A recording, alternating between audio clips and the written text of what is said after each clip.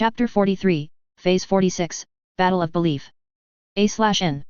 Here it is, a week earlier than expected, the long-awaited battle sequence start. Again, as I remind you readers every few phases, I don't own anything from the Gundam universe, as much as I wish I could. I only take credit for my characters, ideas, and musings which create this store. Enjoy the phase. Phase 46, Battle of Belief. July 12, 71 CE. L4 Colony Cluster. Tyler exited Mendel's Earth-facing dock without any seeing him flying with the Aurora's stealth system up. He planned to swing around and check the opposite dock to ensure no squatters were waiting. The colony could serve as a backdoor to the Earth-facing dock and spring a surprise attack on the ships Tyler was helping protect. If there were no one there, Tyler would move on from inspecting the colony cluster. Tyler was only going to look over the side of the cluster facing the Moon and Lagrange 5. That was the direction threats would come from. Tyler would bet on that and so would take that as most likely. If he could find which side would try an assault first, Tyler would consider his patrol justified. Thus, Tyler swung the Aurora around to travel close to the colony heading for the other spaceport. Tyler took around 5 minutes to reach the other rim of the colony and zoomed around to see the spaceport entrance. Tyler glanced at his sensor display and didn't see any other signals besides his allies on the other side of the colony. He didn't take that as there was no enemy presence, as there were ways to fool sensors that ZAFT and Omni had to work with. Tyler slowed his forward travel and sailed into the northern spaceport of the Mendel colony. He scanned the port and found nothing that stood out or seemed out of place as he moved along. The area was dim as only emergency lighting was on, so that Tyler couldn't see every corner of the docking area. Tyler had checked on the colony's power system during his downtime before he headed out to this patrol. From what he'd seen, Mendel had its power distributed to keep general colony systems like atmospheric controls going and the southern spaceport active. So the northern port was running on minimal power, and most systems were dormant. Such didn't have Tyler just assuming the port was empty from just glancing inside, and there could still be enemies there hiding. Tyler cruised around, searching for anything off to him for about 10 minutes in the spaceport. Everything was quiet, and nothing appeared off to Tyler. The port was a dark and unused docking area. Tyler moved to leave the northern spaceport, his brain echoing thoughts of the current situation and how much he didn't like it. He didn't like waiting for things to happen, especially when combat was coming his way. Tyler preferred to have battle come to him and get down to business instead of waiting and imagining the possibilities. But that was one reason that Tyler decided to do the patrol, as it gave him something to work on to ignore the waiting. Tyler had the Aurora travel forward and begin a gentle arc to the right to start the planned search pattern. He planned to do zigzags around the colonies in the cluster before doing a long arc at the edge of L4. That pattern would cover the most area that enemy forces would be inclined to use to approach Mendel. A quiet 50 minutes crept by as Tyler flew the pattern he planned with little to see for the time that passed. There had been nothing but wreckage floating around and the remains of colonies that made up the cluster. Tyler knew most of the colonies were classified as minor concerns and were checked once a year. The vast majority didn't have stable power or a breathable atmosphere to work with. As Tyler glanced at the colonies while he passed them, he couldn't help but feel a little sad at the state of the colonies. They had been built during the golden age the space industry had when constructing colonies as fast as possible. From what Tyler remembered from his history lessons, colonies had been sold as the next great adventure. The official reason for their construction was to help with a potential population boom and make space for people to live comfortably. However, in the decade that followed the space industry building half of the colonies at L4, an arms race began with the unveiling the first mobile armors. It hadn't been long after that the L4 colony cluster began to lose its population of residential tenants and be used for research instead. The cluster became overlooked once the plants were under construction, and few wanted to go to L4. Tyler was brought out of his thoughts about the colonies when a blip appeared on his sensor display. He glanced down at it and saw the signal crossing the colony cluster's edge. Tyler put the Aurora in an arc to put in on an interception course to the signal so he could find out who was here first. Soon enough, Tyler spotted an object moving forward, unlike the wreckage floating around the cluster. As he got closer to it, Tyler figured a vessel was seeing and following. However, it wasn't a class he recognized at a distance, so it was not the usual ship classes Omni and ZAFT used. And yet, Tyler was kind of surprised when he had gotten closer enough to see the ship was an Archangel class. The color scheme was the major difference between the one he was seeing and the one he knew. The original Archangel was white overall, and the new one Tyler was viewing was black. There was little other visible difference Tyler could spot as he kept getting close. This Archangel didn't give any sign it noticed the Aurora's approach, though its stealth system was still active. For Omni to build another Archangel-class ship wasn't shocking to Tyler. They had gotten general blueprints from the Archangel when it was at JOSHA. Tyler would admit from his observations the ship class was a powerful one. However, Tyler highly doubted the ship was closer to mass production than it had been to the Alliance's Earth-based HQ. Also, Tyler couldn't help but wonder if the design issue the Archangel possessed had been fixed or worked out. His intuition strongly stated that Omni wouldn't have done anything about the problems or weaknesses of the ship class. If that were true, Tyler would have a serious advantage going against it. Tyler hadn't forgotten the weaknesses and dumb issues the blueprints had shown him when he'd looked at them. Nevertheless, there was also another question that Tyler couldn't dismiss from his mind seeing this ship. Omni wanted a machine that carried a neutron jammer canceller. Tyler would bet a large sum of currency on that point. And they should have seen taking on, let alone capturing, the Freedom or the Justice wouldn't be a simple task. The attack on Orb proved that for the Freedom and one could add the Battle of the Republic for the Justice. If Omni were inclined to use logic, then they would take capturing either of them as something a group should be assigned to do. So, either Omni was seriously overconfident about this ship being capable of the job, or they were absolutely underestimating the task's difficulty. Tyler was leaning toward the latter rather than the former if he were to give his opinion. His experience with Omni made it clear they didn't use what most sane people would call logical thinking. They were reckless, rushed to get what they wanted, and ignored the consequences. For all Tyler knew, it could be a combination of the two possibilities of overconfidence and underestimation. For several reasons, Tyler was curious about who had been given the ship's command. First, the captain, whoever they were, essentially were on a harsh mission where the odds were stacked high against them. It wasn't suicidal per se, but Tyler felt it was not all that far from being considered such. It certainly made Tyler wonder what the captain could have done to get stuck with this mission. Omni top brass either thought extremely highly of them or saw them as expendable. Second, this ship had no backup and would be screwed with the mobile suit pilots they would be facing. Bar a miracle or extreme misfortune on the opposing side, no matter what mass production models they had, it wouldn't be enough to help them. Finally, with Tyler's knowledge of the Archangel class, he could do more to the ship before they could counter. It would be hysterical if it weren't a life and death type of situation. Tyler kept a short distance from the ship and followed it as it drew closer to the Mendel colony. He opened an encrypted channel to the Archangel, which was audio only due to the distance he was away. Archangel, this is the Aurora, Tyler began, be advised, I've encountered an Omni vessel which has entered the colony cluster from the moon-facing side. It's using the colony's structure to mask its approach to Mendel. I can confirm that the vessel is an Archangel-class assault carrier. The chances of hostile intentions are extremely high, prepare a response accordingly. I estimate you have approximately 5 minutes at least until the enemy vessel comes into effective range to launch an attack, 10 minutes at best. That is all the info I can give at the moment, Aurora out. Tyler followed the black vessel discreetly, paying strict attention to any signs of weapons being used. And as he sailed forward, Tyler's intuition was screaming at him the ship he was seeing would be trouble for him and his allies. At the same time, the Dominion's sensor operator reported to Natarl that they were reading 3 ship silhouettes. The next fact that Natarl got was that all 3 were battleship-sized, which the Archangel would fit. But that also meant the Archangel had 2 allied ships probably with their own mobile suits to work with. Any other vessels in the area? Natarl posed to her sensor operator. No, ma'am, none we can detect in this half of the colony cluster, the operator replied.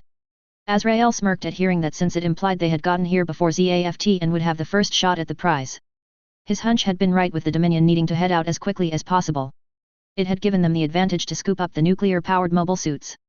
Azrael had heard no report of their targets knowing they were coming, so they also had the element of surprise. And it seems we beat ZAFT to it, he remarked, causing Natarl to glance in his direction. How fortunate that is for us, he continued. Well, no time like the present, let's get started with the business, shall we, Miss Captain? Azrael waved a hand in a dismissive gesture. Feel free to sink the Archangel if it pleases you. His gaze sharpened on her, just don't lose sight of the real target, the nuclear-powered mobile suits. Azrael smiled sweetly, so, why not send out our own suits to begin the work? I feel they will do a good job as they have been informed what will happen if they fail. Natarl still didn't know what to make of the director, and he was such a strange man in her view. He was normally calm and collected, but she'd heard he had his moments of fury that came up. Then he also viewed this battle as some sort of business deal that didn't sit well with her. However, her orders were to hunt down the Archangel and deal with her, so Natarl couldn't really argue with the director. In the end, Natarl sighed and focused on the looming battle. All hands, prepare the ship for battle, she ordered. Activate Eagle Stallions and Valiant cannons. Load all missile tubes with sledgehammers. Natarl heard her orders being echoed down in the CIC by her second-in-command. She continued, arm the Lohengrin cannons and wait for my signal. Meanwhile, the Archangel's bridge was being manned by just a few currently, with Sai in the CIC and Kuzi at the COMM station. Crystal was the commanding officer on duty so that Mew could get downtime and Muro could have a break. Crystal had heard Tyler had headed out when she had taken charge, and something had been mentioned about the teen doing some kind of patrol. Crystal didn't blame Tyler for wanting to do something even if it seemed tedious, and being alone in a mobile suit for an hour or more just looking around would be tedious. The waiting for an assault to come was starting to get to some the longer the quiet continued. The responses from people were different, but the feeling of restlessness was the same. Even the look she and Mew had gotten of the Aurora hadn't done much to relieve the frustration of waiting she felt. And perhaps Tyler's patrol may spot something approaching that the lookouts wouldn't see until it was too late. Unfortunately, positioning the colonies in the cluster provided opportunities for surprise attacks. Thus far, her command shift was quiet and left her to her thoughts, which wasn't helping her. Crystal didn't like waiting for things to happen any more than Mew and Tyler had shown themselves to be. She knew there was no way Omni would leave them alone after the battle with Orb. Some might even figure out that the Freedom and the Justice were nuclear-powered. That point alone would have members of the top brass more than interested and want to send some out to investigate. Cuzzy was reading a file on the Federation's volunteer work, more for when the war ended. He was tentatively planning to do volunteer work after the fighting toned down. Cuzzy didn't feel he could return to the simple, quiet life he'd had before, not after what he'd seen with his own eyes. And with the Archangel's new access to the Federation's information network, there were many things to search for. Cuzzy had been impressed by the opportunities the Federation had available for any to do volunteer work. Honestly, the real choice Cuzzy had to make was what kind of work he wanted to do and where. But his attention was drawn away from the current file he'd been reading when his console flashed an alert. Cuzzy glanced at the alert and found it was saying he had an incoming message, and it was encrypted. He turned on his headset and connected the line to hear what the message could be and who it was from. After hearing Tyler's voice and tone, Cuzzy knew this message was important. "Ma'am, we're receiving an encrypted message, it's audio only," Cuzzy announced, "but it's from Tyler, and he sounds serious." Crystal turned around, now worried at a message coming into the Archangel. She had been curious when Cuzzy said they had a message coming to them. However, for it to come from Tyler was not a good sign as he'd been out for close to an hour already. It likely meant he had found something, which was a bad omen if ever there was one. But ignoring a warning tended to be unwise, and as she'd learned, ignoring Tyler normally was a grave mistake. "Well then, let's hear what he has to say," she replied. "I fear the quiet time is about to end." The first sentence Tyler had spoken had worried Cuzzy and confirmed to him his friend was serious. The tone may have already said that, but the words made it even more problematic. So, Cuzzy input the commands for the message to be heard by the speaker system on the bridge. "Archangel, this is the Aurora," Tyler began, "be advised." Crystal's concern heightened at Tyler saying to be advised, as that wasn't encouraging. It meant that her expectation of Tyler finding something was right, and likely enemies were coming their way. Tyler kept going, "I've encountered an Omni vessel which has entered the colony cluster from the moon-facing side. It is using the structure of the colonies to mask its approach to Mendel." If what Tyler said was true, the lookouts wouldn't spot anything until it was too late to prevent a surprise attack. That was serious, and Crystal would say there was little way it could be worse, but Tyler proved her wrong in his next sentence. "I can confirm that the vessel is an Archangel-class assault carrier. The chances of hostile intentions are extremely high, prepare a response accordingly. I estimate you have approximately 5 minutes at least until the enemy vessel comes into effective range to launch an attack, 10 minutes at best. That is all the info I can give at the moment, Aurora out." That was the full message Cuzzy could find the Archangel had received through the encrypted channel. Cuzzy glanced at Commander McAllister. "There is nothing else with the transmission we just heard." The message from Tyler already gave a lot to worry about without needing more to work with. Omni would be the first to attack them and had even made and were sending a ship of the same class to sink the Archangel and her allies. Tyler's warning had given them a chance not to be caught by a surprise attack. And she wondered if the teen was following the enemy vessel as he kind of implied. If he was, he could counter a dangerous attack launched before the Archangel and its allies could move out. Crystal exhaled heavily, arguing the message's contents wouldn't change the situation. Time was now of the essence, and every moment counted as Tyler had estimated how long they had. "As I thought, the quiet period is over," she muttered. Crystal faced forward and picked up the ship phone. "All hands, level 1 battle stations, I repeat, all hands, to level 1 battle station." She twisted back to gaze at Cuzzy. "Contact the Kusanagi and the Eternal and tell them Omni is about to attack us. They need to prepare themselves too." Mew had just finished a meal and returned to his quarters to wind down and get some sleep while there was time. However, the announcement that came over the ship speakers changed those plans in a heartbeat. The quiet time they had been experiencing was over, and enemy forces were here to assault them. Mew fixed his uniform as he sailed down the corridor towards the lift to the hangar level, wondering who it was that was attacking first. Truthfully, Mew was just relieved the wait for battle was over at last, and the tension was shifting to something he was more familiar with. Fighting in combat was much more straightforward than waiting and wondering when it would come. Mew had to dodge the crew racing to the navigation bridge but did fine with the task. He got to the lift and punched the button to descend to the hangar level, controlling his breathing and getting into the mindset he had when he piloted. Muru had been in a light dose when the battle stations had come, which had snapped her awake. She put her officer's jacket on and adjusted her skirt before she exited the captain's quarters. Muru reached the lift to the navigation bridge and found it was filled with some of the normal bridge crew. She squeezed into the elevator, which closed before moving upward to the bridge. The lift door opened minutes after Crystal's announcement for battle stations, and around half the bridge crew floated to their assigned stations. Crystal pushed herself out of the captain's chair and faced the lift. She nodded to Muru. "The bridge is yours, Muru. I should head down to the hangar and suit up," Crystal stated as she sailed toward the lift. Muru inclined her head at Crystal as she sailed by to make her way to the hangar. Muru was grateful that Mew and Crystal took command shifts so she could have a break. The two helped her keep her sanity and get some sleep and time to unwind. She considered the two pilots friends and wanted to keep it that way when the war ended. Muru felt there could be more with Mew as he had shown they were more than friends before now. Yet, Muru shook her head, clearing her thoughts and focusing on the present. Crystal wouldn't call for level 1 battle stations without a good reason. "Status report," Muru ordered. "What is the situation?" Cuzzy cleared his throat. "We got a message from Tyler. An enemy vessel is on approach to our position." He brought up the message again as the lift opened again, and the remaining bridge crew filed out into their stations. Per what it stated, the enemy vessel is an Archangel class and is using the colonies to mask their approach. Muru recalled Tyler heading out on a patrol, as he'd put it. Such had happened just before Crystal had taken over. She hadn't thought Tyler would find much on his patrol but hadn't denied him. Tyler had already displayed how futile it was to try and stop him when he got an idea in his head. Lo and behold, he had found enemy forces coming, so she would have to thank him later for his insistence. "Has this fact been given to the Eternal and Kusanagi?" she asked Cuzzy. The teen nodded. "Already done per Command McAllister's orders." Muru nodded in acknowledgement. "Open a channel to both ships, Cuzzy." On the Kusanagi, Kisaka had been organizing the crew the moment the message from the Archangel came that enemies were approaching. The ship was ready for the most part, and there was not much more that could be done until they knew more. Kisaka gave orders to the forward station operators when Kagalai came onto the bridge. "Kisaka, what's going on?" she questioned. "You called for battle stations." Kisaka bowed his head at Kagalai. "Lady Kagalai, my apologies for not asking you to come up sooner. We received information from the Archangel that the Aurora had found an Omni vessel is closing in." Kagalai frowned. "So it is Omni who is attacking first." She clenched one of her hands into a fist. "Those warmongering fools can't seem to be satisfied." Kisaka sighed. "While true, they are here, and we are assuming they will be hostile toward us and our allies." He floated to the mobile suit control station, Kagalai following him into the CIC. Mrs. Simmons was down in the hangar doing the final preparation for the mobile suit pilots. "We are ready to go as best we can for the moment, we just need to leave the dock." A call from the comm officer got Kisaka and Kagalai to float to the upper bridge. "What is it?" "Sir," the comm officer replied, getting a COMM connection from the Archangel. Kagalai knew that with her interactions with Orb's military, her rank would have her being the captain of this ship. She had been coming to terms with leaving Orb the way she did, and now it was time for her to do the expected job. Plus, it was something she could do to make a difference, and Kagalai had been searching for such.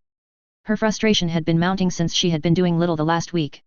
So, Kagalai put a hand on Kisaka's shoulder, non-verbally telling him she would take charge. He gained a soft smile and nodded, letting Kagalai move forward into the position of command. "Connect the channel," she ordered, and the COMM officer did as she asked. Muru was slightly surprised to see Miss Kagalai in front of the captain's chair for the Kusanagi. The girl had been helping with the Kusanagi but hadn't given out the orders as much as Kisaka had. Not that Muru had an issue working with the girl, she had command experience with Orb's military. The Archangel's forward display split as the Eternal's bridge also appeared on it. The Eternal had Waltfeld in the captain's chair with the woman who had been introduced as his second-in-command. Muru cleared her throat. "What is the status of your ships?"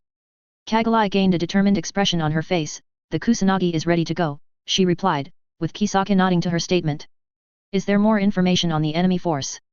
Muru nodded, wincing. "Yes, according to the Aurora, the enemy force is made up of one Omni vessel." She hesitated for a moment as she didn't feel comfortable facing another Archangel class. "It is an Archangel class vessel, so it has the same capabilities as we do and is likely filled with their own mobile suits." The news wasn't good, and Andrew hadn't expected it to be when work came. Enemy forces were approaching. The Eternal wasn't ready just yet, it was close, but they needed minutes more, and he assumed they wouldn't get that from the enemy.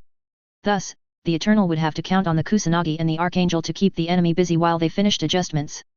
"That could be a problem," Andrew stated. "The Eternal isn't ready yet, we need a little more time to prepare, sorry to say."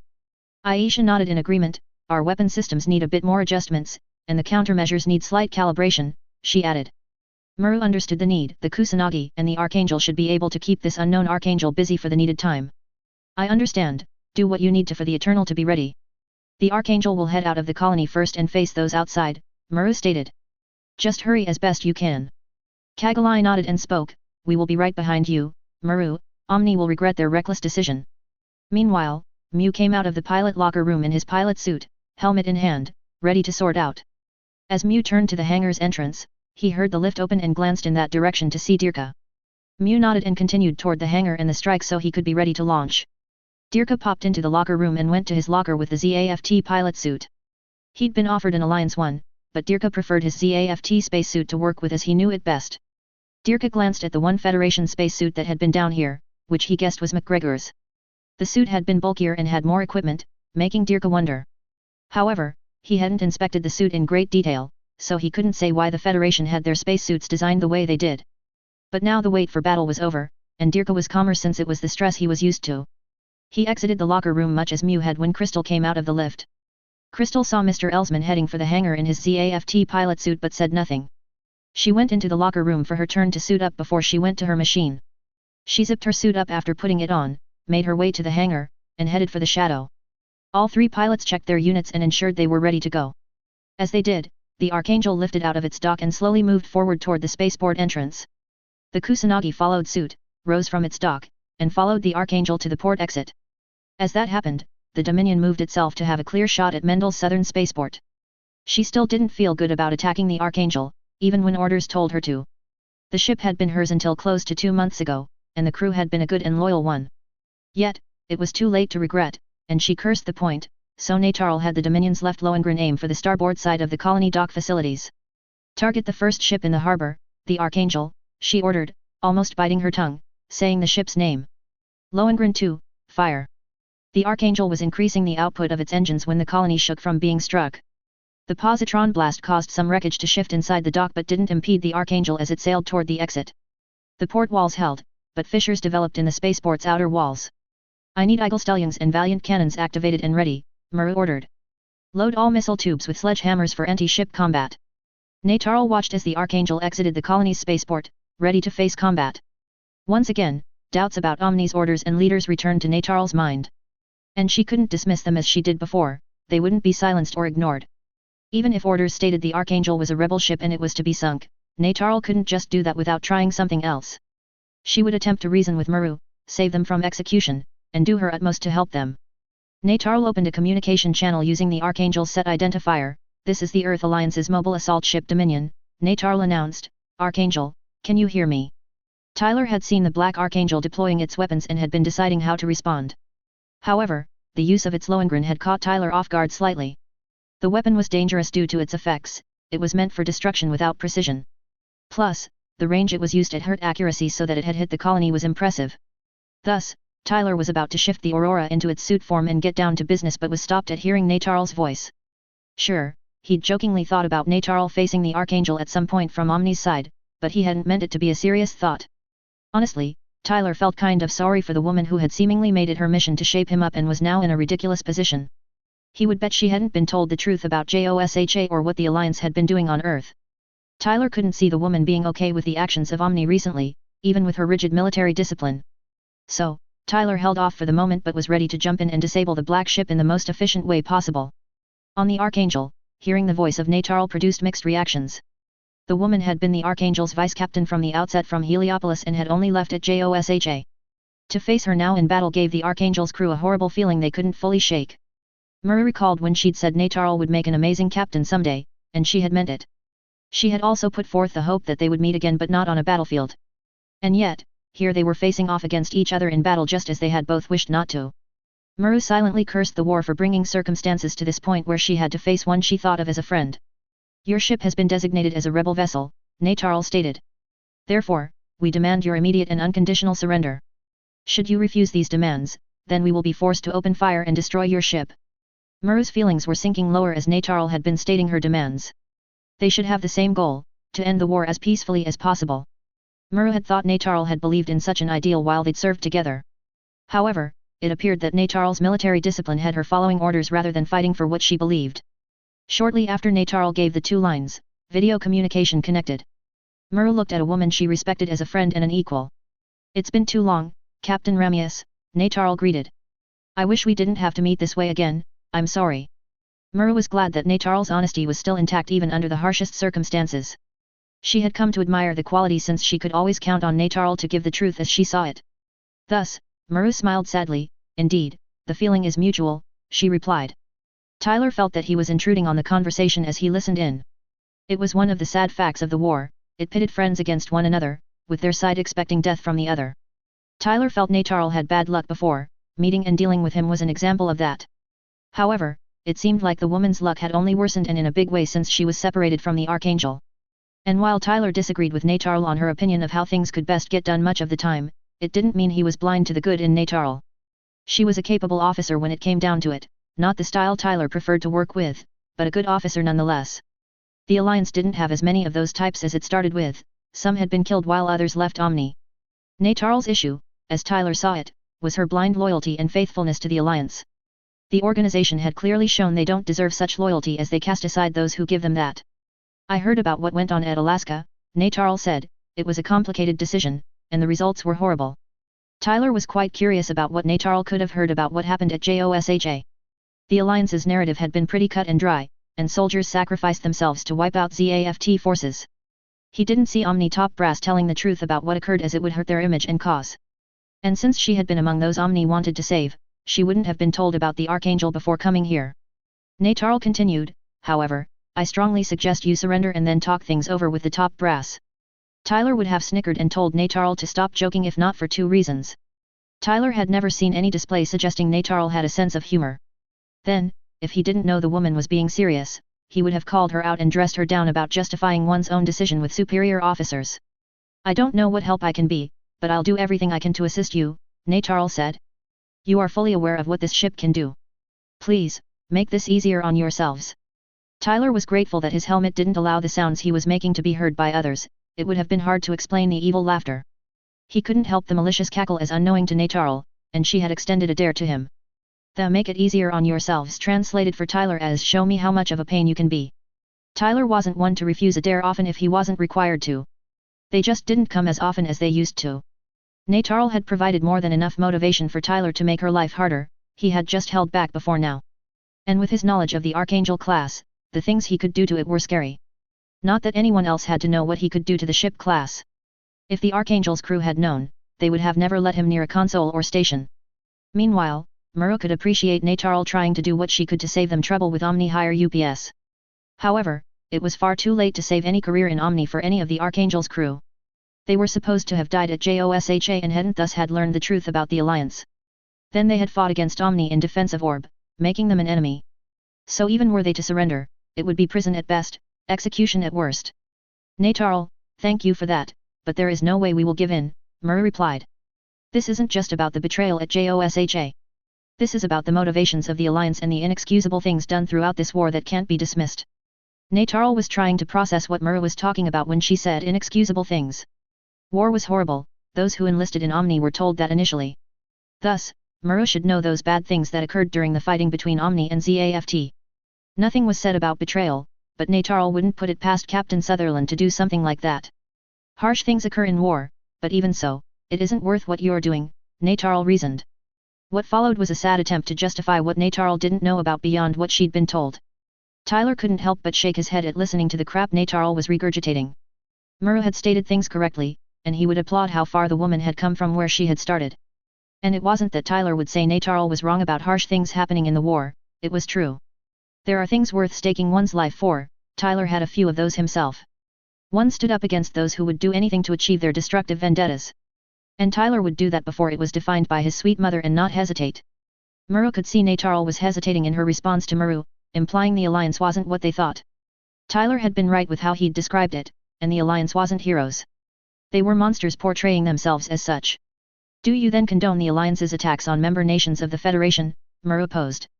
Or has the top brass not mentioned anything about what Omni's Earth-based forces had done recently aside from Victoria? Muru took a deep breath, this about the merit of this war, so we will not surrender, we will not return to Omni's military. Nataral blinked at Muru's claim as it was so outlandish it sounded ridiculous. She wanted to deny what Muru was saying, that Omni had attacked the Federation. It was beyond a reckless decision for the Alliance to make with the war as it was. Fighting ZAFT was already taxing Omni though mobile suits were helping turn the tides. However, Neytarl knew Mur wasn't the kind to tell ridiculous stories about events. Thus, what she said about Omni attacking the Federation was likely true. It would explain the issues with the Federation exterminating the orbital fleets. That's not what, Neytarl began saying. But paused. Captain, listen to me. Tyler rolled his eyes at whatever excuse Neytarl was about to give for the Alliance and their actions. Nothing she could say would convince the majority of people after Tyler's mother's speech. And if Tyler got the chance, he would be more than willing to dress down Neytarl and correct her view. He didn't think it would help Neytarl in the long run, but he would try if the opportunity came up. However, before the conversation could go further, there was laughter from a voice Tyler hadn't heard in this conversation. Azrael had thought about interrupting and ending the attempt the captain had been making to reason with the Archangel. It was pointless in the end to reason with traitors, yet something in him had said to see how it played out. The conversation had been amusing in some ways, the woman's desperation had been funny. Azrael had to admit he had a modicum of respect for the Archangel's captain, Mururamius. She was standing up for what she believed and wouldn't back down. It took courage to do that. It didn't change the mission of capturing the nuclear-powered mobile suits. But the woman Captain Ramius had chosen bold last words to go on the record, and Azrael would make sure the woman was seen as a blind fool for the cause. I really needed to see where that would go, Azrael remarked with a smile. Honestly, you should be embarrassed, Captain. If only we could solve disagreements or views and opinions by talking, the war wouldn't be happening. Enmity is born of misunderstanding, thus, enemies are created. And enemies must die, there is no other way to deal with them properly. Tyler didn't like the almost carefree attitude this man was talking about in the war. The man's attitude made it sound like he was above all others.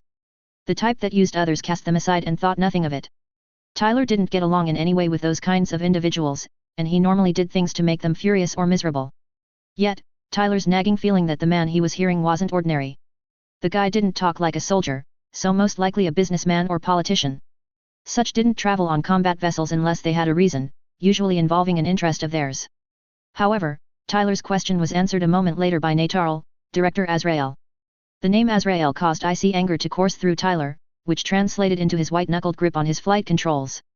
The name Azrael was more than familiar to Tyler and was in reference to Muruta Azrael. The man was the current leader of Blue Cosmos, which was a bad enough mark. He was also a war criminal for his participation in the Bloody Valentine. Azrael was one of the major people blamed for the event, as he was supposed to have been heavily involved in the planning. The United Nations established the definition of a war criminal before the Alliance had existed. And causing or even being involved with the Bloody Valentine would qualify because it was mass genocide. The charging and punishing of such crimes were originally enforced by the group the UN put together that would become the Federation's military. Because of those like Azrael, the war started and was kept going. He was the prime example of a holder of anti-coordinator sentiments. He was one of the few that had played a part in the Bloody Valentine, who hadn't been taken into custody by the Federation's military yet. And here and now was the very man who helped bring Bloody Valentine about, apparently a director of one of the Alliance's leading groups. Azrael had enough of this nonsense, there was business to attend to, and the longer it took, the more likely ZAFT would interfere. And since Miss Captain wasn't doing the job, he would get things moving. Calamity, Forbidden, Raider, you're cleared to launch, Azrael stated. Today is the day we sink the unsinkable Archangel and be done with the matter. The battle was unavoidable now, as much as Mur wished she and Neytarl could avoid that. A sick feeling filled her, understanding that she would face her former first officer in combat. Yet now, the Archangel would face her in battle, and all of the Archangel's crew had negative feelings about it, showing that this war was truly a horrible thing. The Republic's Prime Minister had put it quite well from the broadcast Muru had watched had shown. This war only took away, destroyed, ruined, and didn't have anything else of value.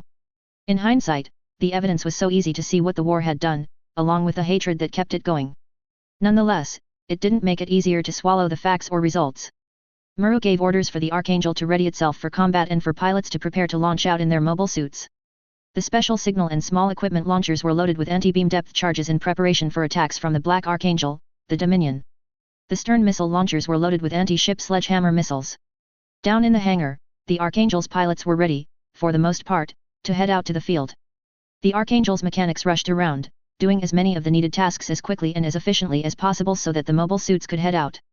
Dirka was checking over the tuning that the Buster had received from the techs from Morgan Roet. He was making sure the onboard systems were working as he wanted. He was fairly impressed at the work done on the Buster, which brought an amount of streamlining to the OS. The Federation clearly knew how to make an effective OS to work with, and he appreciated it. Crystal was deciding whether to go with the heavy beam rifle set the Shadow had available or went with the flight system that had been rebuilt instead. Both options had merit for combat, as each could provide something different to work with against opponents.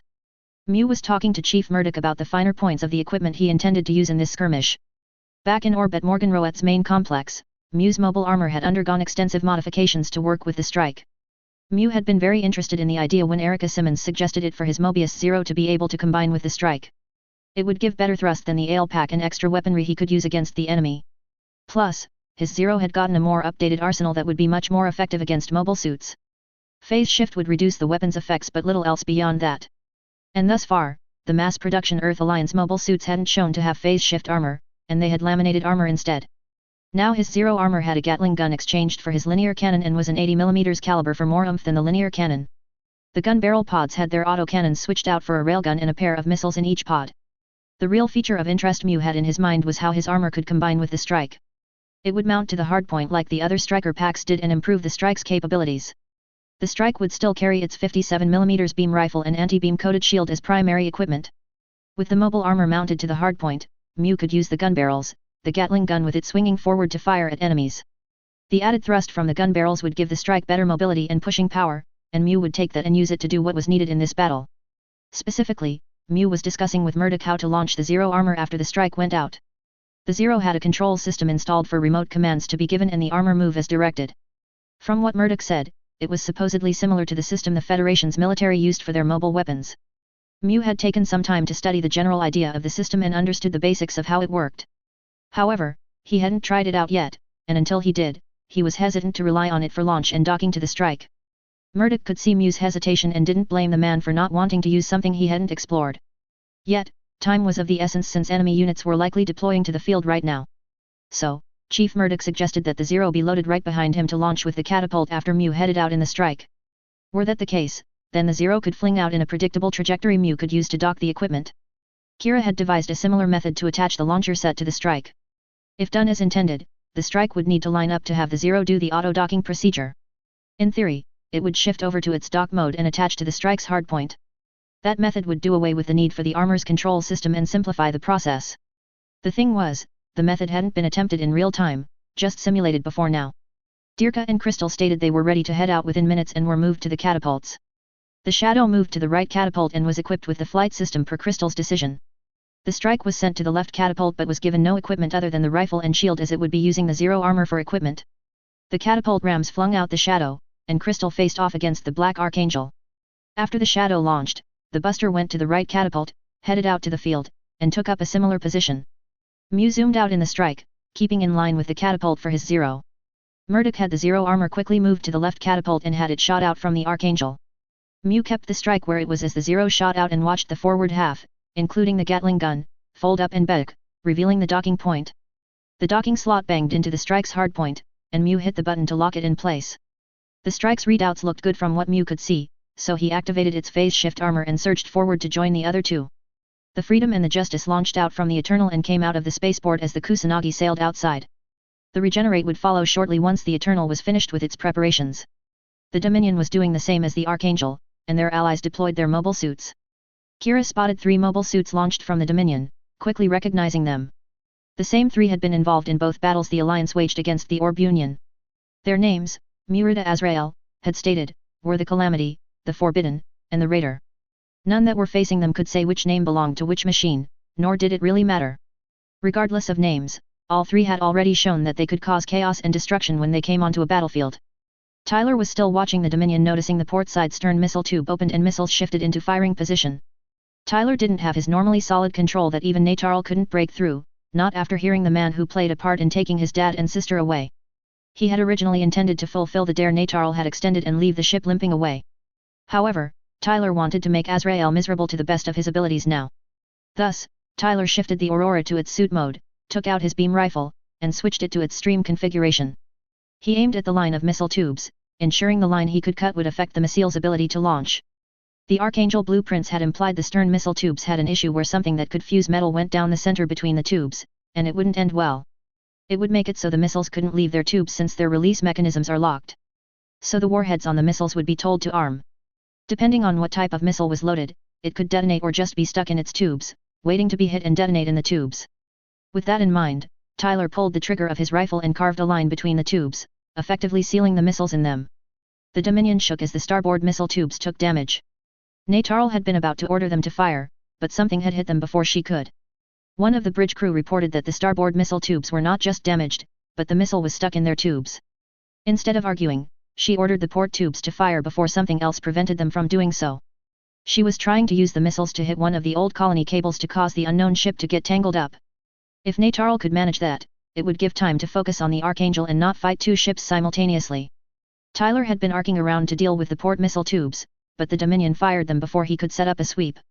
He did make sure to slice a line to disable the tubes from further use. However, the damage was done as Tyler heard chatter over his radio. When Tyler glanced toward the Kusanagi, he saw Natarl had gotten colony cables to whip around and trap the ship. He would admit it was smart as it took the Kusanagi out of commission until they freed themselves. The Kusanagi sent out the M1 Astrace on board to work on freeing the ship from what Tyler saw. But even with beam sabers, it would take time to slice the cables and free the Kusanagi. Tyler spotted 5 Astrays were working as fast as they could to cut their way through the metal cables. The 6th Astray was keeping a lookout for the others, so they didn't get attacked while they worked. Tyler returned his attention to the Dominion and saw it trying to slip away and escape notice. He followed even more set on making those on that ship squirm and potentially beg for mercy. As Tyler chased the Dominion, he had to admit Natarl wasn't doing half bad in this battle with tactics. She had gotten ahead of him for a while and disabled an ally of his for a time. Tyler rarely let an opponent get the advantage over him, but Natarl had managed a small temporary one. However, Tyler wouldn't give Natarl all the credit as her passenger had made his control slip and lose focus momentarily. He still had to keep a bit of a distance, so the random firing pattern the black ship CIWS was doing.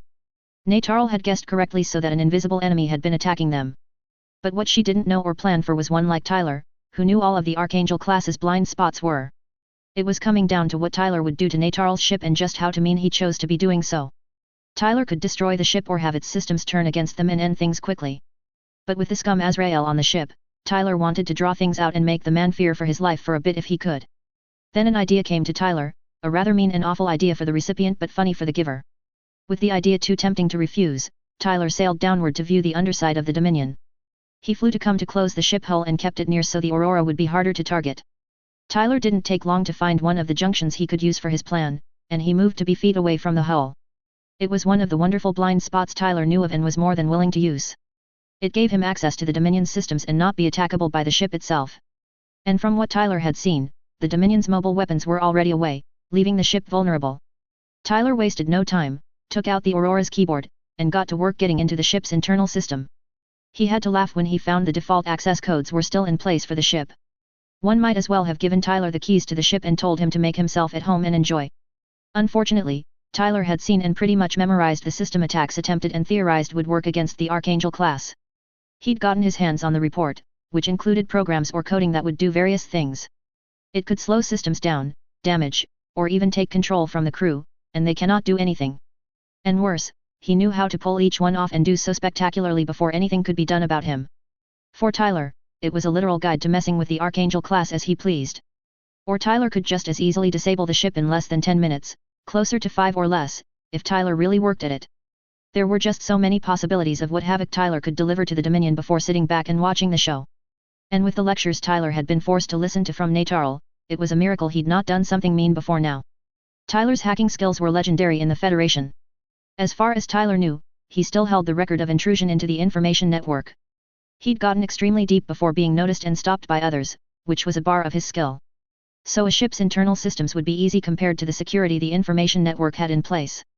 And as Tyler perused the Dominion systems, he found pretty much none of the design issues had been addressed, let alone dealt with.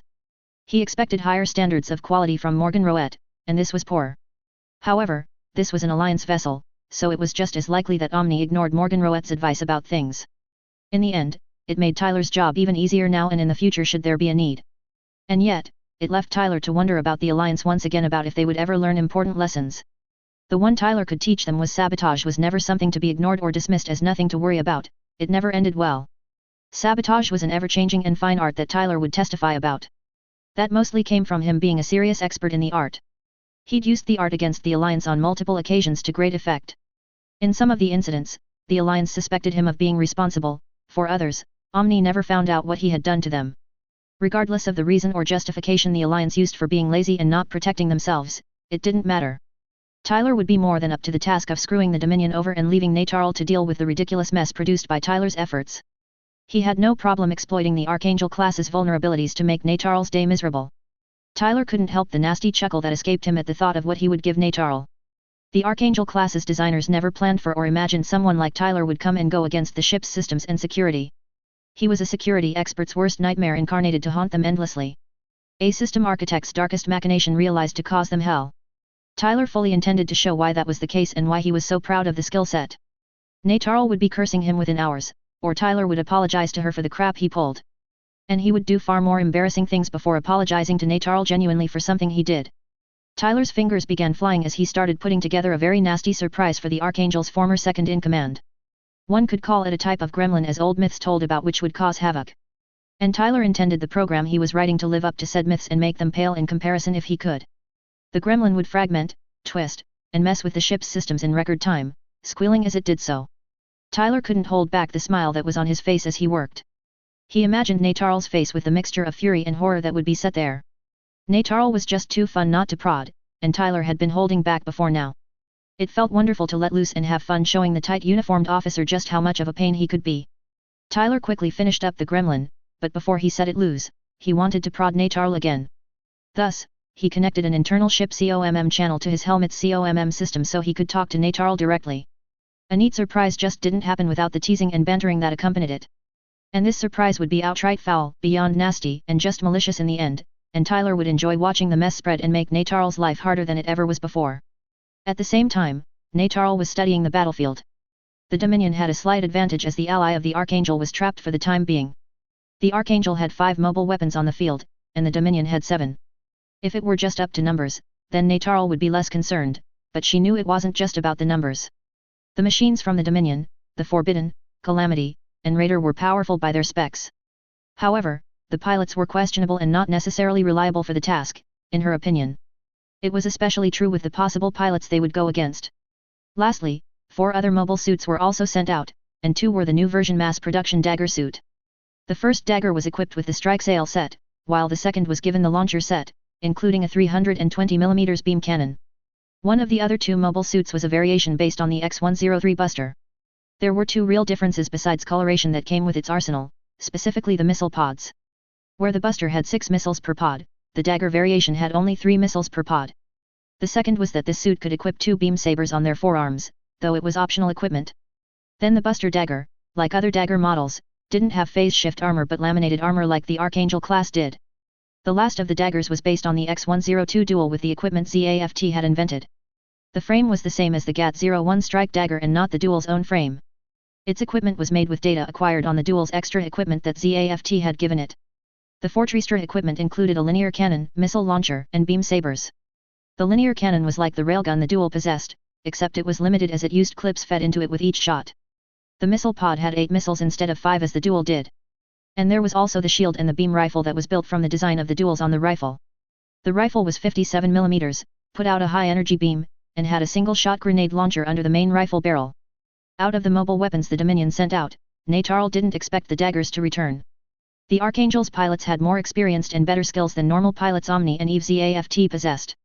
The Strike had new equipment that looked like part of one of the Zero mobile armors, which had been modified to combine together. The X-103 Buster had come out of the Archangel as well, and Natarl couldn't guess who the pilot was now. However, the last of the 3 mobile suits was one that she thought to be destroyed and gone. The X-209 Shadow looked to be fully rebuilt and was equipped with its flight system now. The other 2 suits that came out from the colony, she assumed to be the 2 that Director Azrael had mentioned, the Freedom and the Justice. The white and black one appeared to be built with range in mind from what she could see. The red one Natarl guessed was similar or complemented the other by covering ranges it was less good with. Natarl ignored her growing doubts and ordered the Dominion to use the colony to get behind the Archangel after the mobile suits had gone out. She wanted to end this quickly. Natarl had hoped that Mura would have surrendered when she had asked her to, but the offer had been refused.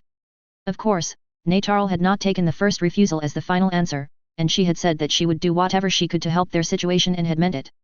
The mention of betrayal at JOSHA made Natarl wonder what wasn't in the official Omni report. The actions of Captain Sutherland in leaving Eurasia's forces to die should have been a criminal offense. The man should have been court-martialed for lost lives, yet that hadn't happened. Sutherland had claimed the lives lost there had been unavoidable, but Natarl found out only Eurasian personnel had been lost, Little Atlantic Federation people. And Natarl wasn't the only one who felt that way within Omni, but the higher UPS disagreed, which stopped the argument. instead, giving Sutherland tasks to do and dismissed any suggestion of a crime. And yet, Natarl didn't want to believe the Archangel's crew would betray the uniform they wore. They were good people and valued principle and honor so that they wouldn't turn their backs on Omni without reason. The things said had fueled her growing doubts about what the Alliance was doing, clashing with her military discipline. When Muru had implied Omni had attacked the Federation, Natarl wanted to deny it but couldn't. There had been no reports or any information that had suggested anything like that. If it were true, there was a lack of communication between the Alliance on Earth and the lunar forces. The Alliance assumed that the Federation's military was stronger than ZAFT by a slight margin at the very least. There was little solid evidence to prove how strong the Federation was, but what was known inferred that. So, confrontation with them had been avoided as much as possible for that and other reasons. Yet, it seemed like that had changed with the Alliance, and reckless mistakes were being made. Natarl had intended to ask for more information from Muru so she could make sense of what was being said but didn't manage it. Director Azrael had interrupted and moved things forward and initiated the battle before she could do anything. It had effectively ended any change of settling things without potentially destroying the Archangel. Natarl focused on the task at hand as the Archangel came into view with its rear facing the Dominion. They had been left alone by whatever had taken out the missile launchers for a bit. Natarl could only guess an invisible enemy had been responsible, but no info could confirm it. The L4 colony cluster was technically Federation territory, even if they didn't watch it as much as their other territory. There were the risks Federation forces could pop up and complicate things for the Dominion. However, Natarl was just prepared to have the Valiant's fire to start disabling the Archangel. She wouldn't destroy the Archangel unless she deemed that necessary, no matter what Director Murida Azrael suggested she do to the Archangel. The man may have influence in the Alliance, but he was still a civilian and had no authority on the battlefield. But she was interrupted before she gave the order. I applaud your tactics, Natarl, a vaguely familiar voice said. How unfortunate that it's going to fail. A moment later, Natarl recognized the voice as belonging to Tyler McGregor. But that couldn't be possible, and the teen had fallen outside orb, taking down the Aegis. The Aegis's detonation had destroyed the shadow, and there hadn't been enough left even to suggest Tyler could have survived. There had been no body recovered to prove Tyler was dead, yet the explosion was enough to classify it as killed in action. However, once again, the teen had defied odds and survived something that should have killed him as it would any other. How Tyler had survived the event, Natarl couldn't even begin to guess, as few ever did. He had repeatedly proven that the teen was frustratingly hard to be rid of. Tyler McGregor, Natarl uttered, you're still alive. There was a short pause. You better believe it, Natarl, Tyler replied, I'm still the one and only Tyler McGregor. Not sorry to disappoint any hopes of being rid of my antics, but the Grim Reaper missed me with that scythe of his. But moving on from that, I feel the need to say how crappy your luck seems to be, Natarl. Natarl's head lowered, and she rolled her eyes as this was classic Tyler around her. He was rude and appeared to like teasing her for some reason. It annoyed her greatly, but nothing she had done had changed the teen's behavior. I mean, Tyler continued, your luck has to be bad with taking orders from civilians who think they run things wherever they go. You have my heartfelt condolences, truly, Natarl. I really feel sorry for your position. Natarl felt the familiar pang of annoyance shoot through her at Tyler's attitude, which appeared unchanged. He showed blatant disrespect to those around him, especially those older than him. It meant his near-death experience hadn't done a thing to improve his bad habits. Natarl would admit that Tyler had potential as a soldier, both as a pilot and an officer. His skills were top-rate as a pilot, and he got the job done better than most, even if in his own way. Tyler had the makings of an officer and a damn good one from what Natarl had seen, but his behavior held him back. His rebellious attitude did more harm to him than anything, and the boy ignored all attempts to improve himself. And what are you trying to imply, McGregor? She challenged, his name said in a sharp tone. Go ahead and tell me if you have the guts. Reactions like that made it so hard not to prod Natarl for Tyler. It was just too much fun to see what reaction he could get from the woman to leave her alone. Tyler ended out snickering in response to Natarl's dare. She was on a roll today, a dangerous one with him, but that was her problem. Oh, I have missed your retorts, Natarl, it just warms my heart when you bristle at my comments. Natarl clenched a hand into a fist as Tyler kept going, it is nice to see you are dependable as always when it comes to getting a rise out of you. Again, you need anger management, but that would cut down on your retorts. Then again, it could provide more of a challenge in that respect, and I wouldn't say no to that, Lieutenant.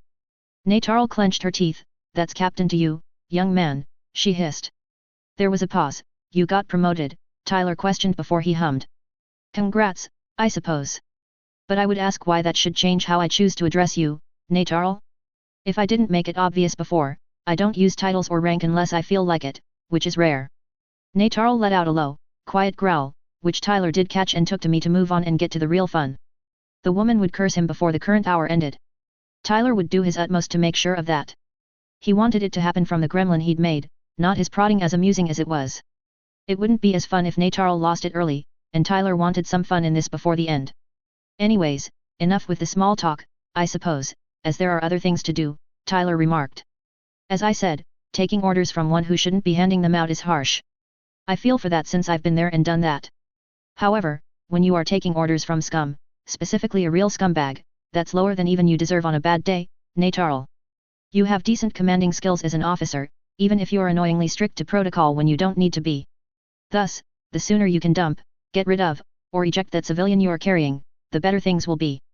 Tyler was winding her up, Natarl did not doubt it, and it irritated her that she was responding to it.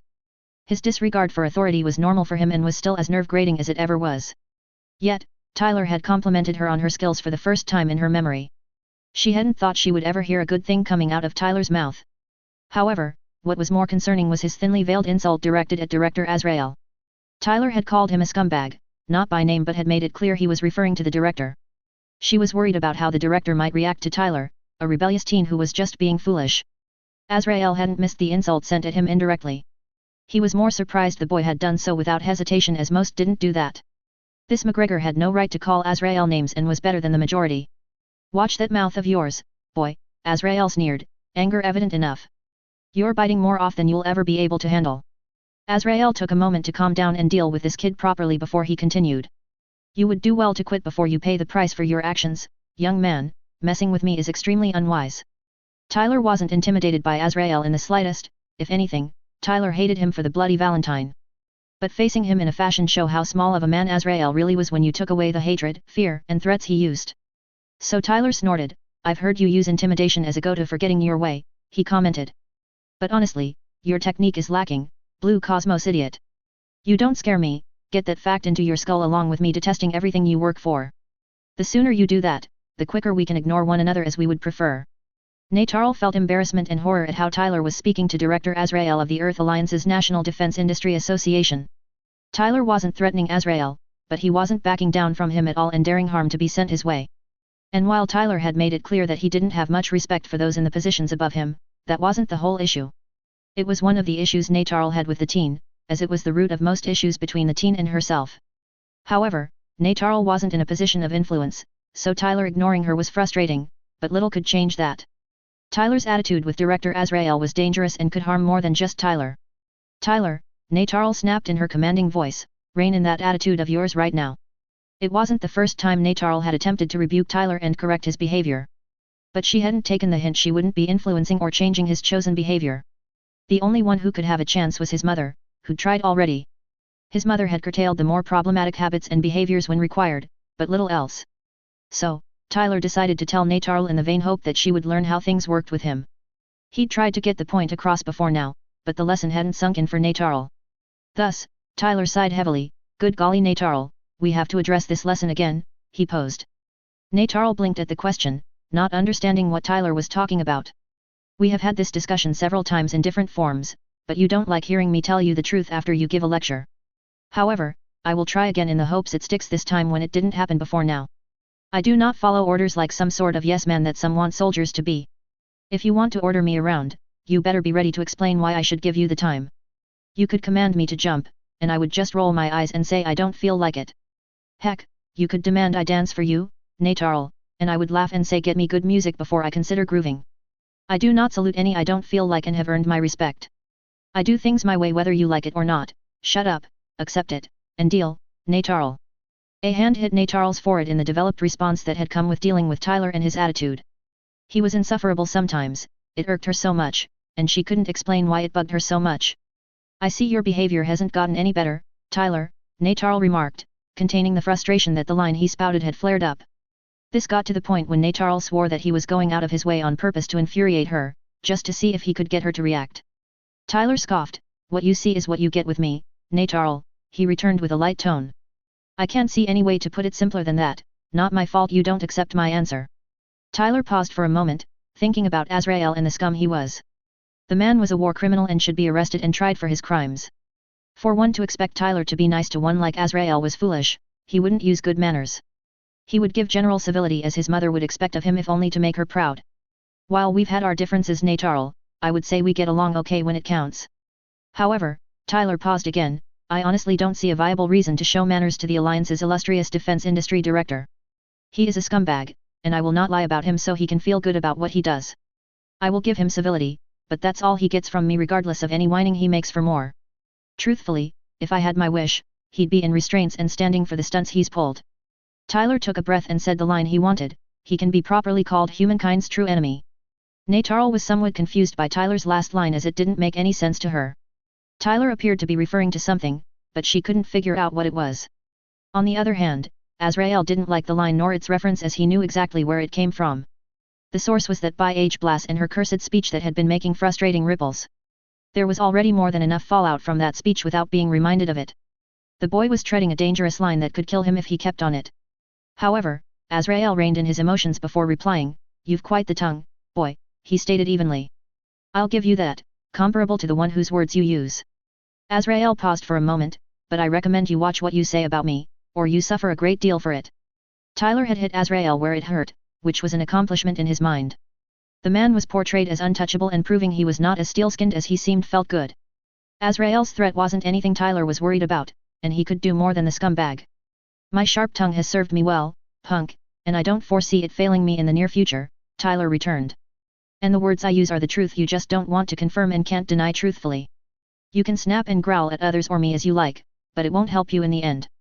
You will face justice for your crimes, Azrael, the day will come, curse it as you may, but you can't hide or slip away forever." Azrael had no words to reply to the last bit. The boy clearly knew the Federation was trying to apprehend him for his involvement in the Bloody Valentine. Yet, Tyler kept going, "But I digress, so let me get back onto the main topic in this."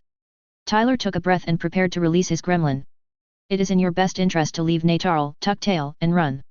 This situation will not end as you believe it will, should you not? And if you want to argue with me, then think back to how often I've been right, and you've had to eat your words." Natarl felt a mixture of disbelief and denial from her pride and sense of duty at Tyler telling her to either give up or run and say he was being nice. However, she couldn't deny Tyler had a knack for being right with his predictions. It had been frustrating, and she hadn't admitted anything to him when it happened. Tyler was making a threat, but Natarl couldn't figure out what he was implying. "This ship's orders are clear," Natarl stated, "we are to deal with the Archangel, and you won't stop that." There was an uncomfortable silence for a moment. "That sounds like a challenge to me, Natarl," Tyler remarked. "Are you sure you want to dare me to prove you wrong? Should you need motivation, I'll remind you I know the specs of the Archangel class. I would bet better than you do. I know the ship's weaknesses and issues I can exploit, such as the fancy strikes me. I've been holding back when you were around before. That stops if you don't retract your dare and challenge." Tyler paused, waiting for Natarl to walk back her challenge potentially, but she said nothing. "Do the figuring, Natarl, on what could I do with the weaknesses of your ship. I doubt it will take you long to come to the proper conclusion about the danger it is. So, I'll give you one more chance to take back your dare and end this easier than it would if you don't." The final statement caused Natarl to hesitate as Tyler sounded serious. The teen had the talent to cause problems. If he had been holding back as he said, then she didn't want to imagine what Tyler could do. And his claim to knowledge about the Archangel class was beyond worrisome. She hadn't been able to estimate how much Tyler knew about the Archangel class accurately. Yet, her fear was he knew a great deal of information about the ship class. It would make him a very dangerous and potentially lethal opponent to go against. Natarl had been grateful that she hadn't been going against Tyler McGregor from just seeing how good a fighter he was.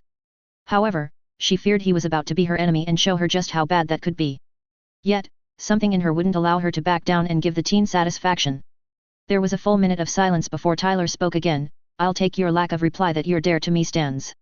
Tyler hummed, "That is your choice, have fun with the consequences." Tyler released his gremlin before he cleared his throat. "Well then, I'll finish this conversation by saying I'm leaving you something, Natarl. You will find out what it is soon enough, and I promise you'll know it is from none other than yours truly, Natarl.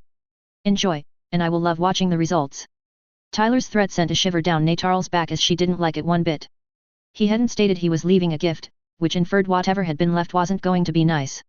Tyler being in the mix of this battle changed so much as the teen was unpredictable. It left it being only a matter of time for Tyler's thing to do whatever it would do.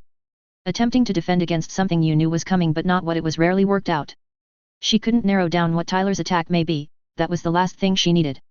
Moments later, the sensor operator announced that there was a mobile suit ahead of them. Natarl looked to the forward viewing screen and saw a red mobile suit with wings flying from under the Dominion.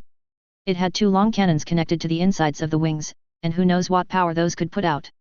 The machine had a unique beam rifle that was wider from top to bottom. There was also a short shield that was white on the left arm. It was certainly different than any mobile suit that Natarl had seen before. Tyler came up from under the Dominion, disengaging his suit's stealth system. He wanted the bridge crew to see him so he could dare Natarl and test his gremlin. The suit glanced directly at the Dominion's bridge, drawing attention to it before it transformed into what was more shaped like an atmospheric aircraft. Tyler slowly began orienting the Aurora to go forward toward the battle but didn't rush off. The Aurora hung in front of the Dominion as it oriented. Natarl blinked for a moment as she swore the craft had waved its back into the ship in a taunting gesture. If Tyler were the pilot, as Natarl suspected the teen was taunting her and likely daring her to try something, she wouldn't put it past him. "Oh, Natarl, how about it? Do you think you can hit yours truly?" Tyler asked in a happy tone. The tone didn't comfort Natarl in the slightest, it worried her far more. Tyler wanted to properly test the work of his gremlin, who had been busy for minutes now. The nasty gremlin Tyler had made wouldn't waste time, it would have gotten down to business. It would be quietly messing with every onboard system the Dominion had, with the one exception of life support. Only when a system acted differently would Natarl or her crew realize the mess they were in. And once it was noticed, Tyler's gremlin would kick into overdrive, work harder, and not try being unnoticed. So, Tyler cast out the extra special bait of his dare. "You know you've wanted to outdo me, Natarl, even if only once. I've not been blind, Natarl, and you've wanted to get back at me for my behavior. Here's your golden opportunity." Natarl would not take the bait Tyler was dangling in front of her to have her and play his game. She refused to do so as it would only encourage his rebellious behavior all the more. He wouldn't give a free shot unless he knew it wouldn't be successful against him. Thus, he was trying to goad her, and she wouldn't rise to his attempt. "Captain," Dole called up from the CIC, "what are your orders?" Natarl faced a real issue in deciding what to do. One shouldn't refuse the chance to dispatch an enemy. And yet, she was positive Tyler had a trap of some sort primed and ready to spring on her and the Dominion. She would be lying if she denied feeling the desire to get a hold of Tyler and shake him hard for his obvious attempt to taunt her. It was ticking her off as she tried to keep control and not give in to Tyler's taunt. Nevertheless, she shook her head after a moment and ordered the Gottfrieds to aim at the mobile suit. The beam turrets moved to bear on the red suit and were sent the command to fire. However, the cannons swiveled to be off-site and fired beams, which wasn't supposed to happen. The sight chilled Natarl's spine as it hinted at Tyler's something he left for her. Tyler chuckled as the Dominion's beam turret swiveled off the line of sight to the Aurora. It confirmed his gremlin was busily causing all sorts of havoc for the Dominion. Tyler turned the Aurora's stealth system back on and headed for the mobile suit battle. He was confident Natarl would be cursing him shortly if she wasn't already. He'd achieved his goal by distracting the Dominion and the bonus of screwing with Natarl. In Mendel's main dock, the Eternal's final preparations were completed, the engines fired up, and the ship headed out to the battlefield.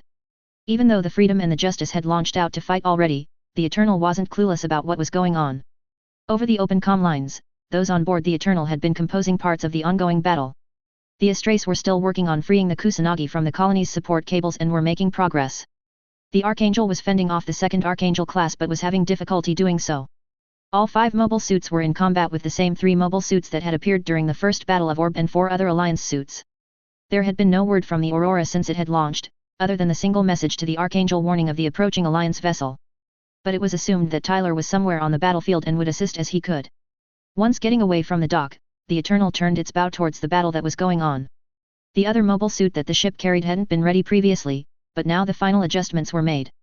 The ZGM-FX-11A Regenerate was set to go out for its first skirmish and just needed a pilot. The suit was given the same type and make of beam rifle that the Freedom and the Justice carried, the Lupus rifle.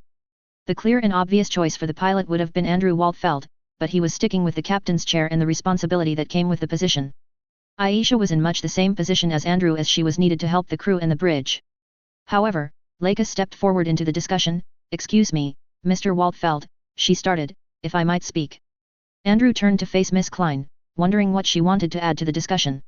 He would be the first to admit the girl's perspective was quite interesting and not the same as most had. "By all means, Miss Klein," Andrew replied, gesturing for her to continue. Lakis took a deep breath. "I would like to volunteer to be the pilot for the Regenerate," she said. "I want to do something to help in our circumstances. I don't have the best leadership abilities in combat, but I have experience in using a mobile suit." Andrew blinked at the request Lakis was putting forth as it was rather unexpected by him. Yes, he'd heard she'd piloted while on the Archangel, so she had battlefield experience to work with. He wouldn't argue with the girl on that, and it was more the chance of death for her which worried him. Miss Klein could reach many and help them stand up and bring this war to an end. Lakis was needed, Andrew didn't doubt that for a moment, so she needed to stay alive. Going out in a mobile suit was risky for even competent pilots, it was a fight for life. So, Andrew sighed, I can understand you wanting to help, Miss Klein, he remarked. And I applaud your wish, but Lakis shook her head, I can do it, she insisted. My sister Sakura taught me how to care for myself. Andrew and Aisha paused at the last sentence Lakis said. Commander Klein was the best pilot ZAFT had currently, aside from Admiral Tries. If she had taught her baby sister, then there was little to argue about the skills she likely had. It also proved a rumor about the feared woman that was rarely brought up among ZAFT personnel. It was said Commander Klein was very protective of her baby sister. And when the word very was used, it was seen as an extreme that shouldn't be questioned. If Lakis piloted the Regenerate, it would allow Andrew and Aisha to remain on the bridge. In the end, Andrew nodded, if you insist, Miss Klein, he returned, I don't see a problem with your request. Especially if Commander Klein taught you how to care for yourself on a battlefield. Lakis left the bridge after that and headed down to the Eternals hangar. She slipped into a ZAFT pilot suit along the way, determined to go and protect her friends. Once down in the hangar, Lakis quickly boarded the XA Regenerate. The Strike had been the last mobile suit she'd used, and that had been months ago. This suit's cockpit was similar in many ways, but it wasn't the same, more like the freedoms from the one glance she'd gotten of it. She took a bit of time to look over and take in where the important controls were. Once she had the cockpit layout down, she took a deep breath and signaled that she was ready to go. The hangar crew acknowledged her and moved the Regenerate to the linear catapult. She launched out and joined Athrun and Kira on the battlefield, along with the others from the Archangel. Even though Lakis disliked fighting, she hated this war and what it had done, more so after listening to Ellen Blass's message, for it rang true with her. Lakis didn't want to see those who were friends, who she cared about and loved, die and not have tried to help them, no matter the cost. At the same time, on the other side of the Mendel colony, 3 Nazca-class vessels which had been chasing the Eternal arrived on site. The signs of the battle playing out were visible even from where they were, so caution was exercised. The Vesalius was still in the lead of the 3, with the Halberton and Husinger following it. The ships took some time to observe what they could of the skirmish on the other side of the colony. They were exchanging information in an attempt to create a complete picture of the event. As that was happening, Raul Cruzat was studying what they saw even with the distance from the fighting and having his own thoughts about how things were going. He had been given specs for the Enjammer cancellers recently by Chairman Zala. Cruzat had been told to protect the data, which was the key to winning the war. However, Ra had his own ideas about what to do with the data to advance his goals. He had been looking for a way to get the data to the Alliance without being caught doing so. His influence in ZAFT was valuable, so he didn't want to lose it just yet. So, it didn't take long for Cruzat to decide that he would sortie to gather more viable information. It gave him an excuse to slip the data to Omni perhaps and not be suspected. Isaac would accompany him if something unexpected came up and trouble needed to be faced. Plus, Isaac didn't ask too many worrisome questions, which could lead to a threat to Cruzat. Given a choice, he would have had Nicole do so as he was calm and cooler under most situations. However, as he had said he could not do this mission, Cruzat would have to make do with just Isaac. The other ships would be on standby if something went really wrong and assistance became necessary. Le Cruzat was going to take out a mobile suit from a new series of ZAFT mobile suits, the ZGMF 600 GUAIZ. The suit was developed from data from the Earth Alliance prototype mobile suits and the CGUE. The frame was similar to the CGUE overall but had parts that were based on the Alliance suits. Its arsenal comprised 76mm CIWS guns in the head, a composite shield, 2 guns at its waist, and a beam rifle. The CIWS were much the same as some of the Alliance prototypes. While the shield did have an anti-beam coating, it also had 2 beam claws emitted at the shield's tip on either side of the center.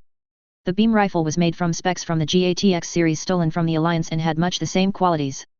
The pair of guns at the suit's hips, called EEQ-7R extensional arresters, were equipped with rocket anchors. Due to the weapon's short range, it is used to generate a beam spike to use as a projectile. However, when the gun's rocket anchor is connected to the suit's backpack to grapple onto an enemy unit, its range, limited to 15 meters or less, can restrain the machine. The suit Cruzat was given to use was gray with some white, which were normal commander pilot colors that weren't custom. He suspected the machine was based on another he'd seen before which had been a custom suit for one of the champions. Cruzat and Isaac launched out from the Vesalius and flew into the northern spaceport. Once inside, the two utilized the airlock system to enter the colony's interior. There was an atmosphere due to the active atmospheric controls and the site of the ruins that had once been home to those who had worked in Mendel. Isaac glanced around the silent colony layout, feeling an ominous foreboding creeping into his mind. Cruzat wasn't very happy to be in this colony again as it had bad memories. So, the masked man's mood was not high at all yet, until he felt an odd tingling sensation. The sensation made it clear Mu La Flaga was in the battle on the other side of the colony. A smirk on his face kicked Cruzet's mood way up.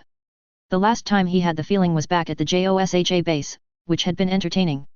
Cruzet expected this meeting with Mu La Flaga to be hysterical, more so with this location, as it held significance to both Mu La Flaga and Cruzet himself. Their connection and relationship had begun here. If Cruzet had his way, it would end here too. Mu's death here would be extreme irony, and Ra so loved irony as it was one of the few things that amused him. Thus, Cruzet gave orders for Isaac to scout around.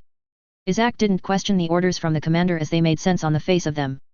Traps could be set in abandoned colonies like this one and would be hard to detect before they sprung. However, it may be Isaac's imagination, but the commander seemed occupied with other things lately. Cruzet watched the duel fly off and did as it was told, though he didn't move from where he was. With what he had planned, Ra didn't want to be interrupted by Isaac. There was some prep work to be done before Mu searched for him, as Ra knew he would. The trap Cruzet wanted to have for Mu would be a special one, so Ra wanted to be as good as it could be. So, once the duel had vanished from sight, Ra headed for the largest building complex in the colony. It would be there that the surprise Ra had in mind would be given to Mu. Ra imagined Mu's face when he was given the truth about the two of them. If he had to shove it down Mu's throat, Ra would do so with glee. Ra would make sure Mu would live long enough to learn the horrors his sire had created. That fact alone pleased Ra, as Mu would feel disgusted by the man he called father.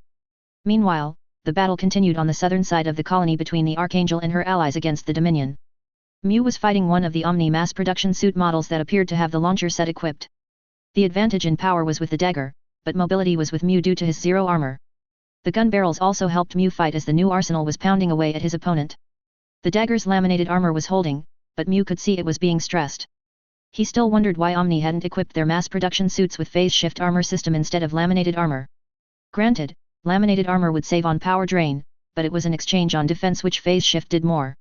Crystal was going against the dual dagger the Dominion had sent out to the field. She would admit it was impressive that Omni had not only made a mass production version of the duel but its equipment too. ZAFT had been the ones to add equipment to upgrade the duel, but Omni had made an inferior copy of the idea. The difference that Crystal could see was that the duel's railgun had been exchanged for a linear cannon with clips. It also had laminated armor rather than phase shift, a common choice by Omni, apparently from what Crystal had heard. However, Crystal had more experience fighting with a mobile suit than her opponent, which was painfully clear. Dirka had been stuck with fighting one of the other strike daggers. It was equipped with the flight set the strike had used before but wasn't as good per what Dirka could see. Omni's mass production suit models were a downgrade from the prototypes. They lacked phase shift and had less powerful weapons to use. Granted, Dirka felt Omni's daggers would do okay against Jin's, but not for more custom models. Thus, Dirka held his own as his opponent was easier than fighting the Strike or Shadow. Plus, the Omni pilot was no expert or even that good compared to Dirka. The Freedom and the Justice were keeping the three Custom Alliance mobile suits occupied. Athrun had to draw the Forbidden back from trying to attack the Kusanagi from time to time. The machine appeared to have some sort of twisted obsession with taking down the ship. Kira was dancing with the Raider and the Calamity, keeping them between the two Archangels. Then, with the addition of the Regenerate, the odds became even more equal. Lakis helped Kira by taking the Calamity's attention off of the Freedom. Orga wasn't happy with the newbie popping up and demanding his attention. They were annoying as they weaved out of his line of fire. And the beam sabers it used could seemingly come out of nowhere, forcing Orga to back up. He detested being pushed back by an opponent, and it was frustrating. Shunny was occupied by the Justice and couldn't seem to break away for long from his opponent. Every time Shunny attempted to sneak away to cut up the trapped ship, the Justice would either block or draw him back. And Shunny was getting mad the enemy was denying him what he wanted to do. That also stuck Clotho with the Freedom. He felt his opponent was cheating. It was evading every attack he tried, blocking its shield or simply moving out of the way. After both strike daggers were shot down, Mu glanced around and saw there were the non-strike daggers and the three Gundams left. The three Gundams were being fought by the three from the Eternal, and the enemy machines were being kept at bay. Crystal was going against the dual dagger while Dirka was fighting the Buster dagger. Mu was about to help Crystal, but a tingle washed over him, which was unfortunately familiar. It was the one Mu felt whenever Cruzet was around, and it was always a bad omen. The question of how Le Cruzet could be around here and why ran through his mind. The masked man brought trouble with him and spread it wherever he went, Mu would testify to that. And Cruzet being around here also strongly suggested ZAFT forces were nearby as well. Yet, there was only one way to get answers to why Cruzet was around Mendel, to track him down. So, Mu retracted the gun barrels back to their docking spars before scanning around to figure out where the tingle was coming from. Within a minute, Mu had found the tingle was strongest from the colony's direction, implying Cruzet was inside. Mew wasn't comfortable in any way having Cruzet inside Mendel, but Mew didn't want the masked man around at all. However, with Cruzet in the colony, the man had a path for an attack from the rear on allies. Mew wouldn't let that stand while he could, so he headed toward Mendel's southern spaceport. He sailed into the port and headed for the airlock system that led into the colony interior. Mew fully intended to take Cruzet down if he could once and for all, so the man didn't trouble any ever again. And with the strike, Mew believed he had a real chance of defeating Cruzet. Right after Crystal had sliced through her opponent's linear cannon, the Omni machine fell back and retreated. Progress was being made slowly but surely, so Crystal hoped this battle would end in victory. However, as she took in the field, she was caused to pause. Dirka was wrapping up his fight with the Buster Dagger, which Crystal wasn't worried about. Yet, the strike was heading for Mendel's spaceport, which didn't make sense. Mew wasn't one to run from battle, and his honor wouldn't let him do that. There had been nothing from Tyler saying there was a force on the other side of Mendel, though it was still possible. So, Crystal decided to follow Mew and back him up if needed while figuring out what he was doing. Dirka halted, letting the Buster Dagger retreat back toward its carrier ship. He spotted the 3 enemy Gundams fighting the Eternals 3, and they didn't appear to be close to finishing the fight. Dirka was about to go and help the Kusanagi, but he spotted the shadow heading for the colony's spaceport. That sight made Dirka curious, where could the old lady be going? Dirka then realized the strike was missing too, and where's the old man anyway? His head tilted in response, the strike was out here a few minutes ago. Dirka shook his head and flew after the shadow to see what the two were doing. As he was sailing toward the port entry, the Eternal contacted him and asked what was happening. He said that Mew had disappeared, and Crystal was going into the colony and was more than likely following Mew. Dirka said that he would find out what the two were doing and make it as quick as possible. After telling the Eternal what he knew, Dirka headed for the airlock tunnel system that led into the colony interior. Tyler quickly closed the distance from the Dominion and the fighting after he knew his gremlin was making Natarl's life harder. He did spot the Freedom going against the Raider while the Justice was fighting the Forbidden. The Regenerate was out and dancing with the Calamity, though Tyler wondered who the pilot was. Omni's mass production models were gone, whether through retreat or being destroyed. Oddly, the Archangel's machines were missing from the battlefield as well. Tyler focused back on the fight and flew in an arc toward the Justice and Forbidden, planning to help Athrun out so they could assist their allies sooner. Athrun was working on bringing the Forbidden back away from the Kusanagi once more. However, seemingly nothing sent his opponent flying in a different direction. A moment later, the Aurora appeared and chased after the Forbidden. Athrun left Tyler to the green suit and headed back to help Kira and Lakis, who was in the Regenerate.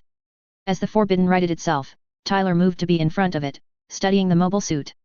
It was one of the 3 he'd been told about by Kira and Athrun. It was supposed to be part of a new generation of the G Project series by reports on the Information Network. From what Tyler had read, it was the X-252 Forbidden for its designation. It had a backpack unit with 2 shields, a long rail between the shield, and a backpack. And said the backpack was supposed to have magnetic capabilities of some sort. The central section of the backpack was made up of a part that seemed to be able to swing over the head with a beam emitter in the front center. There were also railguns, according to the report, and some sort of beam bending feature with the unit. Finally, as Tyler recalled, the shields could deflect beams in the same way the duel-like unit Tyler had faced off against around the Republic. Shunny looked up and found a red machine he'd not seen before. It was likely them who had hit him and sent the Forbidden flying. Shunny was mad that this enemy had interrupted and butted in on business they weren't a part of. He brought up his railguns and shot them at the new enemy, planning to pound them and make them pay before killing them. Tyler dodged the shots and aimed his beam rifle at the Forbidden. Shunny shifted his shields forward, and the beams shot at him bounced away. This enemy could use any beams they wanted, and the Forbidden would deflect them. Then Shunny would slice them up with his scythe and finish the matter. The red machine wasn't one of the enemies he and the others were to take alive, so destroying it was okay. Tyler, on the other hand, was caused to pause for a moment with how his bolt deflected. It was a second and clearer example of the Alliance's beam deflection technology that Tyler had gotten. Tyler could also understand now why Carlos had compared the Homura deflector to the Alliance's beam deflection. They both deflected beams well and consistently enough to be reliable in combat. Tyler would argue that the Federation's deflection system was more efficient at the job than the Alliance's version. But there wasn't enough data to have a definite answer to that argument. However, Tyler questioned if every shot deflected had predictable ricochets or if it was random. Should the ricochets be predictable and even calculable, Tyler could exploit that flaw. So, Tyler fired his beam rifle a few more times, paying close attention to the angles the beams reflected at. Shunny started chuckling as his opponent kept doing useless attacks.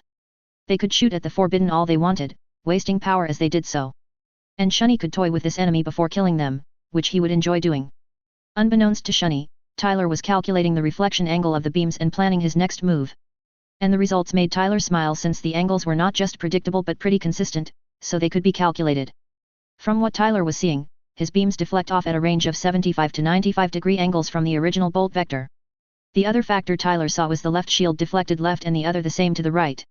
Tyler glanced down at his sensor display and noted the one enemy suit was within the reflection angle with the right shield. Tyler brought out one of his plasma cannons, took aim, and fired. The plasma beam deflected off the Forbidden's right shield, bouncing off at a near-perfect 90-degree angle. Clotho was fighting the Justice and had quickly been annoyed by his opponent weaving away from attacks. However, an alarm sounded, getting Clotho to glance around, and he found a beam coming straight at him.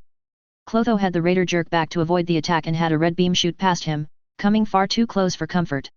Athrun had seen the beam zooming past, and when he looked to his left, he saw something bizarre. Tyler was taking on the green Gundam and looked to be doing just fine. What was odd was Tyler used his opponent's shield as a reflection point to send beams elsewhere. And apparently, Tyler had figured out how to aim said beams good enough actually to get close to hitting targets. Athrun couldn't decide whether to call Tyler's method genius or just plain ridiculous. Clotho wasn't the only one forced to dodge beams flying by, Orga had to do so as well. When he looked in the direction they were coming from, he saw Shunny fighting a red machine. The issue was Shunny was deflecting beams and unknowingly helping the enemy. Over the radio, Orga heard Shunny cackling with glee, saying things about how his enemy's efforts were useless. The Regenerate surged forward. Shunny was being an idiot, yet before Orga could call Shunny out on the point, Lakis shot forward and swung a beam saber to keep the attention of the artillery wielder. From what Kira and Athrun had said about this machine, it was dangerous. Tyler had provided specs on the machine, which some, including Lakis, had glanced over. It was called the X-131 Calamity, built from data invented at Heliopolis by Omni. It was heavier and beefier than the other two, from what Lakis had seen. The suit had cannons over the shoulders, which looked like a backpack unit. It possessed a shield with a two-barrel cannon built into it. And there was an emitter in the upper torso of the machine for some sort of cannon, was Lakis to guess. Lakis kept the Calamity's attention on her, so they didn't interrupt Tyler fighting the green unit. At the same time, Athrun was still dancing with the Raider, preventing it from assisting the Forbidden. The specs Tyler had dug up on the X-370 Raider machine was made from data from the Alliance's G project. It looked nearly identical to the blue and black machine from the Battle of the Republic, just red and black. It did appear to have different equipment than the other. It had what looked like an ancient ball and chain-like weapon, and the specs had said it could increase the striking force with thrusts. It had autocannons in its shield, which were similar to railguns supposedly. The cannon was also in the head, a beam cannon with a short range. The Raider was suddenly forced to use its shield to block a beam from the Forbidden's direction and was forced back a bit. After shooting beams for a bit, Tyler moved forward, storing his beam right and drawing his beam sabers. Shunny saw his opponent approaching, to which he moved his shields out of the way and readied his scythe. He swung the scythe hard, but his opponent evaded out of the way in almost a magical manner. Tyler had weaved out of the way on close to the pure reflex of the scythe scent. It came from the spars he'd done with Kurt before now, and that man had been scary with his scythe handling. On top of being pretty blind, Tyler's opponent was no scythe-wield monster as Kurt could be. Tyler parried the attack with one beam saber in response to a second scythe swing. He followed up by swinging his second saber forward and getting a shallow slice on the left shield. Shunny may be mad, but he didn't miss his opponent deflecting his attack and then getting a cut on his left shield. The damage was minor, according to the readings, and the panzer emitter was unaffected. It frustrated Shunny and got him to keep swinging at this irritating enemy. Tyler put away his sabers as he dodged two scythe swings but then caught the pole the scythe was attached to. He gripped it hard so the Forbidden couldn't pull back and waste the opportunity Tyler now had. Tyler grabbed the Forbidden's shoulder several times before sending a knee into the machine's torso. Then Tyler let go of the scythe and kicked the Forbidden hard, sending it flying far away. Tyler was about to move on to the next machine to help his allies, but his attention was redirected. An alarm began going off, and when Tyler glanced down at the displays in the cockpit, it didn't take long to know what was going on. Tyler's gremlin he'd given Natarl's Dominion had just been ousted from the ship. He knew how it had been done as the gremlin had been made only to be rejected in one way. A full ship system hard reset was the only way to oust the nasty devil Tyler had left.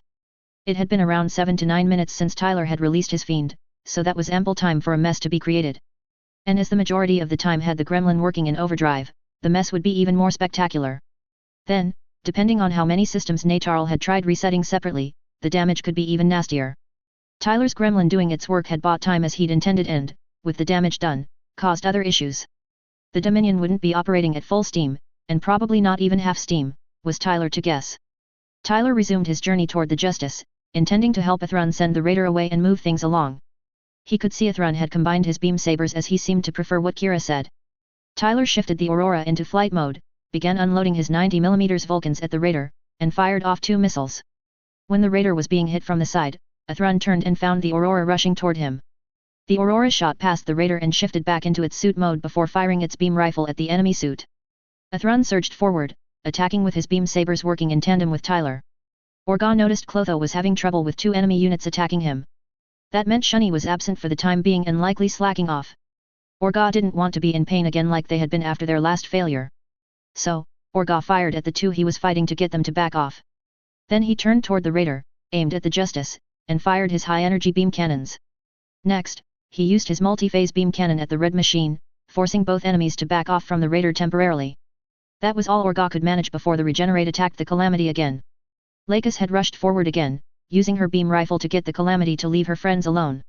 She then stored the rifle and had the arms behind the Regenerate's shoulders shift and move forward. The one on the left combined with the Regenerate's left arm giving it a beam sword. The right arm did much the same as the left before both beam swords ignited. Lakis slashed the swords at the Calamity but missed since her opponent dodged. She shifted the Regenerate's legs, bringing out parts with built-in beam guns. Lakis kept swinging her swords and shooting her beam guns at the Calamity. Tyler righted the Aurora and found the image of the raider pulling back its ball weapon while facing him. The ball rocketed forward at Tyler, forcing him to dodge with a hair's breadth clear margin. The ball was retracted after it missed, and the raider shot its shield cannon. Tyler blocked with his shield, but he did have a thought about the battle thus far. The 3 Alliance Gundams had their specialties, and a competent pilot would be very effective. With that said, their current pilots weren't what Tyler would call competent and just erratic. It wasn't just the erratic quality that stood out to Tyler. There was a growing number of similarities between these pilots and those faced around the Republic. Tyler remembered that those girls had been odd in several ways. They were definitely unlike most you meet on any given day, and these guys are much the same in that respect. It made Tyler wonder if they had been altered in some fashion to perform as they were. If so, could there be a limit to how long they can fight at the same level as average coordinators? The Alliance wouldn't do genetic alterations and would go against everything they stood for. That limited options for improving an individual's performance, and most Tyler could think of had nasty side effects. Tyler focused back on the raider and surged forward, meeting in a clash, shield pushing against shield. Clotho tried to push his opponent forward and overwhelm him, but he couldn't gain the advantage even with throttles to the full forward. Tyler shoved the raider back and kicked it for good measure. Clotho was sent tumbling, cursing as he went and attempted to right his machine. Tyler didn't have time to give chase since the Forbidden suddenly appeared and was coming down with its scythe in a vertical swing. Athrun had seen Tyler send the raider flying and noticed the Forbidden taking that opportunity to make a sneak attack. He rushed over and caught the scythe on his shield defending the Aurora. Athrun shoved the scythe back and took the chance to kick the Forbidden downward. Clotho righted his machine and glared at the Aurora with hatred and fury. He zoomed forward, aiming for the Justice to get back at that one first. Clotho would deal with the Red Machine after he took the Crimson one. Shunny took the chance to swing up and attack the Aurora again, and he wanted to take that machine down. The Justice and the Aurora moved to be next to one another in a defensive posture. Just before the opposing suits reached them, Athrun and Tyler shot out of the way. The sudden movement was too quick for Clotho or Shunny to change their course, so they crashed into each other. The two cursed and went for the Justice and the Aurora again, more determined to take them down. Tyler would admit their opponents were persistent and dogmatic with how they were fighting. The Forbidden swung its scythe at him again before Tyler backed away and took out his beam rifle. In response, the Forbidden shifted its shields forward, and Tyler resumed using the Green Gundam to attack its allies. Shunny was close to cackling as this idiot was trying the same useless things over and over. Orga was forced again to dodge beams coming from a different direction than his opponent. He glanced over and saw Shunny was once again unintentionally helping the enemy. Orga was beyond frustrated and mad. Shunny was messing up all of them and was cackling about it. He got on a channel to the Forbidden. Shunny, Orga snarled, "Stop what you're doing, you idiot. You're helping your opponent attack Clotho and me. They are using your shields to shoot beams at us, not you. So, stop laughing and stop helping the enemy." Shunny stopped laughing and took a moment to realize Orga was right. The red enemy had been using him to attack the Raider and the Calamity. That angered him as he was being toyed with and blamed by his trio members because of it. Orga took the chance to line up his multi-phased cannon on the Aurora. However, Tyler deployed his shield's deflector to receive the incoming attack. The beam bounced away from the Aurora's shield, and due to the positioning, the beam shot at the Forbidden. Shunny, by reflex, had the Forbidden redirect the beam, which zoomed at the Raider. Clotho jerked back to avoid the beam and glared at the Forbidden. It was bad enough that one of their enemies could deflect beams like Shunny could without adding shooting at each other. So Clotho headed for the Red Machine so he could get payback. Tyler collapsed his shield before noticing the Raider coming at him. Clotho used his shield cannon and his ball to take down this machine. Tyler used his 50mm CIWS to pepper the raider in response. Clotho thought his opponent had lost it with such a weak weapon for a moment. However, a beeping got Clotho to glance down and see his power was dropping faster than it should be. Something about the rounds was draining power from the raider faster, though Clotho didn't understand why. Tyler used CIWS to get the enemy suit to retreat due to a lack of power. The anti-phase shift round would do as Tyler had been told. He had confidence in Carlos on that. The draw from the phase shift would drain the enemy's power, and they would have to go resupply. The battle was one of endurance now, even if it hadn't started that way. Odds favored Tyler and his allies for several reasons. It was 4 versus 3, and the 4 had more skilled pilots than the 3. The 4 also were powered by nuclear reactors, where the 3 were not making a difference in possible operational time. That was the simpler reason the Dominion and its mobile weapons would lose. And though there weren't more reasons, the Astrays who had been working on cutting the cable trapping the Kusanagi finished freeing the vessel. The Kusanagi came around, pointed towards the Dominion, and began attacking the black ship. Tyler kicked the raider back, tumbling before he brought his plasma cannons and took aim. He charged the cannons to about half their full power and fired at the raider. Clotho had managed to right himself from the tumble but was faced with beams coming at him. He had just enough time to shift his shield and Mjolnir to take the beams for him. Clotho thought he could block the beams with little issue for a brief moment. However, an alarm blared, saying the Mjolnir was warping and wouldn't last. Clotho's shield had the same issue as the Mjolnir with warping, and the beams would puncture them. Thus, Clotho let go of the Mjolnir, ejected the shield, and whipped out of the way. A moment later, both the shield and Mjolnir vanished in explosions. Clotho could only stare for a moment as it sunk, and he could have been killed if not for sacrificing equipment. That had also cut down Clotho's weapons from 7 to 5, but only 1 when in suit mode. Clotho glanced down at his power readout and saw it was below 20%. He clenched his teeth, understanding he had essentially lost in this battle. Should he continue fighting, the odds of him being killed were high. So, he turned and headed back toward the ship to prepare for another chance. With resupply and repairs, Clotho would get another go at these enemies. Tyler let the raider go, for it was better to focus on the other 2 rather than chase the one right now. He joined Lakis, fighting the Forbidden, and the 2 began working as a team. Athrun and Kira were using teamwork against the Calamity while the other 2 were doing the Forbidden. Both Orga and Shunny could see they were being cornered and worn down by their opponents. With the raider gone, 2 against 4 put them at a disadvantage. So, Shunny pulled away first and was quickly followed by Orga heading back to the Dominion. And as Tyler watched, the Dominion fired off flares signaling retreat, ending the battle for the time being. With the battle ended, all mobile suits returned to the respective ships they had been assigned to. And once back on the Eternal, Tyler learned the Strike, Shadow, and Buster had gone into the colony interior, explaining why he'd not seen them on the field. Tyler did ask what reason they had, but the only explanation he got was Dirka saying something about Crystal following Mew inside. There was nothing really to say about what was happening in the colony's interior. Unfortunately, communication wasn't possible for any in the colony's interior, and too much between the spaceport and the inside caused interference or blocked signals. It still worried Tyler that some had gone to the interior. It suggested several issues that none needed. It could mean enemy forces, and ZAFTs could have likely entered from the northern spaceport. And that would be nothing but trouble if it was true, Tyler was sure of that. A simple sensor readout was enough if Tyler needed any other confirmation about ZAFT forces being at the northern spaceport. There were 3 ZAFT vessels, but they were sitting just outside the spaceport. They weren't showing any notable movement yet, but with the battle ended, they could have slipped mobile suits into the colony. Tyler would have volunteered to go in after the 3 that had gone off on their own, but he didn't get the chance. Kira really beat Tyler to it and had headed out in the Freedom and entered the airlock system that led to the interior. Tyler had watched the Freedom enter the first airlock and let out a sigh when it closed. Athrun and a few others, including Kagalai and those from Heliopolis, came up to the observation area Tyler was in. Athrun heard the sigh and smiled weakly. Wish you could go with Kira to search, do you, Ty? Tyler twisted around slowly and found the group that had entered the room. He sniffed in response. More surprised Kira beat me to volunteering for the idea, Tyler replied. Now I get to be bored for a day or more, and I thought I wouldn't have to do that for a bit. Athrun blinked. What do you mean, bored for hours? He questioned. The Dominion could come back at any time. Those with Athrun nodded in agreement as they had been told to be ready at a moment's notice. Tyler waved a hand in a dismissive gesture. That ship ain't going to be in good shape for a time, I assure you. Tyler then smiled at the thought of Natarl cursing him with gusto. Not that I would say no to see the look on her face with the mess. Kagalai moved forward. What are you talking about? She asked. How can you be so sure that the Dominion is down for the count? Athrun studied Tyler and said, an all too familiar smile on his face. Tyler had done something to the Dominion, though Athrun couldn't say what. You did something to the ship, didn't you? a thrun posed. Tyler faced his friends with something between a pleased expression and a smirk on his face. I will neither confirm nor deny I may have left something for its captain to deal with, Tyler remarked. Take that as you like, but the ship will need time to, he hesitated, clean up the mess they have. Athrun was worried about what was inferred by Tyler saying his first sentence. He said it when he didn't want to admit something he did. Athrun exhaled. What did you do, Ty? He asked. You did something to cripple the ship and might as well come out with it. I may have left a mess on the Dominion, Tyler iterated, which I wouldn't doubt Natarl is cursing me for with gusto. Tyler then outlined what he had done to the Dominion. Those listening to Tyler's explanation were appalled with what he'd done. Athrun was just impressed that Tyler had done the damage to the ship and not used physical weapons.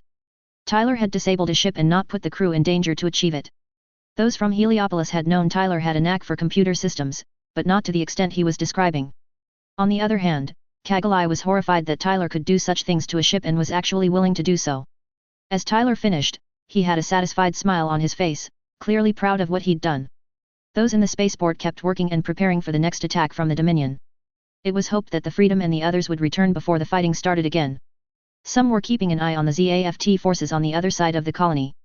The next few days would be hectic, and Tyler couldn't even predict how it could go. A/N. I'll leave off for the moment there and pick up in the next phase. Okay, so much to talk about but not go on for too long that I bore any of you. I expanded Tyler's patrol as I wanted to put forth his thoughts and show how antsy he was at the time. Next thing I want to highlight is the paragraph that involved Cuzzy. I know that in canon Cuzzy leaves during the stopover at Orb, but I changed that. I wanted to show he could have more character than just a side background role. I believe Cuzzy is a good person but doesn't like the violence the war is producing. Thus, I wanted to show he is thinking ahead on what he can do once the war ends. You'll forgive me for appreciating unsung characters and trying to flesh them out when I can. For the battle scene, there are a few points I wanted to go over with you readers. The conversation before the battle is much the same as before even if there is some rewriting with the stuff between. Mew's choice of the AQM/EX04 gunbarrel striker pack was my choice. It is an unused one in canon, but after reading up on it I say that is a shame. It gives an interesting arsenal and good thruster power in its package. And with the Federation having done the upgrade, we know it's better than what the Alliance could do with it. Moving on to what Tyler did to the Dominion as I want to go into that. We all know Tyler and Natarl didn't get along, so with karma, payback was bound to happen at some point. Azrael being on the Dominion just set Tyler off, which will be explained in later chapters as to why. So, in this fight Tyler made a gremlin as you know and I chose that creature reference for what it did. Plus, as you read, Tyler had a chip on his shoulder to settle. He wanted Natarl cursing him as he had no intention of apologizing to the woman. On the other hand, I also wanted to show that Natarl is having doubts about Omni and the leadership of the Alliance. I foreshadowed this in previous phases, but I wanted to highlight this point. But Tyler screwed with her which caught Natarl off guard with him being there at all. As to their conversation, there are some changes to it since I wanted to make it more clear the two don't like each other. I find it amusing that Natarl thinks Tyler is a good solider and potential officer but won't tell him that. I hope you readers do. Her view of Tyler's behavior will be ongoing, rest assured, it won't go away as the story goes on. Tyler also makes it clear he enjoys prodding Natarl, and it is implied it is his motivation. Also, his retorts to Natarl like with her change in rank, he does just because he can, and it will get a reaction out of the woman. Tyler's snapping at Azrael is new but I wanted to show there are those that will stand up to the man. And Tyler has good reason to hate the man that is mentioned in the phase. Tyler did dare Natarl, and I did that for a reason as I wanted to show messing with Tyler comes with consequences. The rest of the phase stands as written and I hoped you enjoyed it. As I normally do, please some of you take the time write a review and tell me what you think of the story. I do read them and take suggestions seriously even if I don't employ all of them. The next phase is titled, The Sins of the Past and will hopefully be out in 2 weeks or so. Peace out until then. Chapter 44, Phase 47, The Sins of the Past. A/N. Here is Phase 47, and no it is not a battle scene but a story one nonetheless. I hope you enjoy the phase. Phase 47, The Sins of the Past. July 13, 71 CE. Mendel Colony Interior. When Mew came into the main dock Mendel had, he entered the system of airlocks that would take him to the colony's interior. It was much the normal kind of airlock system colonies had to work with to transition from space to the inside. The lock system was automatic, so Mew had the strike slowly moving through it. Once inside, he saw that it was mostly brown for the ground of the colony, no green to be seen. There were structures lining the ground which were in varying states of disrepair. The signs of the long-standing absence of life of any kind induced feelings of unease and rising tensions. The breathable atmosphere in the colony the sensors showed only amplified the feelings that were coming to Mew. With there being no sign of a mobile suit, which Cruzat could be using, Mew was on edge. The masked man wasn't one to be idle unless it benefited him in something. It could mean Cruzat had something set up to attract him into a trap. Traps set by Cruzat tended to be lethal and should be avoided if at all possible. The tingle came back to Mew and it directed him to one of the larger building complex collection. Mew headed that toward the area and saw something in an open area in front the largest building. The closer he came the clearer Mew could see, and the object was turning out to be a mobile suit. It appeared to be a new ZAFT model, as he'd never seen the machine he was looking at.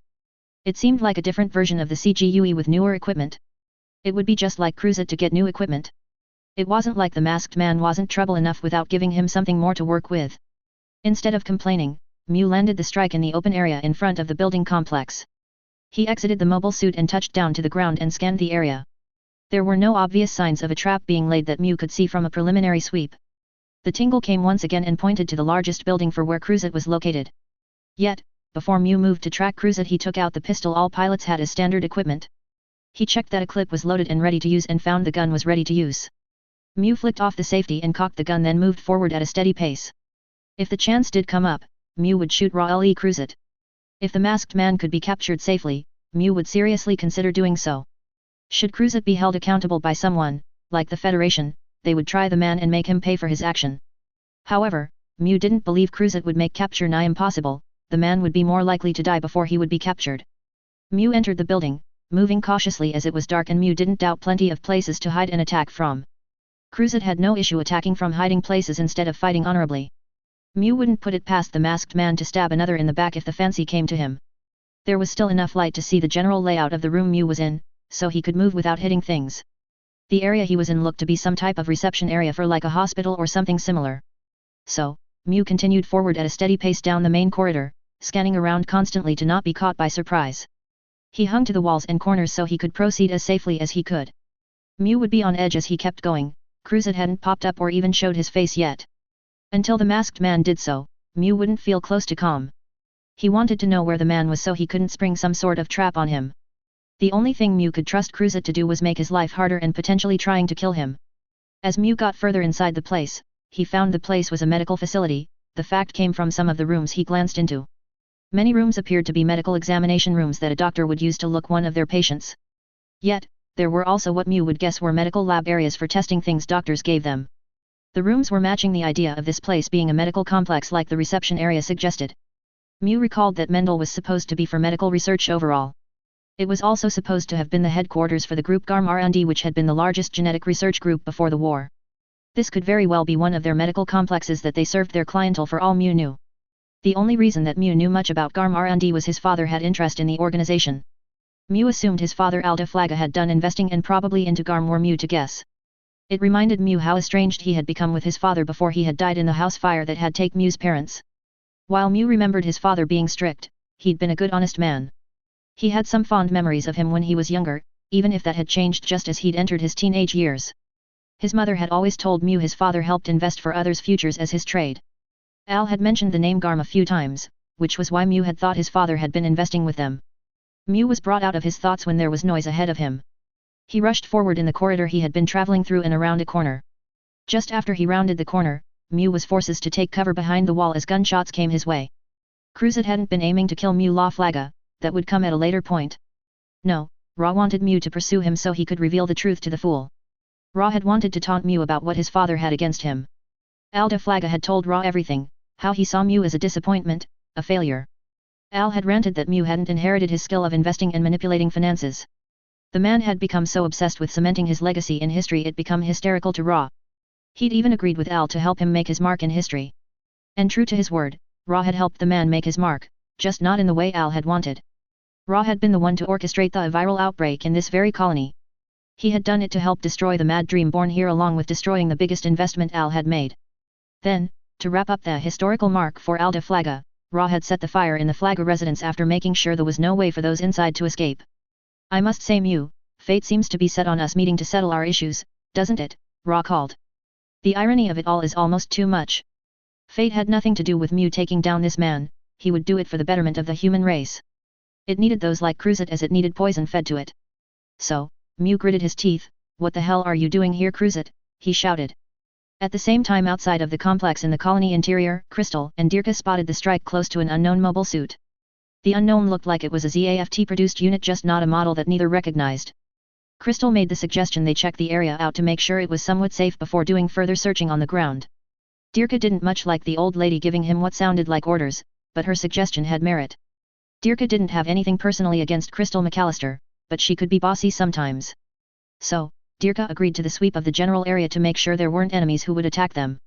Thus, they split up and circled the group of buildings looking for any signs there could be enemies around. As Dirka rounded a structure, he came face to face with a mobile suit he didn't expect, the duel. Isaac had been scanning around as per the commander's orders. He was circling back and check on the commander since he had done a fair sweep. There had been a blip for a moment, but when Isaac had been going to see what it was, the blip disappeared. He figured it was due to the interfere inside the colony messing with his sensors and was just a random echo. However, as Isaac had been head back where the commander had been, he came across none other than the Buster. For a moment, Isaac felt shock at seeing Dirka's machine again since it was lost to the legged ship. And yet, the shock quickly morphed into anger that some Omni hotshot thought they could use the Buster like it was nothing. When he had heard Dirka had been captured, Isaac hadn't taken it very well. He might not have shown he'd cared about his comrades much, but he didn't like losing them. Right in front of himself was glaring evidence of Dirka's absence and irked him badly. The Buster had been Dirka's and Isaac wouldn't let a natural-type hotshot get away with it. At seeing the duel, many thoughts raced through Dirka's mind with the implications it brought. If the duel was here, then Commander Cruzet could be as well. From what Athrun said, ZAFT had as much reason if not more than Omni did coming after the Archangel and its allies. Dirka didn't want to fight Isaac if there was a way to avoid it. They may not agree on everything, but they had fought alongside each other and that meant something. So, Dirka was about to open a channel to the duel when it raised its beam rifle. Dirka jerked the controls to avoid the bolt before he had to do acrobatics to evade the attacks that followed. It was clear Isaac was mad about something and so wouldn't be open to talking at the moment. The issue was Dirka couldn't think of a way to calm Isaac down enough to get him to stop shooting him. Crystal had searched the general area around the strike and the ZAFT machine and had seen nothing. The ZAFT machine did say they were around, likely at the northern spaceport of the colony. She would have reported that to the Archangel or one of the other ships if she could, but comm signals were blocked by the colony structure and the airlock systems. If the colony was fully operational, then there would be a comm exchange with receivers on the interior that had lines which fed to exterior comm systems. But those were down and had been turned on because there had been some damage and they weren't needed at the time they were inspected. So, Crystal went looking to the Busters so they could regroup and do a ground search. However, when she spotted the Buster, she saw it was dodging the attacks of the duel. Crystal shoved her throttles forward and surged ahead and got in between the two with her shield in front. Isaac's anger increased at seeing the black enemy unit appearing out of nowhere. That machine had been nothing but irritating when he had tried to take it down. It had shown him up and though it wasn't mentioned anymore, Isaac hadn't forgotten the embarrassment. So, Isaac focused on the shadow and began striking at it with a vengeance. Dirka would remember to thank Crystal, and not calling her old lady for a bit in gratitude for the save. Yet, he didn't like the old lady and Isaac fighting to dispatch one another. However, he couldn't think of a way to separate the two without it getting messy. Dirka was looking around for something to work with to get the two apart, when he spotted the Blitz approaching the fight. Nicole had boarded the Blitz after having convinced Captain Aides to let him go and check on things. The commander had been away for longer than it should take to do an examination of the colony and situation. Nicole was worried there was more going on than was being said and if things did go bad, he wanted to be around to help. And while the colony's comm exchange was down, there could be no communication from the inside to the outside, so no checks could be made. Nicole still wouldn't fight Athrun if that came up but he had to see what was going on. There was the possibility he could talk with Athrun and get his story and put together a better picture. Once inside the colony, Nicole had been scanning around for a few minutes before he caught sight of the duel. And a moment later he realized Isaac was fighting the black machine, which was a very bad thing. Nicole also saw the Buster a short distance away from the two fighting. He connected a channel to the Buster. Dirka, Nicole started, "Are you in the Buster?" "Yes," Dirka returned, "but we need to separate those two before one of them kills the other.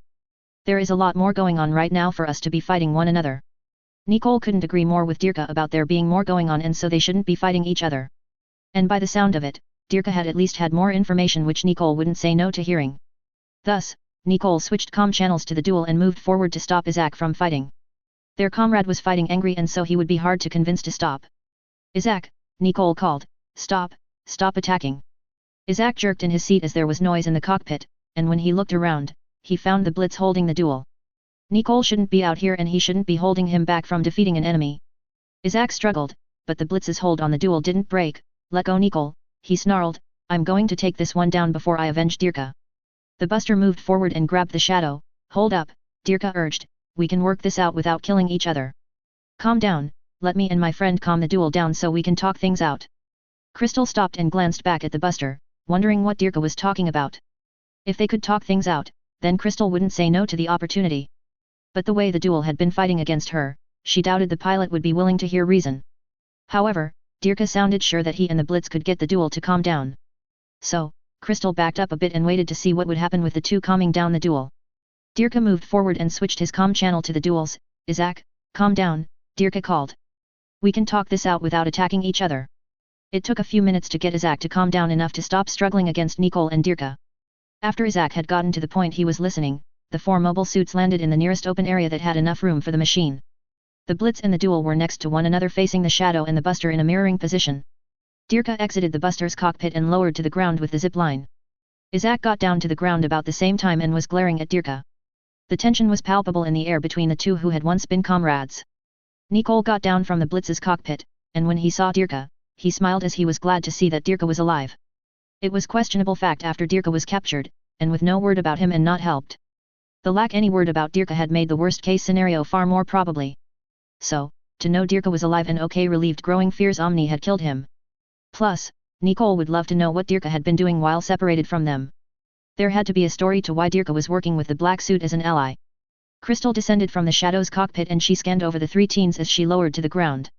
The 3 coordinators were about the same age as Kira and Lakis were, and Crystal thought those two were too young for the war.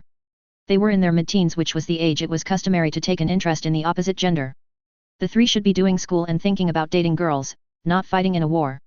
It was another thing that the war had changed that it shouldn't. And now this very war had pitted these teens who had been comrades against each other. It was wrong and sad at the same time. She didn't have words to properly express how horrible this face-off was to watch. Isaac was fuming about the current circumstances. Dirka was in the company of an enemy unit, and so was likely working with them. Nicole and he had been worried about what happened to Dirka after he'd been captured. If he was alive and able, he should have communicated to ZAFT so rescue him from Omni. But no, he hadn't done that, and so he was a traitor to ZAFT. With that in mind, Isaac took out his gun and pointed it at Dirka. Dirka had been slowly walking towards his comrades but stopped when Isaac aimed a gun at him. Isaac, what are you doing? Dirka uttered. Why are you pointing a gun at me? I can ask you the same question. You came in with the black mobile suit, Isaac said loudly while pointing at the shadow. It was an enemy machine, to be working with it was working with the enemy, thus being a traitor. Dirka should know that just as well as any of them. So, how do you explain that, Dirka? You're with an enemy unit, and it defended you, meaning you're helping the enemy. Nicole sighed as Isaac was looking for issues instead of listening to what Dirka had to say for himself. Isaac wasn't going to give Dirka a change unless he was forced to, as he would only go by appearances.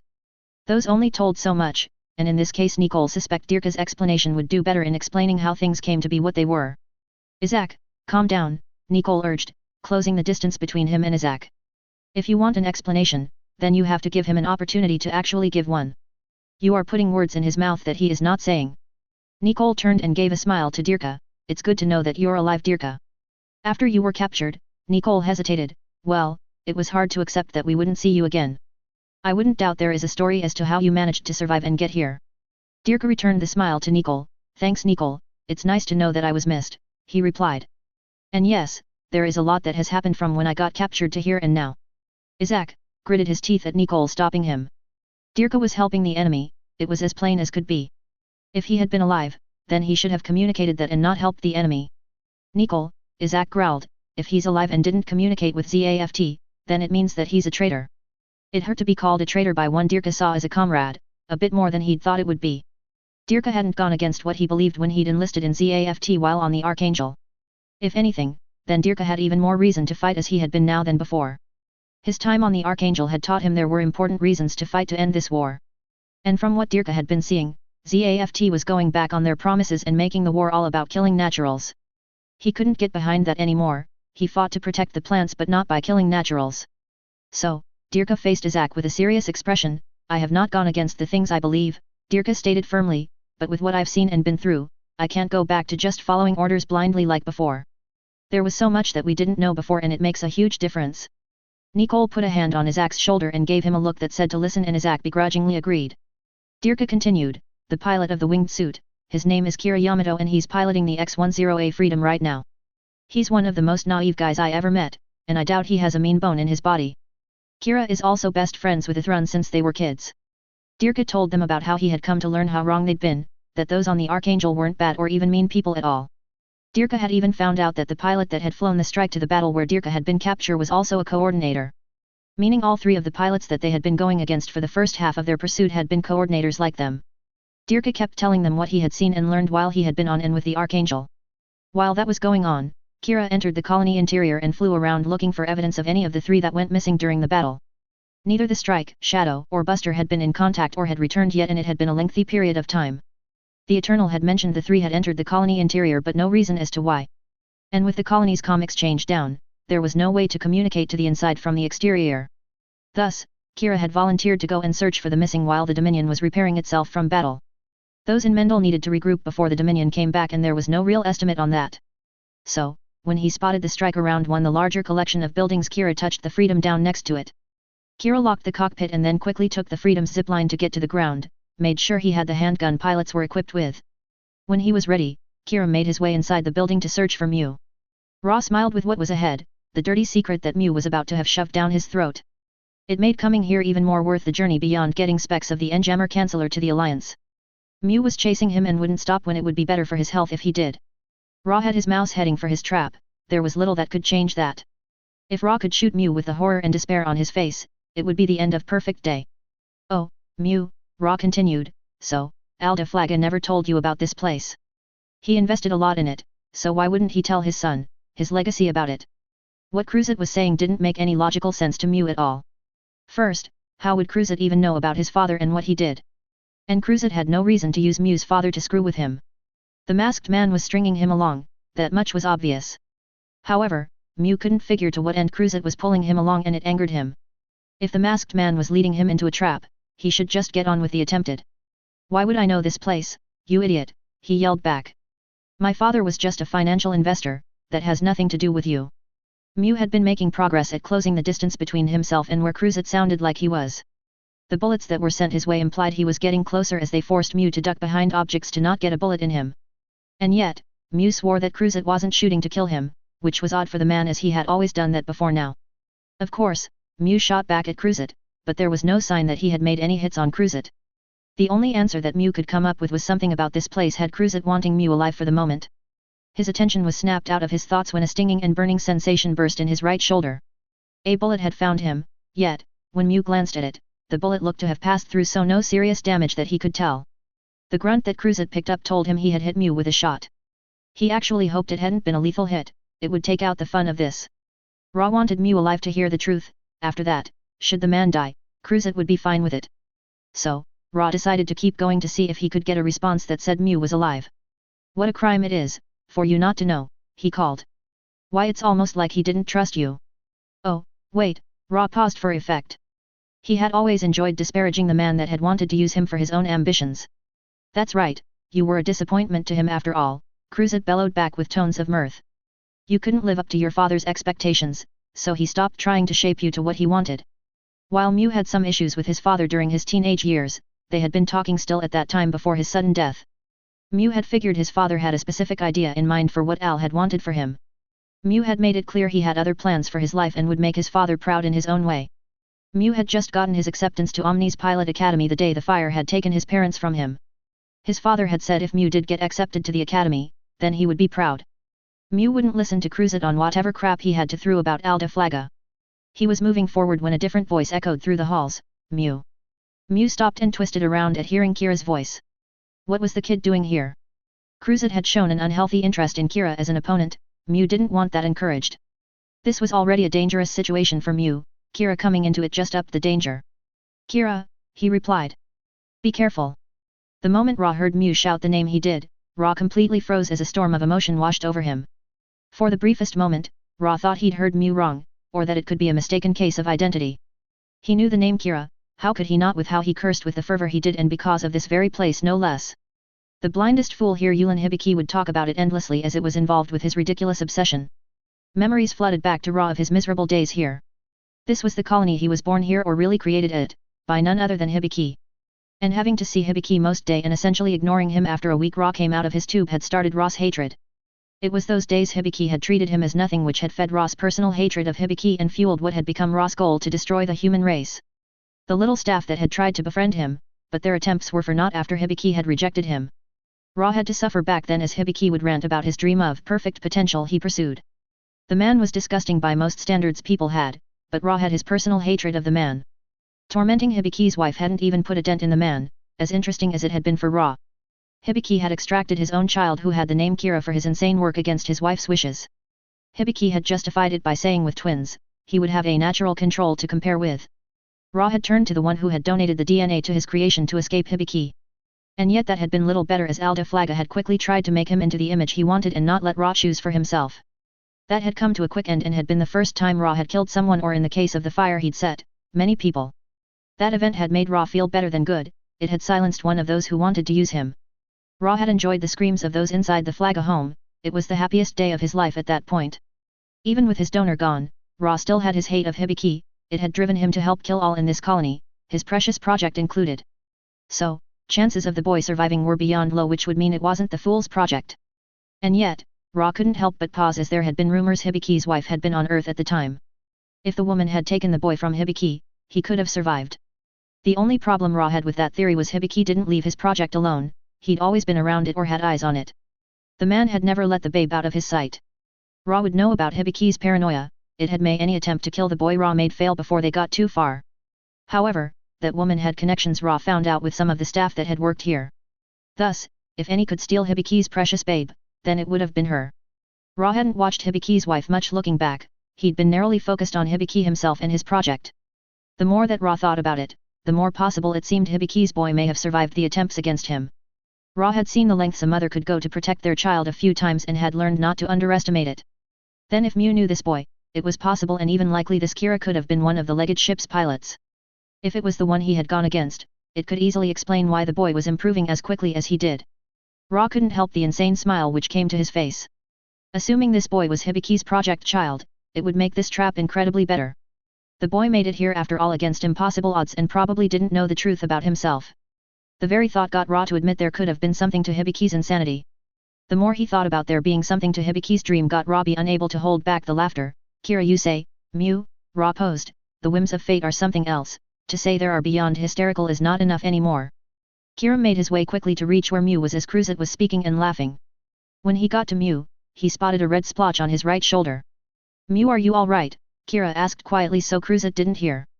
Mew waved off the concern, I'll be fine, just a stray bullet stinging me, Mew remarked. It's nothing to worry about right now.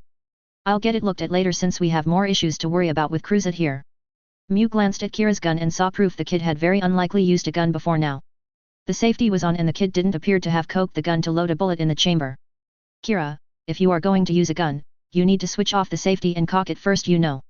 But where are my manners? Cruzet called in a mocking tone, what an honor it is to have you here, Kira. Kira looked at his gun as Cruzet had continued before he gained a flustered expression as he saw that Mew was right with the safety on his gun was on. Granted, Kira understood the mechanics of how guns worked, but in all reality, this was the first time he was using one to defend himself. He turned off the safety and focused back on the situation at hand. Cruzet kept shouting from further in the complex, you've been the one piloting the freedom I would bet, but you didn't steal it. Ra paused as the boy would know who had stolen the freedom. That event had set things back a bit in Ra's plans and he'd never figured out who had took the machine. But you would know who did since they would have given it to you. I would love to talk to you about that, after all, you're a star here dear boy, or didn't you know that? Kira blinked and stared down the corridor where Cruzet's voice had come from. What had been said didn't make any sense to Kira. He'd never been to Mendel that he knew of, or any of the colonies at L4. So, how would he possibly be known here let alone a star at this complex? I don't understand what he's talking about, he muttered, I've never been to this colony, or any at L4. Mew put a hand on Kira's arm, don't listen to him, Kira, Mew stated, the man is trying to get a rise from you, that's his thing. Let's move forward and get this guy. As Mew and Kira continued forward, Ra kept going, let me guess, dear Mew told you not to listen to anything I say. But I assure you, I'm speaking the truth Kira, your existence became the main reason this facility was kept in operation. But as you won't believe me because of what Mew told you, please, come further in, I will show you proof of what I say. I even promise not to kill either of you until I show you the truths that are hidden here. Come now, what are you waiting for? Mew and Kira kept moving forward as Cruzet kept ahead of them and out of sight. Don't hesitate either of you, Ra called as he entered the inner lab area ahead of those following. Come and I'll show you where the tale that we three play a part in all began. And what a tale it is, you don't want to miss it. The two went up a set of stairs that led further into the complex going in the direction Cruzet's voice had come from. The more rooms Kira and Mew searched, the more Kira figured this place was a medical complex. However, as they went, Kira was getting weird feelings coming to him and he couldn't explain them. All the while, Ra-Le Cruzet teased them as he stayed ahead of them. Why Kira, did you know this is where you were born if you can call it that, which I would question? Or didn't you know your last name is that of those who adopted you and not the name of your biological parents? Perhaps you don't know of your origins yet. Cruzet let out a laugh. I certainly understand being told lies, Kira. You and I have been told many by those we've been around. It really is a shame. I watched you when you were born and surrounded by your proud father. Mew wasn't buying anything Cruzet was saying about Kira. The masked man had an obsession with the boy and that was it. He was trying to physic Kira out and Mew wouldn't let Cruzet do that to the kid. And the way Cruzet said the word father was filled with disgust and hate, though Mew couldn't say why. Mew glanced at Kira and saw he was hesitating, so Mew put a hand on his shoulder. Don't let the things Cruzet says get to you, Kira. He would lie if it benefits him and his schemes. Don't fall for his tricks, Mew said to Kira. You have people that care about you, keep them in mind. Kira nodded slowly, but somehow, the things that Le Cruzet said wouldn't leave Kira's mind. The two worked their way through rooms that looked like waiting rooms at a doctor's office as well as hallways with offices on both sides. Yet, it was as they came to a door that had the plate, BL4 plus Human Gene Manipulation Lab, that gunshots were fired at them again. They shot back before moving into the room. The area had 2 pools filled with liquid, that had 9 tanks in the liquid in each pool and there was a walkway between the 2 pools. Kira glanced over the displays on top of the tanks and saw that the readings were of something he could only guess to be embryos of some sort. On the edges of the room were shelves with containers with partially grown embryos that looked human. While taking in the elements of the room, they were setting off things in Kira's mind, but he didn't understand why that was happening. Does seeing the gene lab space bring back memories for you, Kira? Cruzet asked further ahead, for you should know this place. Vague ideas were popping up, none of which made sense to Kira, and it scared him a bit. Me, know this place? Why should I know? Kira started to say. However, Kira's gaze fell upon a nameplate on the wall and his voice caught. The plate said Professor Yulin Hibiki MD, PhD, and that name was one he'd heard once before. His parents had mentioned it before that Kira could recall. It had been when they had thought he was asleep when he was young, and the name hadn't been said in a nice way. He thought his mom had been talking about a friend when he heard the name, but he couldn't be certain. Kira hadn't understood why at the time as he had been really young back then, but the memory was one of the earliest he could remember. Mew kept moving forward and Kira followed him, even as confused as Kira was at the moment. Mew could tell Kira was confused and while Mew wanted to help him, there wasn't the time. Cruzet's voice had sounded much closer than before, like he was only a room or 2 ahead, meaning the man could attack them. Mew wouldn't let the masked man hurt Kira more than he might have already.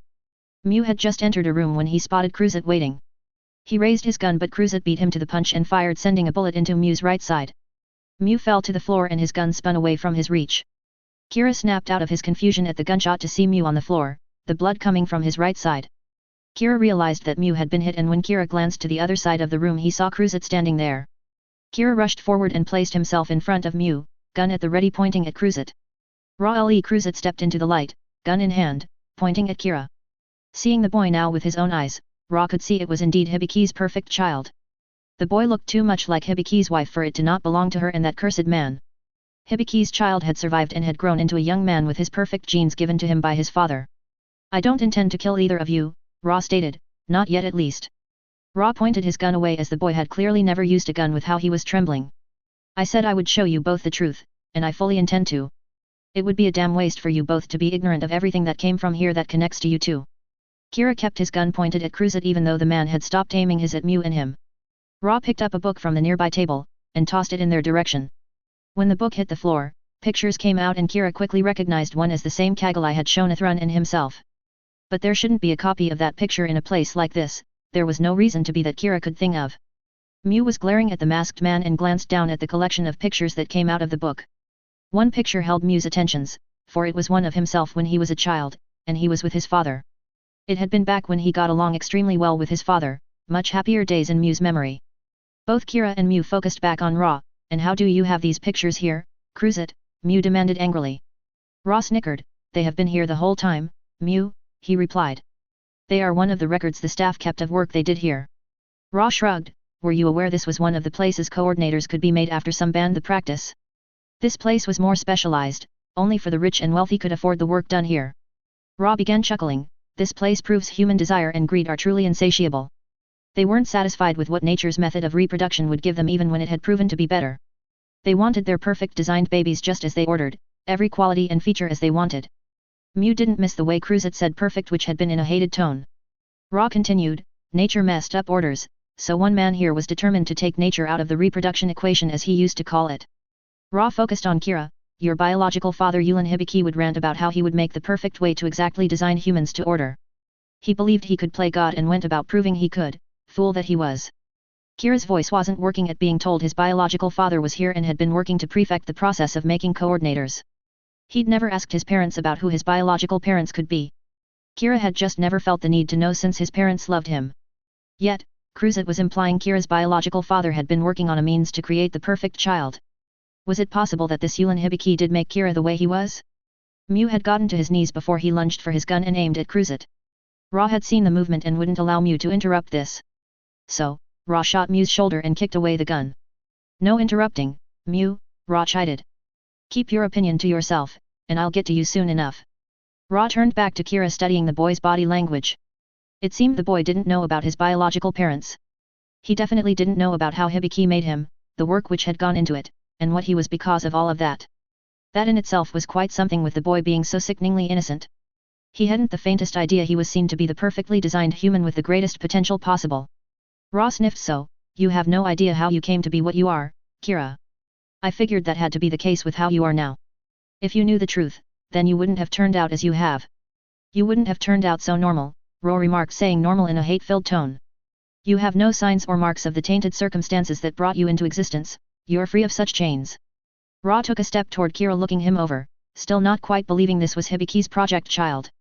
Quite honestly, it never occurred to me when Athrun first brought your name up, that you could possibly be Hibiki's dream child. The way that Cruzet said dream child didn't sit well with either Mew or Kira, for it was beyond derogatory. Ra hated this dream child for some reason or another, but neither could say why. Kira's hands were shaking as he kept the gun set on Cruzet. The confusion had returned and was doing a number on him. Kira was becoming a little scared as what Cruzet could say next.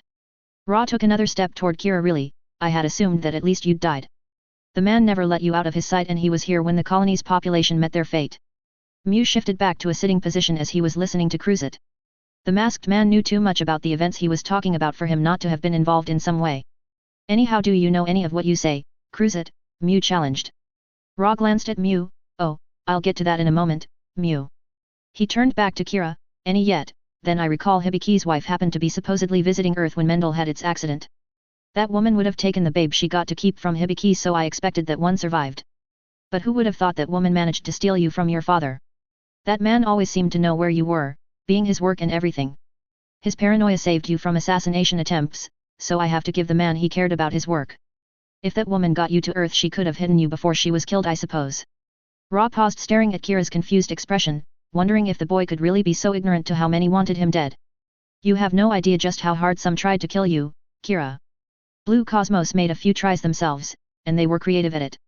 Kira could believe what Cruzet said about him. It couldn't be true. He was no one special, definitely not this dream child that Cruzet was talking about. Kira was just a normal person, a coordinator, true, but still nothing more than that.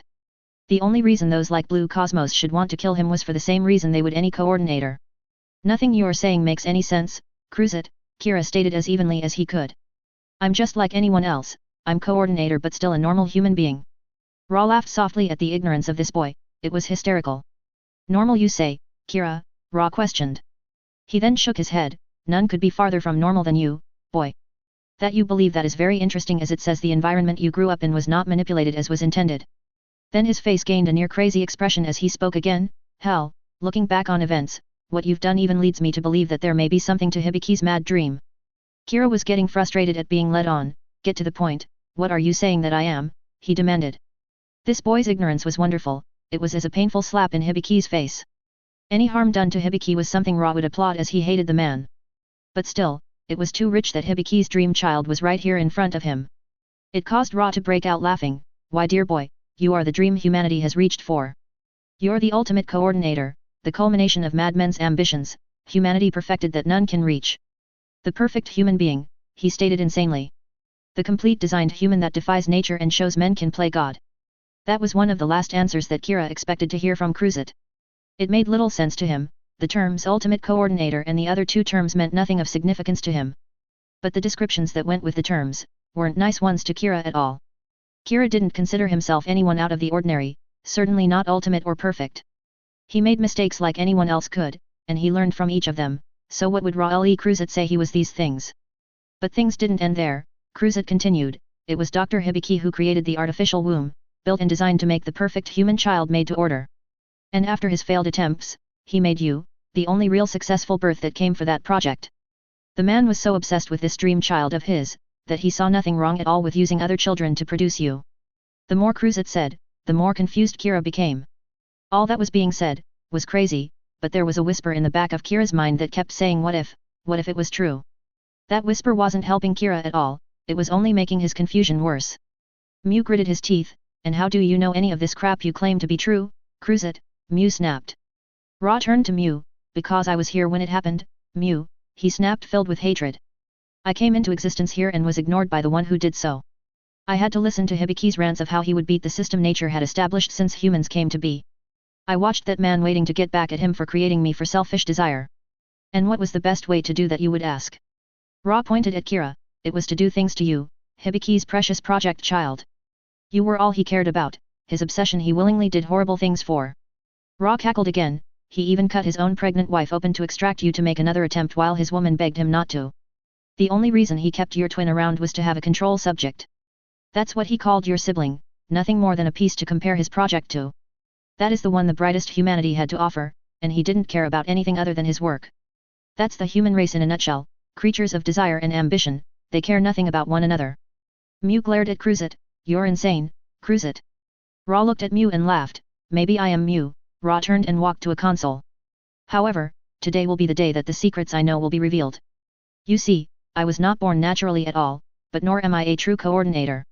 Oh, I was altered at an early in the embryonic stage as most coordinators are, but there's so much more to the story. And it all goes back to the first one.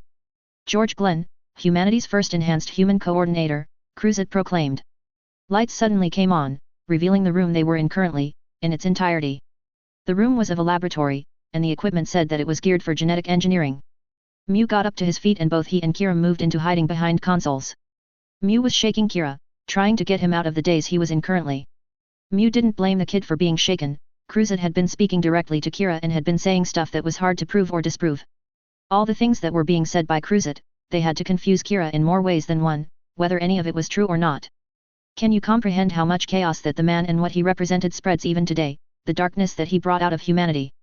What so many people began doing after what he revealed what he was, pose Cruzet in growing volume, the tone of growing insanity becoming clearer.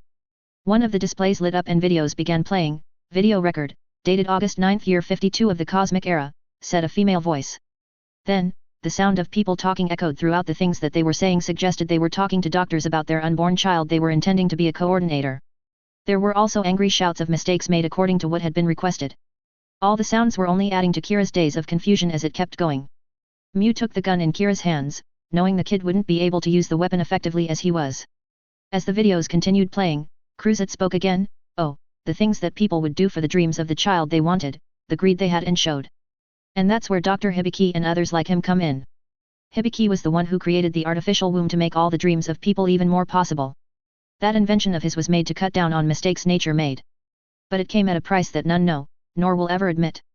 And in the end, what have people gained for obtaining their dreams? The world as it is now and all the horrors and violence that it includes, that's what has come from fulfilling dreams. The logic was sick and twist.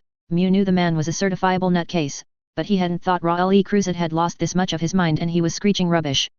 Such a man was dangerous in so many different ways, Mew prepared himself to pop up and shoot the man. Yet, Cruzet kept screeching, the twists and turns that came because of this obsession, could trump the progress made in earlier times with ease. Humanity is so amazing, isn't it? So much potential and so many things they can create yet, what do they use their potential for? To try and take what another has that they want no matter what it requires. Take me for that, I was created to fulfill an ambition, and it was all destroyed. The one who created me got his dues for the obsession when all in this colony died for it. And as my DNA donor burned for his insistence to leave a legacy in history. Humans even come up with ways to make others miserable and then kill them, that's what humans bring to one another. None can escape this fate, and yet still some foolishly try. The stupid human federation is probably the closest group to succeed so far, but they too will fail. This cycle will continue indefinitely until the human race brings about its end. Mew had more than enough by this point. The ravings of this mad masked man were ridiculous and need to come to a close. And what gives you the right to be a judge of any of us, Cruzit? Mew shouted. Cruzit laughed manically. I have every right, Mew. I'm the only one that can judge humanity as it is. I'm the product of humanity reaching for their amibitation. Mew popped up and shot off some rounds at Cruzit and moved to a different hiding spot. Mew did this to draw attention away from Kira, but Cruzit had a hanging piece of equipment fall and provide a smoke screen and a shield for him. Ra couldn't resist taunting Mew as he was the last direct piece from his life before he became Ra-Le Cruzit. Don't you remember, Mew? We met once before, long ago before we ever came into contact with one another on the battlefield, Cruzit claimed in less volume than he had been screeching in before. Then he started to laugh madly. Your father, Alda Flaga, was an arrogant fool, who believed he could cheat death. And I curse that I'm a clone of that man. He was the one who demanded Hibiki make me. I thought he could get me away from the fool whose obsession had blinded him. But Alda Flaga was not so different. He was obsessed just in being remembered in history. That was all he could think of. It is why he was so disappointed in you, since you wouldn't do what he did. But I got him back for trying use me by burning down his house with him inside. Ra snapped back. It was a fitting form of revenge. It would have been better if you were in there with him and his wife too, but then we wouldn't be here like this if that had been the case. The reminder of having to watch the place he had called home burn down infuriated Mew. Both his parents had been in the house that day. The plan was Mew would be there for dinner and announce his acceptance to the pilot academy. But when Mew had come to tell them, he'd found the house burning in a blaze. Mew had gotten along with his mother and things had been improving with his father. And he had to watch the house burn with them inside, unable to do anything to help them. Ra claiming he was the one who set the blaze angered him more than the things Mew had to see Cruzit had done recently. You expect me to believe that my dad had a clone made and that it's you? Like anyone would believe such a fairytale, Mew yelled, rage in his voice. Rest assured, Mew, I don't want to believe it any more than you do. It is that crazy, Ra bellowed back. However, it's a fact that can't be denied. The same horrible DNA that the fool had in himself, runs in me. Kira managed to shake himself out of the confused daze and refocused on the current situation. He looked around for something to work with as Mew had taken his gun and was a distance away from him now. Kira spotted a scalpel on the floor that could be thrown at the man that was shooting at them. So, Kira listened and waited for the opportunity to rush out, grab the tool and send it Cruzit's way. It is because of fools like Hibiki and Deflaga that humanity must come to an end. These foolish and insane ambitions will do the job anyways if given enough time, Cruzit shouted to the room at large. And in the end, the conceited fools floundering in the chaos and destruction will get exactly what they wished for. Kira sprinted out and grabbed the scalpel from the floor, but heard bullets coming in his direction as he went. There was a gunshot from behind Kira and the grunt from Cruzit said that Mew had hit the man. Kira twisted his body and took aim and threw the medical tool at Cruzit's face, and the blade caught the mask which came off Cruzit's face. Everything went silent just after the mask hit the floor. Mew and Kira stared at the full face of the man that had always had a mask on it. For Mew, it was as if he was staring at the face of his father when he was a child. It showed that his claim to being his father's clone was pretty much true, and it gave Mew a sick feeling. From Kira's perspective, it was strange. There was resemblance between the face and Mew's own, but they weren't the exact same. Ra knew the two were resisting the truth which the world had to face. So, Cruzit had an angry expression on his face. Do you seriously think that you can change the world from the direction it's going now? No one can change the war or stop it from bringing an end to humanity. Cruzit began cackling madly. Voices of reason go unheeded, and nothing changes. Fools like Ellen Blass think that a rousing speech can sway the minds and hearts of people. The whirlpool of hatred is spreading far and wide and can't be stopped by anyone. It can only be destroyed and everything else with it. That is humanity's destiny. After shouting that, Cruzit turned and ran off. Mew tried to pursue the man, but his injuries stopped him from doing so. Kira went to Mew and asked if he was okay. Mew was breathing hard. I'll be fine, Kira, Mew replied. Don't listen to anything that madman said, kid. He's insane and made it very plain right now. The two headed back through the facility to get back to their mobile suits to return to the Allies. Back in the interior of the colony, the four pilots were still talking with each other. Crystal was watching the three teens arguing over the Dirka's actions while he was on the Archangel. On the other hand, Nicole was quite shocked by the information that Dirka gave about his time since capture. What he said did explain some of the standing questions with the Legate ship and their pilots he had. If they were coordinators, then the radical improvement was easier to understand.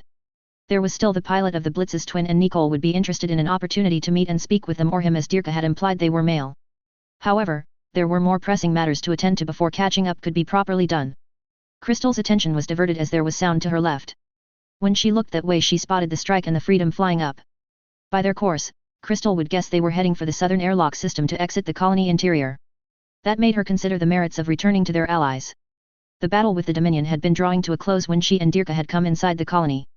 If the Dominion had retreated, it wouldn't likely be for long, just to repair and prepare to attack again. Right now, there was the 3 Gundams and the M1 Astrays to defend their allies. The enemy had 3 Gundams as well and they had proven to be problems. Crystal made her decision and headed for the Shadow, planning to head back to the outside. Dirka heard movement behind him and when he turned, he saw the old lady heading for the Shadow. It was a good idea to head back to the Archangel to Dirka. Even should they had pushed the Dominion back, Dirka felt that ship would be back. So, Dirka turned and started making his way to the buster.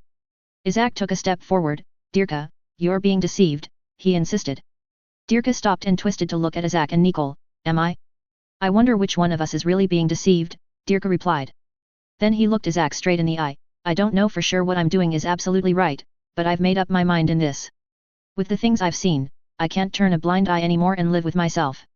I cannot agree that all natural types are inherently evil as it being claimed by those who give ZAFT orders. I've seen that they are not, so I can't just blame all naturals are responsible for the woes the plants face anymore. Nicole was doing some quick thinking as Dirka had been speaking. He agreed that what was being said by some that naturals were at fault for everything wrong wasn't right. Dirka had clearly learned a lot while he'd been away and Nicole would love to know what he'd seen. Going back to the ship would only continue the following orders blindly and that wasn't helping. While following Dirka had an unknown result, it gave a possibility to see what was going on. Thus, Nicole stepped forward, a thought and resolve set in his mind to see through learning truth. Then perhaps you could use some help, he asked. I'm willing to go with you. Dirka had been turning back to board the buster when he heard Nicole's offer and he stopped again. Nicole's offer was borderline betrayal to ZAFT depending on who was the judge for the point. Dirka knew what consequences he would most likely face when he returned to the plants and wasn't looking forward to them. But if Nicole helped him, he was put in the same boat as Dirka was in pretty much. Not to say that Dirka was against the help, and he appreciated Nicole offering to do so, but still. He was a friend, he didn't need to get into trouble like Dirka had done with his recent actions. Nicole, why would you? Dirka started to ask, but Nicole cut him off. We're friends. And I want to hear Athron's side of this story of what has happened before I judge whether he did right or wrong. Nicole gave a soft smile. Besides, we're going against the Alliance, so I see nothing wrong with that, do you? Dirka stared for a moment longer at Nicole due to his offer before he let out a laugh. Nicole was using his usual, simplistic logic that was not worth arguing with. No, I can't say I do, Dirka replied. He sighed. See, your normal logic can still confound the foolish and shut up us idiots, Nicole. Nicole smiled before he jogged back to the Blitz and boarded the suit. At the same time Dirka ascended the zipline to the buster's cockpit. Crystal had stopped at her zipline staring at the remaining teen. So convinced that your comrade is being deceived, she called. Then ask yourself who is the greater fool in this? The one that goes forward with their eyes open, the one that follows them, or the one who just does what they're told by others with their eyes shut? Crystal then used her zipline to get up to the Shadow's cockpit hatch and climbed inside. Isaac was left standing where he was, the other 3 boarding their machines. The Blitz, Buster, and Shadow lifted off the ground and turned in the direction of the southern airlock system. Isaac stood where he was, an internal battle with his sense of honor and duty versus his conscience and loyalty. On the one hand, Dirka had come in with an enemy mobile suit, so therefore, that would mean he would be a traitor and enemy. However, the way Dirka had told it, he hadn't done anything technically wrong yet and Isaac couldn't deny that. The whole situation was confusing and it frustrated Isaac a great deal. In the end, he went for the duel. If anything helped him vent his frustration, then fighting Omni's forces certainly did it for him. And by the sound of it, if he followed the rest, then he would get to do just that. Once in the duel, Isaac lifted off and shot off after the others and shortly caught up with them. Nicole smiled when he spotted the duel falling in with them. Decided to join us then, Isaac? He asked.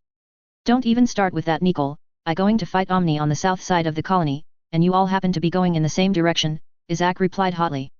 Dirka smiled and held in the snicker that he felt. Hearing Isaac blatantly deny why he was doing what he was just so that he didn't have to tell the truth was still funny. As the 4 made it halfway to the airlock tunnel, the Strike and the Freedom flew in from below and got slightly ahead of their group, heading for the dock too. Meanwhile, the retreat of the Dominion from battle hadn't been pleasant, but having to run from a fight is never easy to do. However, the Dominion and all on board were alive because of the decision to pull back. Overall, the damage to the Dominion was not all that bad if one just went by physical damage. If that was all there was to deal with, Natarl would have been grateful, but that wasn't the case.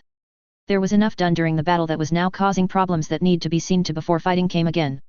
Neytarl had left the damage report and the responses to them to her second-in-command. She went to her quarters, the one place she was finding she could have peace and could be away from Murida Azrael. The previous battle hadn't been anything like Neytarl had thought her first battle would be. But there had been a number of valuable lessons taken away from it. First, she hadn't expected that she would be ordered to fight the vessel her first assignment was with. And if she could have spoken more with Mururamius, she was fairly confident that she could have convinced her to stand down. That hope had been dashed with Director Azrael cutting over before she could and essentially pushing for battle. Then, there had been the appearance of Tyler McGregor, and he brought issues all of his own to the table that she hadn't imagined thought of at all. Things had just changed so much from information that had been supplied to her before arriving on site that the situation had just gone careening downhill quickly. In fact, there were three standing problems as Neytarl saw it: the ships, the mobile suits and their pilots, then Tyler McGregor himself. For ships, the information she had received was the Archangel was considered rogue and was to be hunted down. There had been nothing about there being two other ships. There was little on records about the Orb vessel. One had been seen visually by Omni forces a couple time and was considered to be from the Orb Union, but that was all. The other ship there was nothing at all on. It was the first time anything like it had been encountered. It was just assumed that ZAFT was responsible for its construction and had come from the plants. Both of those ships had made things more difficult to handle the Archangel.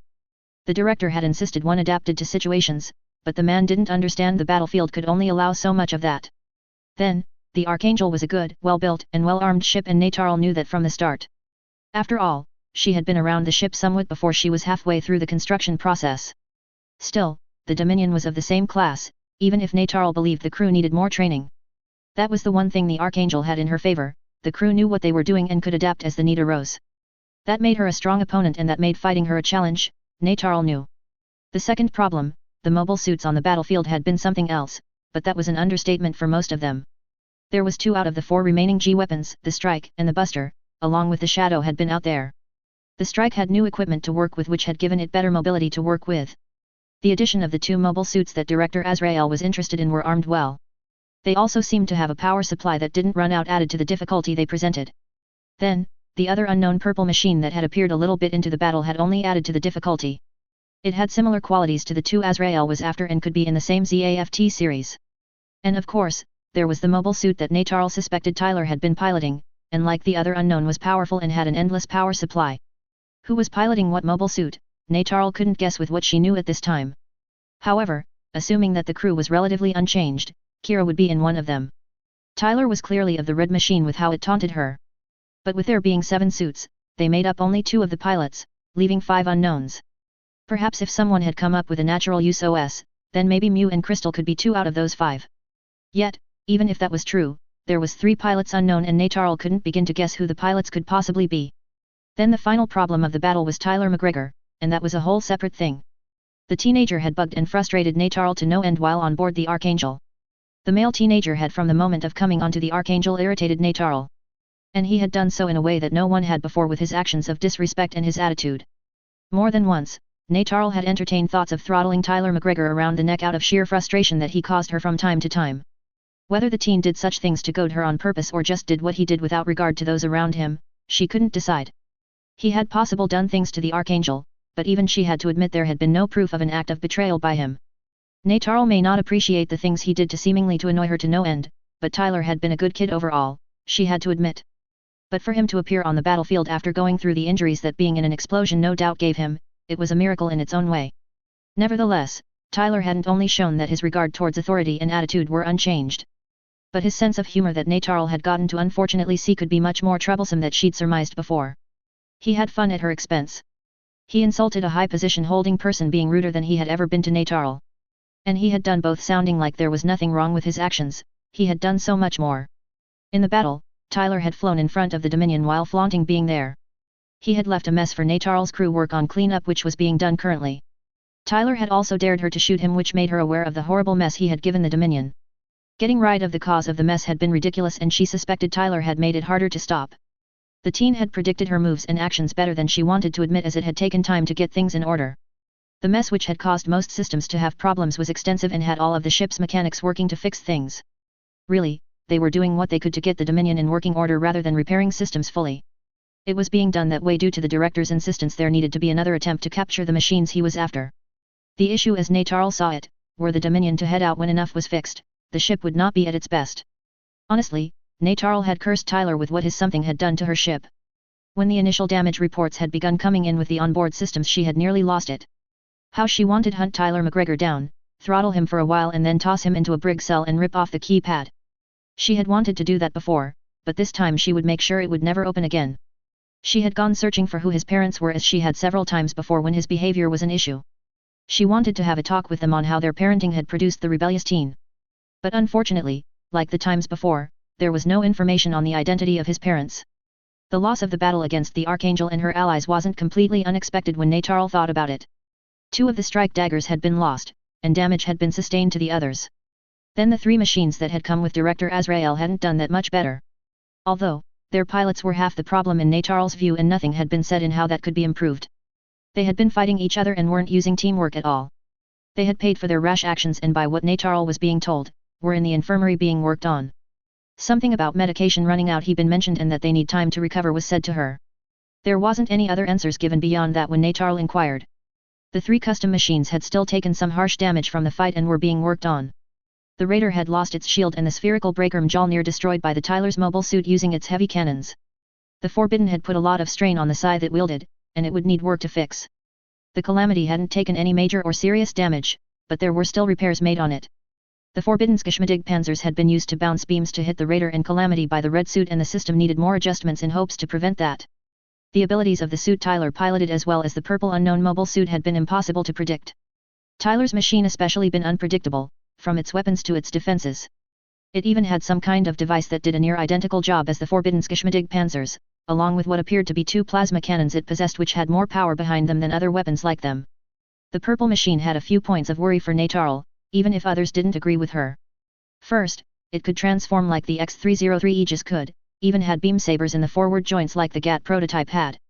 The other real problem with the suit, by what she viewed, its body parts could change, exposing hidden weaponry. So, who knows what arsenal that suit had to work with when it came to combat. Nevertheless, none of the clear facts she iterated made any difference. She might as well not had said anything at all or just talked to a wall. No, all she'd had to listen to was Director Azrael saying how disappointing it was to have lost the battle. Never mind, they had been clearly outgunned, outmatched and outdone, in a way that even a rookie could see. Apparently none of that mattered.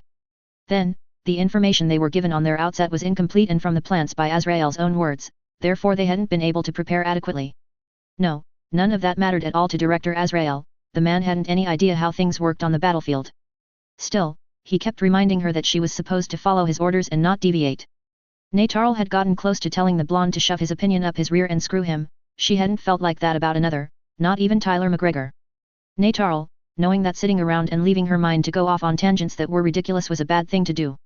She headed back to the bridge to see what she could do there to get things moving. Her ongoing conundrum didn't go away for element of it were on the bridge, namely Director Azrael. She ignored the man as she sat down in her chair. "What's our status?" she asked. "Major necessary repairs are mostly done on both for the ship and the mobile suits," reported the vice captain. "Though the suits would do better with more adjusting. Then the ship's onboard systems are okay and things will work enough for the moment. But we would need hours more to potentially get things in full working order. Whatever did the damage did more than we estimated originally." The news wasn't what Natarl wanted, but it was about what she expected with the time they'd had. The Dominion should head back to Lunar HQ to get work done before battle again, but that wouldn't happen. If that wasn't bad enough, the sensor operator speaking up made things worse. "There's still the 3 Nazca-class vessels at a distance of 122, Captain, they haven't changed their position.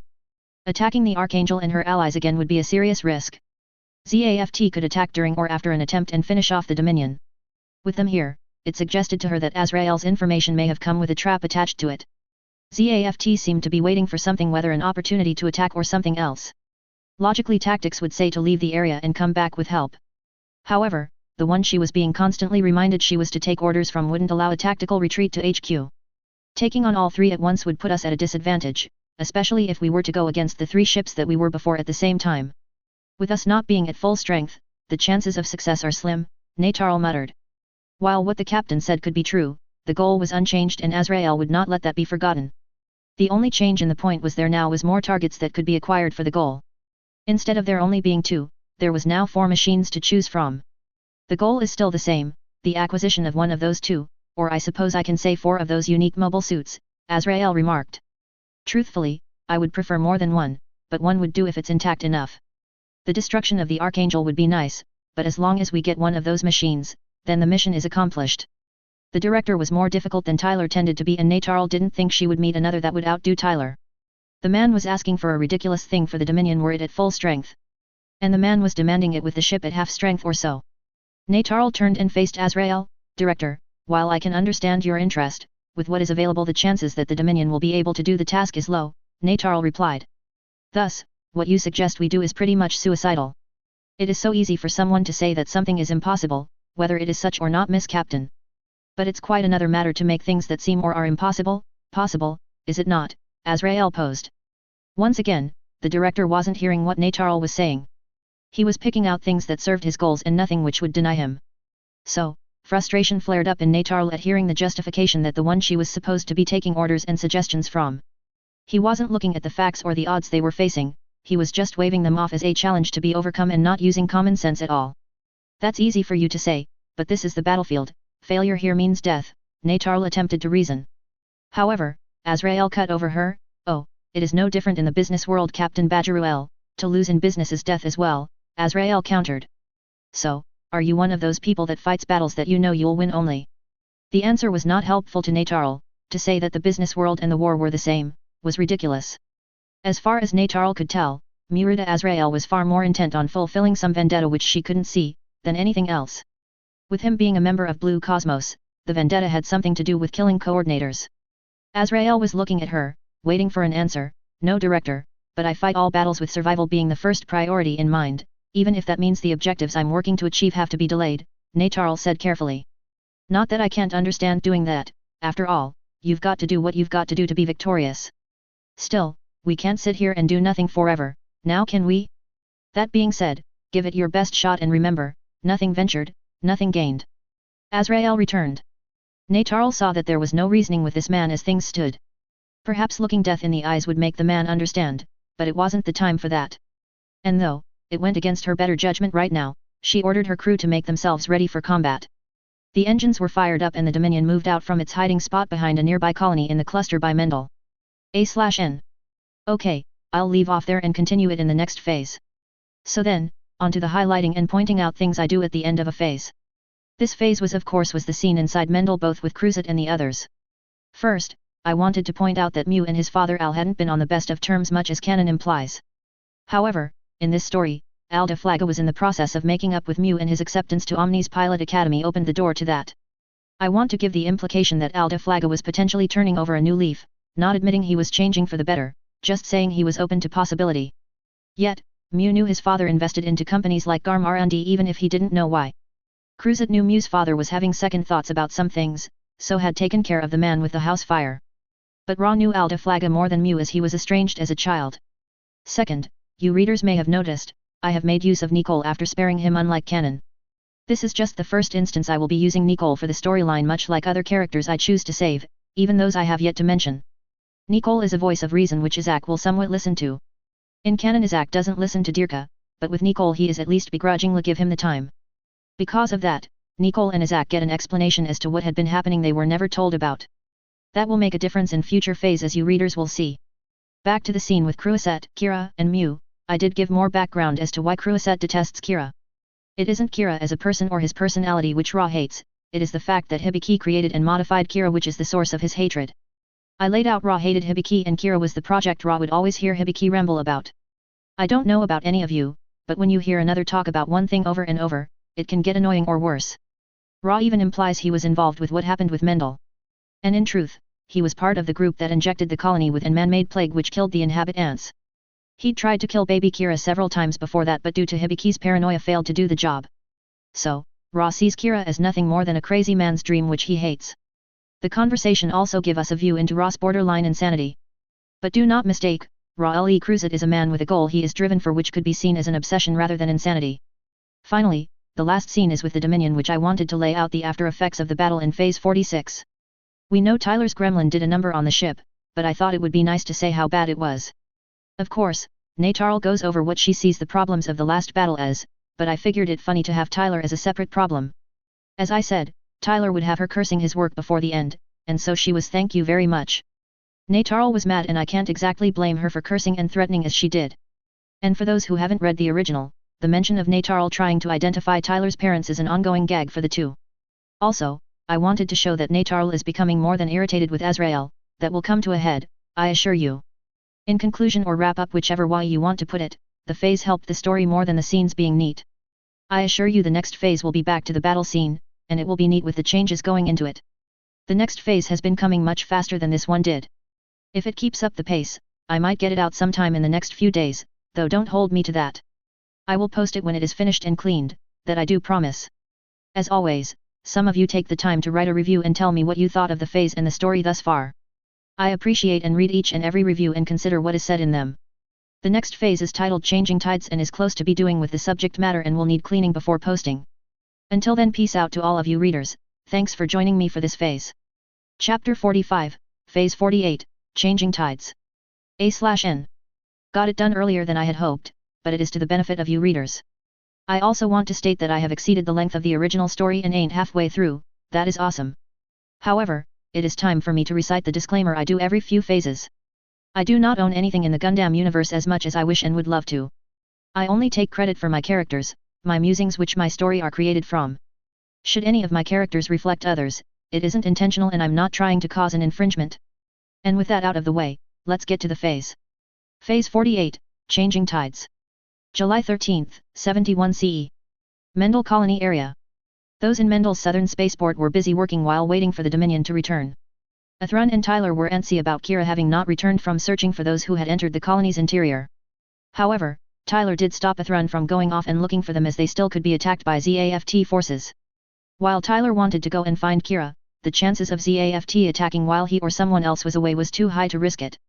And where Tyler was confident the Dominion wouldn't be around for another hour or two, they were still a looming concern. There had been an attempt made by Tyler and Erica Simmons to restore the colony's comm exchange system. Tyler had tried himself but couldn't get it running, saying it couldn't be done with the system in the condition it was. Kagalai had pleaded with Miss Simmons to try, but the woman had as much success as Tyler with the system. Thus, there was no effective way to communicate with those inside the colony and see if they were all right. It was close to half an hour when the airlock system to the colony's interior activated, giving those in the spaceport hope those who had gone it was coming out. Tyler had taken the Aurora to meet whoever was using the airlock system, just in case it was ZAFT forces. 3 Astrays quickly launched and took up defensive postures behind the Aurora. When the port side airlock opened, the Freedom and the Strike came out, the Freedom assisting the Strike in moving forward. Tyler was glad to see Kira and Mew were alive, but for Kira to be helping Mew didn't bode well. Kira then said Mew had been injured, though not much more than that. Tyler directed one of the Astrays to help escort the Strike to the Archangel so Mew could get the help he needed. The Aurora stayed with the other Astrays to see if any others would come through the airlock system. A minute or so later, the port airlock cycled and opened, revealing the Shadow and Buster. Yet, what surprised Tyler and those with him was they weren't alone, as there were 2 others. The Blitz and the Duel accompanied them, and from what Tyler could see, they weren't acting as enemies at the moment. For the 2 other G project units to pop up was unusual, more so as they had been working with ZAFT. Why these 2 were with the Shadow and the Buster, Tyler couldn't say. He inquired about the 2 and if they were here to help or hinder. Dirka firmly stated that the Blitz and the Buster were with them to offer them help against the Dominion. To be frank, Tyler knew those in the dock weren't in the position to be very picky about where help could come from. So, Tyler accepted Dirka's answer and told the Astray pilots back to the Kusanagi, and he returned to the Eternal. The 4 moved through the spaceport and landed on the Archangel. Maru, worried about Mew being injured, had to be on the bridge to direct things. She was surprised to see the Blitz and the Duel with 2 of their own mobile suit. However, she said they were to be allowed on the ship. Maru told Murdoch that Crystal could determine whether the 2 new machines should be resupplied. Down in the hangar, Murdoch didn't feel comfortable seeing the Blitz and the Duel coming into his hangar. The 2 had been the ship's enemies for so long that it was hard to see them as potential allies. But the captain had said to let Commander McAllister make the call whether to help the new machines and their pilots, so it would be up to her. The 4 suits were directed to docks while work was being done separating the Strike from the Zero armor. Once the Shadow was in its dock, Crystal came out and made her way to the hangar deck. Murdoch quickly informed her that Muru had given her the responsibility to say what was to be done with the Blitz and the Duel. Crystal glanced back at the 3 teens coming out of the machines they had originally stolen at Heliopolis. All 3 had caused the ship a great deal of trouble over the months of the current year. Yet, Dirka had helped the Archangel from Orb onward, so he had proven he could be trusted enough. And Dirka had vouched for at least one definitively, which Crystal was okay with.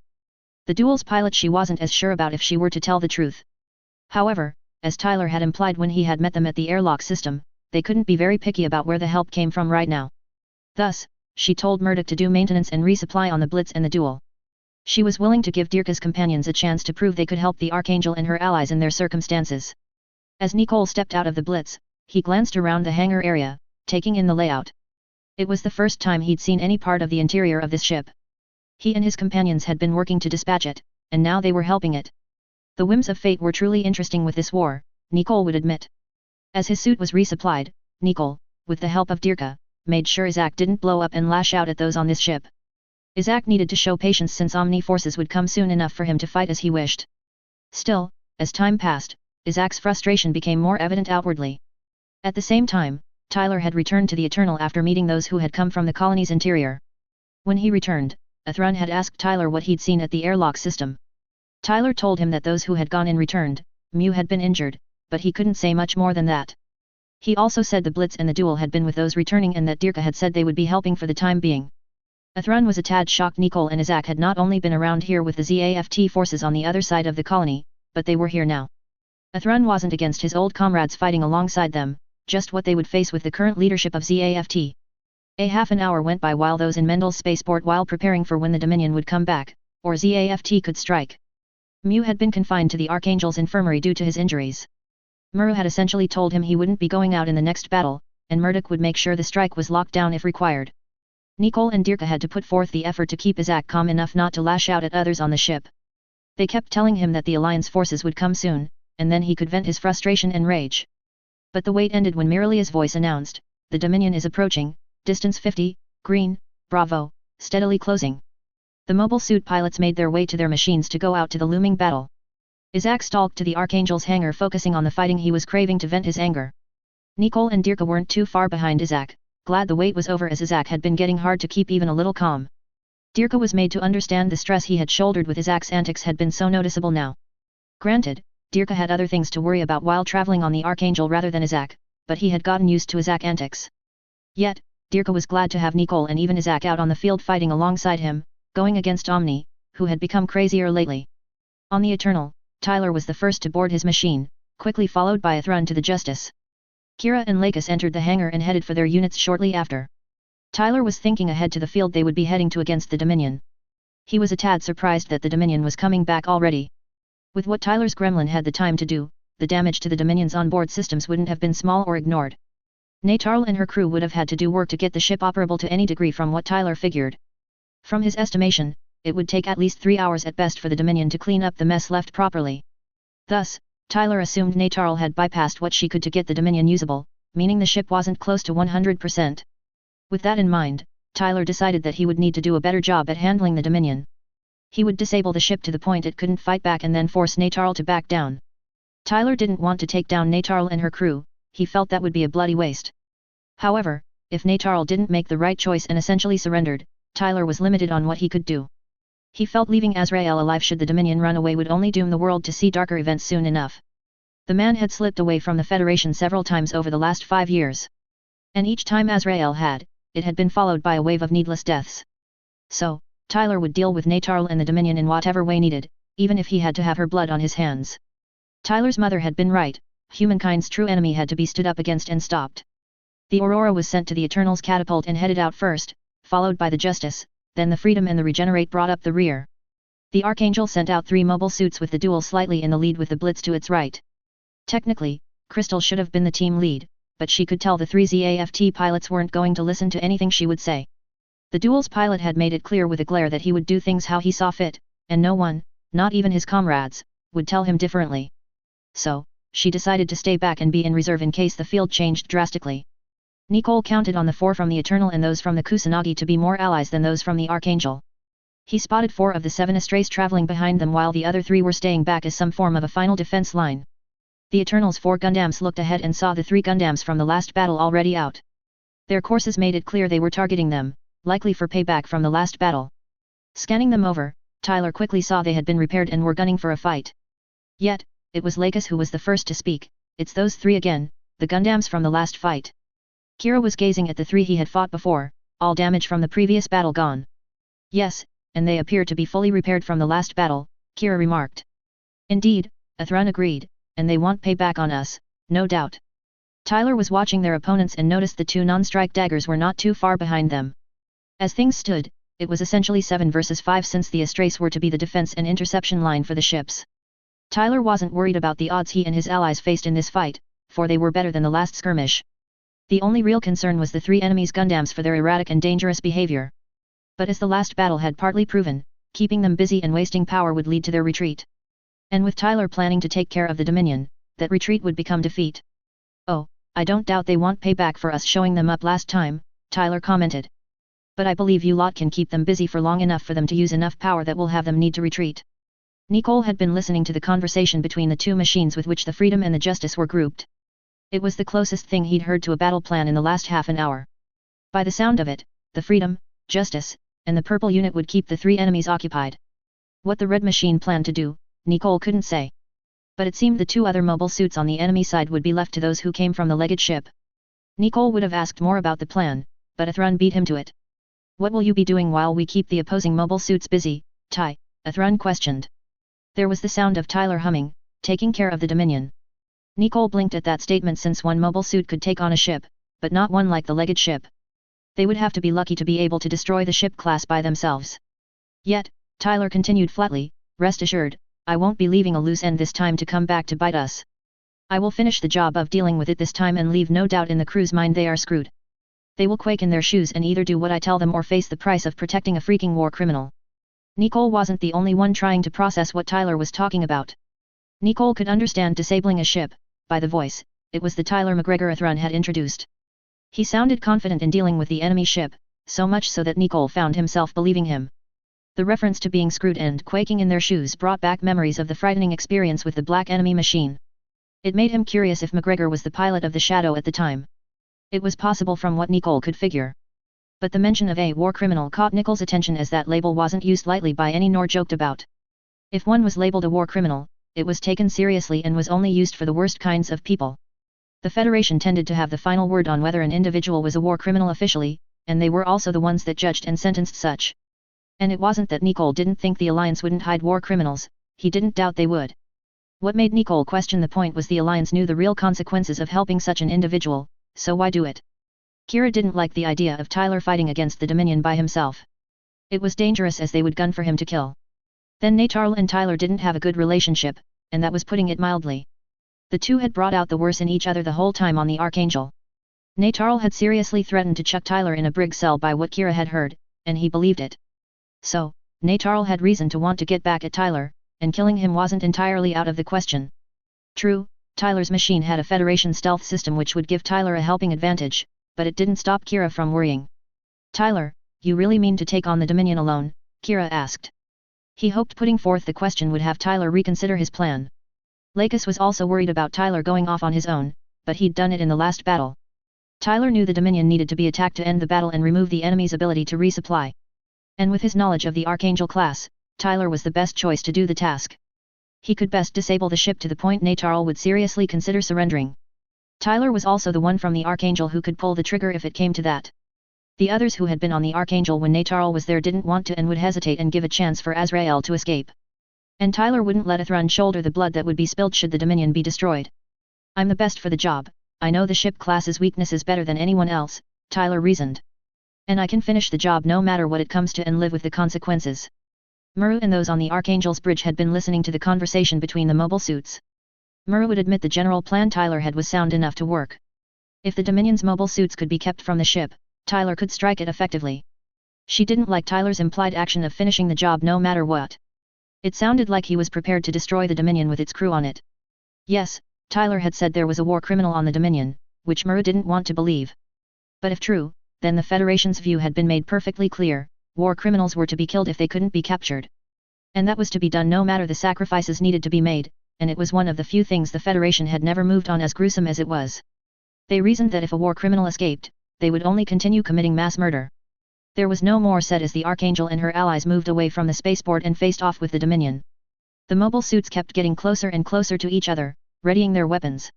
Tyler fell back slightly, letting the Freedom, Justice, and Regenerate get ahead of him. He planned to use the clash to vanish from sight and make his way unseen to his target. Tyler did give one last message to the three ships he was helping: Archangel, Kusanagi, and Eternal, don't hold back, and don't worry about possibly hitting me. Tyler took a deep breath. Just worry about not getting hit and the other mobile suits, leave dealing with the Dominion to me. Shoot at it as you like, but it will not close the distance this time, I'll make sure of that. Muru didn't like what Tyler said, for he was pretty much saying to disregard his safety. It almost sounded like he was going knowing he would be fighting to preserve his life and would kill to do it. Tyler, we can't do that, she began, but Tyler cut over her. You will do it if you want there to be any chance of our group getting out of this alive. Natarl will be shooting to take you down, those are her orders. And you know she is military-oriented, she will follow her orders even when she shouldn't. Andrew knew what McGregor was saying was true, they couldn't afford to be nice in this battle. Doing that in the last battle had trapped the Kusanagi and put it at risk of being destroyed. Understood, Andrew stated, cutting over Muru and Kagalai, who were about to protest, then we can only wish you the best of luck in your endeavors. That was the last thing said before the 6 Gundams clashed, and the Aurora vanished from sight and all forms of detection. Nicole caught a moment's glimpse of the Aurora vanishing and was impressed. It appeared more fluid than the Mirage colloid had ever been for him. It looked like rippling water with a fading image.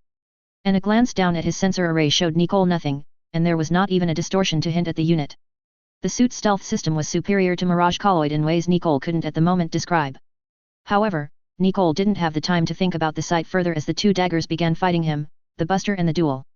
Natarl was looking out on the field as the Eternal released a swarm of missiles at the Dominion.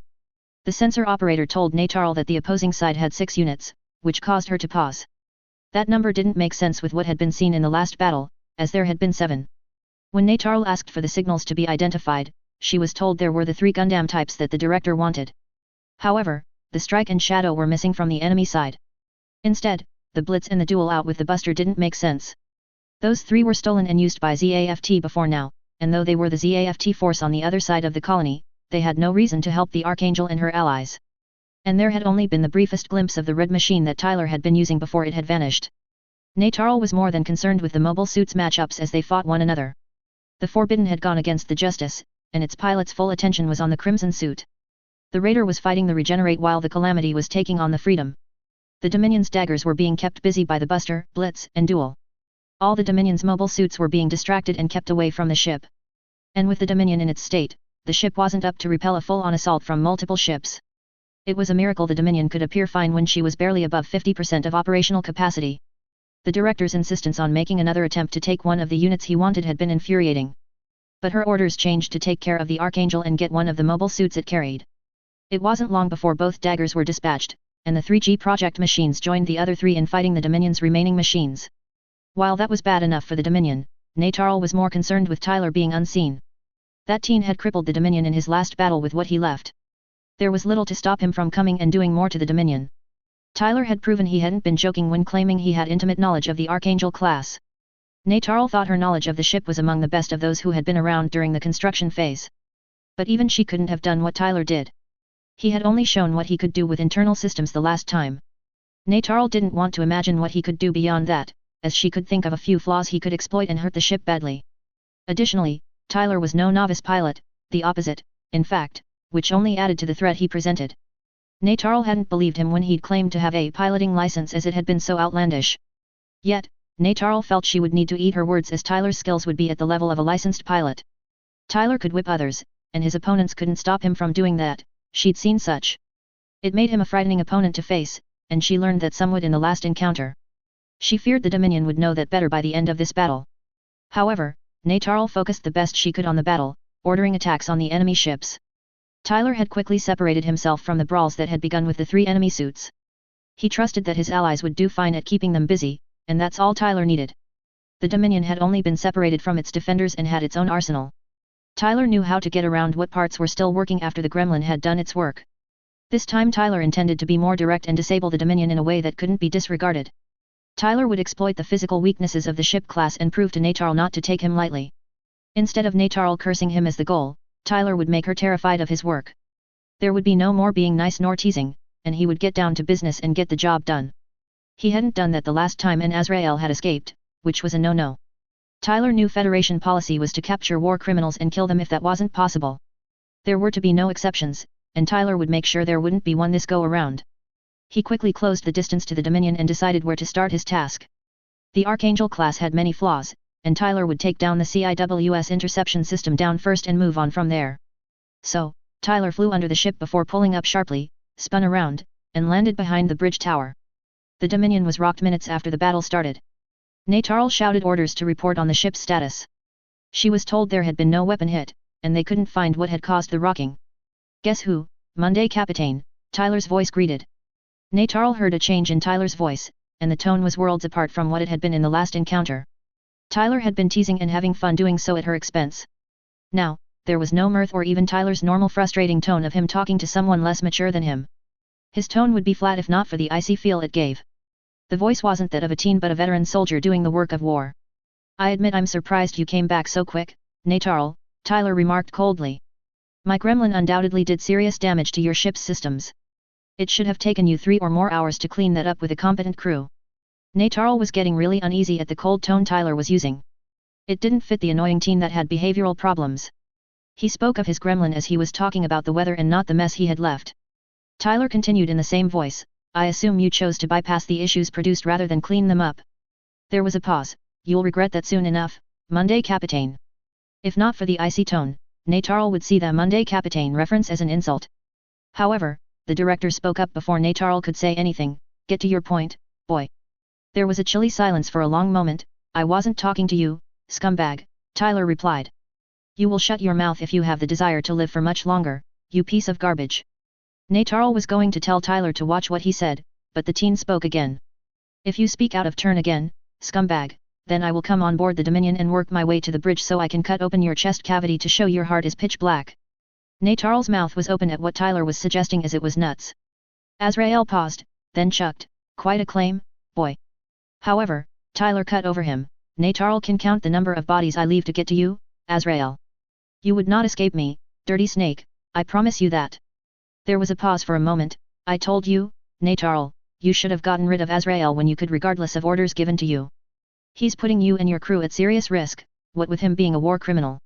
He probably didn't tell you anything about him being one, I would bet, Monday Capitaine. Natarl was taken aback at Tyler saying that Director Azrael was a war criminal. That label wasn't joked about, for it was a serious claim. And Natarl doubted Tyler would kid around with it with him being a Federation soldier. Tyler kept going, but let's get to business instead of wasting attention on the criminal scumbag. I admit I left things to chance in our last encounter with my gremlin. It is a loose end I don't intend to be repeated this time. Natarl's unease rapidly morphed into real fear of what Tyler was talking about. His knowledge of the Archangel class had proven dangerous already, what more could he do? But she swallowed and plucked up the courage she could. You admit you failed the last time, and you will again, she stated evenly. So, give up whatever game you try to play, it won't work. You can't scare my crew or me into begging for mercy. The sound of Tyler humming came, my Monday Capitaine, Tyler mused coldly. You apparently didn't learn daring me is not a good idea.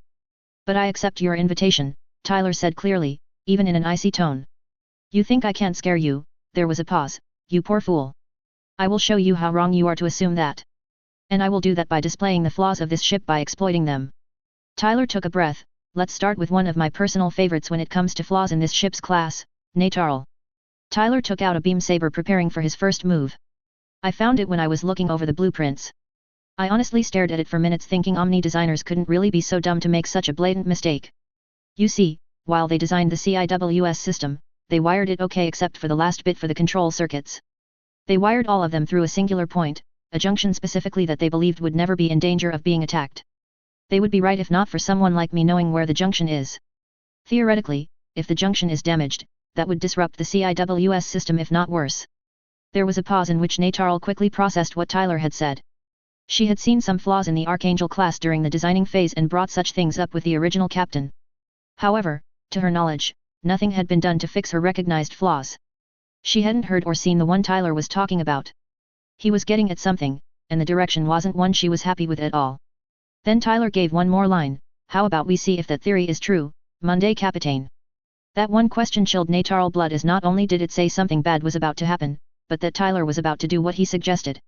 He was about to potentially cripple the CIWS interception system or, worse, take it down. Should the Dominion lose that, things would become much direr in this battle. Natarl's face became pale. Tyler, wait, don't, she called. Tyler wasn't going to listen to Natarl anymore, instead getting down to disabling the Dominion. He activated his beam saber and stabbed it into the junction he'd been referring to in his iteration. The effect was immediate. The junction exploded, ripping the control circuitry for the Dominion CIWS system. It set off a chain reaction as the commands to the Eagle Stallions never reached the guns. This started a cascade of shutdowns gun by gun, and it didn't take long for the whole network. The dull thud and shaking had not given Natarl any comfort, and it didn't bode well in her mind at all. The alarms going off told her things were going terribly wrong, and she felt it was only the beginning. "Captain," called the one at the electronic warfare station, "CIWS system is going haywire. The Eagle Stallions aren't taking commands and are shutting down one by one."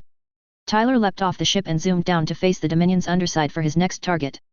Tyler pointed his beam rifle and fired upon the Dominion's gyroscopic stabilizer, which was a part of the ship's helm system. It did the task of keeping the ship oriented without the point of having to do it actively themselves. The flaw with the Archangel-class's stabilizer was its destruction also interfered with the rudder controls. From there, Tyler moved to the Dominion's left wing and sliced it as he passed, damaging 2 wing engines and further affecting the ship's movement. Natarl was racking her brain on how she could get around what Tyler had done and was doing. His action had taken down the Dominion's interception system, making her almost defenseless. She still had the weapons to work with, but they didn't do well for interception. However, Natarl was ripped from her thoughts as a klaxon began sounding over the bridge speakers. That sound caused Natarl to go pale, as the klaxon would only start going off when there were critical systems or equipment seriously damaged or shutting down. Her eyes were drawn to the ship's helmsman as he was clearly gripping his controls hard and fighting it. "Helm, status," Natarl stated, not exactly wanting the answer. The Dominion's pilot was fighting his controls, and the co-pilot was quickly doing the same. The gyro stabilizer was not working, so the ship's orientation was fighting the helm controls to change. The starboard wing engines were sluggish, which was making the helm unresponsive. "The helm is fighting us, Captain," the pilot replied with effort, "she's fighting us hard. The Dominion's orientation won't stay normal for much longer." Tyler sliced into the Dominion's right wing and dispatched all 4 wing engines, further complicating the ship's helm control. And as Tyler was swinging around the ship's rear, he could see the Dominion bow tipping downward. Tyler wasn't going to stop at the Dominion just not being level. He was going to disable the ship to the point it would barely limp along. So, Tyler continued by aiming at the left rear engine and fired his beam rifle. The bolt hit the engine and caused it to go through an emergency shutdown. Tyler did the same to the opposite side, resulting in the shot engine shutdown. Back on the bridge, the ship shook 3 times after the pilot said the helm was fighting him. The co-pilot grunted and looked down at his console. "Captain," the co-pilot called, "right-wing engines are dead. And we just lost engines 2 and 5, they have shut down and won't come back up." Natarl was starting to feel real fear as she realized Tyler was crippling the Dominion one piece at a time. He had clearly started with components the helm used and was admittedly doing an amazing job at making the Dominion unable to control its movements. And without the CIWS system, there was no way to stop him from what he was doing. The Dominion continued to tilt forward, heading toward vertical as Tyler moved to disarm the ship. He zoomed to the starboard missile tube and carved one open to find a missile inside. Tyler took a moment to jab the lock mechanism carefully, then grabbed the missile and pulled it out of the tube. He carried the sledgehammer missile with him as he moved a distance away from the ship. Tyler knew the sledgehammer missiles had a flaw that the makers denied existed. If one tapped the missile in the right spot hard enough, the charge would arm, and the thruster would activate without any other stimulus. And unfortunately for Natarl, Tyler knew the trick with the sledgehammer missile and would use it. So, when Tyler got far enough away, he aimed the missile so that it would slam into the starboard Valiant cannon. Then, Tyler tapped the sledgehammer smartly, and seconds later, the missile's thruster lit up, and it zoomed away toward its target. Natarl told the pilot and co-pilot to switch the system over to manual. In manual, they could use what thrusters they had to stop the Dominion from further tilting downward even if they were still not facing the enemy force. However, then the alarm for an incoming attack began going off. Down from the CIC came, "Captain, incoming missile from starboard. It's one of our sledgehammers, impact in 15. Natarl's gaze snapped to her left and spotted the missile zooming toward them. She couldn't begin to guess how Tyler had extracted one of the Dominion's missiles from its tube. That he'd managed to get it to arm and fly outside the tube was ridiculous, yet Tyler had done just that. With the CIWS being gone and the helm not responding enough to orient the ship, so the missile could miss, the Dominion was a sitting duck.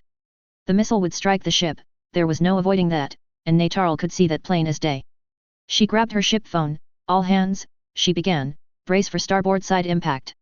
The Dominion shook violently when the sledgehammer slammed into the ship, and its charge detonated. A moment later, Mark reported to Natarl that Valiant 2 had been destroyed. The sledgehammer had thrown shrapnel which had torn up the area around the Valiant's mounting. Mark also said the maintenance crew was stating fires had also broken out around there. It appeared to Natarl that Tyler had moved from targeting equipment which worked with the helm to weapon systems. Tyler had already gotten the Dominion's movements to be almost non-existent. With how quick he did that, she doubted it would be much different with offensive options. The fear she'd felt as the Dominion had been dead in the water had been growing rapidly. Tyler rushed over the Dominion, seeing smoke pouring out of where the Valiant cannon had been, and the wreckage remained. He did get a brief view of the damage the missile had done. The sledgehammer had blown the cannon mount to pieces and had torn holes and gashes in the surrounding area it had struck. Tyler moved on to the other Valiant cannon, but instead of doing something impossible to miss, he took a more subtle approach. He ripped out some wires and cables but not enough to be noticed. Then, Tyler shoved a piece of wreckage he'd grabbed along the way into the space between the Valiant's firing chamber and barrel. That would cause the cannon to blow up should it try to fire a round. Tyler moved on to surge upward and sliced off the Dominion's port sensor array. Natarl gripped her chair as the Dominion trembled, and she heard the port sensor array had been cut off. She cursed that her ship was at the mercy of a teenager attacking it at his leisure. Natarl was still feeling the fear slowly becoming terror, but she was mad that Tyler was crippling her ship and could only watch it happen. She had to eat and swallow her remarks she'd made about Tyler having no discipline or focus. He showed he could do a task he put his mind to and do beyond most expectations. Natarl heard another calling. Gottfried too had just incurred damage which brought her out of her thoughts. She gazed forward, seeing energy arcs jumping around the turret's mounting structure. However, her eyes widened as the Gottfried turret was ripped out of the little remaining mounting. The turret then spun or was really swung in an arc to sail, crashing into the other Gottfried doing serious damage and taking the turret out of commission. The next thing she saw, there was a rippling in front of the forward viewing port of the bridge and the red mobile suit from before appeared. It then brought up its beam rifle and pointed directly at the Dominion's navigation bridge. Seeing the beam rifle aimed at them froze all on the bridge. Even Azrael stiffened at seeing a weapon pointed in his direction. Tyler kept his beam rifle aimed at the Dominion's bridge. He had crippled the ship, and it was barely limping as it was. Natarl had no recourse to get around the damage Tyler had done since she had already bypassed the internal systems in order to make another attack quicker rather than be prepared. The only option she had was to surrender, and Tyler would offer that if she were to hand over Azrael. Should she agree to hand over Azrael, Tyler would let the Dominion go wherever it wanted. This would be checkmate, Monday Capitaine, Tyler stated coldly. Your ship is crippled and left to my mercy. Your insistence for making another attempt quickly has cost you any chance you had. Natarl couldn't deny what Tyler was saying. He had disabled the Dominion better than any tactical plan she could have devised. He had called her out. Her bypassing systems rather than repairing them had cost the Dominion everything. Yes, it had been Director Azrael who had insisted they just get things working enough to attack again. He had stated the mobile suits would do most of the work of capturing their targets and destroying the Archangel. Natarl was sure the way Azrael iterated things wouldn't be how it played out, yet she'd not countered him as she should have. So, let's get down to the real goal of this, Tyler continued. You are to give your surrender to me, Monday Capitaine, or else. Should you accept the offer, I'll leave the Dominion alone so you and your crew can depart, Natarl. The Dominion can limp back to Omnis Ptolemais for the overhaul it will need. I'll even tell the Archangel and its allies to hold their fire and leave you alone. There would be one tiny condition attached to the offer, but I assure you it is a minor thing which should be easy for you. Natarl processed what Tyler was saying, or rather offering for her, the ship, and her crew. Surrender was a humiliating choice to make for any soldier, and Natarl had never considered it. But now, she was in a position if she didn't take the option, she and her crew would more likely die. Tyler was giving a choice for her to surrender and be able to leave the battlefield when he could destroy the ship, and tactically it would be sound to do so. It made her wonder why and what the condition he'd mentioned was. She swallowed. And what is your condition for surrender that you would show the mercy you imply? There was a pause before Tyler spoke. You hand Murida Azrael over to me, he stated flatly. You agree to give him to me, then your ship and the rest on it can leave without further issue for yourselves. Natarl blinked and glanced at the director for a moment before turning back to face the red mobile suit. It made no sense to her why Tyler would want the director handed to him. Tyler had made it clear he didn't want much, if anything, to do with the alliance and those who made it up. Why would you want him? Natarl couldn't help but ask. Tyler gripped his controls hard at the question as he had already said the main reason he wanted Azrael. The man was a war criminal, and those weren't to be left alone to their own devices as they would spread death and destruction. But apparently, Natarl hadn't listened when Tyler called Azrael what he was. Your director is a damn wanted freaking war criminal, Tyler stated with a faint growl. One that has slipped away before now. He has snaked away from facing the truth, and it's time he faced justice for his crimes. It shouldn't matter to you, Natarl, his fate is of no concern other than handing him over. With that in mind, Natarl, either you hand him over to me, or else you will share his fate of death. Tyler was talking about the director as dark as Natarl had ever heard Tyler speak. And that his condition was to give him Director Azrael made it hard for her as he was the Dominion's VIP. He was in the Alliance leadership, to hand him over would be an act of betrayal. Orders and loyalty wouldn't allow it, more so when Tyler stated he was ready to kill him. Tyler, I can't, she began, but Tyler cut over her. Think very carefully about what you are setting yourself up for, Monday Capitaine. Should you refuse to hand over Azrael, I will destroy the Dominion with all currently on board her, which I guarantee. Azrael wouldn't hesitate to toss your ship and those on it away if it benefited his aims and goals. So, consider carefully, is the life of such a scumbag more valuable than your crew's and your own, Natarl? Give him over, and you and your crew live, that's how this will work. I couldn't care less if you admit to Omni that you surrendered or give them some false story to avoid doing so. But you will hand over that war criminal, or I will kill him along with all on your ship, Monday Capitaine. There will be no negotiations about this, those are your only choices in this. Tyler shook his rifle to emphasize the point. Now you got 90 seconds to make your choice, Natarl. If you don't answer in that time frame, I will take it you choose the latter rather than the former. I will then continue to destroy the Dominion, and that will be the end of it, he stated with finality. Your 90 seconds starts now, Monday Capitaine. Natarl was left in a conundrum she'd never imagined she would face in her lifetime. Enlisting in Omni came with the understanding death was a real possibility for her. Natarl's father had been killed in the line of duty, so she knew it could happen to her. However, Natarl hadn't thought she would face a choice of life and death so soon in this war. Yet, Tyler had given her an ultimatum that could cost her not just her life but those of her crew as well. She technically didn't owe anything to Director Azrael, though he was an alliance leader. And if he was a war criminal, as Tyler claimed, then why would the alliance protect him? The alliance knew that war criminals were hunted down and dealt with just as much as anyone else. Were she to hand over Azrael, she would save her crew and ship from destruction, and any captain would appreciate that effort. Yet, the alliance leadership and the members who made it up were the ones that gave Omni the task and goals it worked for. So the leadership should be protected from harm and attacks from the other two factions. But the definition for a war criminal had been set before the alliance and so stood and had been accepted even if begrudgingly. From what Natarl understood, those labeled as war criminals tended to be captured or simply disappeared. So, if Natarl managed to have the Dominion escape with Azrael today, there was nothing to say Azrael wouldn't be captured later. Thus, was there really an honest reason to put Azrael's life ahead of the rest of the Dominion? In the end, Natarl had to make the choice she could live with. So, she swallowed hard and took a deep breath, and was about to give her answer to Tyler, but she never got to it. The sensor operator said they had detected Allied ships coming into range. They said a moment later, the collection of vessels was the Third Orbital Fleet. Those on the Dominion's bridge weren't the only ones to notice the ships coming into range. Tyler saw them on his sensor screen and cursed at the timing of them showing up. It was about the same size as the orbital fleet Tyler had helped exterminate before heading off to the plants. Their arrival would complicate things for Tyler. It forced him to choose between taking down Azrael or helping his friends/allies not get overwhelmed. The ships he was allied with were already turning to face the oncoming Omni vessels. Tyler sighed after a moment, then focused on what he chose to do. Make no mistake, Monday Capitaine, Tyler stated, you got incredibly lucky temporarily. When our paths cross again, if the scumbag is still on the Dominion, I will finish the job, and I won't give you the offer you got today. A shiver ran down Natarl's spine at Tyler, saying he would finish the job should they encounter each other again. She doubted anything she told the top brass would get the director assigned to another ship. Only slight relief was felt when the Aurora began backing away from the Dominion's bridge. Tyler had other ideas however. He aimed his rifle and shot a bolt through the Dominion's Lohengrin in the starboard leg. He then did the same on the port leg, putting both blaster cannons down for the count. The Dominion had only one Valiant cannon left, which was operational, and some of its missile tubes. Natarl watched as the red mobile suit transformed into a fighter craft and zoomed off to where the mobile suits were clashing. Tyler was racing back to his allies, who were still fighting the 3 enemy Gundams. The issue was the Alliance's orbital fleet was deploying their mobile suits on the battlefield. And worse, Tyler spotted the 3 Gundams who had been in the Battle of the Republic among the Omni forces. The Blitz, Buster, and Duel were turning to face the coming Omni suits while the others were still fighting the original 3 enemy Gundams. The odds were quickly about to turn against the defenders, and Tyler knew it wouldn't get better unless another change occurred. Odds were shifting from 7 versus 5 to now around 10 enemy machines to 1 defender.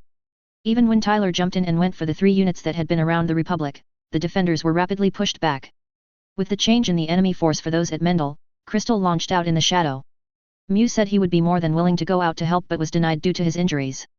In the 10 minutes that passed, the defenders' 4 Gundams were hard-pressed to fight and hold their own against the 6 enemy Gundams. Tyler had the Aurora's back facing the Freedoms while the Justice's back was facing the Regenerates. The G-Project units were battling the oncoming Omni Dagger suits from the 3rd Orbital Fleet. The Astrace were pressed back to defend the 3 ships from being attacked directly by the Dagger suits that got past the G units. Tyler quickly became frustrated at the turn of events. He'd been so close to getting Azrael and dealing with the Dominion that he could taste it. Then the Omni Orbital Fleet had to butt in and force his allies onto the defensive. The 6 enemy Gundams were annoying differently since 3 were erratic and the other 3 were more fluid in their actions. Any action attempted to get them to back off either did so for a brief moment or didn't work at all. Even using heavy weapons like the plasma cannons, the Freedom and the Aurora had didn't get the 6 to ease up. Things were looking grim for the defenders and their mobile suits as Omni kept pressing forward. Tyler was seriously considering using his seed mode to change the tides for even a little bit when his sensor display beeped at him. He glanced down and saw multiple signals showing approaching Omni's orbital fleet. At seeing that, Tyler couldn't help the smile that came to his face. A Federation space fleet had arrived on site, so Tyler and his allies were about to have the cavalry come in, as the old phrase went. The tide was about to reverse back to him and his allies in a surge, and Omni would lose this battle. So, Tyler kept fighting, but his hope had surged up in him as there was an end in sight. The Federation's first space fleet had been chasing Omni's third orbital fleet and had tracked them down around Lagrange 4. It was part of the operation to exterminate Omin's orbital fleets, which would be the third to deal with. However, the Resolute and the Voyager-class Valoran had become de facto leaders. That was the case as the Valoran had a Federation admiral on board who had taken charge. The admiral was a woman named Angelia Rain, with a height of 5'6", and was a coordinator. She had long, mid-back, golden blonde hair that had a silky texture. Her normal hairstyle had the upper right third of her face covered by blonde locks. Angelia would be easily considered beautiful with her physical appearance, especially with her hourglass figure, if not for the serious expression she usually had. Her single light blue eye, which was visible, gave others uneasy feelings. She was 45 and, as Ben Moses, hailed from the Euros coalition. Admiral Rain had come out to see how the cleanup of the alliance was going. This would be the third fleet that would be dealt with by reports. The space forces were working on the task at a decent pace and were making notable progress. Angelia knew Maharaja and Kate Gina didn't mess around when work needed to be done. She respected them for their efforts as she knew the difficulty of coordinating forces with being the head of Salas. She'd been willing to deploy more than half of Salas's agents. They were working on disrupting the Alliance's operations, and some were working on ZAFT. However, she wasn't one to just sit around Echo Oz waiting and let others do the needed work. Angelia had come out and joined up with the first space fleet to give her tactical skills to be used. From what Angelia had been told, the general processes employed to deal with Omni's orbital fleets were simple. The enemy fleets were given a message offering surrender and a period of time to decide what to do. The 2 previous orbital fleet had been wiped out when they had refused the surrender option. Angelia didn't see why this Omni fleet would be any different than the previous. The message had been transmitted, but by what Angelia was seeing, the third orbital fleet was focused on attacking a group around Mendel. She asked about the group that was fending off Omni. The reply was 3 ships, and several mobile suits were fighting against Omni. One ship was Orb's Azumo class, and another was the Archangel which Omni had been trying to get rid of lately. The third ship was the rumored ZAFT ship that had slipped away from them. As Angelia looked out at the battlefield, she could see Omni wasn't paying attention to the surrender message. They were unlikely to do so regardless of the time given to consider making a wise choice. So, it would be more proficient for the first fleet to just get down to business. They could assist the Azumo class as they were seen as an ally to them with Orb's membership in the Federation. Thus, Angelia had the Valoran's captain communicate with the Resolute and tell the fleet commander there was no need to wait and commence the attack on Omni's fleet. Within minutes Federation mobile suits began launching unseen to Omni forces. The third orbital's assignment had been to see if they could get any hint as to what the Federation's military was up to. However, then came the message from the Dominion about having an issue dispatching the rogue ship the Archangel. Apparently, it had allies that were making things difficult. So, the third orbital fleet had come around and had headed toward the L4 colony cluster to assist.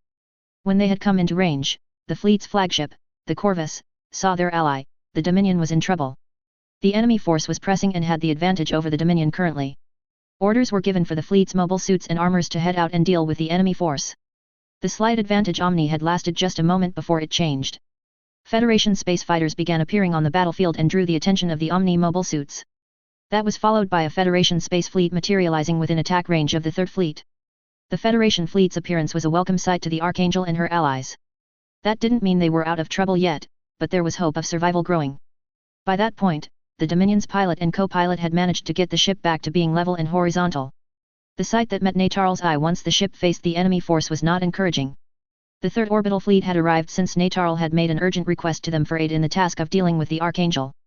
However, now several Federation vessels were facing off against the third orbital. The number of Federation ships strongly suggested it was one of the Federation's military space fleets. And Natarl knew that Omni's chances in this battle had swung from fair to essentially none. It made her wonder if this was the type of sight the lost orbital fleets had seen before their destruction. All that had ever been found of the 2 lost orbital fleets was wreckage, some of which had helped identify the fleet. No ship's black box had ever been recovered, so there was only guesswork on how the destruction of the fleets had gone down. From what Natarl was seeing, the Federation was now in control of the battle, and there was no way to change that. Natarl had always suspected the Federation could and likely did have mobile suits to use. And now, she was seeing proof of the fact as space fighters were attacking daggers turned into mobile suits. The daggers' laminated armor didn't seem to protect against the Federation units' weapons. Blades they carried appeared to be slicing through daggers without much difficulty.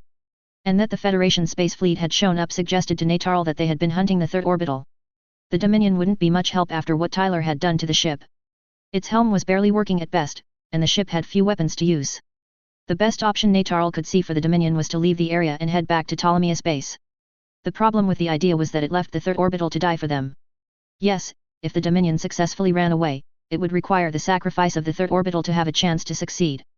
And yet, if the Dominion didn't try and run back to Lunar HQ, she would join the third orbital in its destruction.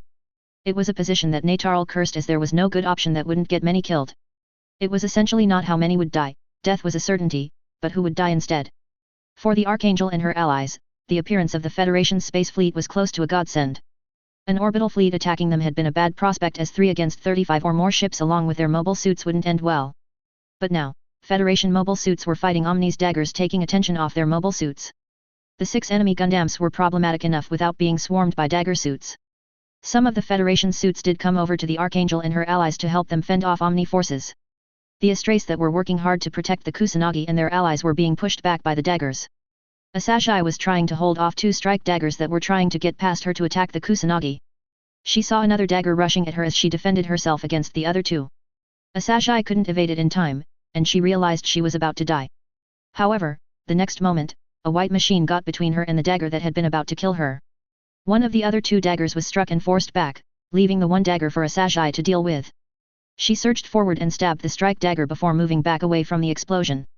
Asashi glanced at those who had saved her from death and looked at what appeared to be mobile suits with the same coloration as Federation space fighters. M1 Astray pilot, a voice said over the radio, "Are you all right?" Asashi took a moment to steady her breathing before she pushed a button to connect to the comm channel. "Yes, I'm okay, thank you for the help." Federation forces were quickly pushing Omni onto the defensive by attacking them and reinforcing their allies. 5 teams re-established a defensive line for the Archangel, Kusanagi, and the Eternal. The rest of the space fleet was working on taking down the third orbital and was doing an efficient job. Muro couldn't help but feel a tad horrified by how the Federation whipped Omni's orbital fleets.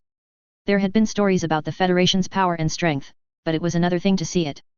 The expectations had been grim with Omni's top brass when they went against the Federation, but this was worse than anything Muro had heard.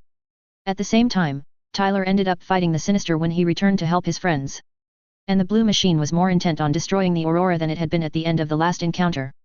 The Sinister kept Tyler on his toes and kept his attention, making him unable to do much to help his allies. Laughter was doing her utmost to destroy the Red Mina that had beaten her in the last battle with it. She would get payback and prove to her mama that no opponent could get the best of her in the end. Laughter would help her sisters once she was done with the Red Mina. But as Laughter was making some progress with the Mina, the raider popped up and attacked the Aurora. She wasn't pleased that one of the boys had appeared and was interfering. No, it was more than that, the guy was trying to take away Laughter's chance at payback. However, before Laughter could snap at the boy and then deal out punishment to him, 2 more enemies joined the Gundam fight. Lisa had seen the fight of Gundams and even spotted the Aurora in the mix. She had been concerned when Tyler had gone off on his own to the plants. And it wasn't that Lisa thought he would fail or die, Tyler was too stubborn to let that happen easily. It was more an expectation of Tyler after he went off was him pulling off a rescue and escape for his pink-haired friend. To find him in a fight with Omni's Gundams was easily feasible in Lisa's mind. She didn't like seeing Tyler fight some of the same enemies they had encountered back during the fight to defend the Republic. It was clear that the pilot of the Blue Gundam had become obsessed, for lack of a better term, with taking out the Aurora.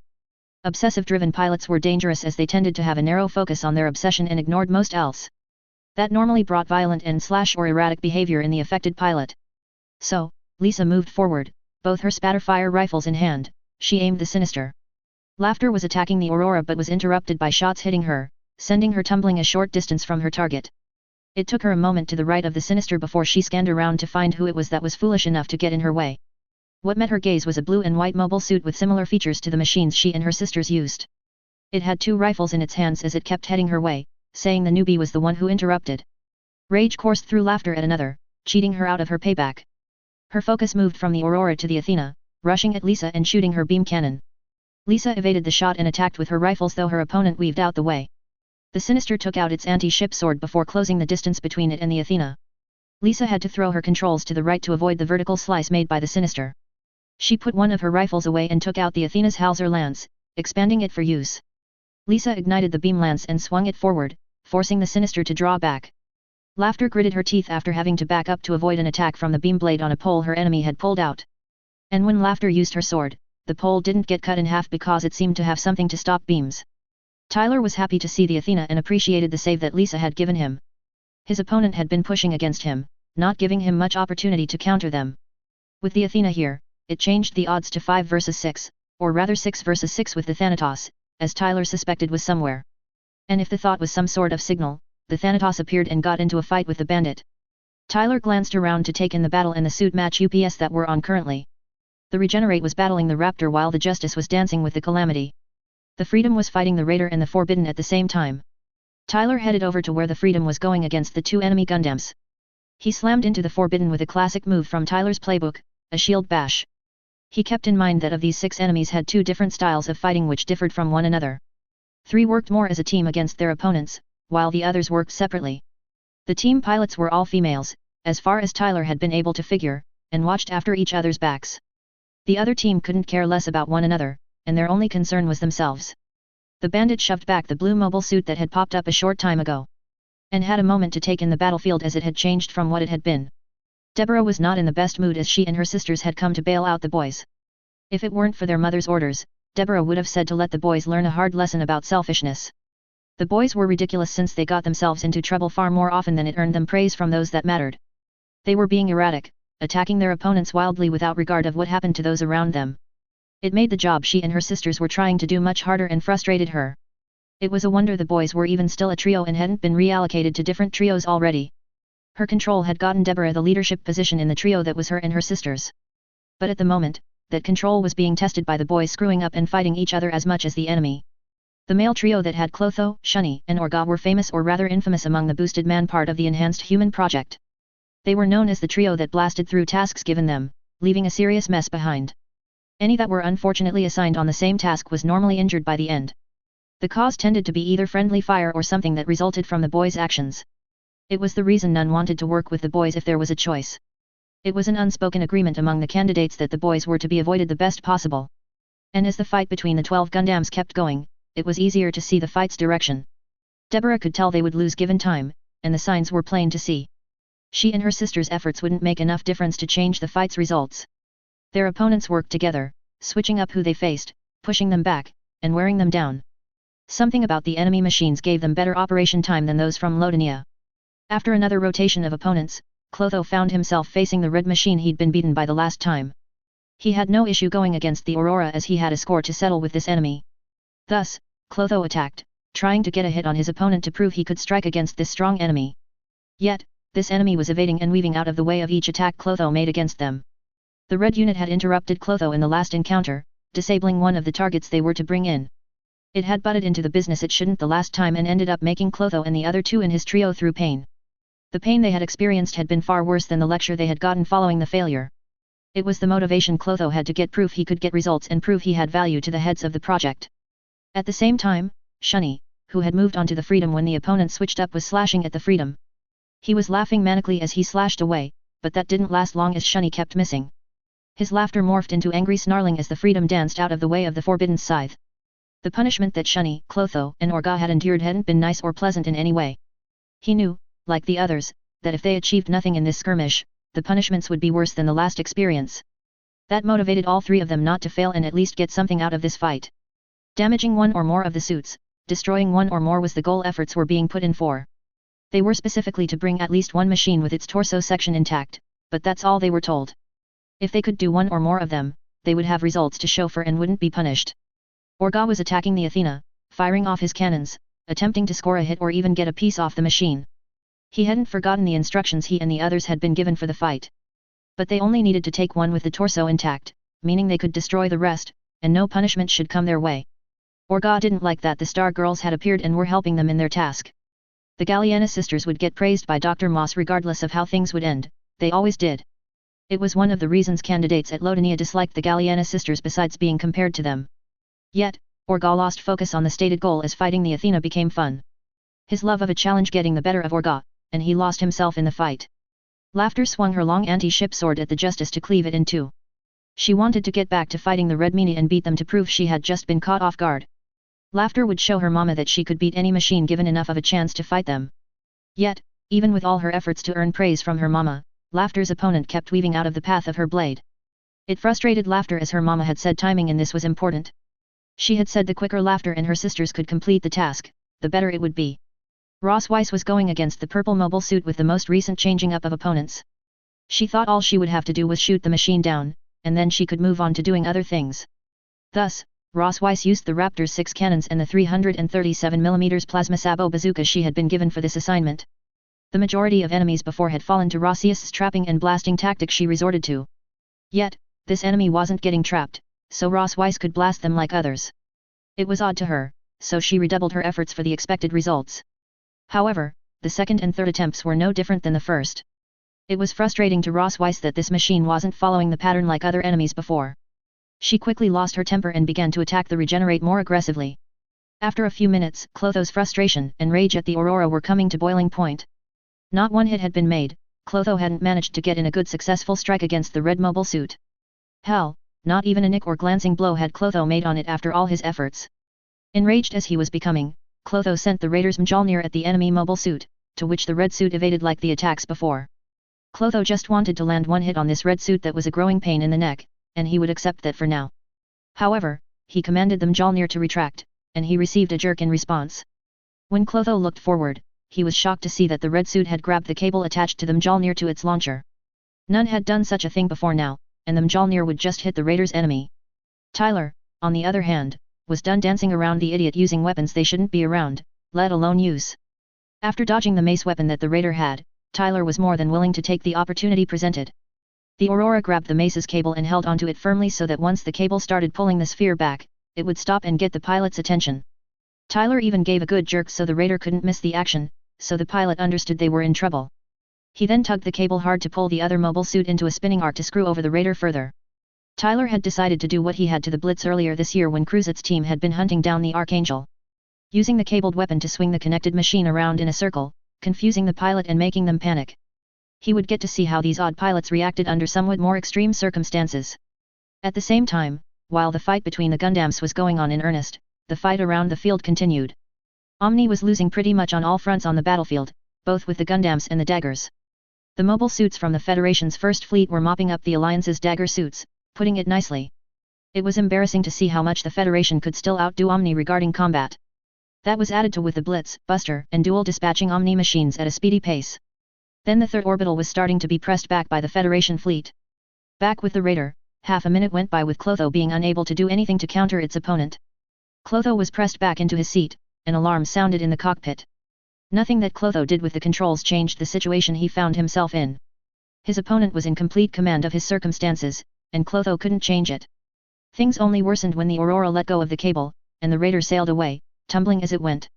Clotho tried to stabilize his machine, but its momentum made it difficult. He cursed the red machine as he worked to get back in the fight, swearing vengeance and pay back on his enemy. The Raider began righting itself and getting out of the sailing tumble it was in. Tyler took the chance to bring out both its plasma cannons to use on this mobile suit and send it packing. Tyler aimed at the Raider, not at the torso as tempting as that was, and fired red beams at the suit. Clotho had little time to evade the beams as alarms warned him of the incoming attack. One beam hit one of the Raider's legs, which quickly warped from the heat and power of the plasma beam and was ripped apart. Clotho knew he would get into trouble for the loss of a limb for the Raider, and it was an expectation. The other beam struck the Raider's shield and pushed the suit back a bit. Clotho knew if he didn't move and sacrifice the shield, he could take a worse hit which would cost the right arm. So, he had the Raider detach the shield and move to the left. The shield appeared to block the beam for a moment, but then the plasma beam melted past the anti-beam coating and ripped through the rest of the shield, destroying it. Clotho finished righting the Raider, looked back at where the shield had been moments ago, and then down at the missing leg section. Clotho was breathing hard, his eyes wide as he kept staring at where parts of his mobile suit were now missing. Clotho realized just how close he got to dying from that last attack. The red mobile suit had been the most aggravating out of these mobile suits they were fighting. But with the two cannons that it had just about killed him. Instead, it had taken parts of his mobile suit, which he would be punished for by others. Then as Clotho looked down at the display screens for his suit's vital systems, it only worsened matters. Upon looking down at the screens, Clotho saw that they were low, and he would need to go and resupply soon or die. He was trying to think of what to do to get away from this machine so he could go and resupply. Clotho would come back to finish the job and take down the red machine, that was a promise. But then, there came a voice that scared Clotho more than any other, Clotho Buer, Shunny Andres, or Ga Sabnik. Clotho stiffened at hearing the cold voice of Mina Moss calling out his and the other two by name. Dr. Moss, he whispered, tones of fear clear. Yes, with the appearance of the raptor, the sinister, and the bandit, Clotho knew there was a good chance that Dr. Moss was around. The woman that was the head of Lodania always traveled with the Star Girls since they were her perfect trio. But with the facts he knew, Clotho had hoped Dr. Moss hadn't been here. That's how scared Clotho was of the woman. He wasn't the only one who felt that way about her. Both Shunny and Orga feared the head of Lodania Labs as much as he did, it was one of the things they had in common. Most candidates feared the head of Lodania Labs because they all understood that she could make life beyond miserable and the worst kind of living hell possible and not kill you. Mina had been watching this battlefield from the Agamemnon she was on since the Third Orbital Fleet had arrived on site. The fight was going much as the skirmishes between Omni and the Federation had gone before now. The difference in this from the attacks on the Republican orb was the Federation's space fleet had come. By its appearance, Mina assumed it had been hunting/tracking down the Third Orbital. It was a logical response for the Federation to hunt down Omni's orbital fleets from what Mina could figure. Those leading Omni weren't working together, and it was hurting them. Their so-called cause would fail with how things were going lately as the Alliance leaders weren't addressing the foolish decisions and consequences. Mina hoped Lori managed to make a deal with the Federation or ZAFT quickly but also effectively. The sooner the Enhanced Human Project could leave the Alliance, the better chance it would have to survive. This battle was just enforcing Mina's understanding of how some were so blind that they were willing to throw away quality work without thought. The male trio's performance was suffering with how Azrael was pushing them. The handling team she had assigned was clearly having difficulty doing the expected tasks. Her girls were helping, but it wasn't enough to tip the balance anymore. The Federation fleet had essentially weighed the scales of this battle to bang down for the Federation's and its allies' side. It was to the point that it was clear to Mina the Third Orbital would be lost in the end. Thus, Mina had told the Agamemnon's captain to separate from the fleet and head towards the Dominion. As the ship Mina was on drew closer toward the Dominion, she could see the enemy units were beating the Gundams. So, it would be best for the Gundams to fall back now instead of continuing in the battle they were losing. The boy would listen to her above all others, even Azrael, due to their conditioning. Her girls would understand the fallback order without being addressed directly. The boys weren't as attentive, so they had to be told what to do specifically with simple instructions for it to be effective. The three of you are to return to the ship you are assigned to immediately, Mina stated clearly, this fight is decided and is done, now go. At hearing Dr. Moss's voice, Clotho pulled back and headed towards the Dominion without further thought. He didn't want Dr. Moss's wrath, which came from disobeying her instructions. Shunny had paused when he'd heard Dr. Moss speaking more out of ingrained habit than anything else. There was the normal fear that shot through Shunny hearing Dr. Moss, much as any candidate would have. So, he did as she said to without question and headed back to the Dominion. Orga quickly followed his trio mates as he didn't want Dr. Moss's wrath any more than they did. There was the chance Dr. Moss would give them another chance to fight the enemies they had failed against. At the same time, Flay was inside a ZAFT life pod, wondering what would happen to her. The ZAFT group was moving toward the side of the colony where the fighting was taking place. Flay's thoughts returned to what Cruzat had said to her before she'd been sent to a life pod. He mentioned he had the key to ending the war, and it seemed to reference the disc he had been holding. She had no idea what could stop the war as it was evolving. According to rumors, the Federation had apparently mobilized and were cutting down Omni's space forces. She'd heard that the Nazgûs she was with were supposed to be looking into a ship being stolen. However, Flay had started to suspect there was more to ZAFT's mission to the L4 colony cluster than that. The whispers around the Vesalius had been troubling to her as they had been about the ship they were chasing and another thing. It wasn't the ship that worried Flay, it was the other thing that had been ZAFT soldiers questioning their defense committee and their orders. Being on a ZAFT vessel had felt odd not because it was an enemy vessel but because the feeling of uncertainty was close to the same. And the soldiers seemed to be having a hard time with uncertainty about their orders and leaders. Nevertheless, her leaving the Vesalius did allow getting back to the Archangel. From what the ZAFT crew said, the ship was in the colony cluster, supposedly with the ship they were chasing. Reports noted that the Eternal as the target was being referred to as was with an orb vessel and the Archangel. Whatever this key she'd been given was, she was sure it could be used best by those on the Archangel. Plus, she could return to her friends and miss them a lot. If any knew what to do, they would, and Flay held to that hope as the pod floated along. She listened to the chatter that was coming over the radio the life pod had though she didn't recognize any of the voices. Flay listened hard for any voices she might know, whether it was Captain Muru or even Kira. Around a minute, she heard Kira's voice, which gave Flay hope she could get back to her friends. Flay moved forward and activated the communicator. Kira, please help me, she called. Kira wasn't the only one to hear Flay's voice and pause. It was shocking to Kira to hear Flay's voice as she disappeared before ZAFT's attack on JOSHA. He looked down at his sensor display and found the comm signal was coming from a small object from Mendel's shadow. The object, upon a zoomed-in view, appeared to be a ZAFT life pod, which didn't make sense with facts as they were. The ZAFT force was on the other side of Mendel and hadn't moved by what Kira had heard. The trio of ZAFT vessels would be in trouble if they came, as the Federation was here in force and would have a little problem beating them. And besides that point, Flay being with ZAFT made less sense than ZAFT interfering with the Federation exterminating Omni's orbital fleets. Lakis also paused at hearing Flay's voice over the Regenerates radio. As far as she knew, Flay was separate from the Archangel at JOSHA. That was what Kira had told her during their catch-up session. There had been no news about the girl. So, for her to appear in a ZAFT life pod didn't fit, as Flay hadn't been around ZAFT that Lakis knew. She was calling for help, which mattered since she was a member of the Archangel's crew before now.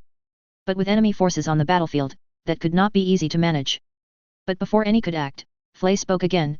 I have something that can end this war for good. Tyler's intuition told him that whatever was being referred to as something which could end the war could be very dangerous in the wrong hands. And with Tyler suspecting Cruzat was the rat he'd seen likely around the colony cluster, the possibilities didn't sit well with Tyler at all. A worrisome possibility was Cruzat having specs for the Enjammer Canceller, which would be a prime opportunity to give to one such as Azrael. Tyler spotted the Freedom rushing forward toward the life pod, and he moved to follow, shifting the Aurora into its flight mode. Kira was blocked by Forbidden, though the Aurora barrel rolled out of the way and kept going forward. Lakis had also surged ahead toward the life pod but was stopped by the Raider. Tyler was forced to evade the block to see the Calamity picking up the pod. Tyler lined up his plasma cannons on the enemy suit and fired at the Calamity. Orga had grabbed the pod, hoping the trouble he and the other two were going through would be worth a reward. However, he didn't get far when beams came at him, and Orga barely had time to move so the Calamity's torso wouldn't get hit. Yet, an alarm brought his attention to the forward display, and he found the Calamity had just gotten its legs below the knees blasted off. Glancing back, Orga saw the red machine still heading for him and locked its guns onto him. The Aurora was charging its cannons up again, but before it could take another shot, the Sinister dove down and stuck the machine. Tyler was forced to stabilize the Aurora after the blow from above. By the time he managed to level off the Aurora, Tyler had seen the Calamity was making it to the Dominion. Tyler aimed the Dominion, but radio chatter said his allies were having difficulty. For a moment, Tyler considered pulling the trigger for his plasma cannons and destroying the Calamity and the part of the Dominion it was on. Should Tyler do it, he would take care of whatever potentially dangerous information Flay was carrying. However, he would kill her in the process, which had its own consequences. He knew how much his friends cared about the girl, so killing her was to be avoided. Yet, if Azrael got a hold of whatever info she had, Tyler felt it would make everything worse. His finger was starting to squeeze the trigger for his plasma cannons, but then the image of his friend's hurt looks flashed into his mind. Tyler yanked his flight controls back to have the Aurora swing upward and have its cannons point at the Raptor just before the cannons fired. Ross Wessey had been attacking the Justice when a warning alarm began going off. She didn't have time to move when the beams came her way, and her left shoulder cannons were destroyed. Ross Wessey was going to retaliate, but orders to retreat came, and she and her sisters pulled back. Athran glanced down at the Aurora that had just helped him, then back at the retreating Gundams. The battle was coming to a close, and things had ended okay, but not as hoped when it started. The Federation was mopping up the remains of Omni's third orbital, and ZAFT was also falling back. But an Agamemnon class and the Dominion were running away, and the Federation wasn't pursuing them actively. So the ship they had been fighting against had escaped, and they were alive. It should be seen as a victory, but something in Athran told him it was anything but a victory, yet he couldn't place why. The recall order came, and all mobile suits returned to their assigned ships. On the Dominion, Natarl was being told by Mark the suits had returned to the ship. It was best that the Dominion retreated so it could be repaired and fight another day. The battle was over, and the third orbital was going to fall. There was no way to prevent or stop that result. Any chance at capturing the targets that the director wanted was long gone. It was time for Omni to cut their losses and move on in this battle. Thus, Natarl faced forward. Helm, plot a course for Ptolemaeus, put as much speed on as you can, keeping the ship from damaging itself further. She was about to give out orders to others, but Azrael interrupted. I beg your pardon, Miss Captain, he stated firmly. We have not gotten what we're here for, we are not leaving until we do. Something in Natarl snapped at Azrael's statement, and her firm discipline and control went out the window. Natarl had lost her temper with Tyler a few times, but even then, she wasn't as mad as she was now. The man who was seen as a VIP for the Dominion was just a guest on the ship, not its commander. Director Azrael had been acting as if he ran this, and she was nothing more than a maid for him. Nataral had enough of being told what her ship was to do, that was her right, and she wouldn't let another do that. She snapped around to glare at the man who was giving orders to her. Director Azrael, she growled, you are not the captain of this ship, so you are not the one giving orders to the crew. In combat situations, I have command, so I give orders of what will be done, not you. Nataral took a breath and continued, if you can't stay quiet and let me do my duties, then I will have you removed from the bridge and confine you to quarters. Azrael blinked at what the woman had just said to him. She was to do what he told her, nothing more or less than that. Her orders may not say that specifically, but that was essentially what they meant. You are to do what I suggest, Miss Captain, that is what your orders are saying, he returned flatly. If you haven't figured that out, it isn't my issue, but we are not leaving without something to show for the efforts. Nataral wouldn't take crap from Azrael right now, not with the Dominion in a critical state and in danger. Nataral pushed a button on her chair, and a moment later, 2 soldiers entered the bridge. You called for us, Captain, one of them greeted. Nataral turned to the soldiers and jabbed a finger at Azrael. Get this man off my bridge, she stated clearly. Azrael began protesting, but Nataral shouted over him, get him off my bridge and escort him to his quarters. He is not to leave it until we are at a safe distance from the fighting. The soldiers nodded and dragged Azrael off the bridge, leaving it silent. Nataral had to control her breathing with the anger she felt regarding Azrael. She sank back to her chair and put a hand to her temple, letting the irritation fade. The silence remained until Mark came out of the CIC. If I might speak freely, Captain, he started.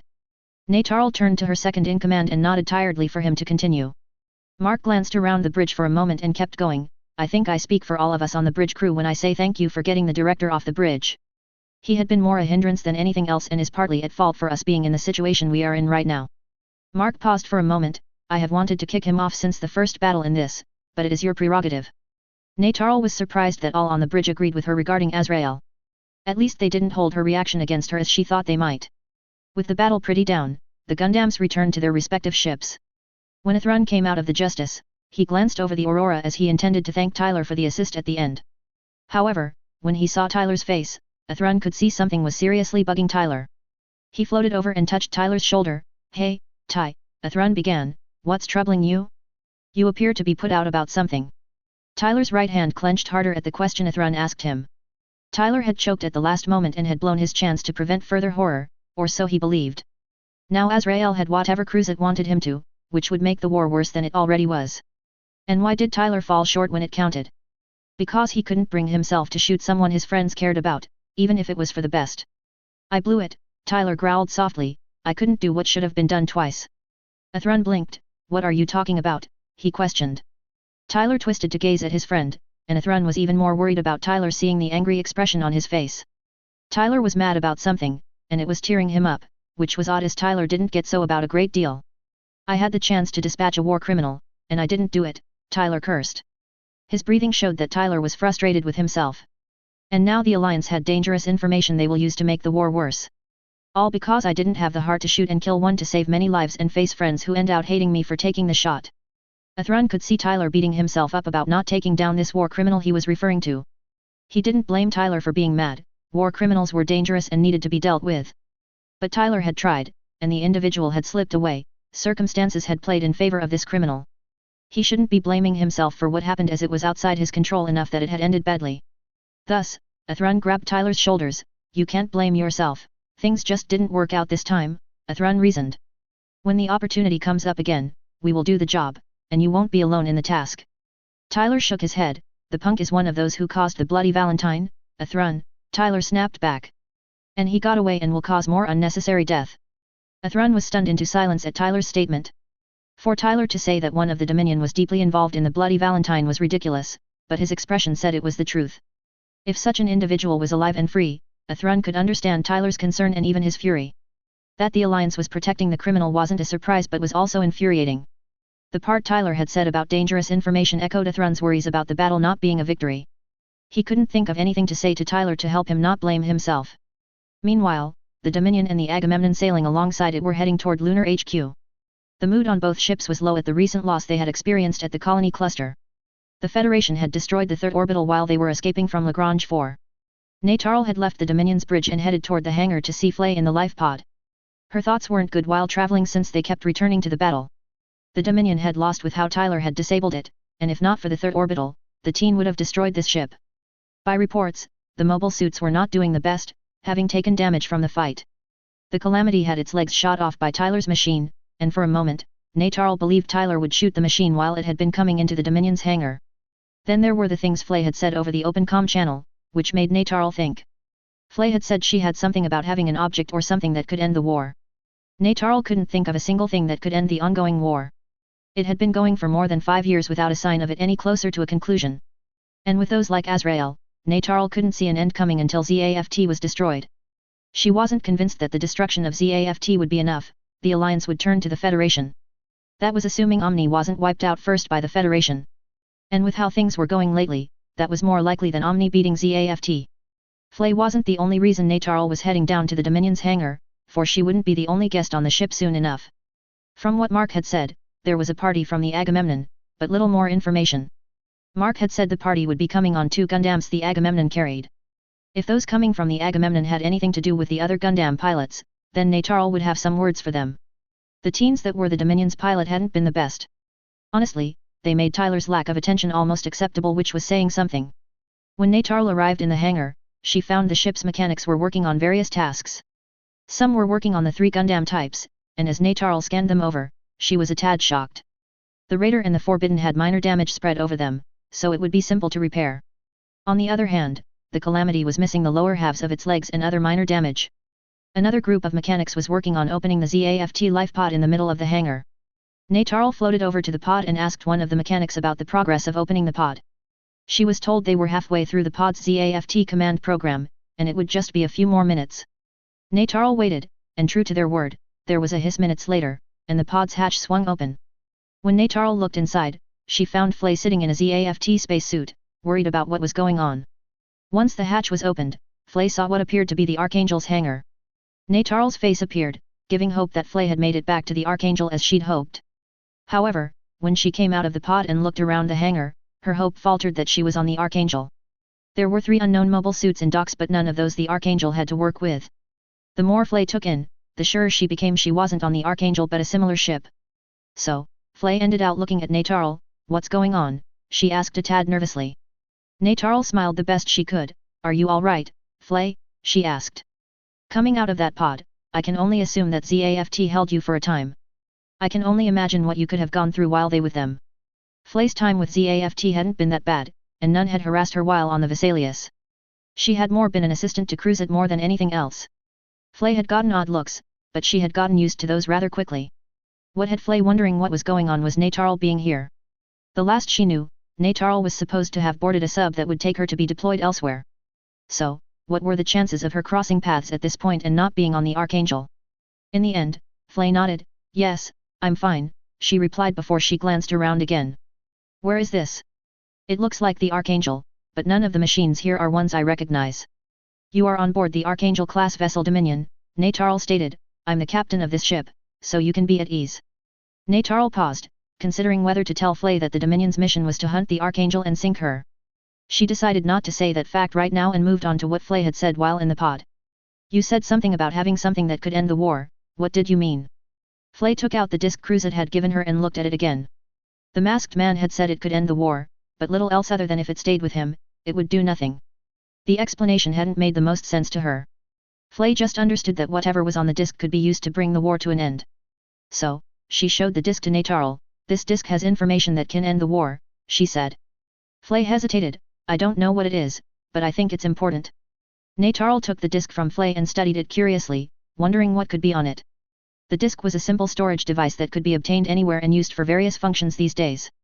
The other thing that somewhat concerned Natarl was she implied the disc was given to her by ZAFT. Natarl could think of no reason for ZAFT to hand information to a girl that would be going back to the Alliance. At least, she could come up with no valid or valuable info that ZAFT would willingly give the Alliance. Thus, Natarl could only scratch her head at what the disc could contain to end the war possibly. She would still look over the data on the disc and judge the information's worth in a little while. So, Natarl pocketed the disc, got a crew member's attention, and had them guide Flay to a set of quarters. Once Flay was shown out, Natarl went over to confer ship status with the chief mechanic. The damage reports hadn't spelled a good picture, and that had been without the details. And the details the chief mechanic gave her about the Dominion status didn't make Natarl feel any better. She had to admit, Tyler did a heck of a number on his ship, no other way to honestly say what the teen had done. As Tyler had said, the Dominion would need an overhaul to get her back to proper working order, which would be done at Ptolemais Lunar Base. The Dominion's maintenance and mechanic crew were doing an outstanding job keeping the ship going. Nataral was finding those who made up the Dominion's crew were good people and worked hard. Nataral was floating toward the hangar's entrance to go and check the disk's contents when the airtight shutters opened from the catapults. She stopped and watched two Gundam types enter the hangar and move to docks. One of the suits seemed almost identical to the Raider but had different equipment. The other sort of looked like the Duel but like the other had different equipment. Once the Raider-like unit was in a dock, the cockpit hatch opened, and out stepped a woman that Nataral had never seen before. The woman looked ordinary enough with a white doctor's coat and a black shirt under that. However, as Nataral approached her ship's guest, she spotted the woman's expression on her face. The expression told of irritation and frustration, of what Nataral couldn't say. If it weren't for the look on the woman's face, Nataral would admit she was quite beautiful. Yet, the facial expression shattered any thought of beauty of the woman with how it clashed. Nothing had been said about the guest the Dominion was supposed to receive from the Agamemnon. Azrael had just said the one coming would be taking care of the Gundam pilots. What taking care of involved, Nataral couldn't begin to guess, but that it had been stated as it had didn't give good connotations. Mina had exited the Bandit once it was in a dock and ignored most in the ship's hangar. She wasn't in a good mood with recent events which Azrael had been pushing for. The recent battle had almost cost one of the male trio's life. If Orga had died, all the work that had been put into him would have been wasted, which was years of work. And from what one of the handle team had mentioned to her, Azrael had further messed with her work. Apparently, Azrael had threatened her handler team and made them withhold drug doses for the male trio. With that in mind, Mina couldn't really blame the handling team as Azrael used fear more than she did. However, it still left a problematic mess for Mina to deal with, which was one of the reasons she had against Azrael, and the list was growing. Thus, the sooner Mina could check in with the ship's captain, the quicker she could get to managing the issue. If there were problems with the crew, Mina would have Laughter with her to handle things. Deborah would stay in the hangar to watch over the machine and keep an eye on things there. Mina spotted a woman in Omni's white officer uniform with red on the shoulders denoting bridge officers. Mina put out a hand to tell Deborah and Laughter to halt, and they obeyed the gesture. Nataral briefly glanced at the two girls, who appeared to be in their late teens, likely around Tyler's age. The older of the two seemed to be slightly taller than the other and had wavy orange hair. The other female had light brown hair styled in twin tails and was in a pilot suit like the other. There was some resemblance between the two, suggesting they could and were likely related to each other. Nataral got a similar feel from the girls as she had from the boys who had been piloting the 3 Gundams on the Dominion. The girls seemed to have better emotional control than the boys did. However, the girls' obedience was good to Nataral since most teens she'd encountered weren't so obedient. Mina folded her arms and drew Nataral's attention back to her. "You are the captain of this vessel, are you not?" Mina posed. Nataral was taken aback for a moment, not at the question but with the flat tone it was said in. It wasn't as bad as trying to talk with Director Azrael, as that was pointless in the end to attempt. Nataral didn't know what to think of the woman, but she could think of nothing else to do by an answer in the affirmative. "Yes, I am," Nataral answered, "Captain Nataral Bajaruel." She offered a hand to Mina. "Welcome on board the Dominion, ma'am." Mina gave Nataral a stern look in response to the introduction and welcome to the ship. Mina had no interest in niceties with Omni officers, her bad experiences with their attempted control had ensured that. She was on this ship to make sure the male trio had the proper treatment, not to make nice or get to know the crew. So, Mina would set the terms as she wanted them. However, that didn't mean Mina wouldn't show the barest manners and give her own name. "My name is Mina Moss," she replied curtly. Nataral had heard the name Mina though it took her a moment to recall where she'd heard it.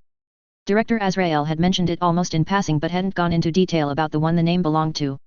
Nataral had even asked who the Mina was that the director referred to.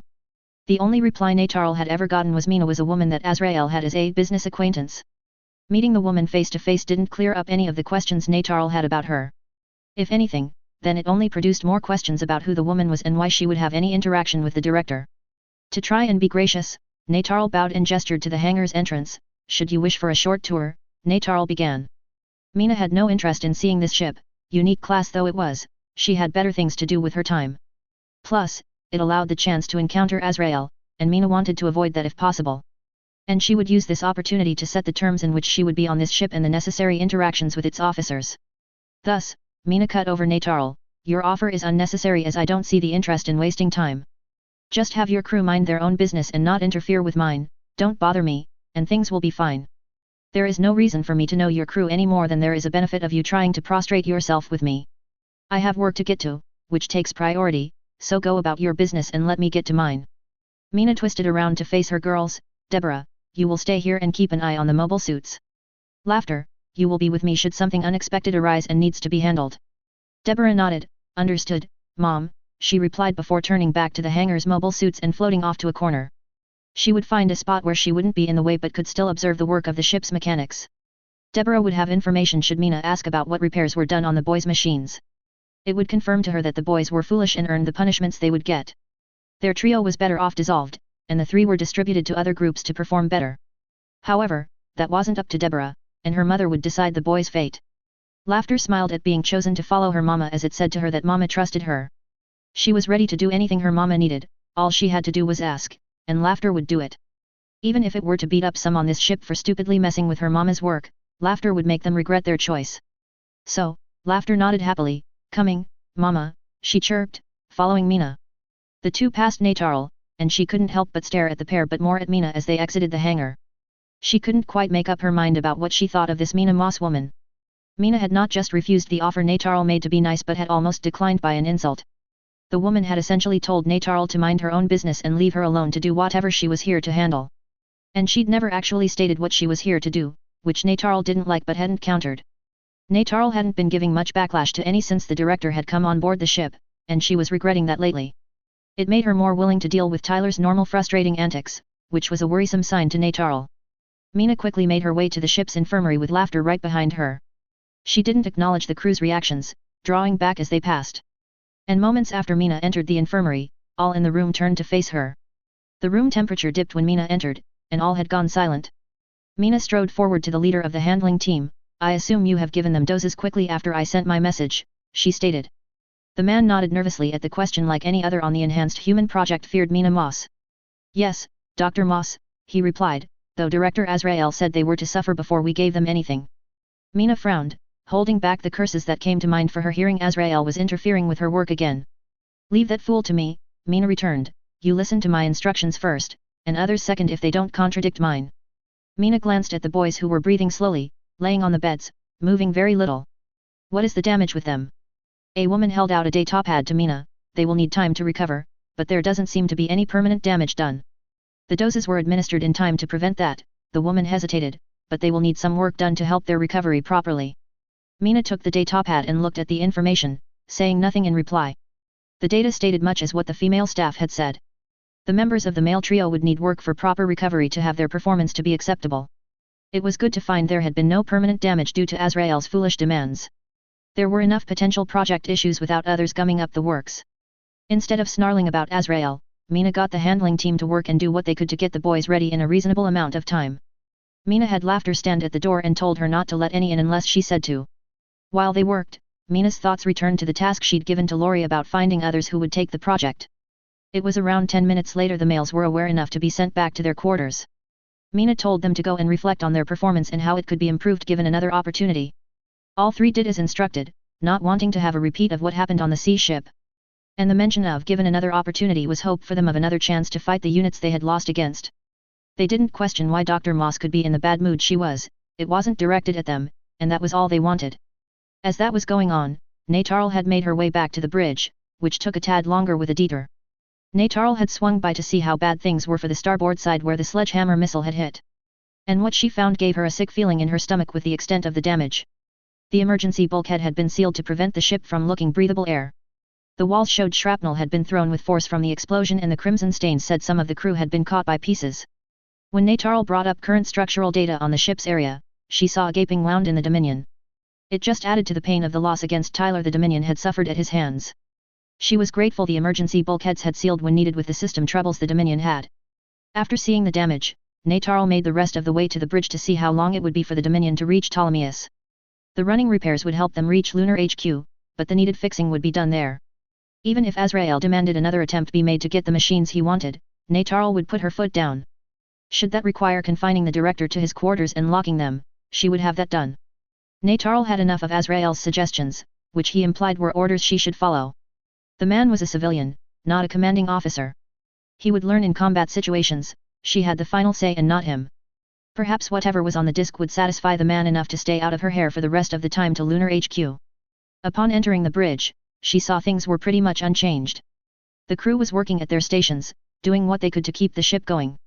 The pilot's hands were firmly on the helm to keep the ship moving forward at a measured pace. The co-pilot was working on keeping the ship stable and level so it wouldn't pivot since the gyro stabilizer was too damaged to work. From what Natarl heard, the comm officer confirmed facts with the Agamemnon Damocles traveling alongside them. Mark was doing damage control down in the CIC, working with the maintenance crew. The only difference was Azrael had returned and was sitting in his chair, glancing around the bridge area every once in a while but saying nothing. She had him dragged to his given quarters and was supposed to stay there at least until the combat was over. Azrael had been fuming at the failure of the second and first attempt to acquire the mobile suits he wanted. It was a denial of the chance at nuclear weapons the Alliance could have had in years. Nukes would certainly move the war toward an end that had been far away for the passing years of the war. The war as it stood was more a campaign of endurance, and the Alliance was slowly losing it. Mobile suits were making a difference, and Azrael hoped Omni would eventually win against ZAFT. However, the Federation would then be the problem, and the recent attempts against them had shown the Alliance would do poorly against them. Nukes would be not just the way to end ZAFT but deal with the Federation as well. But the failure to acquire the machines that had a means around the Enjammers was a moot point. Once battle stations had been cancelled, Azrael had returned to the bridge to find out what was happening. But little had changed in the current circumstances, much to his frustration. Yet, Azrael was drawn from his thoughts when the door to the bridge slid open. He glanced around and saw the captain had come back to the bridge. She had gone to see what was the deal with the ZAFT lifepod that had been brought on board. So, as Natarl was floating toward the CIC, Azrael spoke up, "So, what did you find in the pod brought on the ship?" Natarl faced the director, thinking about whether to give him the disc or look at it herself before doing so. The disc could contain anything, it could be dangerous or nothing of interest, there was no way of knowing without looking. So, Natarl would normally lean toward looking at the information in question herself first before handing it over to anyone else, just in case it was dangerous. But with the irritation Natarl had been feeling with Azrael, if giving the disc to him would get him to shut up and leave her alone, it was tempting. "There was a girl inside the pod, she is being checked over to make sure she's okay," Natarl answered. Azrael stared at Natarl, wondering what the woman was getting at. There had been something mentioned about a way to end the war. At least, that's what Azrael recalled hearing the comm officer saying to the captain. The idea had Azrael curious about what was being referred to as it could mean several things. And did they have anything with them? Azrael questioned. There was something said about a way to end the war. If the girl has something to that effect, the Alliance should know as soon as possible, and even you can understand that, Miss Captain. Natarl figured giving him the disc wouldn't hurt if it got Azrael off her back. It would get him to leave the crew alone to work on keeping the Dominion together, and she would take that. So, she took out the disc Flay had given her and offered it to Azrael. "She had this with her," she replied. Azrael took the disc and studied it for a moment trying to judge its value. It appeared to be a data storage disc that had been used for decades. There could be anything on the disc, and with no label, there was no hint of the contents. And that the disc was most likely from ZAFT, whatever it contained could help or hinder. And yet, the possible data on the disc was too tempting to just ignore it with it coming from the source it did. And did the girl say anything as to what data might be on this disc? Natarl shook her head, holding her tongue, and said nothing to the director. Azrael looked at the disc again before he put it in a pocket. "Well, let us hope whatever is on this disc is worth the loss of the Third Orbital Fleet," he said evenly. Azrael rose and left the bridge, too interested in what could be on the disc to wait to look at it later. Once again, Natarl wondered why she didn't toss the man out of an airlock, as that was definitely a tempting idea. Dealing with the man wasn't the same as it had been handling Tyler's attitude and antics, but it certainly brought her many of the same feelings. The director was a character, one that Natarl would prefer to do without if it were up to her. She sighed a few minutes after Azrael had exited the bridge, glad he was out of her hair for the time being. Over the next hour, Natarl got details on how bad things were for the Dominion, and it got tiring fast for her. The Dominion was running at 48 and 53% of its operational capacity with the damage it had incurred. The maintenance crew was doing an admirable job of keeping the ship going. It would take a little over 16 hours for the Dominion to reach Lunar HQ at its current cruising speed. After getting a full report of the Dominion's state, Natarl went off to her quarters, leaving Mark in charge of things. Natarl hoped to get some sleep while the Dominion traveled along since she hadn't gotten much lately. The stress, among other things, had kept sleep from finding her from the outset from Ptolemaeus. But even as Natarl lay on her bed, sleep wouldn't embrace her as much as she wished it would. Her mind wouldn't stop churning about circumstances that had brought her where things stood. The hunting of the Archangel and then the things Muru had claimed confused Natarl. Hunting the Archangel didn't feel right, there had to be more to why the ship and its crew had done what they had. Then the claims Muru put forth were dangerous if they turned out to be true. If Omni had attacked the Federation, the war would have become much more complicated for all factions. Yet, Nataral's thought processes were interrupted by a door knock. She looked to the door, wondering who would come calling since Mark was in charge. Nataral got up and went to the door, only to find the odd woman from before, Mina Moss. Mina had called upon the ship's captain to address what had been happening. The woman seemed the good sort, and Mina didn't see a reason to make more enemies than she had currently. My apologies for being brisk before, Mina greeted, I had my reasons for doing so. But perhaps now, we can have a word between one another, without others listening in. Nataral nodded, wondering what the woman could want to discuss. She stepped aside to let Mina in, closing the door to her quarters after Mina entered. Mina took the only other chair in the room while Nataral took the seat at the desk. You said you had a reason for acting the way you did before, what did you mean? Nataral asked. You seemed clear that you didn't want others bothering you with whatever your work is. This ship's captain couldn't know what Mina had to deal with as of late. Mina hadn't really understood what Lori dealt with regularly before dealing with Azrael. She could feel slight pity for the captain with having to babysit the director and likely obey his whims. Azrael's attitude was nerve-grating for most, Mina would say, and so to have to shoulder that was harsh. Thus, Mina rolled her eyes, which Nataral hadn't expected to see before Mina spoke. Yes, let's just say I have some experience with the Alliance's illustrious director Azrael. That experience tells me that I should never assume him to mind his own business and not stick his nose where it doesn't belong. That was my reason to get to work and check on the condition of the candidates on this ship as soon as possible. Two things caught Nataral's interest in the few lines that Mina had just given. Those were that this woman had past experience of some kind with Director Azrael and the term candidates. The reference of experience made Nataral wonder how this woman could have crossed paths with Director Azrael. The man didn't spend time around just any crowd by what Nataral had heard about him. And Mina Moss didn't seem to be the type Azrael would normally be around on a regular basis. Then the term candidates was strange as it referred to a person but didn't give them the value of an individual in her mind. When you say candidates, who are you referring to? Nataral questioned, I've heard nothing in reference to that term lately. Mina shook her head slightly at the question as she should have expected it to come. Of course, Azrael wouldn't say anything about the male trio, like what they were and where they were from. The man had said he wasn't one to give details even when it would be far more helpful if he did. So, Mina sighed, the pilots for the Calamity, Forbidden, and Raider. They are candidates that are being lent to Azrael, even if he says otherwise. The explanation Mina gave did nothing to help sort the confusion that swam around Nataral's head. The only thing Nataral had gleaned was candidates were what this woman called the odd pilots that had come with Azrael. And once again, it brought to mind the bios that Nataral had read, of how they were classified as equipment rather than personnel. She got the same implication that Mina saw the boys in that same way, more than objects but not people. It made no sense, though the treatment of not being seen as people could contribute to the boys' behavior. Okay, what kind of experience do you have with Director Azrael? Asked Nataral. Mina reflexively shuddered at the question as it brought up nasty memories of the frustrating man. As Lori had said, Azrael rubbed people around him in bad ways, and the man didn't seem to notice or care about the reactions. Mina tried to keep Azrael on a professional level, but the man made that rather difficult. That depends what you mean, Mina remarked, if you're asking on a professional level, I know who he is and the kind of things he does, even some that aren't publicly known. Nataral understood this woman less and less the more she talked, as her explanations didn't help. It was clear that Mina Moss wasn't much of a people person, if at all from what Nataral could tell. Then, even some that aren't publicly known referring to Azrael's actions left Nataral to wonder what she meant. Tyler had called the director a war criminal before he'd attacked the Dominion. The teen hadn't stated any of the reasons why Azrael would be considered one, though. It made Nataral wonder if what Tyler said was true, then what the director had done.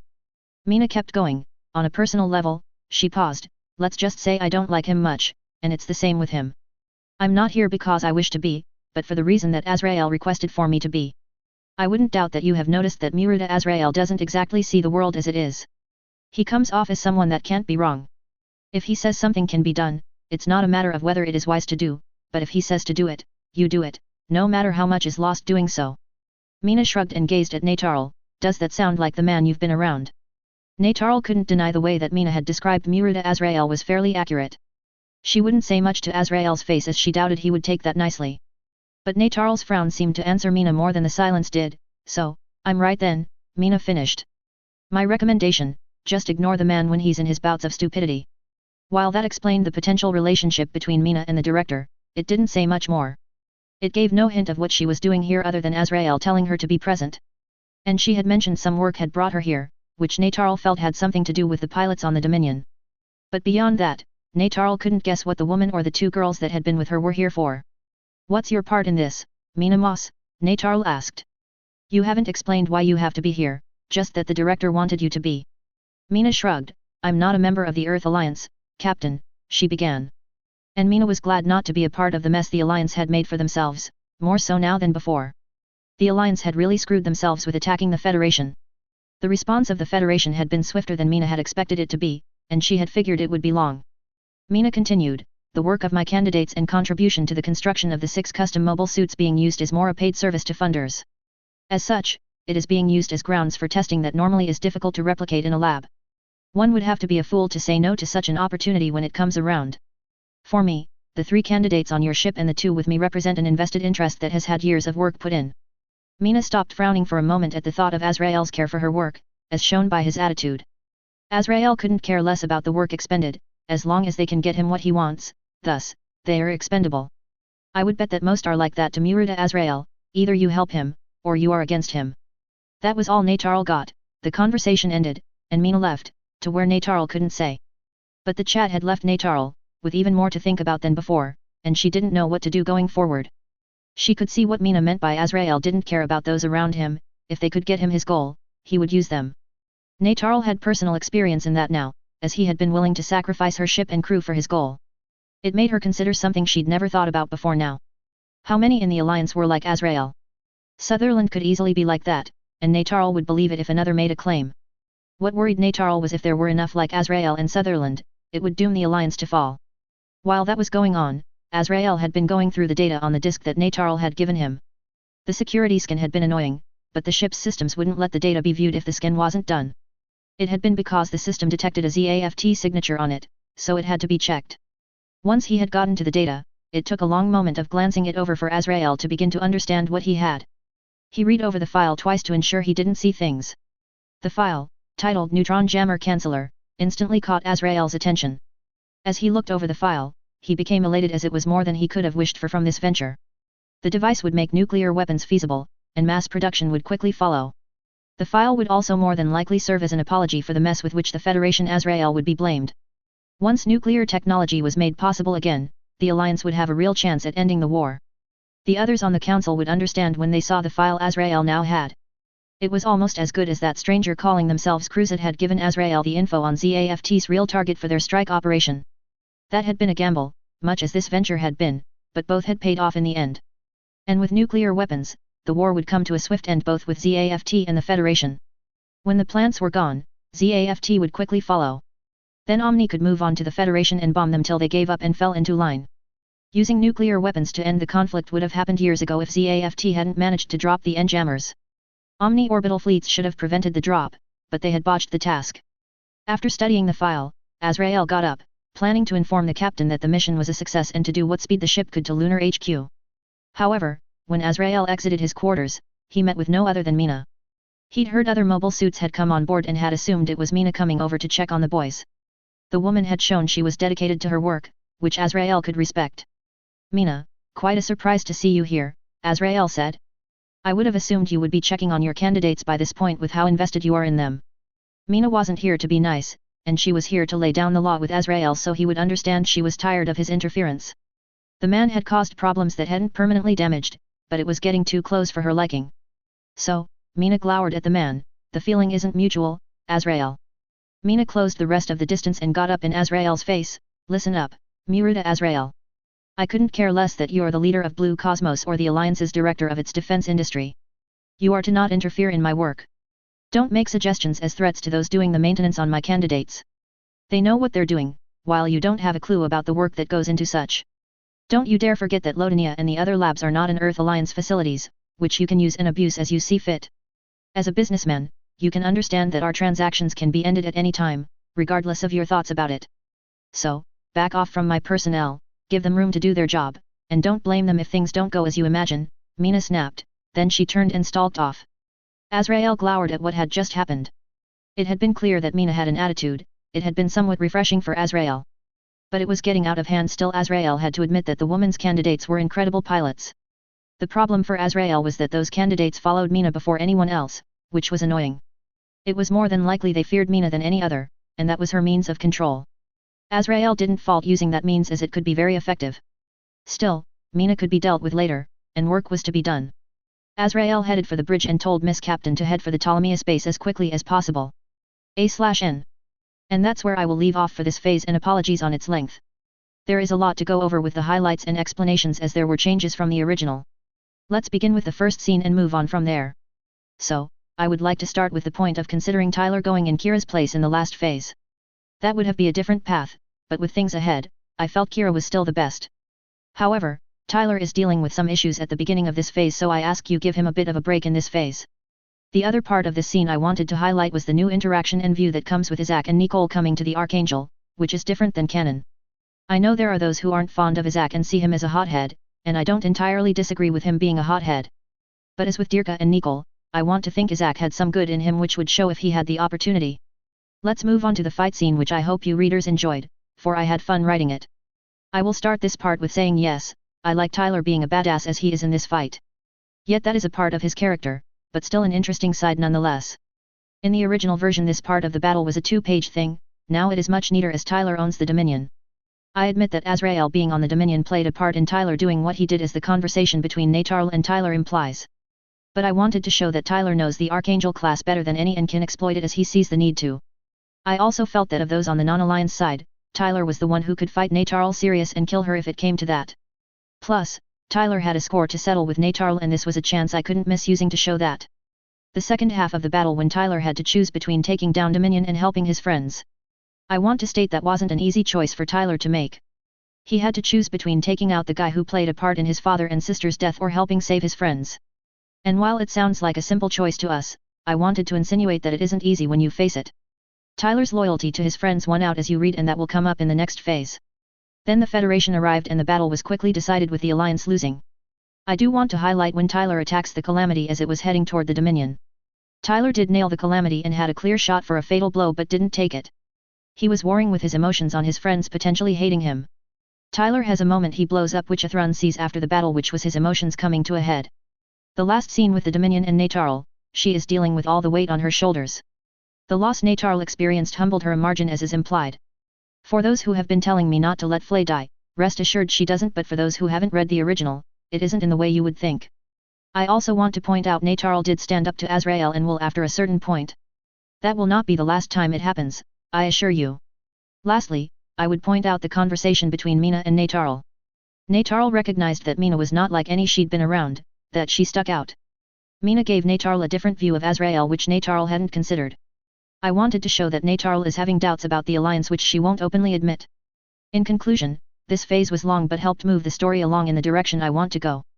Now I ask you readers not to expect another chapter for around 2 weeks, this phase just came much quicker than previous ones. As always, some of you take the time to write a review and tell me what you think of the story thus far and what you thought of the phase. I appreciate the reviews I get. The next phase is titled, Settling Accounts, and it more a story chapter as will be the one after that. Peace out until the next phase. Chapter 46, Phase 49, Settling Accounts. A/N. Here is Phase 49, which is mostly new as it was made from what was originally 2 sections from a phase in the original. I would like to take a moment to send my well wishes to those who are affected by the conflicts of the world today, regardless of the side they are on. And I give those to the people who are suffering from the fighting in some way. I give nor assign blame to any, only want to give hope, thoughts and prayers of goodwill and kindness. But please, all you readers enjoy the phase. Phase 49, Settling Accounts. July 14, 71 CE. Mendel Colony, Lagrange 4. The battle hadn't gone as well as could have been hoped by Tyler's assessment, though it hadn't gone bad either. Omni's third orbital had been dealt with as per standing orders of the Federation's Admiralty. That put Omni at 4 remaining orbital fleets in a little less than 3 weeks' time for the work to be done. The Dominion had failed in sinking the Archangel and capturing any of the Gundams, yet another good result. There hadn't been much loss on the Federation's side and horrible losses on Omni's side. Tyler would admit there was a period when things had looked grim, but it had passed, and things ended well. However, there had been a price paid for the victory, which Tyler cursed but didn't say what he had failed to do. The 3 ships which had been at Mendel had taken some damage during the battle, but none were out of commission. The Eternal lost functionality with 4 of its 6 small beam cannons. Then 2 of the Eternal's engines had taken enough damage that they would need repair. The Kusanagi had come out of the fight with the least damage taken overall but wasn't clean either. A number of its missile launchers and Eagle Stallions had been taken out of commission and would need to be fixed or replaced. Tyler figured the 2 ships could soon patch themselves up in Mendel's spaceport. And with the help of Federation engineers and workers, the work would go even quicker. On the other hand, the Archangel had gotten worse from the battle between the 3 ships being the favorite target. 3 of the 8 small engines and 1 of the large engines had gone through a forced shutdown. It prevented them from exploding after taking some lucky shots from the Gundams and Omni's mobile suits. 1 Gottfried had been damaged and wasn't working, so it would need work done to be operational again. 4 of the Eagle Stallions had taken hits and would need serious repair before they could be counted on again. Then, the port-side missile launchers had taken a beating and gone offline due to the damage. Tyler could help bypass things to get things running for the Archangel, but it would be better to be fixed up. The Dominion had shown the difference between bypassing things versus repairing systems. From what Tyler had learned from others while things were being worked on, the Gundams had all incurred some damage. The Freedom and the Aurora had only incurred minor damage, which was nothing mechanics couldn't handle. The Justice would need work on its shield since Ithrun had used it to block the Calamity's multi-phased beam cannon during the fight. The cannon had gotten the shield to warp a good amount and cancelled out the anti-beam coating. But beyond that, there was little damage with the Justice to note or undo that Tyler had seen. The Regenerate would need some beam guns replaced as it had lost one of its extra limbs. But apparently, there were spare parts on board the Eternals so that the missing parts could be replaced. Thus, the Eternals' mobile suits would be ready given a little time should they be needed. The Archangel's mobile suits, including the 2 it had recently started playing host, had taken more damage than the Eternals' machines. The Shadow had performed well with crystal piloting, but she had taken some hits during the skirmish. Her choice of equipment with the flight system had served her well. However, the Shadow had still taken some hits during the fight, with one of the legs needing work and the shield needing an overhaul. The shield's railgun had been taken out of commission by a lucky shot. But as it hadn't been out on the field the whole fight, it had less work needing to be done. The Blitz would need its shield combo fixed since the rifle had been stressed and damaged during combat. 2 of the suit's thrusters would need repair before further use. The Duel required its Shiva railgun to be replaced due to being sliced by an opponent. Also, the shield would need a bit of work and a fresh coat of anti-beam coating before another fight. From what Tyler had heard, the strike was mostly undamaged as it hadn't been in the second skirmish. There were still some minor repairs to make from the first battle, but those would be simple enough. Mew hadn't been out in the second battle because he'd been shot multiple times. Apparently, Cruzat had appeared inside the colony from what was being told, but there was no detail as to the possible why. Mew had been wrapped up in bandages and confined to the infirmary since returning. Tyler could sympathize with Mew on being trapped as he'd been in that position not too long ago. And yet, Tyler could help but laugh when he heard about the lecture Murrah had given Mew about doing reckless things. Tyler had seen something developing between the two though it wasn't his business. The Federation's first space fleet had mopped up the area and had taken up defensive positions around Mendel and the immediate area.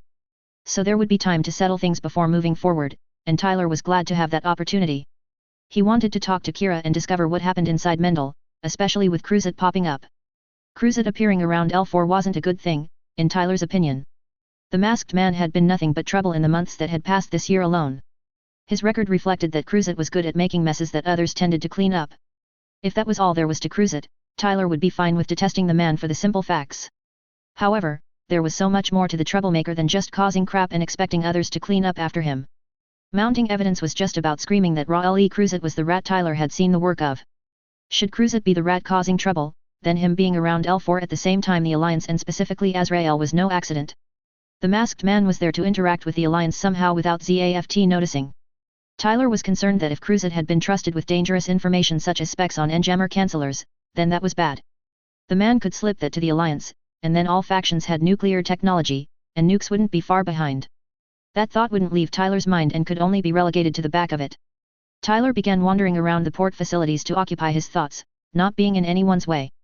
The current situation was better than it had been but still not the best it could be as things stood. The issues with the Dominion had been solved for the moment but would likely come up later. ZAFT had disappeared not too long after the first fleet had arrived, and there was no sign of them. Should the Alliance be quiet for a time, it would confirm to Tyler that they had obtained N-jammer canceller specs.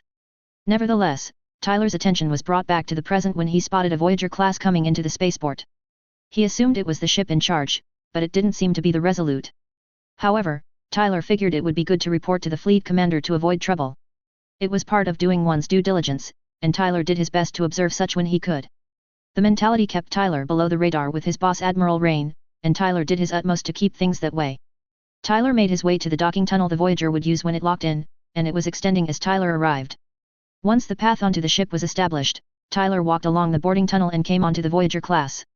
After identifying himself, Tyler was informed the ship was called the Valoran. Tyler was directed to the officers' quarters for the one in charge of the fleet.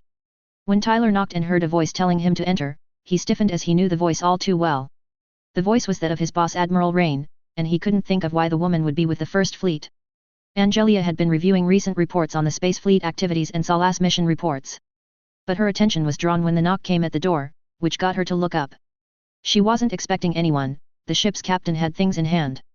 Angelia was planning to talk with the Kusanaga's captain and the other two ships' captains if there was the time and opportunity. Enter, Angelia stated, her gaze returning to the Salas report she'd been glancing over. When the door opened, Angelia glanced up for a moment and looked back down at the report. However, she paused, looked up again, and found she hadn't seen anything. Tyler McGregor had come into the room and was saluting her. It wasn't the gesture that caused her to pause, it was the teen was here at all. McGregor did quite a bit to avoid her most of the time, not that she exactly minded the behavior. McGregor was the Salas agent that she got the most grief about on a regular basis, the boy seemed to be a magnet for trouble. McGregor, Angelia started, rare is it that you willingly report to me directly to what do I owe the visitation? Tyler looked away and muttered to himself, I wouldn't have come to this ship if I'd known you were the one in charge. Angelia heard the muttering even if the words weren't clear. The teen had a habit of muttering things he knew would be unwise to say out loud. Thus, she would give him the chance to correct himself. Care to repeat what you said louder, McGregor? She posed in an icy tone, I don't think I heard right. The tone told Tyler to behave and not screw himself by muttering. He was already in trouble with his recent actions with his boss, and he didn't need to make it worse. Admiral Rain already had enough against him with his service record. Between those who didn't believe Tyler did what he did or were jealous, he got a lot of flack, which was passed on to his boss. What had Tyler wondering was why his boss was out here at all. The woman tended to work around the Federation's Echo Oz base, which served as Space HQ. Echo Oz was the biggest and the base neither of the other factions had ever found, not due to a lack of effort. Tyler had been to the place a select few times, mostly to report directly to Admiral Rain. Thus, he knew it was at Lagrange 6, above Earth's North Polar region. The base itself was made from what was believed to be an asteroid or two at some time in the past from its loose oblong shape. The main mass had been hollowed out but maintained the structural strength and integrity to be able to withstand a heavy assault. There was also an array of defensive guns and laser interceptors to defend the base itself. The large docking facilities took up a third of the base's area. And then, there were still docking points outside the east side of the base's structure, which didn't just exist inside the space rock. No, there were metal structures that came out of the asteroid itself as well on the sides and the back side of the rock. The Admiralty who led the Federation's military tended to be at Echo Oz, and their orders were distributed from there. The Admiralty consisted of 14 individuals, 2 representing each branch of the Federation military and their subsidiaries plus 2 who were the head of the Admiralty as a group. The branches of the Federation military are, the Space Forces, the Earthbound Defense Forces, the Intelligence Agency, Mobile Suit Corps, Salas, and Research and Development Association. His boss Admiral Rain was one of the 2 who represented Salas and was the one that pretty much called the shots for the organization. The other does more day-to-day background things from what Tyler understood and was good at. Tyler hadn't had much chance to work with or talk with Admiral Frederick Algrius personally. So Tyler swallowed and spoke to give himself the best chance he could get. I said that I was doing the right thing and reporting to the officer in charge. I didn't know it would be you, ma'am, Tyler stated. Not that it is a problem, just surprised to see you away from Echo Oz. Angelia had a stern expression on her face but gave a slight nod, that's what I thought you said, McGregor. But you do the right thing does give the opportunity for you to explain something that has come up. Angelia picked up a day top hat and had it display the mission report from the plant extraction mission. From recent reports, you went AWOL, care to explain yourself, McGregor? Tyler flinched at the question as he knew all too well what she was asking about. She wanted his explanation of why he went to the plants when he wasn't assigned. Tyler had prepared himself for this, but it didn't make facing the woman any easier. He took a deep breath, I would be more than willing to explain my actions, ma'am, Tyler stated, but permission to speak freely doing so, Admiral. Angelia blinked yet gestured for Tyler to go ahead, granted, just don't get sidetracked, she replied. Tyler nodded and kept going, it isn't that I doubted the team sent wouldn't be able to do the job, boss. I had a friend involved in that mess and wanted to make sure they got out as safe as possible. Also, I owe Siegel Klein for him hosting me during my recovery from a near-death experience. But most of all, I made a promise to the friend I mentioned that I would go and help bail them out. If doing that is wrong, then decide my punishment and hand it to me so I can get it over with, ma'am. Angelia said nothing for a few minutes to McGregor's explanation. It wasn't the first time McGregor had gone off on his own and done things his way or for his own reasons. She got reports about such every few missions the boy was given. Angelia had gotten used to the rebellious behavior McGregor showed often enough. She didn't tolerate all he did and had established lines that weren't to be crossed. However, the mission to the plants had been given to those who could do the job without bias or tip-off ZAFT. The insistence that Frederick had said McGregor had shown with his requests hinted he wasn't right for the job. There was a reason your requests were refused, Angelia returned, discretion was key, and you have issues with that. She waved a hand. Then what happened in this battle, McGregor? There were rumors a known war criminal was on one of the Alliance vessels. Tyler's gaze went to the floor as he figured this would come up. Azrael had been on the field, not once but twice, and Tyler had failed to deal with the man both times. The rumor was right. Murata Azrael was on board one of the ships, ma'am, Tyler replied flatly. The first time I went against the ship, I went with disabling the ship's system. I let a petty grudge and interest to prod get the better of me, and the criminal got away. Angelia sighed, war criminals aren't to be fooled around with, McGregor. I would have thought you knew that. You know the protocol with them as much as I do, so what happened, McGregor? Tyler didn't look at his boss. I'm well aware, rest assured, boss, especially with the one I should have dealt with properly. And the second time, I got interrupted by the Alliance's third orbital arriving. Tyler stopped as he had chosen friends and allies over what protocol would demand. Angelia noticed the hesitation, and her thoughts arrived at the conclusion that McGregor hadn't taken a shot to destroy the ship with the criminal. And did you not have the opportunity to take a fatal shot at the ship? You botched your first chance to deal with the criminal, and I hope you weren't so quick to do the same with the second. Tyler continued to gaze at the floor. I was about to, but allies were in trouble. Tyler hesitated. I chose my allies over dealing with the war criminal, boss. I've been cursing I had to make a choice, but I can't change it. Tyler stopped knowing the normal expected consequence of failing to deal with a war criminal, discharge from the military. Tyler was proud of his service and had been looking forward to giving more, but it was not to be. So, Tyler swallowed and brought his head up, still not looking at Admiral Rain. I will prepare my resignation, ma'am, and wait for my discharge papers. Tyler turned to the door wanting to leave and plan out the rest of his life since it would change. Don't you dare leave this room, McGregor, Angelia barked, I have not dismissed you. Tyler stopped but didn't turn around to face the woman as she continued. I'll save you the time and tell you I will not be accepting your resignation, McGregor, so don't bother preparing it. Tyler turned and stared at Admiral Rain. But why, he asked. Protocol with those that don't deal with war criminals says that's what is to happen. Angelia exhaled heavily. McGregor, if I demanded resignations from those who have failed to deal with Azrael, then I would have less good Salas agents. That man had evaded us for years now, so I'm not going to kick you out for missing him. And besides the fact, you're too valuable a Salas agent for us to lose. Angelia rolled her eye at McGregor's jaw dropping open. Do you comprehend how much you get away with and I not demote and punish you for? If most other agents pulled what you do, I would have them doing menial labor quicker than they could apologize for what they did. You're the best infiltrator Salas has ever seen and we can't afford to lose that. Angelia sighed, as the memories of the offers the other branches had made for the boy. Every other branch of the Federation's military would be more than happy to take you from Salas. Take that as you like, but make no mistake, you belong to me, I assign and use you as I see fit. Tyler was nearly floored by what his boss was saying since it was the closest thing he'd gotten to a compliment from her. Yet, if he was as valuable as she said, why did she ride him so hard? Then why do you snap at me so often, boss? Tyler threw up his arms. You make it feel like nothing pleases you, that anything I do is a mess you personally have to clean up. So, what freaking gives? Angelia's glare silenced Tyler. Because I get a lot of flack for what you do, McGregor. And it is a pain to deal with. You provide me unnecessary work with the complaints that come in about you. The reason I do deal with it is because you do the jobs you do and do them well. Angelia banged a hand down on the desk, making Tyler flinch and draw back slightly. And so, shut up, stop griping so I can give you your punishment you were so desperate to receive. Tyler swallowed hard and stiffened, waiting for the hammer to drop. You are to give me the best damn written report in the next 24 hours you have ever made explaining your actions in the last 3 weeks. No humor or sarcasm in it. I need none of your antics you use to frustrate others. This report will be coming to me, so keep that in mind, and I expect it actually to impress me a little. Is that understood, McGregor? Tyler blinked at being told he was to write a report for his boss. It was such a light punishment. He didn't have a good answer for the punishment as he expected far worse. However, the hand banging on the desk got his attention back. I said, is that understood, McGregor? Angelia barked loudly. Tyler instantly saluted and spoke, yes, ma'am, write an amazing report for you explaining my actions properly. Have it ready in 24 hours and turn it in within that time frame. I'm screwed if I don't make it impress you or if it's late. Those are my orders, ma'am, Tyler shouted. Angelia grunted and sank back to her chair. Very good.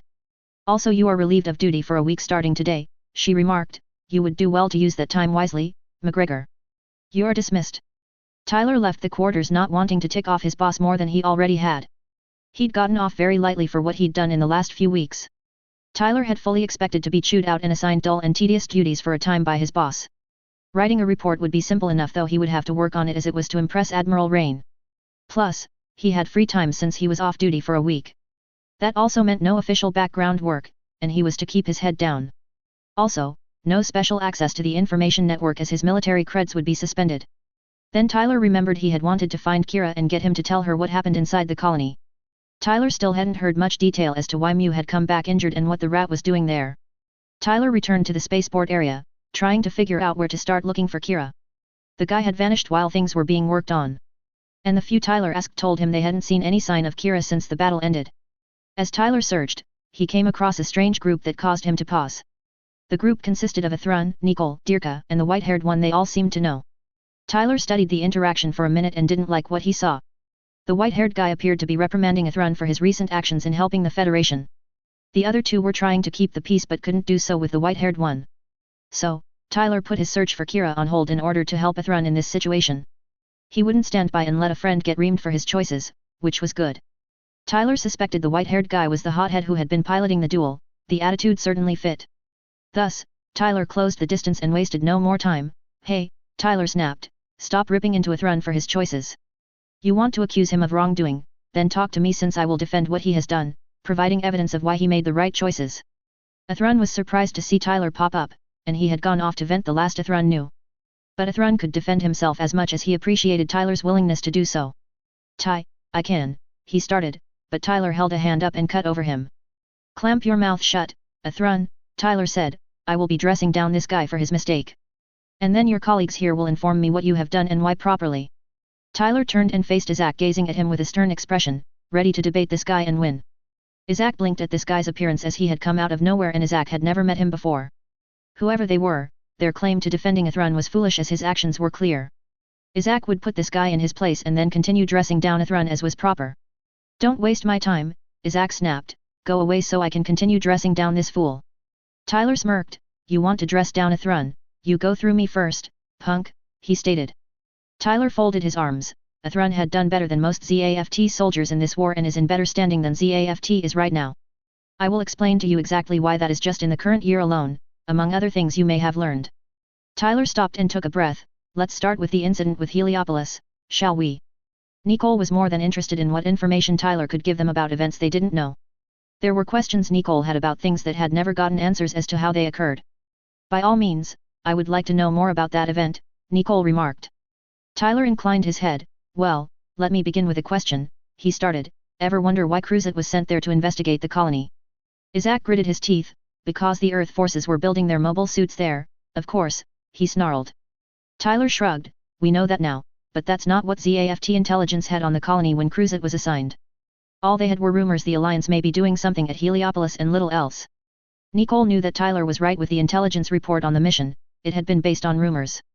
That had bugged Nicole as the commander clearly knew more than that. He also had pictures of the prototypes too. "Yes, that is what the intel report said, which left holes in how we were given more than that," Nicole mused. Tyler picked up right after Nicole had said that. "Indeed, that is a pointed question. How did your commander have photos of Omni's project when the ZAFT intel didn't?" "Logically, one possibility makes sense with the facts as they are. Cruzet got the photos from a different source than ZAFT intelligence. The Federation wouldn't do anything to help the masked man other than put him in cuffs and put him on trial. Thus, he got the photos from someone in Omni, and it makes the most sense in the end." Isaac didn't believe a thing that this guy was saying. He was implying Commander Cruzet was a traitor and working with the enemy. The commander's service record showed he was loyal to ZAFT, so he wouldn't work with the Earth forces. "That's crap, you just hate the commander," Isaac growled. Tyler shook his head. If ZAFT intel had the images, then why would the Supreme Council be shocked to learn about them? Athrun can vouch that they had no idea the prototypes existed during the meeting about Heliopolis. Tyler sighed. "Cruzet knew about them before getting to Heliopolis, there is no doubt about that. And I point such out for a reason which you might see as this goes on." Tyler paused for a moment before continuing. "Let's move on to the battle with the 8th orbital. I will say the battles before it were problematic, mostly since all but 2 took place in Federation territory. However, I'm highlighting details that show the point I'm making. Did it not surprise you ZAFT sent not just a champion to deal with the 8th orbital, which would be fairly strange in itself, but their best currently. Dirka nodded, yes, seemed like serious overkill to have the Black Zephyr deal with the Archangel and the 8th orbital. But none questioned the point at the time, Dirka commented pensively. Nicole agreed with Dirka's comment, 4 tries to send out Commander Klein was beyond odd. Indeed, it didn't make logical sense, Nicole said. Isaac growled again, what does it matter? Tyler looked at Athrun and pointed to Isaac, he doesn't like things logically explained to him, does he? Athrun nodded, that's certainly one way to put it, one I can't really argue with. Tyler returned his gaze to Isaac, did it ever occur to you that she was sent for another purpose beyond dealing with the 8th orbital? Isaac said nothing in reply to Tyler's question as he didn't have a good one. So, he kept going, I would bet you a serious amount of currency she was there to rein in Cruzet and finish the job he was making a mess of. Please provide evidence to the contrary if you wish to argue that. Nicole was considering the idea Tyler suggested, and it made far more sense than Commander Klein being dispatched for an orbital fleet. From what Nicole had heard, Commander Klein would be tapped to get another back in line, and he believed it. And with the messes which had been happening before that, Admiral Tries would need to handle things proficiently. That would make sense to me, more than her being sent out to deal with the legged ship, he remarked. She did seem more irritated with Commander Cruzet than I would expect her to be. Tyler snorted, yeah, doubt she wanted to deal with Cruzet. Apparently, from what I've heard, she has previous experience, and I can sympathize with the frustration. My experience dealing with him has proven the detest is warranted. However, at that point, when the Federation stepped in, did you not wonder why? Nicole nodded, yes, the Federation interceding had suggested they had an interest. Tyler shook his head, we were handling the issue Cruzet had created attacking Heliopolis. The Federation was working to prevent mobile suits from getting to the Alliance. But thanks to ZAFT's efforts, they managed to get them anyway, and it has been causing problems since, as we all know. Nicole frowned, I see, ZAFT made the problem worse rather than better. Tyler didn't answer that immediately, but a moment later, while that is true, that isn't the point I'm making in this. So, let me give you 4 other pieces of evidence to show my point to help you see Athrun has made the right choices. And perhaps, I'll even help you see the truth of what is happening with the war that never gets talked about. None said anything, so Tyler kept going, the next piece I would bring up is the battle just outside of Orb in which ZAFT tried to sink the Archangel. Did any of you wonder how Cruzet, the mission commander, knew where the ship was? It was traveling out of normal shipping lanes by a sizable margin. The Archangel was in Federation territory, which ZAFT had no business watching or fighting in it. And ZAFT intel didn't have any info on the ship after it left the Republic. So, Cruzet had to get information telling the intended path the Archangel was taking. Once again, the Alliance is pretty much the only place he could get it from, as they knew. Isaac was growling and grunting, seeming to have no words to respond to what was being said and implied. Dirka also was caused to think about the point as it had been strange that the commander had known where their prey would be. He'd heard the other 2 sub-captains had been muttering Cruzet was taking them on a wild goose chase with no information to go on. However, Nicole was the first to speak, yes, I recall some of Carpenteria's officers pushing back on the commander when he insisted the legged ship would be where he said. I found it odd he was so convinced it would be there when no intel agreed with him. But I didn't give it much thought until now where he could have gotten intel which gave him the surety. Tyler waved a hand, indeed, Cruzet seems to know far more than he should and doesn't tell others unless it benefits him. But I'll get back to that in a bit. In this battle, Athrun got a medal for honor and valor for killing a hard opponent. He nearly killed me while trying to do the same to a friend we share. And while I know war has soldiers doing horrible things, pitting friend against friend and think nothing of it is wrong. If that doesn't show the war's direction, then there is little else that can do better. Tyler sighed, yet, let's continue on to the next piece of evidence I got. ZAFT's Operation Spitbreak is where I will go as there are some things about it which show changes that Athrun took into account. Isaac regained the use of his voice at the mention of Spitbreak, Athrun wasn't there. And ZAFT whipped the Earth forces there, so there's nothing to get into. Tyler shook his head, you keep glaring at the surface of things and not beyond that. Tyler paused for a moment, did it shock you that so little of Omni's forces were defending the base? Nicole put a hand to his chin, it was assumed to be due to most of their forces being sent to protect Panama. But with you bringing it up, I guess there was another reason. Tyler nodded, those you whipped were made up of Eurasian forces, not any Atlantic Federation soldiers or vessels. All the latter were evacuated before the battle began, so they were a long way away by the time ZAFT got to the base. That would only happen if they knew the time ZAFT's operation was taking place and its true target. Such would also explain how a Cyclops system was in place to wipe out what ZAFT forces it could. The only way they could be prepared so well to use the opportunity is someone in ZAFT gave it to them. Tyler gained an annoyed expression which both Nicole and Athrun noticed. And wouldn't you know, guess who was there and was conspicuously absent when things went south? Athrun frowned slightly, knowing the answer that Tyler was waiting for. He was referring to Commander Cruzet as he had been pointing towards already. Tyler showed how he was convinced Cruzet was a traitor and, as he put it, a rat. And honestly, Athrun had to admit Tyler was doing a great job at portraying Cruzet as a rat, as it was hard to argue with. It was Commander Cruzet, Athrun said simply. Tyler swung an arm in a swishing motion. Yes, indeedly, Tyler acknowledged. And from what I've been told, the man already seemed to know the Alliance had set a trap for ZAFT. Yet, do correct me should I be wrong, but he didn't say a thing to anyone else in ZAFT, did he? Tyler waited for Annie to contradict him, pausing in his explanation to allow the chance. Nicole thought back to Spitbreak and couldn't think of any mentioning of the commander warning about potential Alliance traps. And if Cruzet knew about the Cyclops system, then he's not saying anything didn't reflect the commander well. No, your warning was the first mention of any form of a trap the Alliance set for us, Nicole answered evenly. Tyler tilted his head. Really, then tell me, in ZAFT, if one doesn't warn another about the danger they know about, is that acceptable? It is very much frowned down upon in the Federation, as it is treated as essentially second or third degree murder. Athrun sighed. It is seen very similar in ZAFT, but some get away with it as they have connections. Tyler twisted to gaze at Athrun. You don't say, so Cruzet has likely been setting up things to get others he doesn't like killed. That's good to note in the future. The masked man is as dangerous to those who are supposed to be allies as enemies. But back to what I was getting at with ZAFT's Spitbreak, as there is a point for bringing it up. Does that not seem suspicious with Cruzet knowing about the Alliance's setup and Spitbreak's real target? Evidence and circumstance would strongly imply he is the one that gave the info to the Alliance ahead of time, enough for them to set up JOSHA. That certainly seems to me the signs and actions of a dirty rat rather than a soldier. Nicole had put together what Tyler was implying, and while he didn't like it at all, he couldn't deny the mounting evidence. The commander's actions had been odd, and the information he had that ZAFT didn't seem like Alliance intel. But it was a sizable step from that to betraying ZAFT, and a further step to be playing both sides. And if it was true, Cruzet had been trusted with sensitive information that would hurt ZAFT and the homeland if the Alliance got it. While Isaac denied what had been said, Nicole's face fell. The evidence you've given is very convincing, I'll admit. I don't want them to be true, but I can't find much to argue the point with either. Tyler shook his head. I'm not done, and sorry to say, it will only get worse as I keep going.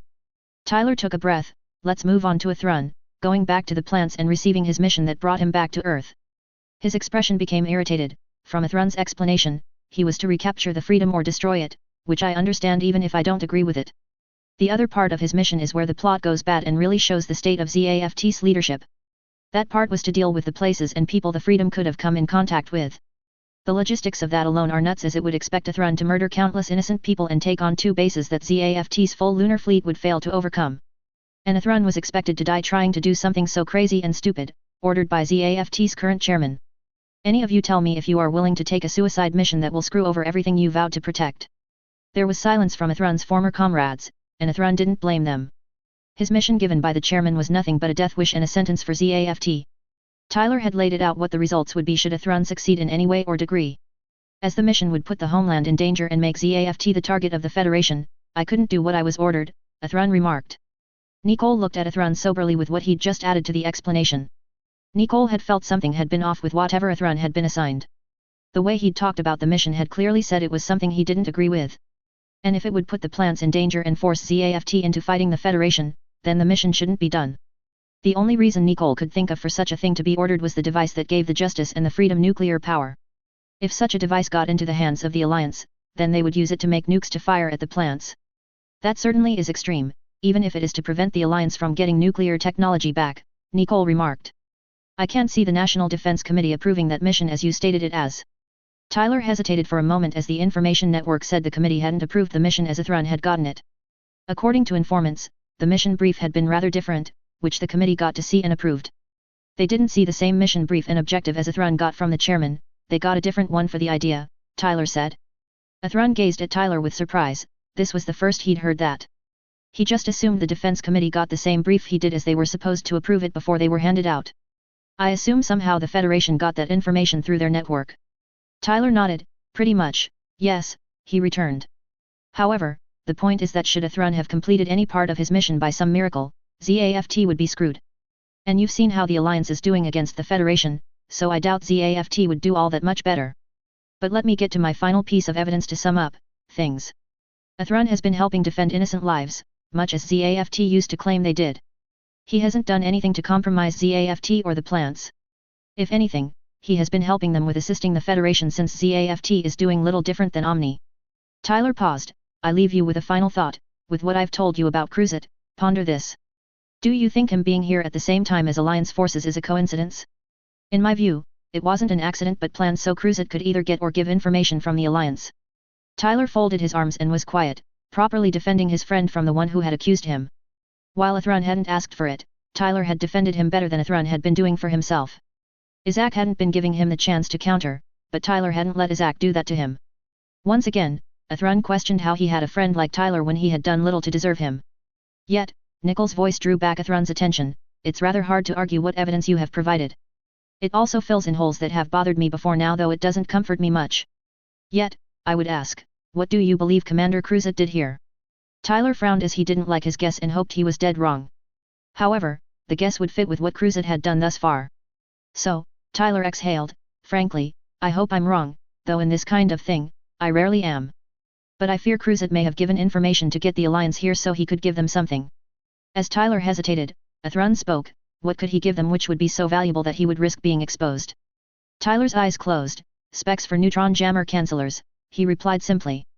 Athrun was horrified at Tyler's answer as it would not just make the war worse, it would plunge it into a horrible spiral. Nicole blinked at the mention of a neutron jammer canceller as he'd never heard about such a thing before.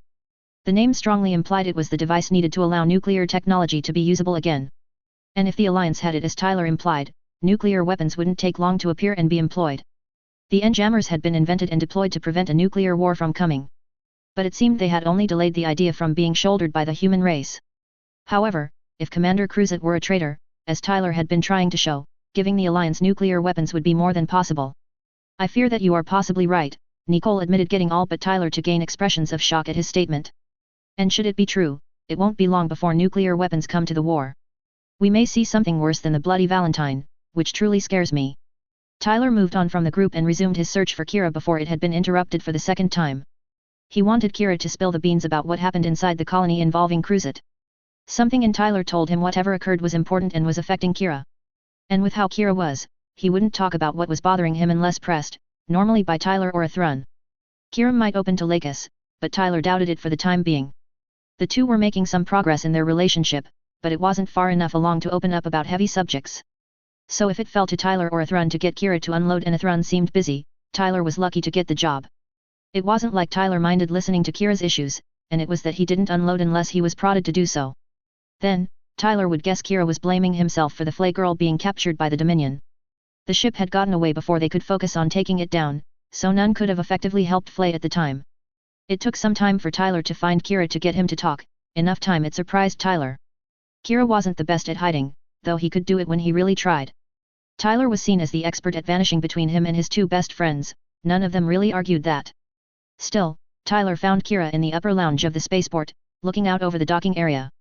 Lakis was there as well, and from what Tyler could see, she was trying to coax Kira into talking to her.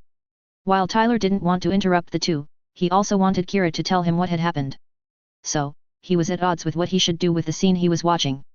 Lakis had been doing what she could once she'd found Kira to get him to talk to her. Something was bothering him, but she couldn't get anything beyond him telling her he didn't want to talk about it. Everything she tried to convince Kira to open up about had failed, and she was running out of options she could come up with. Lakis was worried about Kira for several reasons as of late. The battles had been taking a toll on him, and she could tell just like they were on her. This last one where Flay had appeared had shaken Kira as he'd tried to save Flay and failed. Something had happened before the last fight that had hurt Kira, but she couldn't tell what. And with Kira in the state he was, she couldn't help but worry about him. Tyler was taking in the room and found it wasn't changing, nor was it helping in getting things to move along. So he cleared his throat, drawing attention to him and his presence. While I can understand you two having a moment of some sort, I would suggest you do such in a more private place. Lakis was looking between Tyler and Kira before she blushed heavily at the implications. Granted, Lakis would like a close relationship with Kira, sooner rather than later, at some point in the future. But of course, Kira had been oblivious to Lakis's hints she sent him about how she felt with him. Tyler kept going, however, I did have a question or two for Kira, and I'm free to ask. Kira looked up at Tyler, unaware he had signs that he'd been crying at the memories of what Cruzet had said. Tyler could see Kira was in a bad state, so he glanced over at Lakis. Sorry to ask you, Lakis, but do you mind giving us some time? Tyler hesitated. I'll fetch you once things are better, I promise. Lakis hesitated for a moment, not wanting to leave while Kira was in his state. And it wasn't that she thought Tyler wouldn't be able to help Kira, their friendship was stronger than most she'd seen. So, after a moment, Lakis left the room but didn't go too far from the room to wait for Tyler to get her. Tyler turned back to Kira and closed the distance between him and Kira. It was odd that Tyler would have to comfort Kira as he was the one that normally did that for the trio. Tyler leaned on the railing of the lounge. "You need a moment to gather yourself, Kira," he asked gently. Kira took a moment to calm himself down a margin and nodded for Tyler to go ahead. "What happened inside Mendel, Kira? Something has clearly gotten to you and is bothering you to the point that it is hurting you." Kira didn't say anything immediately to the question even though Tyler was more right than he could know. He knew that Tyler was trying to help by getting Kira to talk, it was something he would do from time to time. For all of Tyler's qualities, both good and flawed, he was a good listener when it helped the most. And perhaps, Tyler could help explain what was confusing Kira so. With him seeming to know odd facts, maybe he would know about what Cruzet had been talking about. Thus, Kira took a deep breath before he began. "I went in to check on everyone and found the strike first around the largest structures. I checked the strike, and Mew wasn't inside, so I ventured inside the complex." The description of the complex Kira gave had Tyler guessing he had been in one of the medical facilities. It had been one of the colony's main purposes and was funded for as far as Tyler knew. Tyler had heard the rumors about some things which had occurred at Mendel, and most weren't pleasant to hear or think about. There had been crimes committed there though it wasn't on official records for the public could read about. With the access Tyler's military creds gave, he had gotten to read the non-public information there was on Mendel. What Tyler had glanced over when he'd taken the time had sickened him. The experiments done at the colony by some were not just ethically wrong but also were seen as criminal by standing international law. After reading them more than a year ago, he hadn't thought much about the details. But as Kira described a room that sounded like a genetic laboratory, Tyler paid more attention. From what was being said, it was the place the artificial womb was created. That would mean Kira had unknowingly walked into the infamous laboratory of Dr. Hibiki. Dr. Hibiki was the most known scientist who worked at the Mendel colony. He was also suspected and connected to many of the crimes committed at Mendel that the public never knew about. From what Tyler recalled, the man had been obsessed with something he wanted, which the records iterated in odd terms. Tyler remembered reading the man's obsession had consumed him to the extent it was the reason his life ended. Or at least, the man's work had drawn the ire of those like Blue Cosmos who had killed him and the rest in the colony. Tyler knew of the man because his father had been acquainted with him as a fellow scientist. From what Tyler remembered, his father had said something to the effect that Yulan Hibiki had been letting his obsession blind him and make him into some kind of monster. Still, Tyler continued to listen to Kira's tale without interrupting him. Kira kept going with how it seemed Cruzet had something in mind for Mew which Kira stumbled upon. Kira talked about how Cruzet strung the two along further into the medical complex. Cruzet did so by posing questions and throwing out implications. Some of the things Kira said annoyed Tyler as it made clear Cruzet had an interest in Kira, quickly becoming an obsession. Tyler didn't like Cruzet's interest with Kira, not with how troublesome the guy was. And Tyler had seen worrisome signs that Cruzet had been targeting Kira for his own interest. Kira mentioned seeing Dr. Hibiki's nameplate, which had caused him confusion. Cruzet had mentioned a relationship between the doctor and Kira, which didn't make much sense to Tyler. Hibiki was condemned for portions of his work in genetics or rather his methods which were seen as criminal. However, Kira seemed to know of the name, but Tyler couldn't say why he would. Most of the reports on the man weren't public, and Kira's parents weren't in the group that would know of Hibiki. Nevertheless, Kira saying that Cruzet claimed Kira had been born at Mendel was odd. It was clear that Kira had been affected by Cruzet's words and the implications of the connection between Kira and Hibiki. There was the possibility that Kira was somehow related to Dr. Hibiki. The man was supposed to have offspring, but there wasn't a great deal of detail in the records. Hibiki seemed to have either hidden birth records or made sure they weren't made for others to see. So there was no record of whether he had one child or more than one or gender of any possible offspring. Thus, for all Tyler knew, Dr. Hibiki could be one of Kira's biological sires. From a photo Tyler had seen once, there had been a Hibiki his mother had met, and the woman had looked quite a bit like Kira. And while Kira did deserve to know who his sires were, Tyler cursed that he may have learned the facts from Cruzet. But even should the Hibikis be Kira's sires, they weren't his parents. Tyler had made sure Kira understood that the Yamatos were his parents as they had raised and loved him. That Cruzet had not just told Kira was related to Dr. Hibiki more than irritated Tyler. No one should have to find out hard truths from someone with malicious intent, which was like a stab in the heart. The man wanted to do something to Kira, likely throw him off, if not more, should he be able to. It was one of many reasons that Tyler wanted to take a shot at the man. And if Tyler could use his own hands, specifically a fist, to strike and preferably beat him up, then Tyler would be ready and willing.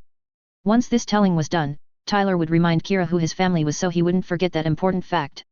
Family got many through the hardest and darkest of times, they were an anchor. However, as Kira got to where Cruzet began to talk about a mad dream, Tyler became more concerned. While the masked man was insane, and Tyler wouldn't argue the point, the man wasn't completely delusional. And by what Kira had been saying, Cruzet seemed to know something about what had happened around Mendel. As Tyler understood, ZAFT didn't have much more than the public records and some of the basic rumors of what work went on at Mendel. The alliance was much the same, so they wouldn't have more information than ZAFT would. So, the only means that Tyler could figure out for Cruzet to know what he said was he had been around Mendel while Hibiki had worked there. Kira then mentioned the terms Ultimate Coordinator and Perfect Human, which caught Tyler's attention. Those terms had been in the classified reports on Hibiki that Tyler had glanced over. It was stated they were in relation to Hibiki's work at Mendel. Some of the data which had been encrypted, which was suspected of having been written by Dr. Hibiki, and what had followed was concerning. Hibiki's work was said to have been trying to create something to which the terms were referring. His obsession with making a perfect human was foolish and at the end technically impossible in the end. Tyler agreed that such a dream was impossible as it was subjective as to what perfection was to be considered. The artificial womb experiment was impressive but wasn't employed with making coordinators. The Federation had officially denounced the artificial womb as it crossed a line with the creation of life. That had given the artificial womb a very bad reputation which had few wanting anything to do with it. From what Tyler had heard, Dr. Hibiki was a workaholic and continued his work even when the vast majority cursed it. Kira was going on about the lab he and Mew went through and what he saw in there, which had made him extremely uneasy. The scene Kira described disturbed Tyler even when he expected the idea to be true. The report from the inspection teams which had searched Mendel after the bioweapon attack had been a very hard read. Tyler had gotten close to throwing up by the time he had gotten halfway through it with what the teams had found. And it wasn't the dead people found though their condition had been beyond sickening. It was evidence of how far some had gone, including Dr. Hibiki, to advance their work/project. The bodies of children mentioned were horrifying enough, the conditions they were found in had caused Tyler to throw up at the time. It had been clear from what the teams found Hibiki and others had been mutilating children and torturing them. There was even the rumor Hibiki had cut fetuses out of wombs for his work which, if true, would be the work of a monster. As Kira moved on to Cruzet, claiming Kira was Hibiki's work, his desired result from all he had done, Tyler was left wondering. If Cruzet was correct, why had Kira not been at the colony when it was poisoned? The man's obsession wouldn't have allowed Hibiki to let go of the boy as he was proof of what he wanted to show the human race. Not that Tyler was complaining that Kira was absent when the colony ended, he wouldn't have Kira as a friend if that weren't the case. But the attackers couldn't have known one of their targets was missing during their strike, or they wouldn't have used the plague they did. The bioweapon had been a man-made plague that was meant to kill without exception or bias. That kind of thing was only used when the group deploying it wanted all in the area affected dead and left no questions as to there being no survivors. It was interesting to Tyler that Cruzet admitted he was a clone for a couple of reasons that came to mind. Clones were the one type of human which was forbidden both by international law and the rules of individual factions. It was one of the few things all three factions could agree upon. So, for any who even attempted to clone another, it was a serious crime and came with an extremely hefty punishment. What was surprising about the fact Cruzet was a clone was who his donor was. Mew's father would have known just as much as any what would happen when others found out he had a clone produced. Tyler figured Hibiki had been desperate enough to do anything, even something that would screw him over, to get funding for his work. And, of course, Tyler wouldn't for a moment blame Mew for his father's decision even when it had cursed the world. Tyler clenched his jaw when Kira transitioned onto the part where Cruzet screeched the war would continue. While the human race wasn't perfect with the history it had, the race hadn't found its way to extinction. It had gotten close a select few times in its history but never went beyond salvation. And while the threat of nuclear technology was pushing humanity to the edge again, it hadn't gone over it. Tyler still had faith that humanity could save itself from the destructive path it was on. The speech his mother gave showed there was still hope for a future the human race could have. And when Kira had mentioned Cruzet, his mother, by name, and claimed Ellen would fail, Tyler wanted to slug the masked man in the face hard. The next time he saw or was around the man, he would make him squirm and suffer for his troublemaking, Tyler would swear it.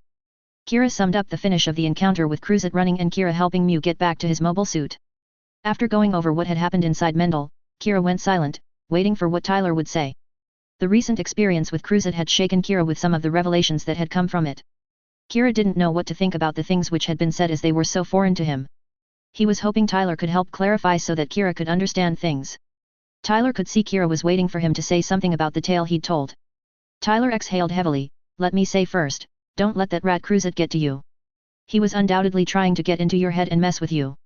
Tyler folded his arms. The dirty rat needs to have a permanent leash attached to him, preferably with a choke collar at the very least. If I had my way, the man would be shackled and heading for a life in prison away from the rest of the human race. Tyler thought about how to go through the information Kira had given about what occurred in Mendel. He wanted to address each major point Kira had brought up with his tale properly to help Kira understand. While I would normally say Cruzet is a sociopathic liar since he fits that definition most of the time, I'm not as sure in this instance. It is possible he was telling the truth as something he said would match facts that the public doesn't know. And with him trying to get a reaction out of you for whatever interest he, unfortunately, has with you. Kira sighed, but I can't recall ever being to Mendel before now, Kira stated. I've only heard of the name and that it was some research colony. Tyler hesitated for a moment. Mendel started out as a research colony when it was built, as far as I know. That changed before it became as it is now, but that is another story which I can get to in a bit. Tyler waved a hand. The general facts which are available to the public would tell you a group called GARM R&D took up residence in the colony. They do research and work to advance genetic science, though not as much as the group is less present in the world of today. Kira picked up the emphasis on public Tyler used when talking about facts on Mendel. That implied there were non-public records on Mendel, which could shed more light on what happened. So, are there records the public doesn't see about Mendel? Kira asked. Tyler paused at the question not because he didn't know the answer but because of the implications. The mission report from the investigation teams was classified for a reason. Tyler felt it was because of what had been found along with the bioagent used on the colony. I can't tell you all the specifics about what went on that was discovered. And it isn't because I don't want to, the info is classified, so I'm not permitted to say it without specific permission. But I will tell you what I can, even if in vague terms, Tyler assured. There are rumors that unethical things happened at Mendel, and they aren't exactly wrong. The one you mentioned, Hibiki, appeared to be in the middle of the crap with the evidence there is. I wouldn't deny the man was brilliant with genetic stuff, probably the foremost of the current century. However, he supposedly had an obsession that got the better of him or at least blinded him. I can't go into much more detail than about what Hibiki assumedly did due to protocol. Tyler let out a sigh at how classified information prevented him from telling Kira more than he already had. Tyler wanted to give Kira what he knew, but it may not help in the long run. Instead, Tyler decided to change the subject to the other thing he wanted to talk about with Kira. However, Kira, I'm appalled you listened to that rat enough. You were questioning who your parents are. We've already had a conversation about this, and I thought it would be the end. Tyler jabbed a finger at Kira. I've told you your parents are those who raised and love you, don't you dare forget that. Kira's gaze fell to the floor as Tyler kept going. You listen to me, Kira Yamato, your parents, are Harima and Kari Yamato. Those two cared for and loved you as if you were their own son. You are not to listen to anything any other says to the contrary, as they are trying to mess with you. Tyler exhaled. We don't get to choose our sires. The world can be cruel, not giving us a choice in that respect. Yet, we can decide who we consider our parents to be, and no one else gets to make a choice for us. You got that?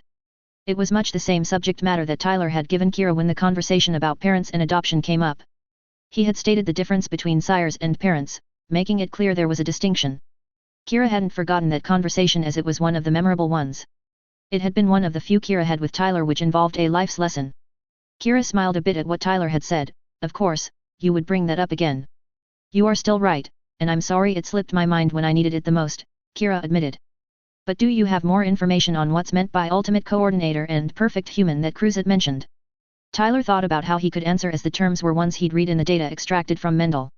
It reminded him of what Hibiki had done and had so sickened Tyler. But the man's crimes weren't on official public records due to their nature. If the man were alive, he would be arrested and imprisoned for his work.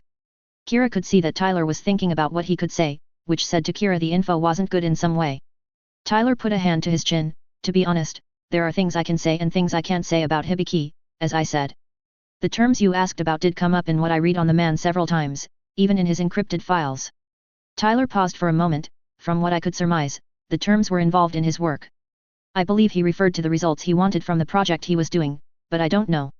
Truthfully, the use of ultimate and perfect are some since they are subjective. What could be defined as they differ between individual views? What one views as perfect could be just ordinary to another. Kira nodded at Tyler's explanation as it gave some idea of what Cruzet had been referring to.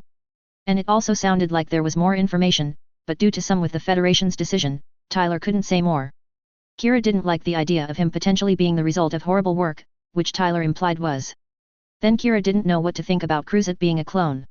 As far as Kira knew, the production of clones was forbidden and was seriously punished. Cruzet being a clone is kind of surprising, Kira remarked.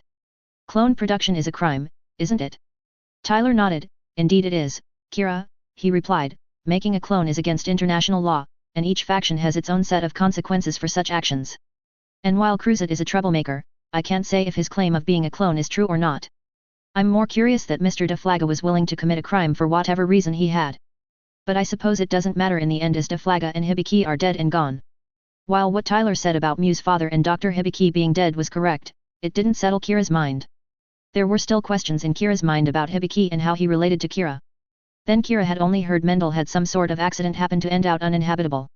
Supposedly, the accident had struck so quickly that the population didn't have the time to escape.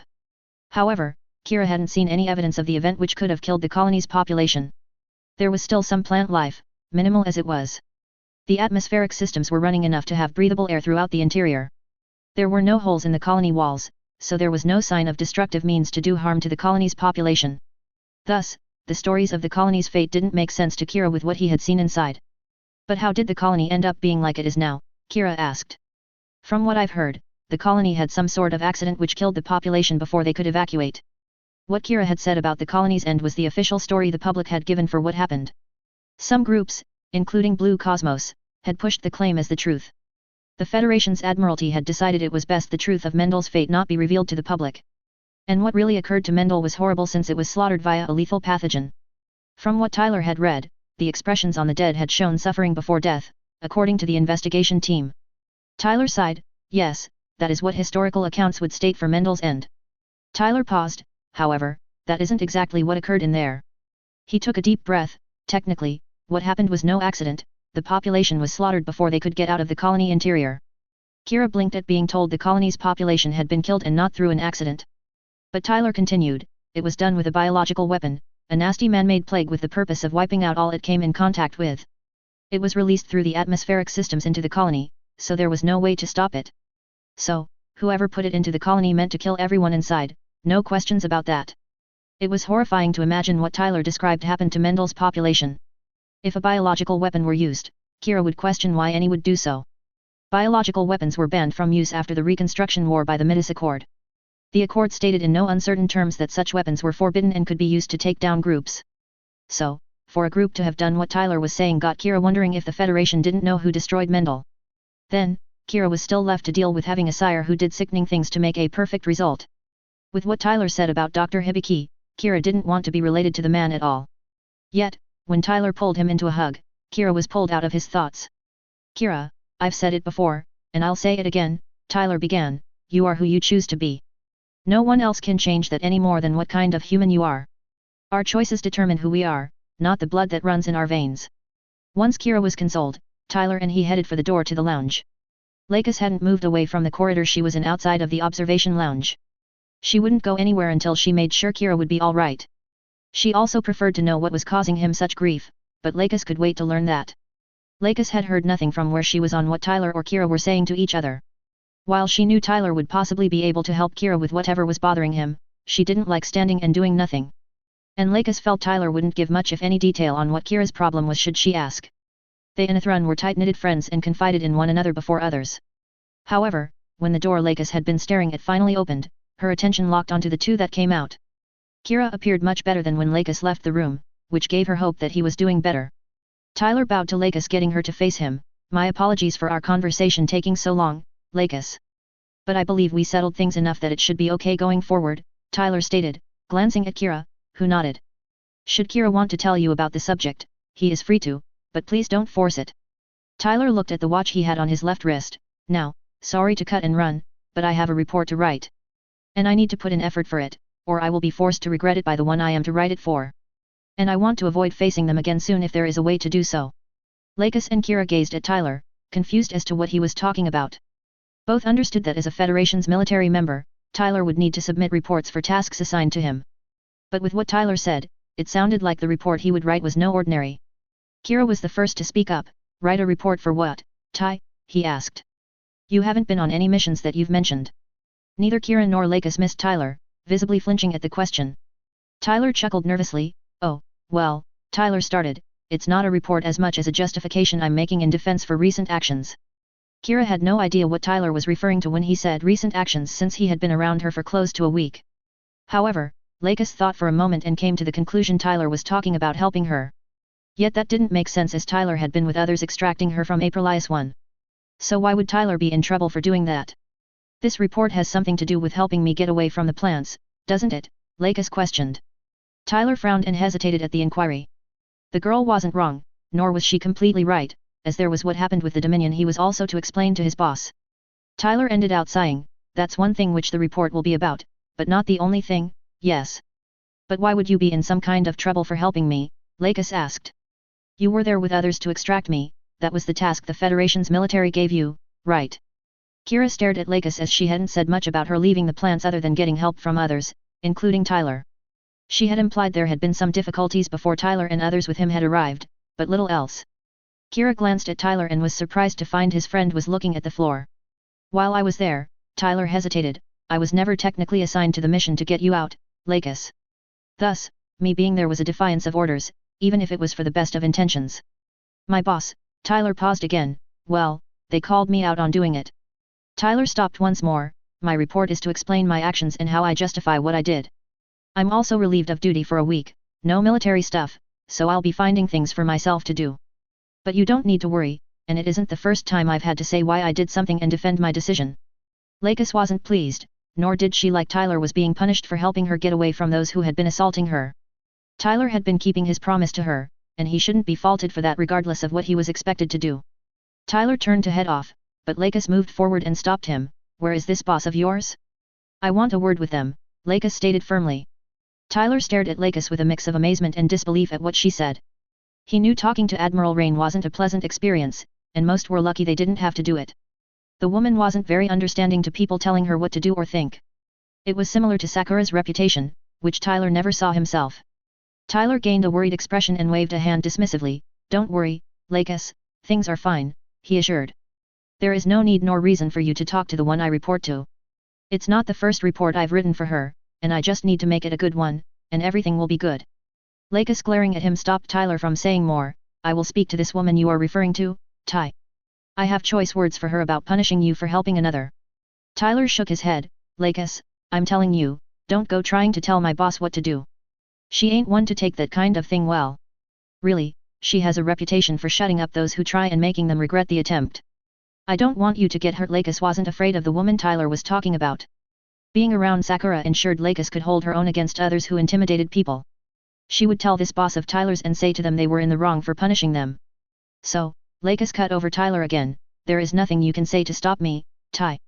Tyler wanted to convince Lakis not to talk to Admiral Rain since he didn't see that ending well. However, Kira spoke before Tyler could make any other attempt to dissuade Lakis from her intentions. Ty, you won't be able to stop Lakis, Kira stated, knowing Lakis would be stubborn in this. Tyler stared at Kira for a moment, trying to glare at his friend for siding with Lakis rather than him. Tyler knew Kira was right, which was surprising as his naivete should have prevented the guy from seeing Lakis's determination as it was. After a moment, Tyler let out a frustrated exhale, fine, he admitted, since it seems my attempt to help is being ignored, should we pass her as I had in the direction of the Eternal, I'll point her out. Tyler headed through the port facilities, Lakis and Kira following behind him. He was praying he was lucky enough not to see his boss. Tyler hoped Admiral Rain was keeping herself busy with things and not making the rounds at this time. Tyler would be happy if he could avoid having Lakis facing his boss. Yet, as Tyler's group entered the main boarding lounge, he saw his luck wouldn't hold for him. As he feared, Tyler's boss was making rounds in the form of talking to Kagalai and Kisaka about something. Tyler's head fell, damn it, Lady Luck apparently hates me today, he cursed softly. Kira and Lakis heard Tyler's muttered curse even if others didn't. Tyler kept going, staying quiet to hopefully not draw attention from his boss. That was the only chance he had to help Lakis not face Admiral Rain. Tyler still had. Angelia was talking with the Kusanaga's commanding officers to get their account of what had happened around Mendel. It was part of her gathering information from allies on site to figure out where things stood. They had also told her about the Alliance's attempt to take Orb from its proper owners. The reports Angelia had read about the attacks on the member nations hadn't been nice. However, Omni had been repelled, with some sacrificing their lives, which was important. The lives given would be honored for their efforts to keep the Federation's citizens and territories safe. She was wrapping up the conversation and would move on to talking with the Archangel's officers but paused. She paused because she caught sight of McGregor, appearing to be sneaking along, trying to avoid notice. The teen was supposed to be writing a report for her, ready by 1500 tomorrow. Yet, it looked like he needed a reminder to get to the punishment he had been asking for. McGregor, Angelia barked. Tyler stiffened, knowing he was screwed and any chance of saving Lakis from facing his boss was gone. He had tried to protect his friend from the potential wrath of Admiral Rain but failed. So, Tyler slowly turned to give his boss the attention he knew she would expect from him. Yes, ma'am, Tyler replied with nervous tones. Tyler knew he should have gone and gotten down to writing the report he was to give to his boss after meeting with her. But he couldn't let a throne get ripped a new one and not step in for him as his friend. And Tyler had to find Kira and cheer him up, or he couldn't live with himself. Tyler fully intended to get to work writing the report after helping Kira, and he wouldn't sleep until it was done and turned in. Your report is still due at 1500 tomorrow, Angelia stated, folding her arms as she stared balefully at him. You will not be getting an extension for getting sidetracked or distracted, McGregor. Tyler saluted out of habit with his boss. I was just heading to write the report you asked for, boss, he returned. I'm not dumb enough to goof off when you give me something to do. Rest assured, you will have the report to read before the deadline comes. Kira had never seen Tyler so uptight around anyone, even his mother, and Tyler behaved well with her. Tyler was normally easygoing with most and seemed not to have a care in the world type of attitude. He was stubborn at times when others pushed him to do things he didn't choose to. So to see him all stiff and formal was more than odd for Kira as it was so out of place. However, Lakis focused on the woman that was talking to Tyler. The woman spoke to Tyler as if she owned him or could order him around. Tyler didn't take orders from pretty much anyone, and he'd proven that while on the Archangel. Then he had referred to the woman as boss, meaning she was the one who was punishing Tyler for helping Lakis. Hold it, Lakis snapped loudly, drawing attention to her. Tyler shouldn't be punished for his actions, he has done nothing but helps people, and that is right. Angelia looked at the girl who had spoken and found she was a teenager with pink hair. That feature strongly suggested that she was the daughter of Siegel Klein, the non-soldier one. The girl clearly didn't understand that a military group's organization and orders were necessary. Even when something was done with the best of intentions for the actions, it could compromise others and put them in trouble. McGregor going off on his own, risked the Salas team's mission as it could draw attention from ZAFT. That couldn't be overlooked, so he had to face the consequences of his actions. McGregor was getting off easy. Frankly, he should face worse than writing a report and being relieved of duty for a short time. He defied orders, young lady, Angelia replied, such cannot go ignored or unpunished. Lakis wouldn't back down to this woman, whoever she was. Tyler had risked his life to help her, and she wouldn't let another dismiss that. She wouldn't let him face punishment for her, and those had joined the cause Lakis fought for. He went to the plants to help me get away from those hunting me. His actions were done to save me, and he shouldn't face punishment for saving my life. Whether he was ordered to do so or not shouldn't be held against him, Lakis insisted. Others in the boarding lounge had stopped what they were doing and were observing the exchange. Mew and Crystal had been heading over to find Mrs. Simmons to ask her about some things to do with their mobile suits. However, they had stopped when Tyler had been called out by the woman neither knew. The way Tyler had acted to the woman was unlike what either had seen before with the older teen. Tyler was acting like a soldier, nervous around their commander's commander coming around and talking to them. Him calling the blonde woman boss got Crystal and Mew to have a double take. One time, the two had overheard Tyler talk about his boss or the one he reported to and took orders from. And the tones Tyler had spoken in had made it clear he was at least wary if not scared of them. Mew studied the blonde woman and could see some of the things Tyler could be put off and even sacred of. The air the woman put off was not just serious but one that said not to mess with her or you would regret it. When Lakis spoke out against the blonde woman, Kirstel had to hold Mew back from moving forward to stop the girl. She knew that Mew meant well in trying to not just stop Lakis from getting into trouble but putting himself between her and the blonde woman. Yet, Crystal could see Lakis was defending Tyler, who usually did that for others. Lakis wasn't a princess in need of protection, and she could stand on her own and should be given the opportunity. And Crystal more wondered what kind of individual the blonde woman was and what she did to have Tyler salute her and listen to orders. Angelia regarded Lakis, demanding she let Tyler off going AWOL. It was different as most Angelia was around and didn't argue with her or question her decisions. She wasn't the head of Salas for nothing, as she had earned the position. Angelia had to be tough on those under her command since Salas had to be the best of the best to protect the Federation. Yet the girl chiding her dared to stand up to her, Angelia would admit that. It wouldn't change anything for McGregor as the girl was attempting to do. However, Angelia would give good marks for the effort even when it didn't change anything. McGregor's intentions, while good in individualist principle, were short-sighted. They could have gotten ZAFT to turn its full force onto killing you and your father, possibly involving innocent bystanders. The rescue was planned to involve the least in it so innocent people didn't get caught in the crosshairs. McGregor put that at risk and should have left it to those assigned instead of heeding a personal wish. That is why he had been handed the consequences he has to deal with. Lakis was about to argue further, but Angelia continued, you have fire in you, young lady, I'll give you that. I can only imagine ZAFT's Zephyr taught you to stand up for yourself against those you others don't. The onlookers that were watching were silent with the mention of ZAFT's champion. Most there couldn't think of a possible connection Lakis could have to the dreaded Black Zephyr. The Pink Princess was too nice to be connected to ZAFT's most feared commander and pilot. However, before Lakis could keep defending Tyler, her father moved into view. "Lakis, that's enough," Siegel said. Angelia glanced at Siegel and inclined her head to him as a sign of respect. The man had done much for the cause of peace and earned many's respect for his efforts. It was why Salas teams had been set for his extraction, as the human race needed those like him. "Well met, Mr. Klein," Angelia greeted him. "It's an honor to meet you in person." She glanced back at Lakis for a moment. "It seems your daughters have a fire within them. Both your eldest with what she does and the one here." Siegel looked at Lakis, to who the blonde woman was referring, and smiled. Lakis had been standing up for her friend who had helped her escape Patrick's goons. Siegel could understand the need for soldiers to have boundaries and follow orders an amount of time. Military leaders were to see the big picture and the goal to be worked for that the soldiers carried out. Lakis didn't understand that heroes may make the path forward in war, but soldiers did the work to help bring an end to the conflict and protect the innocent. Siegel knew that the remark about his daughter was meant as a compliment. Sakura fought on the battlefields of the war and worked towards an end. Lakis may do that too, but she also had the connection to the people who wanted the war to end.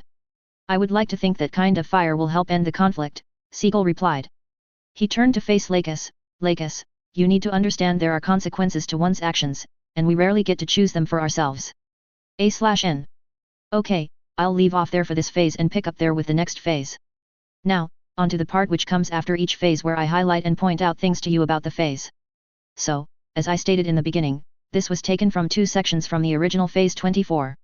I'll state for the record, the said phase is split into literally the next few phases to build up to the battle which was phase 25. That should tell you there will be changes ahead, but I will not tell you about those yet. But let me get on with the highlights of the phase instead of telling you of what is to come. First, the scene with Tyler and his boss Admiral Rain. I will say that Angelia Rain is based physically on a character from a different anime which for those who have watched it is Full Metal Alchemist, Brotherhood. That character for those who haven't watched the anime is Olivia Armstrong, so you can look her up if you want an image. I also want to take a moment and go into detail on Echo Oz as my description of it changed slightly. So, I originally set 2 more Lagrange points in the original story and I keep those though I changed their position. Originally, they were along the moon's orbit, but I thought it could be better used above Earth's poles. They would be in a better position to react effective if something went wrong on Earth, being one of the reasons I changed the idea. I mentioned the base was made of asteroids before and that is the same, but I want to say the base was constructed outside the moon's orbital path and then towed in with its stealth field active. I will go into more description about the Federation military's branches later on. At this time it didn't make a great deal of sense to go into that detail, so I will do so later. But enough of the background part of this scene which has been implied before now but not directly stated. Now, as I implied a few times before this, Tyler is scared of his boss and there are a few reasons as to why. One of those reasons is the reputation Angelia has, which is similar to Sakura's, that being mean as hell if you tick them off. She is also the leader of Salas, which is a position which not just any can fill. There are stories about her, but I will not get into those other than saying they scare those who hear them. Next, as you readers may have picked up on, Tyler does a lot to avoid be around Admiral Rain, even more to not face her. The woman is one of those he will salute and take orders from, but it is both from respect and fear which he does that. In the scene, we get to see some of the dichotomy between the two and there are 2 sides to it which I didn't get into until later in the original. Angelia knows Tyler speaks his mind and will say things he should know he shouldn't.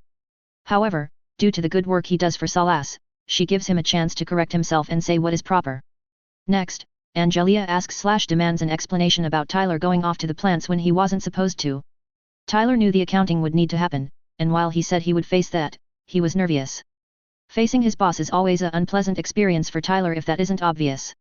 He still said he was helping Lakis without saying her name and there is a reason for that. Should Tyler mention Lakis, he could direct the ire of his boss to her and he wanted to avoid that. Tyler wanted to take the punishment for what he did, thus why he said to his boss to hand him the punishment she would give. The two also go over what happened in the recent battle, which brings Azrael up. As stated, the Federation has a strict policy about war criminals, they are to be captured or eliminated, no exceptions.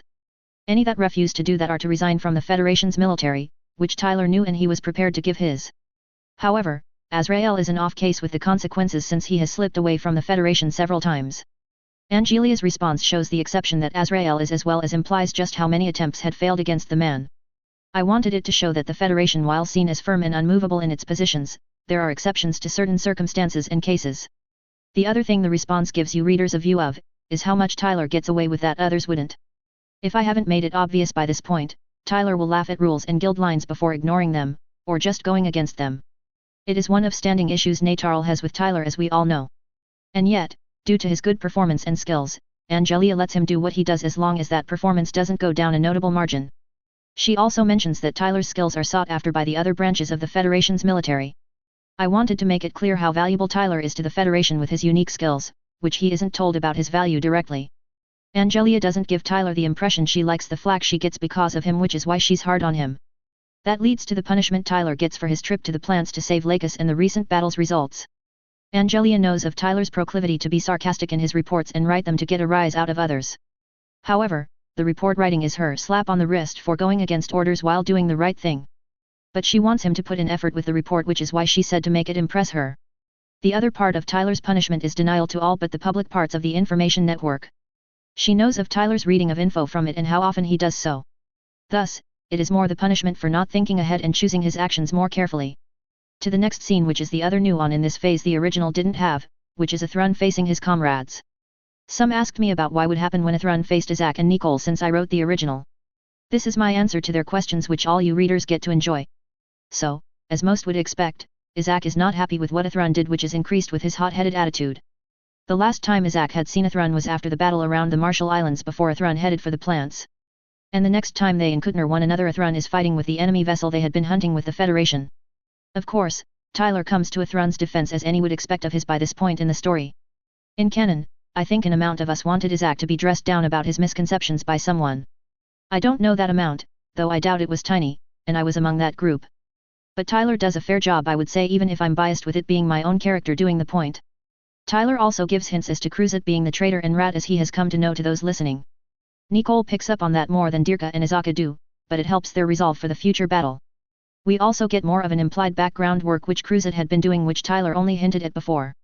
The second to last scene is the one between Tyler and Kira, where the topic of the encounter with Cruzat inside Mendel comes up. Of course, Tyler isn't happy Cruzat was around and had hurt Kira in a personal way. Previously, Tyler had talked to Kira about him being adopted and accepting those how took him in as his parents. I imply this event. I have no plan to do a flashback or writing a scene for the event, sorry for those who may want it. Tyler does tell Kira to not listen to Cruzat much as Mew did for pretty much the same reason, the man is beyond untrustworthy. However, Tyler also wants to prepare Kira should he have to face the rat in the future, which we know he will. Tyler does reveal to a degree what actually happened to the Mendel colony, which I say for a reason. In canon, all that is said about the end of the colony was there being a viral outbreak, which is my public report version. I wanted the idea to be plausible with what actually happened to the colony, and I think with the research going on there, a fatal pathogen being introduced is easily possible and likely used by terrorists. Cruzat was involved as he hated Hibiki and his work, which is the reason he knew about it. Tyler found out from the Federation investigation reports which had the truth. However, Tyler can't tell Kira everything as the reports are classified and a few sealed, which are equivalent to the US top secret classification. I'm not implying politics, so please don't ask about Trump or what he is doing. Back to my point, Tyler tells Kira what he could both from the reports on Mendel and what records of Hibiki's had been taken. And yes, Tyler had clearance to read classified Federation stuff, but he can't get it just by asking for it, he has to go through a process. The final scene is one that I actually didn't originally plan to write, but it turned out neater than I thought it would. So, as stated earlier, Tyler wants to protect Lakis from anything to do with his boss.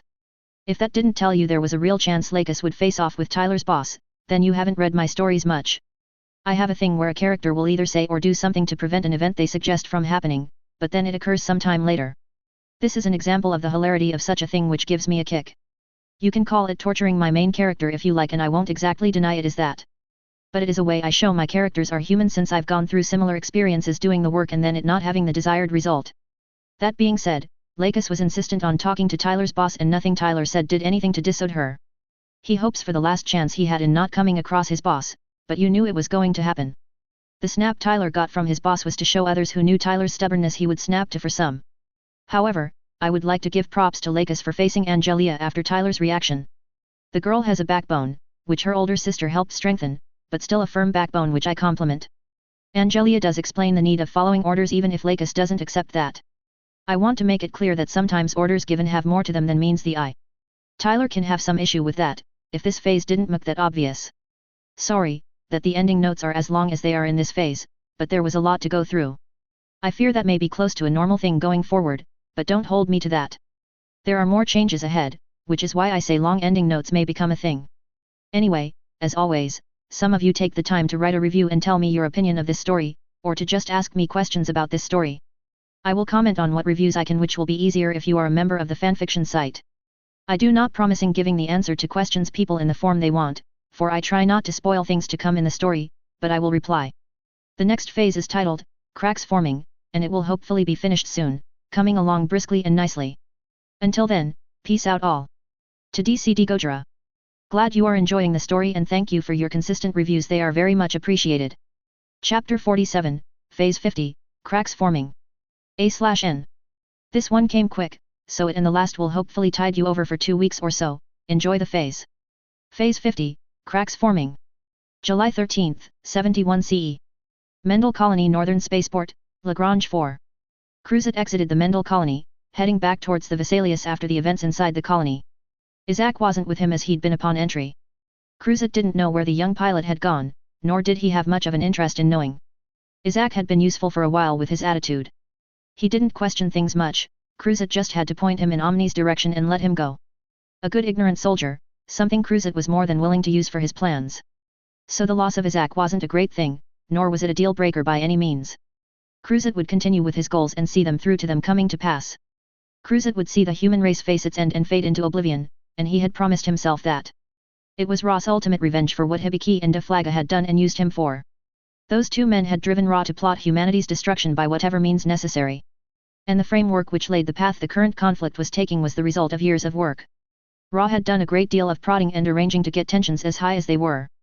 Original predictions had calculated that the war wouldn't reach where it was for nearly a decade. With Ra's efforts, he'd cut that time by about half and had ZAFT and the Alliance at each other's throats. Then sending the girl back to Alliance worked exactly as Cruzat had hoped. She had gotten to the ship Azrael would have been on, which had been the intent. The girl would give an officer the disc with the N-jammer canceller specs. Those would get into the hands of Azrael, and the one Ra wanted the specs to get to. The man's hatred was so predictable, and the actions came from it simple to direct. The opportunity to get and use nuclear weapons would be far too tempting for Azrael and others like him in the Alliance. The man would get it to those who hated coordinators, and they would demand nuclear weapons on the plants. And they would be met with Zayla's gamma weapon genesis, and the two would clash, and destruction would spread. So, with nuclear weapons all but guaranteed to be around the corner, the end of the human race was not far away. It would be an amazing show, and Cruzat was looking forward to seeing it all play out. The only factors Ra had to be careful of were the Federation and those like Tries. They were the only ones that could stand against the coming nuclear clash. The Federation could potentially stop the use of nuclear weapons. Their work of extermination of Omni's orbital fleets was gumming up the works. There were also those like Blass and Klein who couldn't seem to keep their mouths shut and stay quiet. When Cruzat had viewed the woman's speech, he had been irritated and somewhat worried. The subject matter had been ridiculous, yet, the way it had been presented as a plea and call to the masses had been dangerous. Cruzat knew that such could influence the masses, those from the Klein family had the same gift of rousing the masses to action. It was why Ra had slipped the information which implicated Klein in the theft of the Freedom and the leak of Spitbreak. If Cruzat could get rid of the potential disruptive individual, then all the better for his plans. However, Klein had disappeared along with his daughter, who wasn't helpful. There had been no bodies of either of them, and those sent were dead, so Ra assumed the two were alive somewhere. It was a lesson he'd learned over the years he had been working: if you didn't have proof of one being dead, don't assume they were. It forced Ra to accelerate his plans and efforts, as if he took too long, the Federation would ruin his goal. Tries was the other who could wreck things if he could override the Supreme Council. Zayla was a good little puppet driving the mentality of destroying naturals rather than just defeating the Alliance. But there were those within ZAFT that were still loyal to Tries rather than the National Defense Committee or the chairman. Ra's attempts to get rid of Tries had failed thus far. The man was hard to get to, and doing so without notice was nigh impossible. So Ra had been focusing on Zayla and having him go around Tries to deal with the man. The worst fear and threat to Ra's plan to end humanity was if the Federation joined forces with others like Tries. Should they get together and maybe some from the Alliance, the group would be a force to be reckoned with. Were that to come to pass, all Cruzat's efforts and the plan would be in jeopardy. And with the Federation joining the war sooner than he had figured, things were a tad shaky. But if Ra played his cards right and directed things just right, even the Federation coming into the equation wouldn't change things. The crossing with Mew inside Mendel was more icing on the cake for Ra with how things were going for his goals. He wanted to finish off Mew La Flaga personally if that was a possibility and didn't interfere with his goals. It would be a form of poetic justice for Ra as he could end Alda Flaga's legacy once and for all. Such would be sweet vengeance for Ra for the man cursing him and his existence. It would tie up loose ends that Ra seemed to be haunted by, which had the annoying habit of popping up when it was the least wanted. Plus, tormenting Mew had become a temptation Ra just couldn't resist as it gave him such a kick. To be able to bring up Mew's loss of his parents and even tell him that Ra had done it had been more than amusing. And while Ra had intended to kill Mew in Hibiki's laboratory, there would be another chance to kill the man later, Ra didn't doubt. Nonetheless, the unexpected wrinkle that had come up in Mendel had been Kira Yamato. That the boy was Hibiki's dream child brought both good and bad feelings to Cruzet. He hated the boy for what he represented and for being Hibiki's work he would never shut up about. That the child had survived all the attempts to kill him was infuriating. It was especially true with all the odds stacked against him living to be a toddler. However, on the other hand, it was interesting to Ra as it allowed him to get back at Hibiki one more time. Ra would love nothing more than to beat Hibiki's perfect child in combat. It would show that Hibiki's work wasn't the end-all be-all the man claimed it would be when it was successful. The boy's ignorance was hysterical enough though it would make killing him a tad dull since he wouldn't know the reason. Yamato clearly didn't have a clue what he was nor what a blight on humanity he really was. While that took some of the fun of ending him out, if the boy felt despair before he died, Ra would take that. Ra may have failed to kill the boy and Mew in Mendel, but the trip here wasn't a total loss with the Alliance getting his gift. Nuclear weapons would move his plans along proficiently, and the end goal was the most important thing. Ra had worked too hard for too long to let a small thing lose sight of his revenge on the human race. The wish to take out Mew or Yamato wouldn't ruin him and his carefully laid plan, and he wouldn't let that happen. He had learned patience would give him far more of a reward than getting something quickly. It had been one of the few good lessons Ra had gotten at Mendel, even if it was unintentional. So, Cruzet would wait for another opportunity to get the two when it came up. Cruzet focused back on the present when he came out of the spaceport and spotted the three Nazca classes. There were signs of a battle on the opposite side of the colony, but it was far enough away that it wouldn't be an issue. The Alliance girl had been sent off to float that way to get to Azrael, so the battle was of no interest now. There was the normal radio chatter which indicated everything was going as expected. There was a Gin south of the vessel group keeping an eye on the battle going on. The Gin could be the one that had taken the life pod over and released it for all Cruzet knew. Still, everything was going as it should, and there was nothing that would change that for Ra.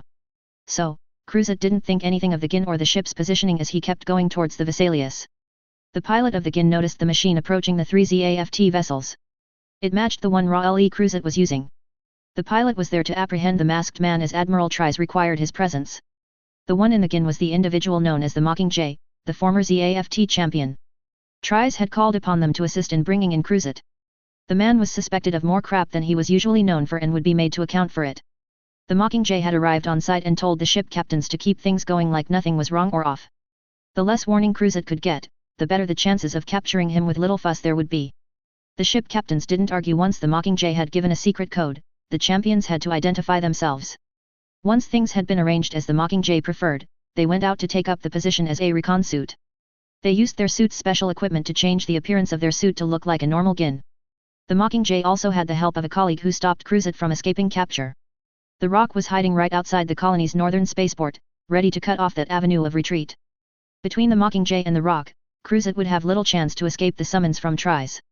The masked man was known for slipping away from things, so Tries had called on those he knew would get him there.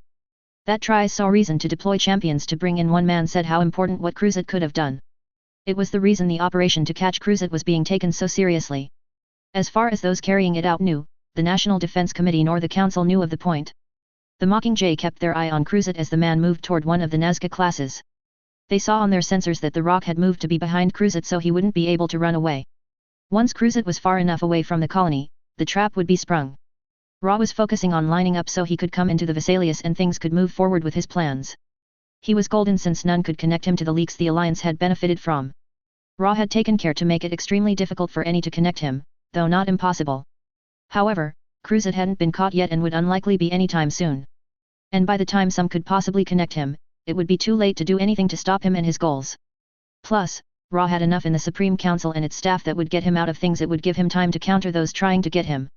Yet, Ra was brought out of his thoughts by an alarm going off before he was shaken in his cockpit.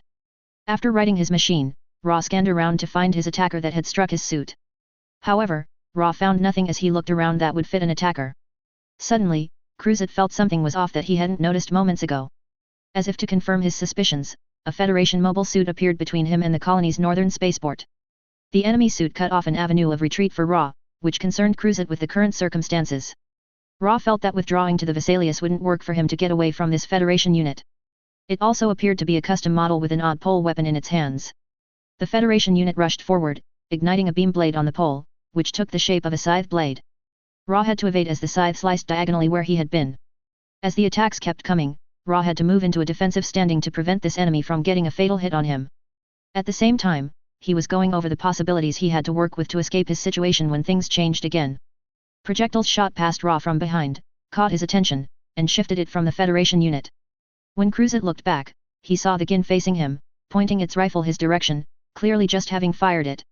Then, before Cruzet's eyes, the Jin's appearance began changing, it turned grey overall with white outlining along the shoulders and its shield. The shape of the mobile suit was very similar to Cruzet's GUAIZ prototype. It was a machine Ra had seen before, which he believed the GUAIZ was based on. The ZGMF 575 NTREY was designed for infiltration and avoiding detection, mostly as the one who had been piloting it specialized in. Ra had been tricked into believing the NTREY was due to the unique equipment it possessed.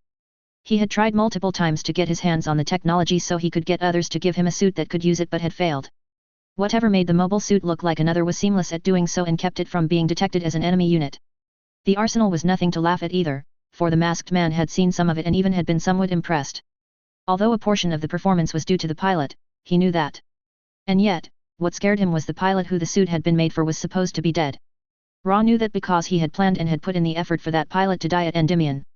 The sight of the ZGMF 575 NTREY said the Mockingjay was alive as they shouldn't be. And there was no reason for Ra to expect the pilot not to want revenge on Cruzet for trying to kill them. While it had looked to others in ZAFT that two of their champions had fallen at Endymion due to the Alliance's Cyclops system, that wasn't exactly true. Ra had gotten the Mockingjay and the Rock to be in the area of influence with the Cyclops system. So, he had played a part in getting them killed, which records didn't mention at all. Ra had made sure of that. And the scythe wielder was using the style that the Rock was famous for, so likely was the man. Thus, the two Ra had attempted to kill at Endymion had somehow survived and were still around. They could threaten him and his plans more than others in ZAFT could, as they possibly knew things most didn't about Ra. The next thing that Cruzet registered, the NTREY, brought out the 4 hidden machine guns and aimed at Cruzet himself. 2 of the guns were MMIM-7S 76mm heavy assault machine guns, normally loaded with explosive rounds. The other 2 were MMIM-7B 460mm assault Vulcans, usually loaded with armor-piercing rounds. The ammunition type could be changed per the pilot's request, which was done on the Nazca it had been assigned to. The NTREY began firing its guns at Cruzet, and as he didn't want to find out what kind of ammo it was using, Ra shot to the right. However, Cruzet was met by the sight of the Federation unit coming at him with its beam scythe. Ra had his GUAIZ lean back to evade the first scythe swing, but it was closer than he liked. So close that Ra could see the beam's wavy lines working to keep its shape. The swings kept coming, and avoiding them was made harder by the weapon fire from the NTREY. Ray had to keep moving his shield to block the projectiles just in case some were armor-piercing. And then the NTREY started using its guns not to hit Cruzet but to keep him from moving to the left or right. Ra could see what the NTREY was doing and cursed the action. The Mockingjay was boxing Ra and so the scythe wielder could pin or destroy him. His suit was shaken as Ra turned to face the NTREY to try and escape this situation. Cruzet glanced behind him and found the Federation unit had latched onto him and was restraining his movements. It only took a moment for Ra to realize there was nothing he could do to escape his current situation. Whatever the two were here to do, Ra could do nothing to stop them in their goal. The whole setup with the Nazca seeming to be normal had been meant to catch him off guard. The captains had been likely told to go along with the two for their plan as they had no reason to defy orders from a champion, current or former. The real question was who had given the order for this operation, and the likely answer was Tries. Ra had feared that Tries might do something to interfere with his plans and goals. The man's influence in ZAFT was problematic as it could override the National Defense Committee. The man was one Ra couldn't manipulate, and he was too dedicated to being the good soldier. Ra wasn't idle as he was dragged by the 2 mobile suits over to the group of Nazcas. He kept an eye on his sensor screen to see any potential changes that would worsen his circumstances. And he didn't have to wait long to find out things were worse than Ra had thought they could be. He spotted 2 Nazcas coming toward the group of 3 north of the Mendel colony. The one in the lead was a Nazca that Ra recognized almost instantly as it was none other than the Black Jade. The ship was the personal vessel of the Black Zephyr, Sakura Klein. And Ra had no interest in seeing the woman, more so as she was one who was chosen to bring another in ZAFT to task. The other ship was another Ra knew of with its unique markings, and it was called the Osprey. Like the Black Jade, the Osprey was the personal ship of a former champion. The champion who used the Osprey was the Mockingjay, who would make sense as they were there. The issue with the 2 ships was that their crews were loyal to their champions and not others with rank. Ra knew there was little way he could get out of whatever this was about. Talking would be as difficult as the Zephyr and unlikely do him any good. He was clearly the target of something, though he couldn't decide what he could be called out for. There were several things Cruzet could call out for if some could connect him to events. There were some things Ra wanted to be connected to less than others, but he knew whatever he would be called out for wouldn't be good. And his thinking didn't help as he was being dragged toward the Black Jade. The Federation unit let go of Roscoe AIZ but stayed not too far behind the NTREY. Cruzet could see that possible avenues were being closed for him to get away potentially. Ra came into the Black Jade's hangar, and his mood still fell with the situation. The NTREY still held the suit, so Ra couldn't break away and try to escape from this. Meanwhile, Sakura was making her way down to the hangar to see this operation through. Linus had asked her to head out to L4's colony cluster to help with the capture of Ra Le Cruzet. The man was to be brought back to the homeland so he could be questioned about leaks that had happened. What had Sakura curious about this was Linus said 2 of her colleagues would be assisting. The 2 who were going to help were 2 believed dead, but if Linus said they were alive, then Sakura believed it. She certainly wouldn't say no to seeing one of her closest friends she thought lost. Then, Sakura had dearly wanted to take Cruzet down a peg or more for the things he'd gotten away with before now. The man had caused horrible issues during the war, which others had to clean up after him. While that was bad enough, the man never faced the consequences of his actions. He either talked his way out of the incident, or others covered it up, so he got away from any response. However, this time, Linus had been specific. Cruzet had no excuse not to return to the homeland. If the man tried to come up with one, it was to be shot down, and the man brought back. Should that require him to be thrown into a brig cell, then that was to be done. And if Sakura was honest, she hoped Cruzet was difficult so she could throw him in a cell. She'd wanted to do the idea since being told about his Heliopolis fiasco, and she may get the chance this time. By the time Sakura reached the hangar, the area had been pressurized so the crew could enter. Sakura ordered the GUAIZ opened, and Cruzet ordered to come out of the cockpit. If he refused to exit, he would be dragged out of the machine, and Sakura would enjoy watching that. The man would be searched for weapons and disarmed if he had anything. Should Cruzet be smart and cooperate, then things would go smoothly. If he did the opposite, which Sakura wanted him to, she would personally enjoy dragging the man to the brig. Sakura floated into the dock area and ordered the GUAIZ to be opened, which some mechanics got to work. Ra knew his time to think was quickly coming to an end. When the cockpit opened, he would be restrained and have to face judgment. And with him being on the Black Jade, he'd be facing Sakura, and he wanted to avoid that as long as he could. Ra had locked the cockpit, but he knew ZAFT mechanics would get through it given time. A hiss came, and a moment later, the cockpit hatch swung open, revealing the Black Jade's hangar. While it appeared much like any Nazca's hangar, the black CGUE left no doubt about the ship it was. 2 mechanics came into view of the cockpit and signaled Cruzet to exit. The gesture made it seem like a command rather than a suggestion. Ra assumed that if he didn't leave his suit's cockpit by choice, he would be dragged out by some in the hangar. So, to try and save some face and cooperate, Ra unbuckled his restraints and exited the cockpit voluntarily. Ra glanced toward the NTREY and spotted an individual coming out of it.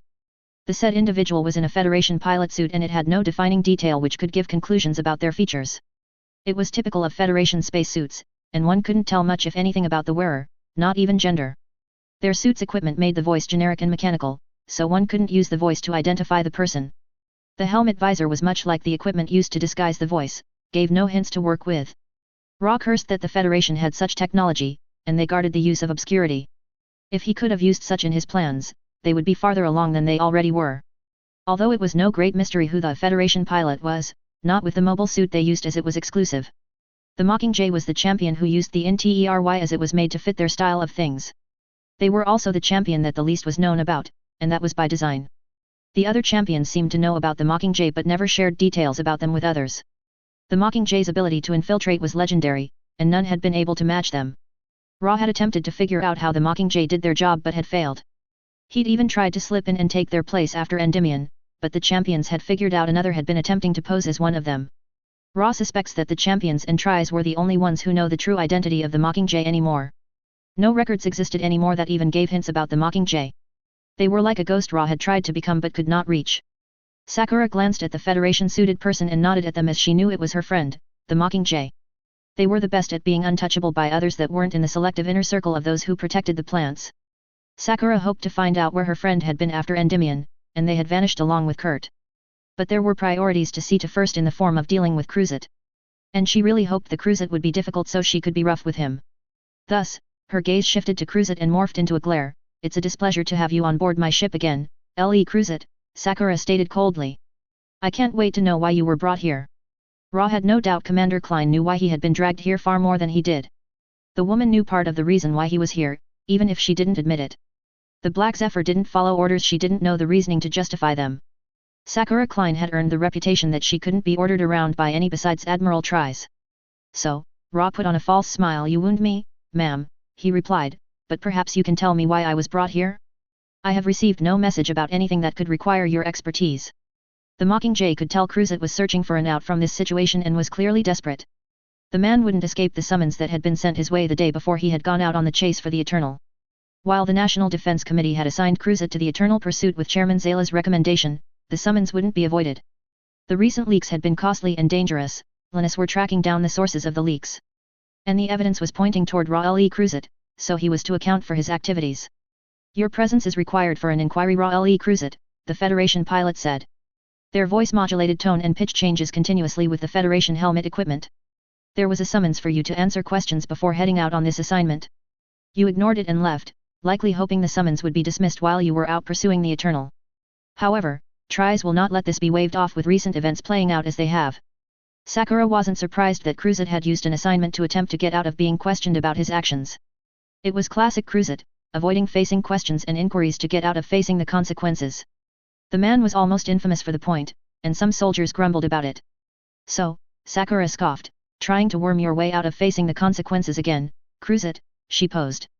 When will you learn that only delays them coming? You reap what you sow. But now, what Linus told me about helping with an issue makes more sense. Ra kept his face impassive, but internally, he was worried about the implications that were being made. He knew of the summons that the Mockingjay had mentioned. It had been extremely concerning when it had come, and Ra had looked for an excuse to get out of it. Chairman Zayla ordering him to chase after the Eternal had been the convenient excuse he'd needed to slip away. Ra had hoped the summons would be pushed out or waved off so he wouldn't have to face it. The longer Cruzet could put off facing Tries, the better, or the best case scenario would be not to face the man. But it would seem that he wouldn't be able to avoid Tries asking him questions Ra would likely not want to answer. Ra didn't get a chance to say anything in his defense or try to wave this off as the Mockingjay spoke up. Linus felt you might not come if you were asked again or told to, so some of us were asked to come to make sure you attend the inquiry. Sakura smirked as Cruzet was in a corner, and he wouldn't have the council to provide a means to get out of this. Cruzet had a knack for using some on the Supreme Council or the National Defense Committee to worm out of things. However, he couldn't use the excuse in this since this wasn't from the committee or the council but the head of ZAFT. The National Defense Committee normally deferred to Tries, though it was less so lately. But when it came to investigations with leaks and potential moles, Tries had precedence. Tries had tracked down and handled potential issues before they became problems for ZAFT before now, so much, so the committee had applauded his efforts. Which means your attempt to get out of answering questions Cruzet by using your assignment from the council isn't going to work, Sakura mused. Ra's face paled ever so slightly as the understanding he would have to face Tries sunk in. His only chance would be to reach out to someone like Chairman Zayla to get him out of this event. Zayla could order Tries and make the man do what he was told, but Ra felt things wouldn't be so simple. However, the Mockingjay turned to Sakura and spoke again. He is to have no use of any kind of communication methods while traveling back to the homeland. The Mockingjay glanced at Cruzet. His avoidance has signaled it is best he not have the opportunity to speak to anyone before being questioned. Sakura gained a sinister smile as the requirement gave her the chance to do something to Cruzet that she had wanted to for a long time. She would have had the man chucked into a brig cell and left there. Granted, she could confine him to a set of quarters and ensure no communications went out from there. But she much more preferred the man to be in a cell which had no means to communicate. Sakura doubted it would humble the man, but she couldn't care less about that. Just having Cruzet in a cell made Sakura's day, and she planned to enjoy every moment he would be in there. Sakura gazed at Cruzet, and Ra didn't like the smile the woman had directed at him at all. The smile told that he would have no prayer of getting any of the crew potentially helping him. Ra wanted to get a message to Zayla to get him out of facing Admiral Tries. But while on this ship, it was clear now that such wouldn't be possible, and steps would be taken to deny him. Sakura continued to glare at Cruzet. You couldn't know how long I've wanted to do what I am with you, Cruzet, she stated. She snapped her fingers, and two soldiers moved forward, saluting her, waiting for orders. You are to escort Cruzet to a brig cell, and none are to talk to him, Sakura ordered. He is to stay there until we reach the homeland, none are to speak to him nor interact with him. Sakura pointed at Cruzet, then jabbed her thumb in the direction of the brig. Get him out of my hangar. The soldiers moved forward, grabbed Cruzet, and began pulling him toward the exit. Ra knew there was no point in struggling against the soldiers or arguing with them. They were loyal to Sakura and wouldn't listen to what he had to say after their commander had told them not to. He would have no help on this ship, only time to consider what he could do before facing tries. Once Cruzet was dragged away, Sakura turned to face the Mockingjay. It has been some time, Sakura said in an almost hurt tone. Officially, you're supposed to have died at Endymion. The Mockingjay gestured toward the exit to the hangar. It is not a subject to be discussed in open areas. Sakura led her friend to her quarters on the Black Jade so that none could listen to anything said or seen. Once the door was closed, Sakura turned to the individual in the Federation spacesuit. Her friend removed their helmet, revealing their face, which few had ever seen. Before, Sakura was a face she'd not seen for nearly 4 years, not since Endymion had happened years ago. The face was that of a woman with almost regal features, which gave it a somewhat unnatural beauty. Her light blue eyes matched the color of her hair that went down her back. The woman's name was Carrie Lilo, which only a select few ever knew. Carrie made sure few knew anything about her as it helped in her work and style of doing things. Sakura moved forward and embraced her friend. Do you have any idea how depressed I was when I thought you were gone? Carrie sighed. I wanted to get a message to you, but it was too risky until now, she replied. With what happened at Endymion, questions need answers before the truth is made public. There was no accident, so investigations are being conducted to find out who set up things in that event. Carrie could see the almost familiar expression of anger that morphed into what was expected of a huntress.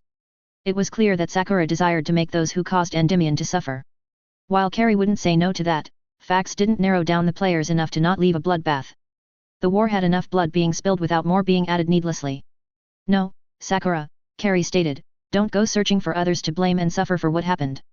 Facts haven't narrowed things down enough for you to have vengeance without a bloodbath. Sakura glared at her friend with the response she got, and you think I have a problem with leaving a trail to get vengeance? Carrie shook her head. I know you don't have an issue with leaving a trail of blood and bodies behind to get payback. However, now isn't the time to do that, Sakura. There are other things to worry about that take priority. Undoubtedly you've noticed that the war is getting worse faster than it has before. If this war doesn't change direction soon, we all suffer. Carrie grabbed her helmet and put it back on. Thus, we all have work we can be doing to protect the homeland and beyond. After Carrie left the ship and returned to the Osprey, the ship disappeared in the L4 colony cluster. Sakura had the Black Jade set its course for Aprilis 1 so Cruzet could face tries. She ensured the masked man didn't have any form of outbound communication. Sakura wouldn't put it past the man to reach out to someone on the council to worm his way out of accounting for his actions. Cruzet had gotten out of facing the consequences before now, whether it was using others or rationalizing his way out of things. So, Sakura would love nothing more than to see the man get nailed and face punishment for whatever he'd been up to lately. The last mess she'd had to clean up had been ridiculous, and she wasn't happy the man had been put on other things without much thought. From where Sakura saw it, Cruzet had too much trust from those like Zayla and some on the National Defense Committee. Cruzet's record wasn't a shining one, more the opposite, and most commanders would say that about the man. For Cruzet to be sent in pursuit of the Eternal didn't sit right or well with Sakura, and she suspected something was off. When capturing a stolen ship, a mission commander with experience was normally chosen. Cruzet's skill set didn't match what tended to be needed for ship capture. That made Sakura think the committee and Zayla more wanted the Eternal destroyed rather than captured. It suggested that Zayla and his cronies might be aware his baby sister was on the ship and wanted to be rid of her. If all of that proved true, Sakura would make all involved suffer for their parts in this mess. She fully intended to have Cruzet in shackles when he exited the ship if she could get that to occur. Sakura wouldn't care for the spectacle which would come with such a thing, and she would more enjoy it. The journey took 2.5 days, and it went by almost silently for those on the Black Jade. There was no communication made other than they were returning to the homeland. No mention of Cruzet being on the ship to the Defense Committee per Sakura's orders. Ra was left in the brig cell he had been taken to from the hangar with nothing to do. The only people he saw were the crew members who brought him food, and they didn't talk to him at all. He had searched the cell and found it was secured nice and tight, with no means to work with to get a message out. It didn't surprise him that the Zephyr would make sure any in the brig had no way to communicate to any outside the ship. The woman rightly guessed that Cruzet had connections to some on the Defense Committee and even to Zayla. The Zephyr would notice he used others to get out of things he was involved in, whether by choice or not. It was one of the reasons he avoided the likes of her, and they were too observant and nosy to be good for him. The only thing that had been said to him during his time in the brig was that he would face an inquiry when they arrived at Aprilis 1. That was concerning enough looming ahead of him, especially with tries being involved. The Zephyr herself delivered the news, which only dialed up the issue the questioning would be. Tries looking into his activities was extremely bad for Ra. He may have covered his tracks well, but with how Tries could dig things up, Ra's efforts wouldn't be enough. If Tries could connect him to Azrael, Cruzet's plans could become compromised. With how smooth his plans were going, Ra didn't want a disruption to them. Especially now that nuclear weapons weren't far away for the Alliance and ZAFT. Ra could get Zayla to wave off things along with enough on the National Defense Committee. Tries, on the other hand, Ra doubted he could get the man to leave him alone to his own devices. And it wouldn't likely be just Tries at this inquiry, there would be others as witnesses for the hearing.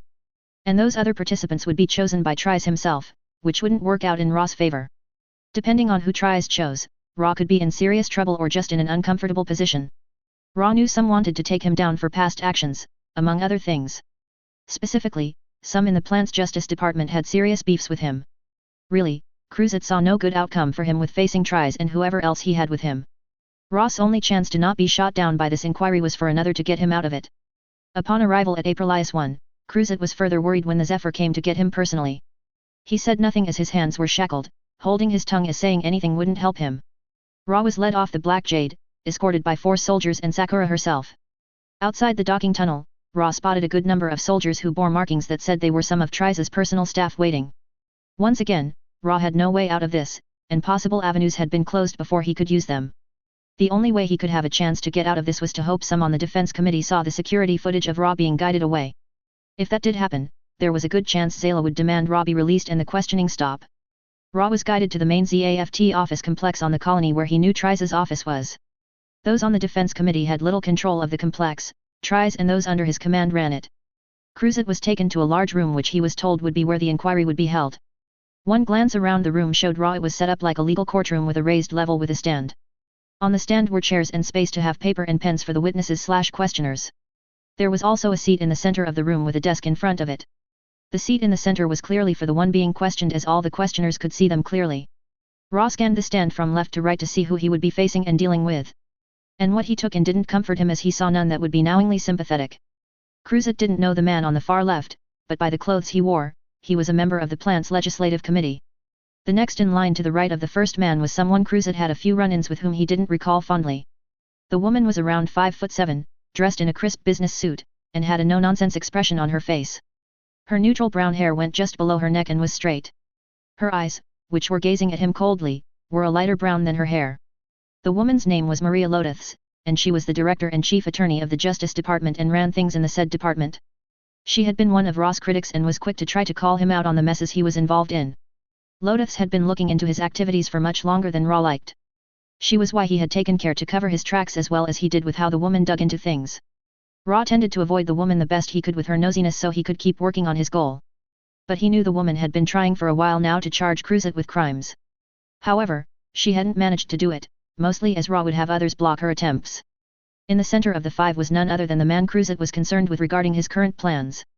Linus Tries, the unofficial leader of the ZAFT military, was called by most Admiral, or that's how he was treated.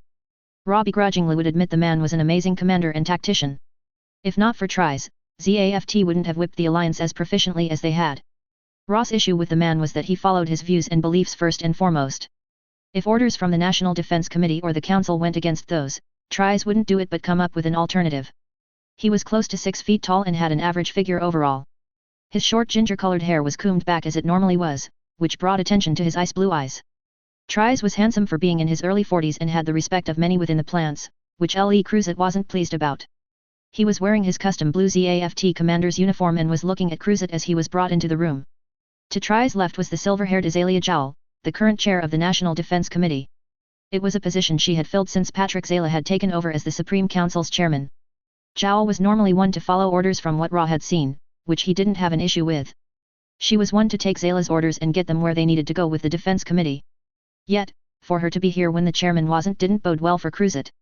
Jowl wasn't one to help Ra out of messy situations unless Zayla specifically told her to somehow. The last on the stand was a man Cruzat didn't know, but like the first one, his clothing was clear to which part of the government he belonged. The man was a member of the Administration Committee, meaning that representatives from 4 of the 5 committees that made up the Supreme Council were present. And it was unlikely that any here would be taking answer that Cruzat might give to asked questions and move on. Tries had made sure that none would have a good argument to say this inquiry was fair and representative of the plant's government. It was clear that Zayla had nothing to do with this, which was a problem for Cruzat. Tries could be doing things without the council's involvement, but it was rare for the man. The issue Ra had was that Zayla couldn't get him out of this questioning, which would damage him. If Tries knew what Ra had been doing, he would be imprisoned at best and executed worse for what he'd done. Tries couldn't be manipulated as Zayla could be, making him far more helpful. Ra thought he'd planned ahead enough to deal with Tries and keep him out of the picture long enough to get things going in the direction he wanted. But this inquiry showed that Tries could stand up and do things the council didn't approve of. The worst possibility Ra could think of would be Tries splitting off and taking more than half of ZAFT's forces with him. The last thing Ra needed was another group like the Federation gumming up the works. Ra was guided to the chair and sat in it before the shackles were removed from his wrists. The soldiers then moved back and left the room, and the door closing banged with finality. Ra faced forward, gazing at Tries, doing some real quick thinking of what he could say to help himself. He couldn't tell the truth about his activities, and he would be imprisoned or killed for what he'd done. And knowing the type of man Tries was, the man would have some kind of evidence before he accused any of something. So, Ra was in boiling water in this, and there was little he could do to change that. The best chance he had was to draw this out until someone could bail him out of this questioning session. Thus, Cruzat looked to the stand and put on an impassive expression. "Admiral Tries," Ra greeted, "it's always a pleasure to see you, sir." Linus had been studying Cruzat from the moment he entered the room. The man had proven he was a good actor when the situation required him to be. However, Linus was sure now that Cruzat was hiding something than he had been when evidence had been brought to him about the point. It had been brought to Tries by his obscure ZAFT intelligence team or OZI, who reported to him directly. Tries had originally created them as an internal accountability group, but they had become a special intelligence team he would use to look into things others didn't. They had helped curtail problems in the past before they had become serious issues. If not for OZI, leaks and potential moles would have likely been issues years ago but had been kept down until now. Thus far, the damage had been toned down with the clear mole ZAFT had. The Defense Committee was having little luck at finding the mole. However, the Council wasn't giving them much room to work to search for the one betraying ZAFT. So, Tries had put his OZI team on the issue and quickly identified some possible individuals.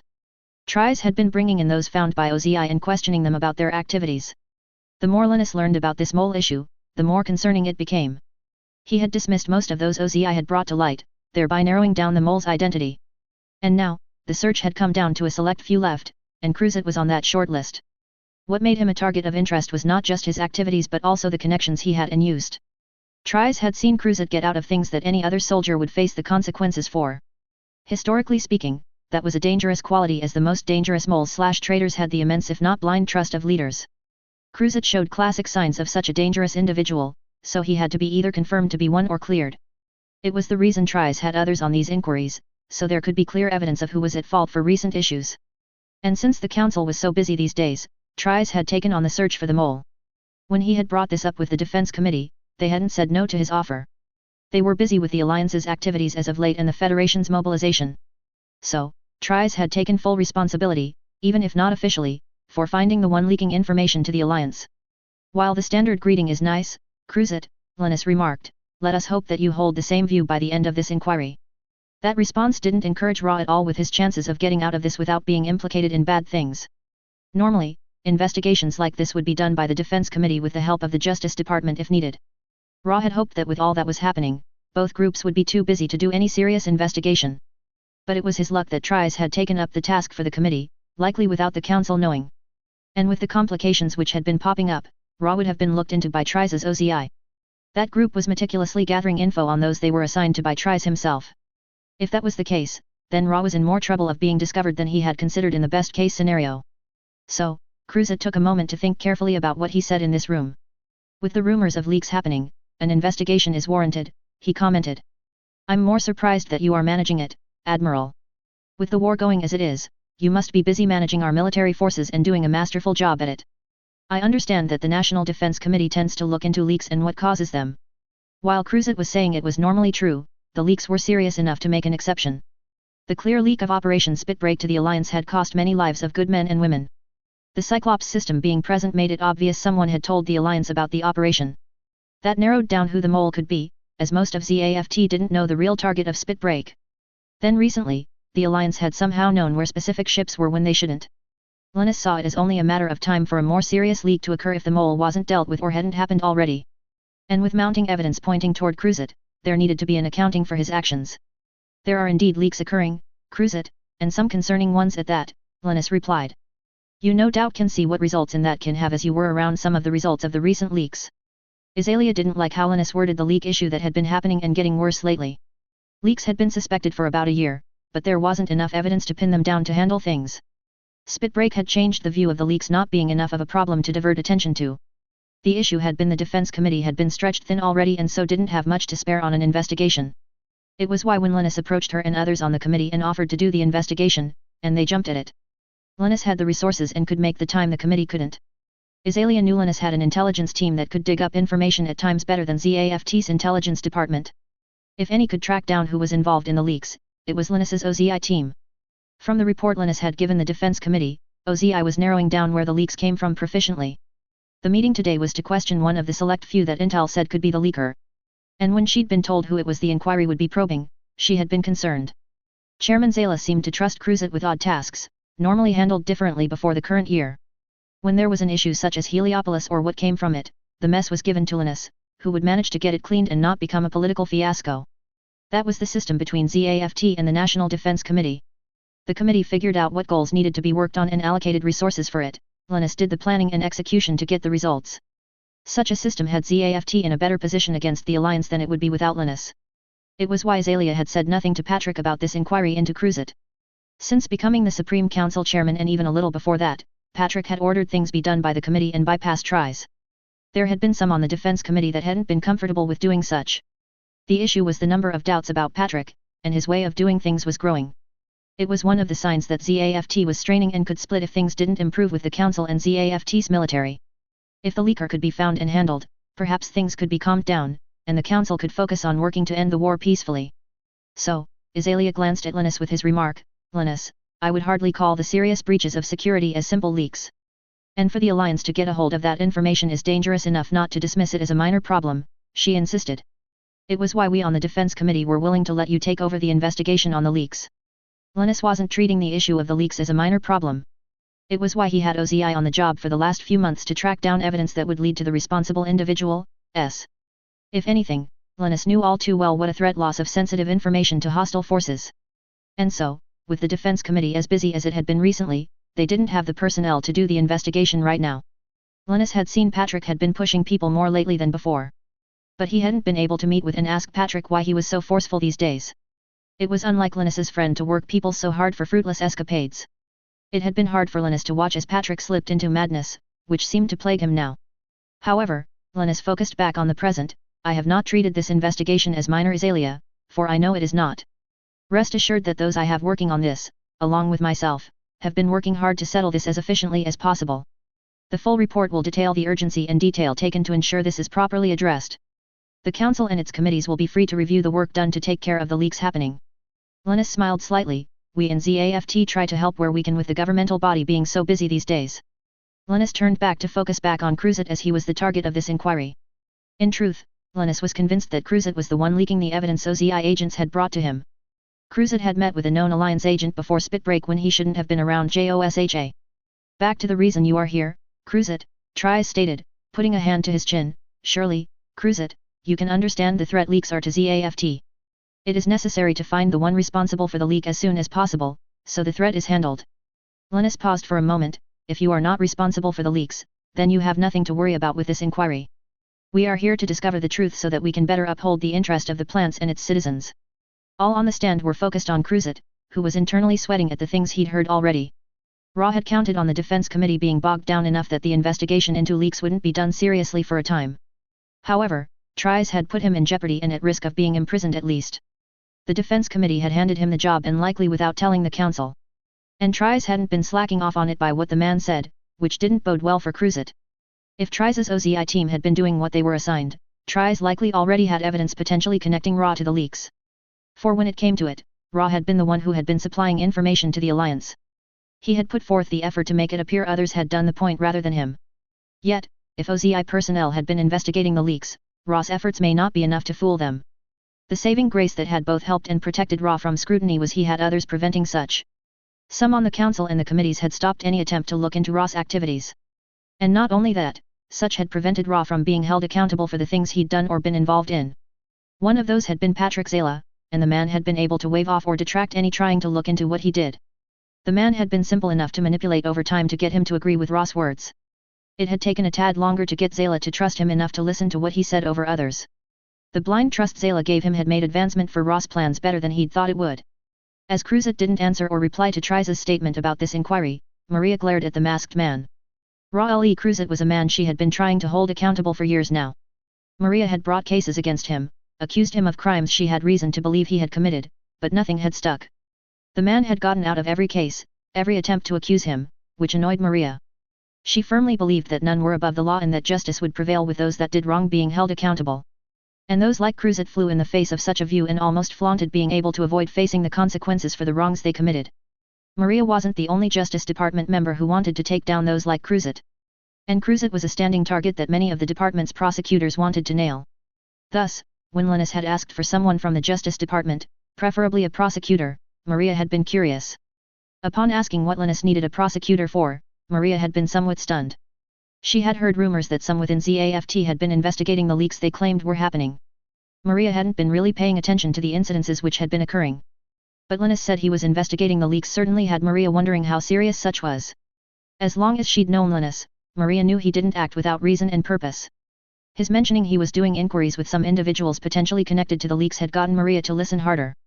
Linus had said he wanted a skilled prosecutor to question some, stating some would need to be put under pressure. Maria had agreed to have some prosecutors available as needed for Linus. All he would have to do was ask for one and give a place and a time. The inquiries had been different from what the two who had gone to help Linus had said. The questioning had been firm and direct, which Maria appreciated when others weren't delicate in serious matters. It had been 2 days ago that Linus had asked for another prosecutor. Maria had asked who it was Linus was questioning in the coming inquiry. The moment Linus had said Cruzat's name, Maria had stopped what she'd been doing and gave Linus her complete attention as she questioned when and where Linus told her the facts. Maria had personally told the man that she would be there herself to assist. Maria rearranged her schedule to ensure she could be present at this inquiry. With tries questioning Cruzat, Maria believed if there were ever a chance to nail Cruzat, Linus would make it possible. And with Cruzat sweating, the masked man was worried about being here. It was an expression Maria had been waiting years to get from the man. You being called here means you are a suspect, Cruzat, Maria said flatly. You should be familiar with the position. I've looked into you often enough, this time, you won't have others to give you a quick out.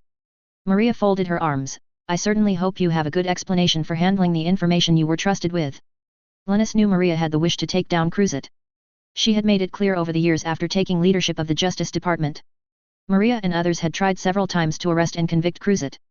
They had managed to arrest Cruzat around half the time, but convictions had never been able to get the man. The woman was the kind of person who saw that the rules applied to everyone, no exception, and tried to enforce that. So, the woman had issues with Cruzat but had been silent, mostly because Chairman Zala had said to drop the issue. It was the reason that Linus felt Maria had volunteered to come to this inquiry herself. He had no issue with those here with him to question Cruzat as they all had good skill and reason to be here. So, Linus took a breath, let us begin the inquiry then. There was the sound of shuffling papers for a moment, then Tries spoke again. Raul Cruzat, your service record within the ZAFT military is good overall. However, you also have a history of questionable judgment and actions throughout it. Tries paused as he would give credit where it was due. I will say that your performance speaks well enough of you. Maria wouldn't leave it at the point with Cruzat's good performance record. Not with the trouble she'd had with the man and his actions she had to deal with over the years. She knew Tries had his own experience dealing with the messes that Cruzat caused or made worse. I will not contradict your assessment, Linus, Maria began before glaring at Cruzat, but I will add that you, Cruzat, are no angel nor good Samaritan. You have been involved in questionable incidents over the year.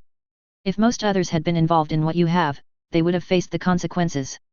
Yet, you seem to slip out of them more often than not. Maria stopped for a moment, however, in this instance, you were trusted with the information that happened to be leaked to the Alliance. And unless you can prove you weren't careless, you certainly fit the bill of the mole that I've heard about. Azalea sighed at Maria about accusing Cruzat of being the mole. She'd heard that Maria had more than a chip when it came to Cruzat. The rumor was more than half of the Justice Department had it in for Cruzat, and they wanted to nail him for something. How Cruzat had ticked off those in the Justice Department, Azalea couldn't say. Azalea didn't have anything personally against the masked man. She didn't appreciate the methods he resorted to as they tended to cause messes by the end. Her issue more came that Cruzat didn't help with the cleanup, others had to do that job. So, Azalea focused her gaze on the masked man. As Linus said, you're held in high regard, Cruzat. But many of us on the Defense Committee have frowned upon your use of unorthodox methods to accomplish your goals. With all that in mind, I would hope you've done what you have for ZAFT and the plants and didn't give the Alliance information that has done ZAFT harm. Ra could see he was in deeper water than he originally feared he was. Not only did Tries likely suspect he was involved in the leaks, but it sounded like he had implicated it to those here. Ra would still try to alleviate and deflect any accusations or implied crimes sent his way. I can assure you, "Ma'am, my loyalty is to ZAFT and the plants," Cruzat answered firmly. "My actions during the war have always had the homeland's defense and protection in mind." The response to the question of loyalty was almost generic to Tries, and it also seemed rehearsed. To Tries, it only helped the evidence he'd gotten from his intel team, which implicated Cruzat. Linus would admit that the evidence against Cruzat was hard to dismiss, especially the man's clear acquaintance of Muruta Azrael. But Linus wouldn't just accuse another without blatant evidence, which proved the individual was guilty. Thus, Linus decided to clarify things. "So then Cruzat," he said, regaining the masked man's attention. "Perhaps, you could clarify something which had come up. Within the last year, you've made several trips to Earth, both on and off duty, correct?"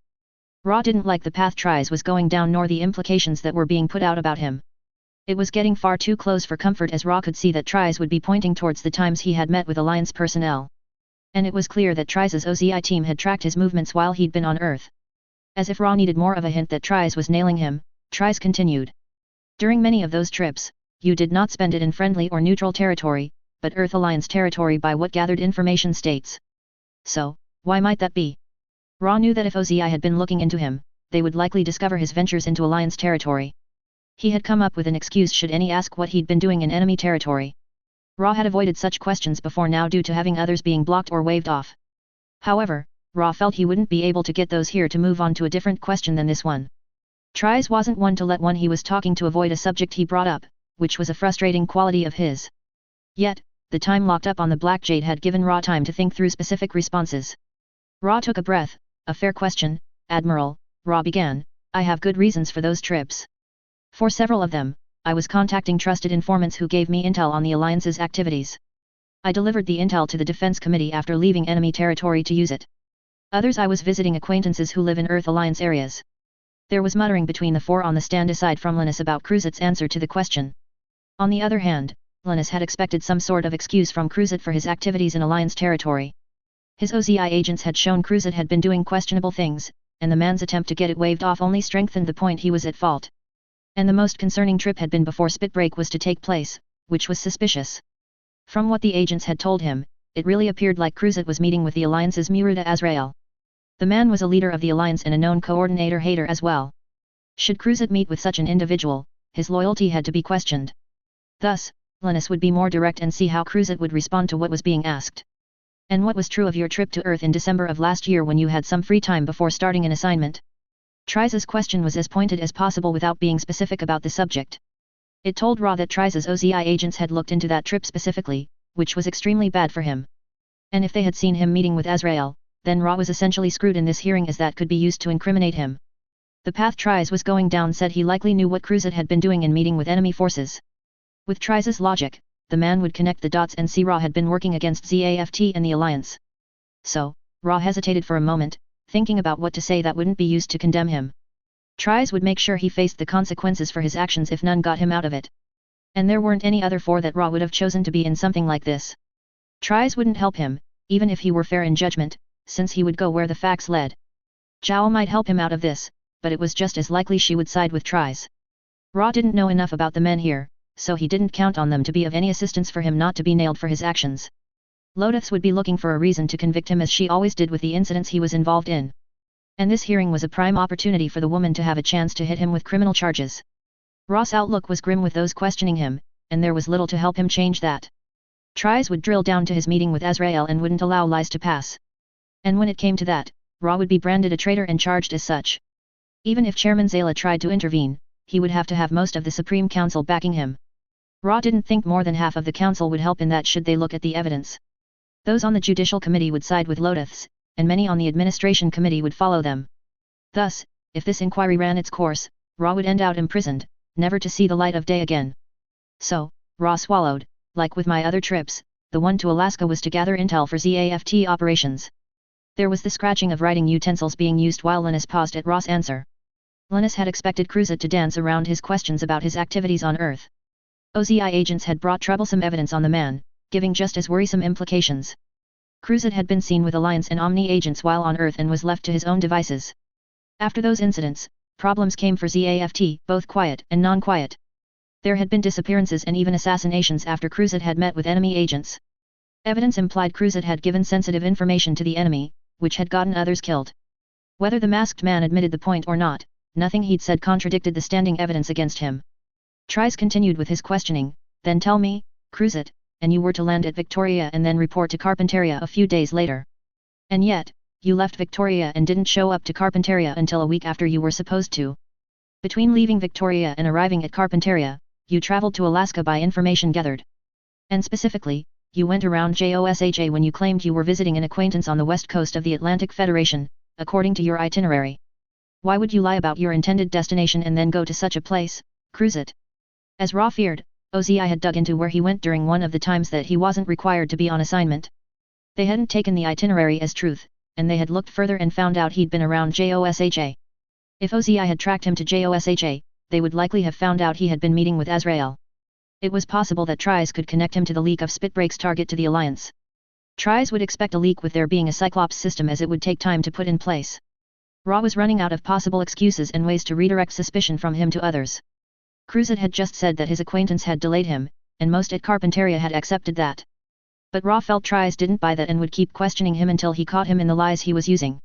Yet, Ra thought of a way to wave off him being around JOSHA potentially. So, Cruzet bowed to those on the stand. I apologize for my conduct during that time.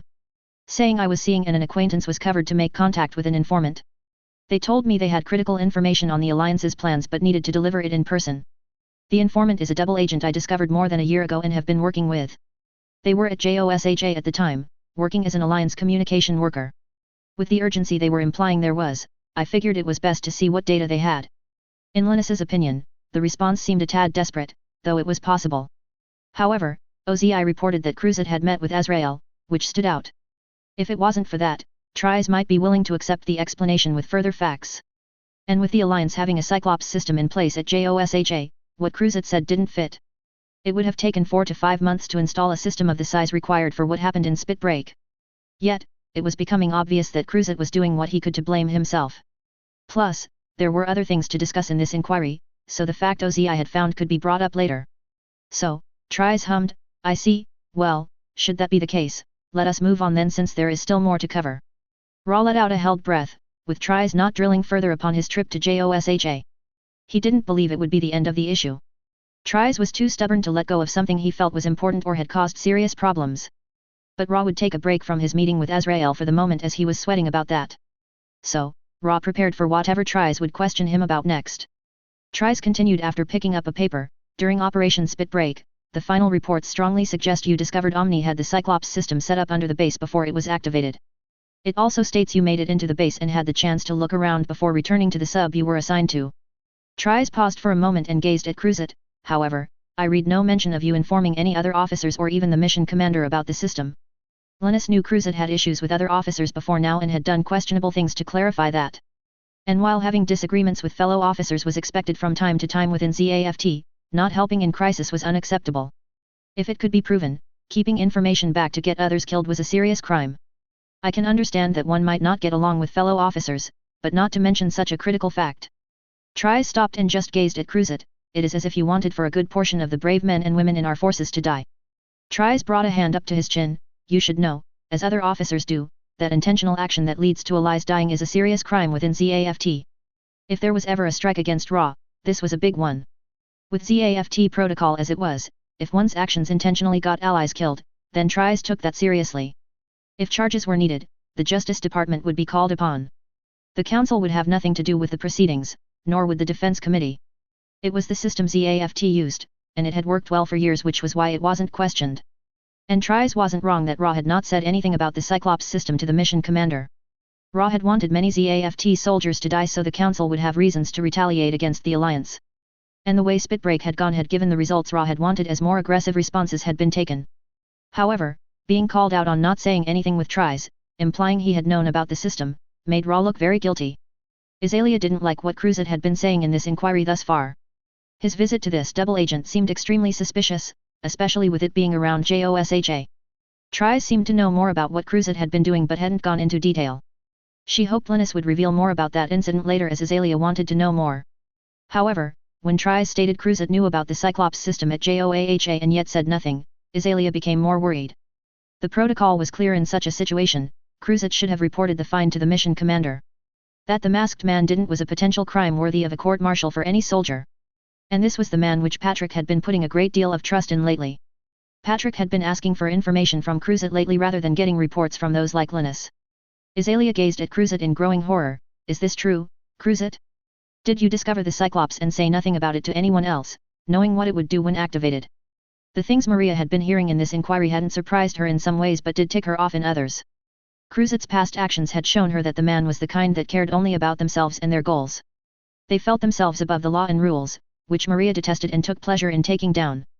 That Cruzet had not only possibly interacted with an enemy agent but had also gotten allies intentionally killed didn't surprise Maria.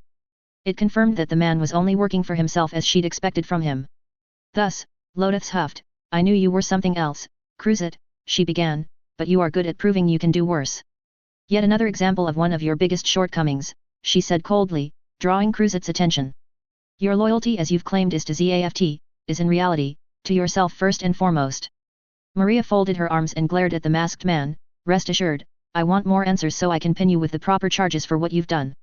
Linus took time to calm the others with their outcries at being told Cruzet had left Elise to die. He could understand their concern and fears with the facts they had heard already of Cruzet's actions. The man had done dangerous things to those around him and ZAFT's standing and situation. Ra was sweating while Tries was calming the other four down. Tries was still in control and worried Ra more than the threats Lotus had sent him. The man had influence in ZAFT, which could trump Zayla in certain situations. But Ra kept himself calm and didn't let the panic in him show as Tries turned back to him. Cruzet, during your December visit to that informant, did you happen to make any reference in any way to Operation Spitbreak, even if indirectly? Tries paused. The target was originally meant to be Panama, and it was believed Omni was convinced it. However, with the Cyclops system of the size they're installed, it implies that they found out that JOSHA was the real target and had known for a number of months. Cruzet felt the first drops of sweat forming as Tries asked the question. It said Ozi had seen his meeting with Azrael and likely had reported it to Tries. And the question literally cornered Cruzet and gave him no excuse to use to cover for his actions. Anything he said could be used to connect him to the alliance. That connection would lead to charges of treason which he couldn't have waved off without the council majority siding with him. His plans would still likely continue as they were and end with what he wanted. But there were still too many factors to guarantee that outcome to Ra's satisfaction. And as the silence stretched out, Ra knew if he said nothing, he would answer Tries without words. Should he give some sort of answer, Ra would be doomed to be accused of wrongdoing. He was screwed if he spoke and was doomed to stay silent. At the same time, Patrick Zayla rushed to the ZAFT office complex.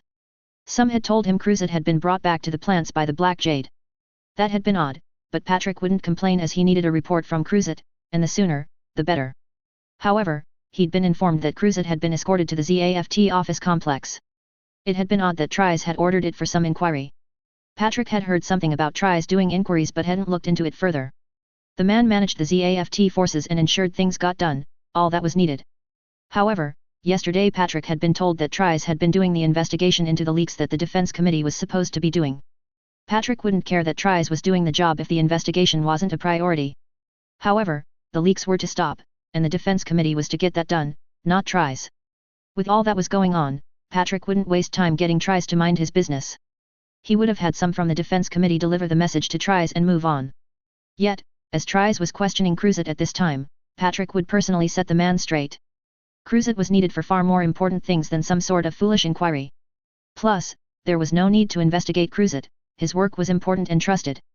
Thus, Patrick was in a bad mood with this unneeded job he had to do. He had better things to be doing to protect the plants from the cursed naturals. So, when he busted into the lobby of the main complex, he ignored the female soldier at the reception desk. Patrick grabbed the first soldier he encountered beyond the lobby and demanded they take him to where the inquiry was taking place. The soldiers that joined the one Patrick had grabbed told him that Admiral Tries was holding the inquiry and was to be left alone. Patrick glared at the soldiers and told them to take him where the inquiry was being held. In the inquiry room, Linus was about to ask Cruzet if he had anything to say for himself but was interrupted. Noise from outside the room grew in volume, drawing attention away from Cruzet. Linus had told the staff to do what they could to ensure the inquiry was not disturbed or interrupted.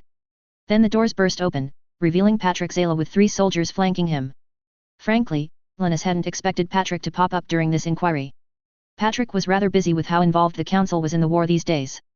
From what Azalea had mentioned, Patrick was heavily involved with events and seemed to be having issues with stress.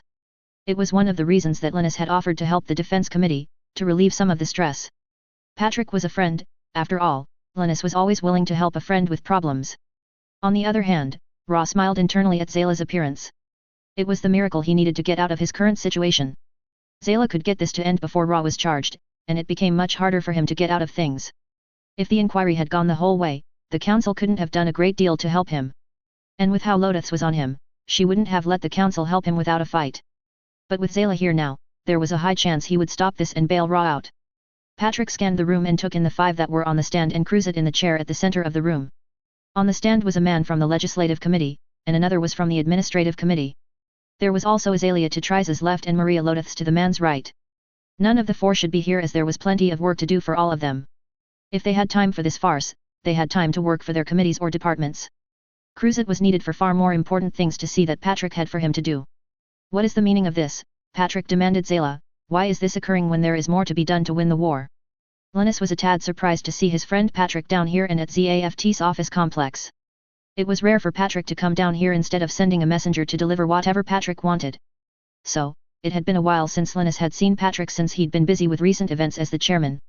However, Patrick interrupting the inquiry implied that he may demand Cruzet be let go. The evidence against Cruzet was mounting to implicate him as the mole. But if Patrick took Cruzet, Linus feared the man wouldn't be punished or even barred sensitive information. Dangerous information had already been lost due to Cruzet's actions, and if not stopped, there would be more. It was one of the things that worried Linus as much for his friend Patrick's well-being as anything else. He'd seen Patrick's descent into the madness he was swimming in these days. Watching the descent had been painful for Linus since he cared about his friend. Patrick had once been a good man with a view of a bright future for the human race, not just part of it but as a whole. But then Bloody Valentine occurred, and Patrick had become the shadow of the man he'd been before. Linus had been trying to help Patrick as he could, yet nothing he'd done had helped Patrick. Instead of arguing with Patrick, Linus stood up and bowed. Patrick, what a nice surprise for you to take the time to visit, he said in a friendly tone. With all the responsibilities you have taken on as of late, my friend, it has to be hard to make the time. Patrick glared at Linus, focusing on the man responsible for this whole event. Trice was stepping out of the bounds his position had and causing unneeded issues. He was supposed to make sure ZAFT forces had what they needed to do the tasks the defense committee handed them. The time Trice ran ZAFT had come to an end as he wasn't willing to put the alliance in its place. It was why the defense committee was giving out orders and organizing operations now rather than Trice. Linus, what is going on here? He growled. There are other things to be done. The question Patrick growled hurt a bit for Linus to hear as it said more without words than the words themselves did. Once, a bond of trust between Linus and Patrick had been a part of their friendship. They would help one another to protect the dream of coordinators having a place in the human race and being seen as equals. And yet, Patrick now was similar to those he had sworn he'd stand up against.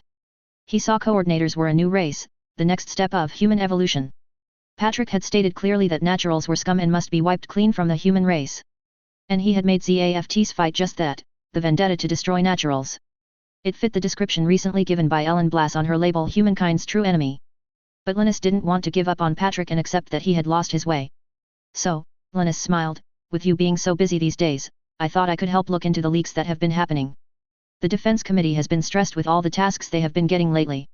Thus, I offered them to let me handle the issue of the leaks and the one responsible for them. They were willing to have me do the job and thanked me for taking a bit of the weight off their shoulders. I would think it would also put your mind at ease, for I have been doing a thorough job of tracking down the mole we seem to have. 'Tis what a friend does, eases the burden of his companion, is it not? Patrick had been specific with the instructions to the defense committee regarding the leaks. They were to have Section 2 look into the problem and hunt down the one responsible. They had been reporting Klein could be and likely was the one leaking, though they were still gathering evidence. The defense committee hadn't accepted that overall, but Patrick had ignored those griping about Klein being a good person. The leaker case had been all but closed and should be moved on from. Yet Trice was still digging into something unnecessary now. So, Patrick's expression became one of growing irritation. That won't be necessary, I have others looking into the issue, Trice. So let them do your job properly and not interfere with others. With what the inquiry had already uncovered with Cruzet, Maria wasn't about to let it end just because another said so.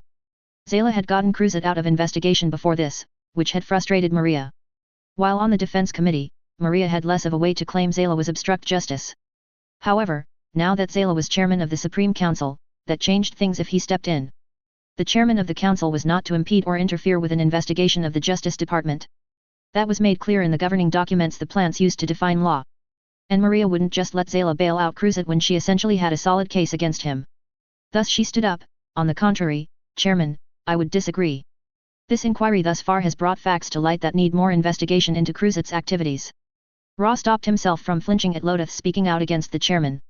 While she wasn't normally a threat to Cruzit, if she could get a case against him, then she would be. Before, when Zayla had been on the defense committee, he could block Lodiths from opening investigations against him. But with Zayla being the chairman now, Lodiths had a bit more power to call out Zayla and stop him from blocking her. Lodiths continued, "Should you break up this inquiry, Chairman, and I will not let that stand. Such an action can and will be considered an obstruction of justice by the department. With your time as the chairman, I would hope you understand how serious an offense such is. You have read the governing documents the plants have, so you know interfering with an investigation of the Justice Department can be a crime." Patrick ignored Maria's statement as he wasn't interested in hearing anything she had to say. The woman currently running the Justice Department was more annoyed with Patrick than he tolerated. She ran the department well enough to keep things moving smoothly that he ignored their griping. Patrick had more important things to do than listen to the woman's ramblings. "This farce is to end, and all of you are to return to your duties immediately," Patrick ordered. "If you have time for such things like this to waste time on, you can do needed work." Cruzit walked out of the room behind Patrick Zayla, and the doors closed behind them. Patrick's reaction to the inquiry was troubling in Linus's eyes. The inquiry was important as Linus was more sure now that Cruzit was the mole. And his friend was now facing potential obstruction of justice charges from the Justice Department. That would split the council if things came to that, which was the last thing ZAFT needed right now. And yet, Linus didn't want to lie or hide the truth from those here about Cruzit. So, Linus exhaled heavily, which drew the attention of the other four. "This is an unfortunate turn of events. I fear Cruzit is manipulating Patrick and leading him on into further madness.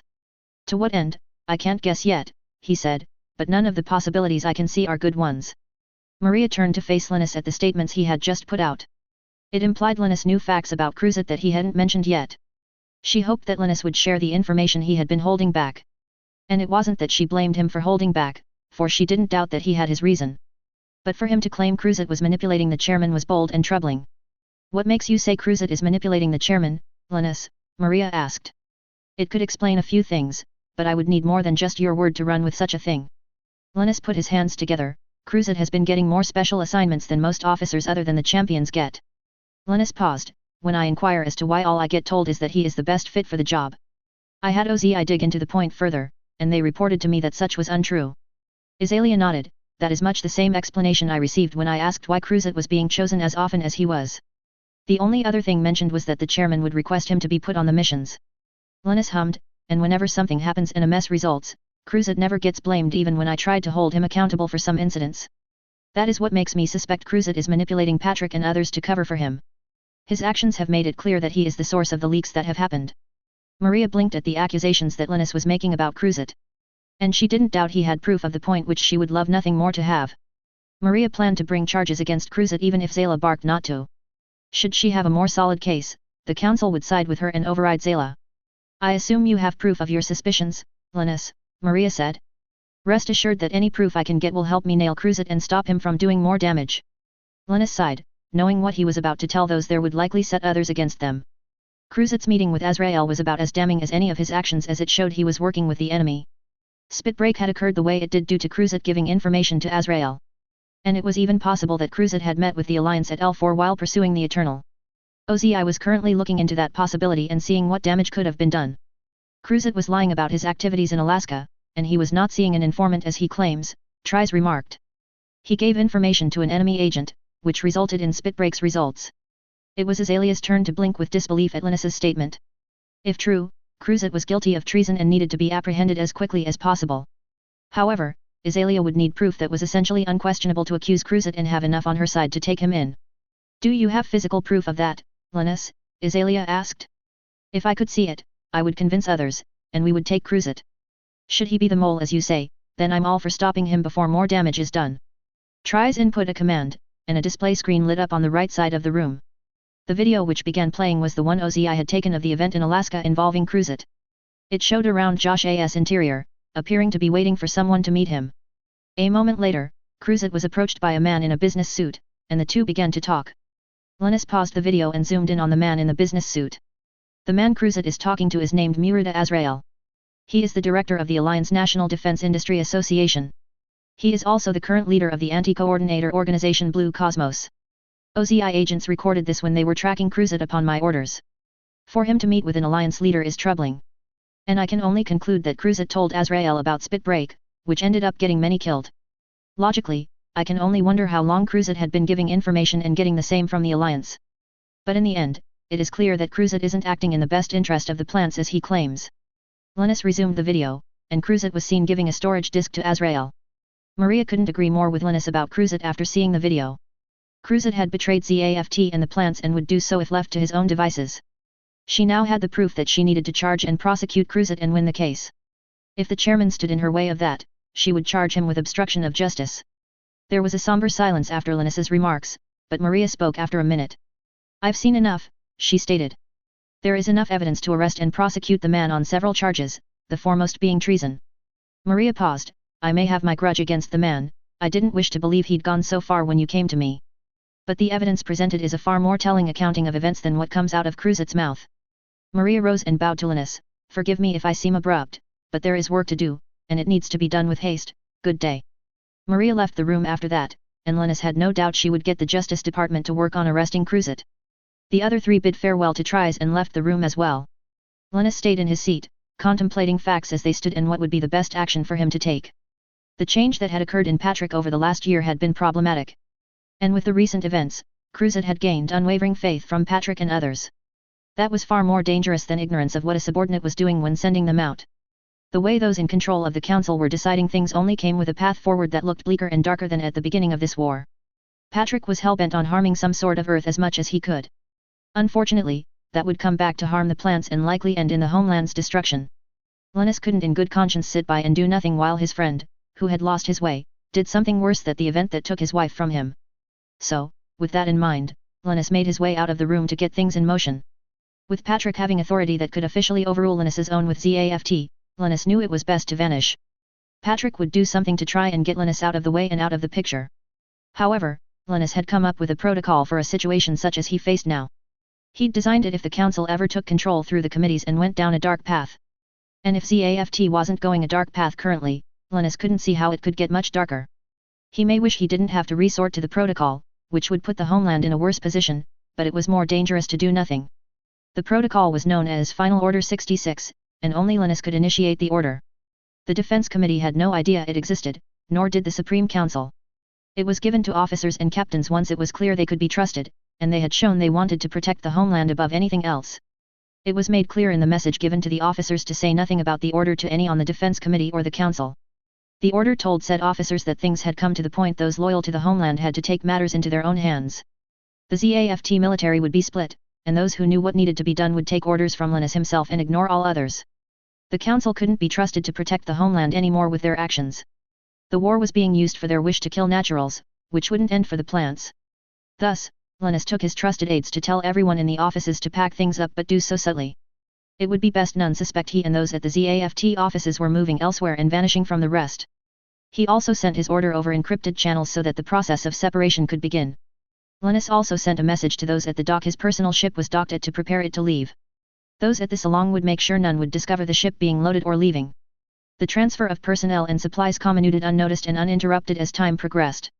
Meanwhile, as days passed by since the inquiry that Tries had run, things moved as they had before. The inquiry was never mentioned by the media or by any of the committees. The message had gone around that Tries had been overstepping his bounds and to ignore him. Patrick's grip on the council and the committees was close to absolute. And he made sure all focused on the ongoing war rather than any investigation going on with an individual. Azalea Jowl didn't speak of what had happened at the inquiry with Linus. She kept her head down within the defense committee, so Patrick didn't target her. Azalea could see Patrick was taking out those that spoke out against him or his orders. And while she may disagree with Patrick on several things he said or believed about the war, she knew things could be worse. The facts that Linus had put forth nagged in the back of her mind. He had made a good case that Cruzat was the mole and a traitor, which was hard to argue with. But Patrick wouldn't listen to anything said against Cruzat. However, Azalea had more than enough to work on, as did the rest of the defense committee. She wasn't given time to wonder about why Patrick trusted Cruzat so much that he would not look at facts. Maria Lothus, on the other hand, didn't stay silent nor was idle after the inquiry. She went straight to work on making a case against Cruzat. Other Justice Department members assisted Maria in the task as the masked man had been a target most of them wanted to take down. And with evidence that could put away Cruzat given by Linus, Maria wasn't going to waste the opportunity. With all her years working in the Justice Department, she had put away a number of criminals, but Cruzat was one that had consistently wormed his way out of facing the consequences of his actions. Maria would nail the masked man this time and make sure that none could bail the man out of facing justice. She openly admitted that she had a problem with Raul Cruzat, but people like him got her into the legal stage, to begin with. Maria disliked those who did whatever the hell they felt like and then didn't face any of the repercussions that anyone else would. While the case would be simple enough to build, it was anything but easy or simple. The workload of the Justice Department had become heavier as of late. Maria felt the workload was not just increasing due to cases coming their way.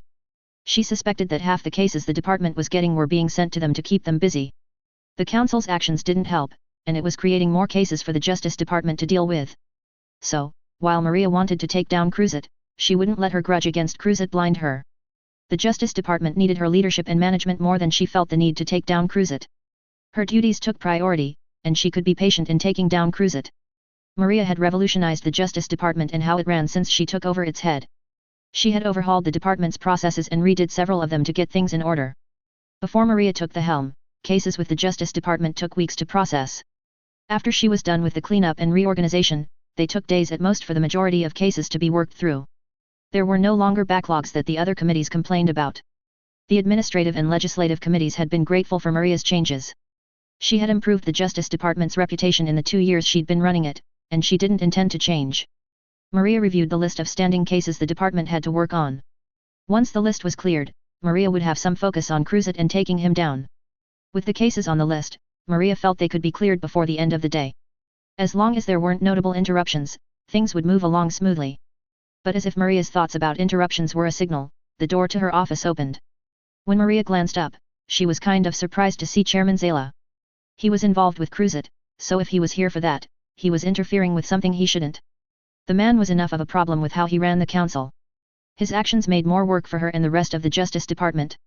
Chairman Zala, this is a rare sight for you to come to my office personally, Maria greeted.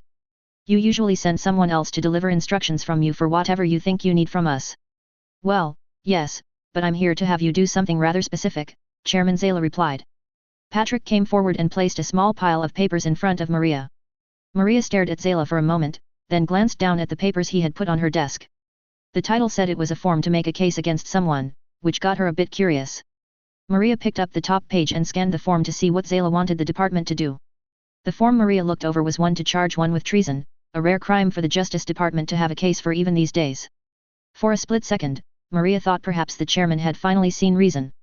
Should this form be to charge Cruzat with treason, Maria would be more than willing to do that right away. However, the hope was momentary as Maria scanned down the form and she took in what was on it. At the bottom of the form was the name Linus Tries, which didn't make sense. Of all people, for Zala to accuse of treason, Linus was the last one to be expected. Linus had done more ZAFT than any other individual, and the man had made the organization what it was today. For any to consider charging Tries with betraying the plants was absurd by any standard. The only reason Maria could even fathom charging Tries was to try and get rid of him. The odd thing was Zala should know getting rid of Tries would come with serious issues. The man held ZAFT together even during hard times. If he disappeared, ZAFT would suffer. Instead of questioning what this form was about, Maria just scanned it over again, incredulous at what was on it. If she didn't know Zala lacked a sense of humor, she would ask if this was some kind of sick joke.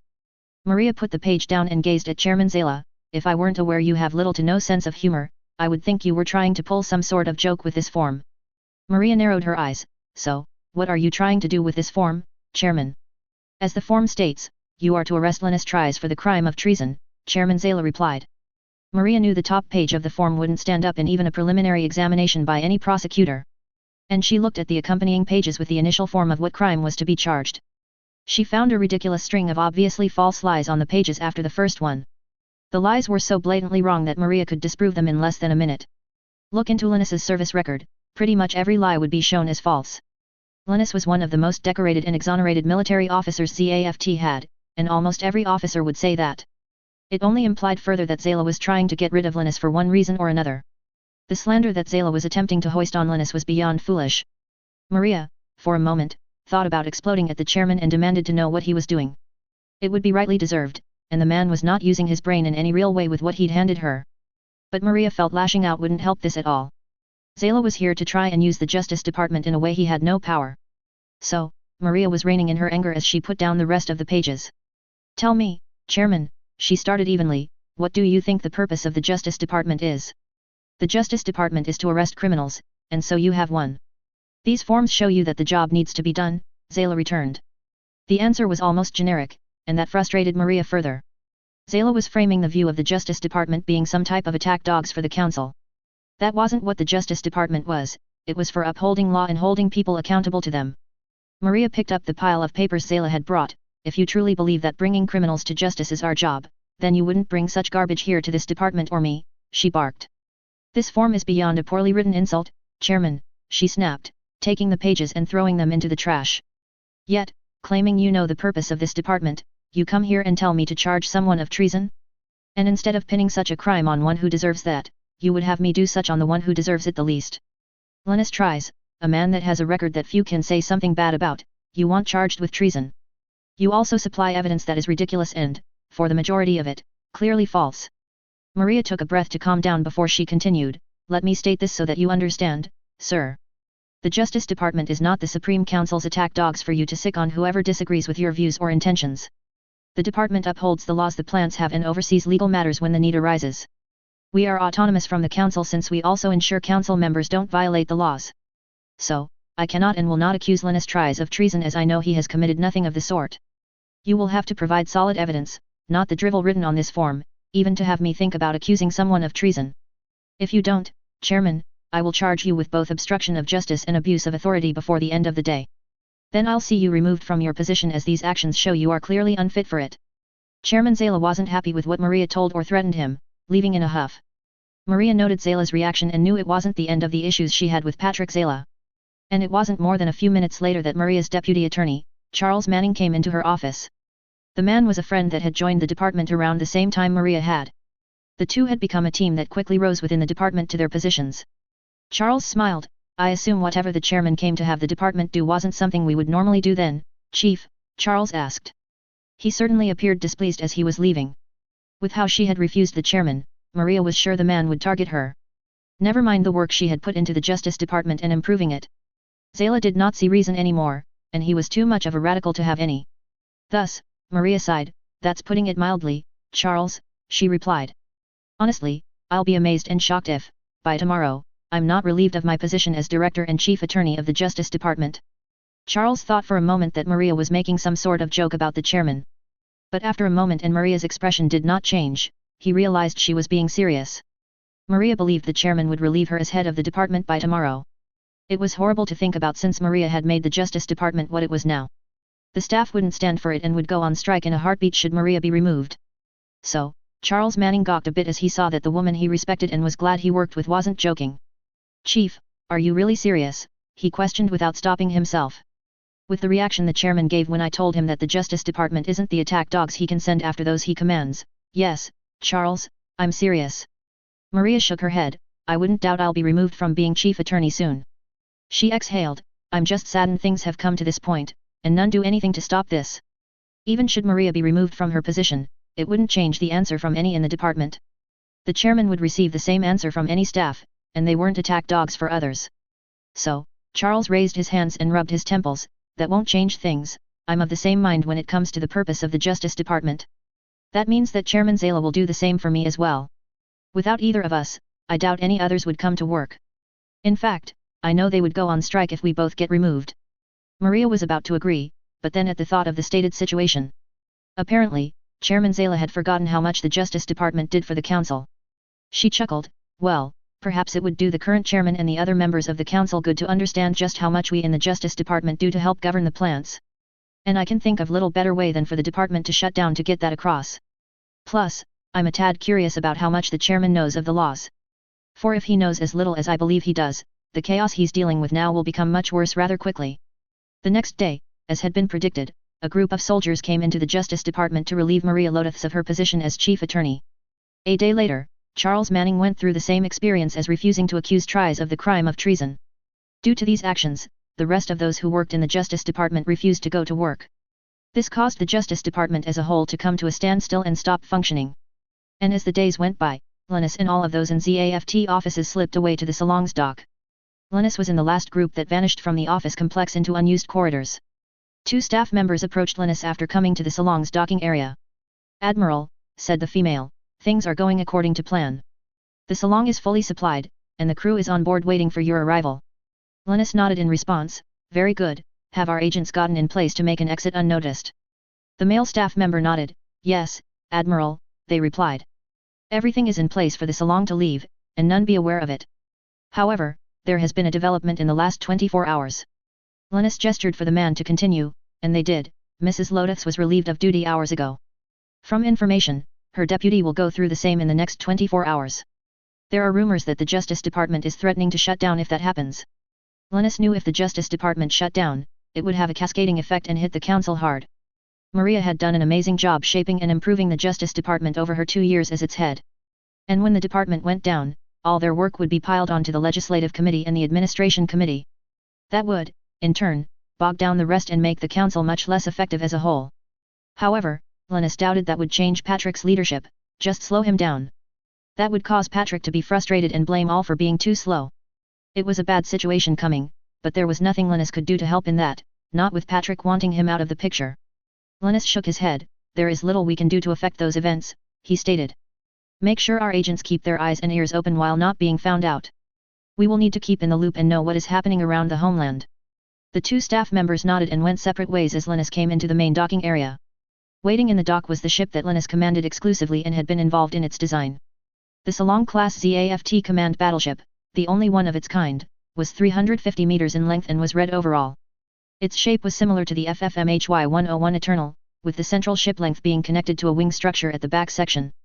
The armaments included 3 dual-barrel high-energy beam turrets, a 150 mm cannon, 2 plasma cannons, 20 missile launchers, and a total of 15 CIWS 60 mm turrets, which were spread over the ship for defense. The 150 mm cannon was below the bridge in the center of the ship, the bridge being in the upper central section above where the engines were located. The missile launchers were set in the wings, 10 on each side of the center. 2 of the 3 high-energy beam turrets were on the top of the center section, one towards the front of the ship and the other above the 150 mm cannon. The third beam turret was on the underside of the center of the ship towards the nose of the vessel. The 2 plasma cannons were mounted in the pontoon on either end of the wings. The Salon could carry up to 8 mobile suits and had 2 catapults that were on either side of the center on the underside of the ship. This vessel was a self-contained command center with the systems and equipment on board. Linus checked in with the docking control, and they informed him everything was as ready as they could make it. So Linus boarded the Salon and headed for its command bridge. The bridge was what the Eternals had been based on, so it had a similar layout. Linus took his seat and looked forward. Ship status, he posed. The helmsman turned and saluted. The Salon is ready to go, Admiral, they replied. We've just been waiting for you. Linus smiled as it had been some time since Tries had been on board the Salon, and he'd missed the faithful vessel. Then the time for us to leave is now, Linus announced. We have done what we can here, and now we must strike out and work for the homeland abroad. The ship left Aprilis 1 without any notice as some made those monitoring blind to the event. Protocol 66 was in full swing and moving along at a good pace and hadn't drawn any notice of those who reported to the council. The path the Salon took went past a group patrolling that was loyal to Tries, so they didn't report seeing anything. Linus and the Salon vanished from those who had tried to look for him before any noticed him missing. Soldiers that kept to the original ideals that the ZAFT military stood for, to serve and protect the plants and their citizens, took commands from Tries himself. They were also keeping him informed on what was happening while the military was shifting away from the control of Chairman Zala. Linus just hoped he and those following him could do what needed to be done to protect the homeland. A/N. And I'll leave off there to pick up in the next phase, not being a cliffhanger, but being a cliffhanger. Okay, so, on to the explanation portion of the ending notes. This phase, if it wasn't clear, is about Ra's work, the consequences of them, and the changes within ZAFT itself. Tyler has done a fair job telling us about what Ra has done from the evidence Tyler had seen. However, we get more from Ra himself, and he has been busy as well as patient working toward his goal. He also goes into detail why he hates Kira. I would feel sorry for the lot Cruzat got in life, if not for his wish to destroy the human race, and I would hope you readers feel the same. The masked man isn't a victim as he would have you believe with my portrayal, and I would like to say it is accurate. I will give him his patience and drive are impressive as they can outdo some quite a lot. Moving on to his capture, as it is different somewhat than the original. I introduced one of ZAFT champions thought loss much as Kurt Grimm is, but this one is different. With that, I would like to take the time to elaborate my idea of ZAFT having champions which have names. Each name refers to the individual it is assigned to, normally to something with their style or a obvious personality quirk. For example, with Sakura, hers is the Black Zephyr, which has 2 parts to it. The black refers to her cold and scary air, which all ZAFT soldiers know either by stories or by first-hand experience. Zephyr refers to wind, as in Sakura can move like the wind and be untouchable, but make dangerous contact with her opponents. Thus, each champion name has meaning to them, even if it isn't apparent. In the case of Kits, I had Mew and Crystal kind of explain why his name is the way it is. For my new one, the Mockingjay, it has nothing to do with the Hunger Games movie, but the bird. As per the definition, Mockingjay is a species of bird who are black in color with white patches on the undersides of their wings. Mockingjays are famous for their ability to mimic a wide range of sounds produced by humans. The mimicking ability is the quirk the name refers to, as I hope some figured out. However, the Mockingjay is unique in the point that none outside the champions know the true identity of them. Back to the scene, Cruzet was going unknowingly into a trap set for him. But all the rest of ZAFT forces there knew about the trap, as the Mockingjay and Sakura made sure of. Kurt was also called in to help with the capture, showing the champions with the Federation would still do things for tries. Of course, Ra had no chance of escaping. The trap was designed to make sure he wouldn't have options. What is referred to later is Ra had used his orders to pursue the Eternal to escape tries questioning him. Cruzet is taken to the Black Jade for transport back to the plants, not to be accompanied by the two who had helped in the capture. When Cruzet is on the Black Jade, he realized he was in more trouble than he had been calculating. Ra knows Sakura isn't fond of him, putting it mildly. She hates him, but doesn't have enough of a reason to do horrible things to him yet. He has been careful to not earn the wrath of Sakura the best he could. So, it is no real surprise that Ra is put into the brig rather than quarters, Sakura getting back at the man among other things. We do get the real identity of the Mockingjay, who is the friend that had broken Sakura when thought lost, stated by Lakis for those who will ask about that. And sorry I couldn't find the image I used to describe her for those who would want that. Carrie does give the hint there have been things going on which prevented her from telling Sakura she was alive. That doesn't mean I will reveal those later, but I might, just haven't decided yet. Next we have the inquiry Ra was forced to go to, which he'd tried avoiding. Cruzet was looking for any way out of it, and being in the brig Sakura hadn't given him a chance of that. The escort that met him was no better, so Ra is left to hoping and his wits to save him, and as implied, he wasn't confident with those. Ra is more than concerned with tries, mostly because of the influence the man has in ZAFT. Plus, Ra knows tries can and would deal with him in a way that would make his plan suffer greatly, since Ra has no pull with him like he does with the council. Things don't get better once inside the courtroom, since some of those chosen as witnesses won't be good for Ra. Let me take a ton to talk about both Linus Tries and Maria Lathos, as they are characters of mine, which at least one has a lasting role. As some of you may have guessed, Linus Tries is based on a character from a different part of the Gundam universe. For those who haven't guessed or aren't a Gundam fan like I and others are, the character Linus is based on is Tries Kushrenita from the Gundam Wing part of the universe. His appearance is the same as much of his personality, since it was just what I was looking for in an unofficial leader of ZAFT. So, go to the Gundam Wiki to see what he looks like and details on his personality if you want more. Maria Lathos I fear I have no image for, but is much what most would think of when seeing a businesswoman. She does have a beef against Cruzet, but that has been described in the phase already. The only thing I would add is I would think most honest and law-defending lawyers want justice served and criminals punished, so too does Mrs. Lathos. Back to the inquiry, I stated for the record, Tries already knew Ra had committed crimes and was in the wrong. And that Linus had gotten reps from the council's committees and departments gives it legitimacy. So, I would compare it a large company's HR coming to an employee and asking them about something they were involved in. The point of such is to explain any odd or unknown circumstances or factors they don't know already. It is not to attempt to lie your way out of punishment. The party asking the questions know you did crap, they are just seeing if you understand that before handling out the reasonable punishment. All lying tends to do is make the coming punishment much worse than if you had told the truth and admitted wrongdoing. With that being said, Ra's attempts to play down and wave off what he was being accused of was an exercise in futility. Tries would own him and Ra would be in shackles and labeled a traitor by a jury in a day. And understand, Treasy has an intelligence team which is in fact better than ZAFT Intel Department. So the facts Linus had were solid and would convince a jury easily. Or Ra would have been in chains to be incarcerated if not for being interrupted by one of the select few who could shut it down without good reason stated. Make no mistake, Chairman Zayla bailed Cruzet out of seriously deep troubled waters he was sinking in. And I mean the type of sinking which has a 3-ton cement block tied to you multiple parts of your body kind of thing. It shows how much influence Ra had in the form of trust from Chairman Zayla, along with how he gets out of a lot of the things he does. Tries even explains the solid evidence he has and shows some of it. I will say that Patrick Zayla wouldn't have accepted the proof, he is too far gone to listen to reality if it isn't obvious. The second to last scene is the one I had in the original where Patrick essentially shuts down the plant's Justice Department for not doing what he told them. So, I don't see a reason to get into that scene as it didn't change much from the original. The final scene of this phase which is an important one as it is the start of a quite different path than canon. Now, in the original, Tries leaves the plants, but that is said on less than a page then. As you readers saw, I expanded that into an actual scene rather than a passing mentioning. First, Linus knew there would come a point he would have to leave the colonies or else face wrongful imprisonment at the bare minimum. Thus, he had been preparing for his exit and what would follow before it would be required. I do want to point out that Tries had his own network of informants similar to the Federation's information network, just on a smaller scale. So, he knew what was going on, and could see the time was right for him to vanish before others could get to him. Also, I want to point out something that has been mentioned before this phase: those in ZAFT have loyalty to Tries. For a portion of them, that loyalty trumps, no pun intended, their obedience to the Supreme Council. And for that portion, Tries had a protocol which only they knew about and would receive. Thus, Tries had everything he needed in place to make his exit smooth and unknown to those who would want him out of the picture.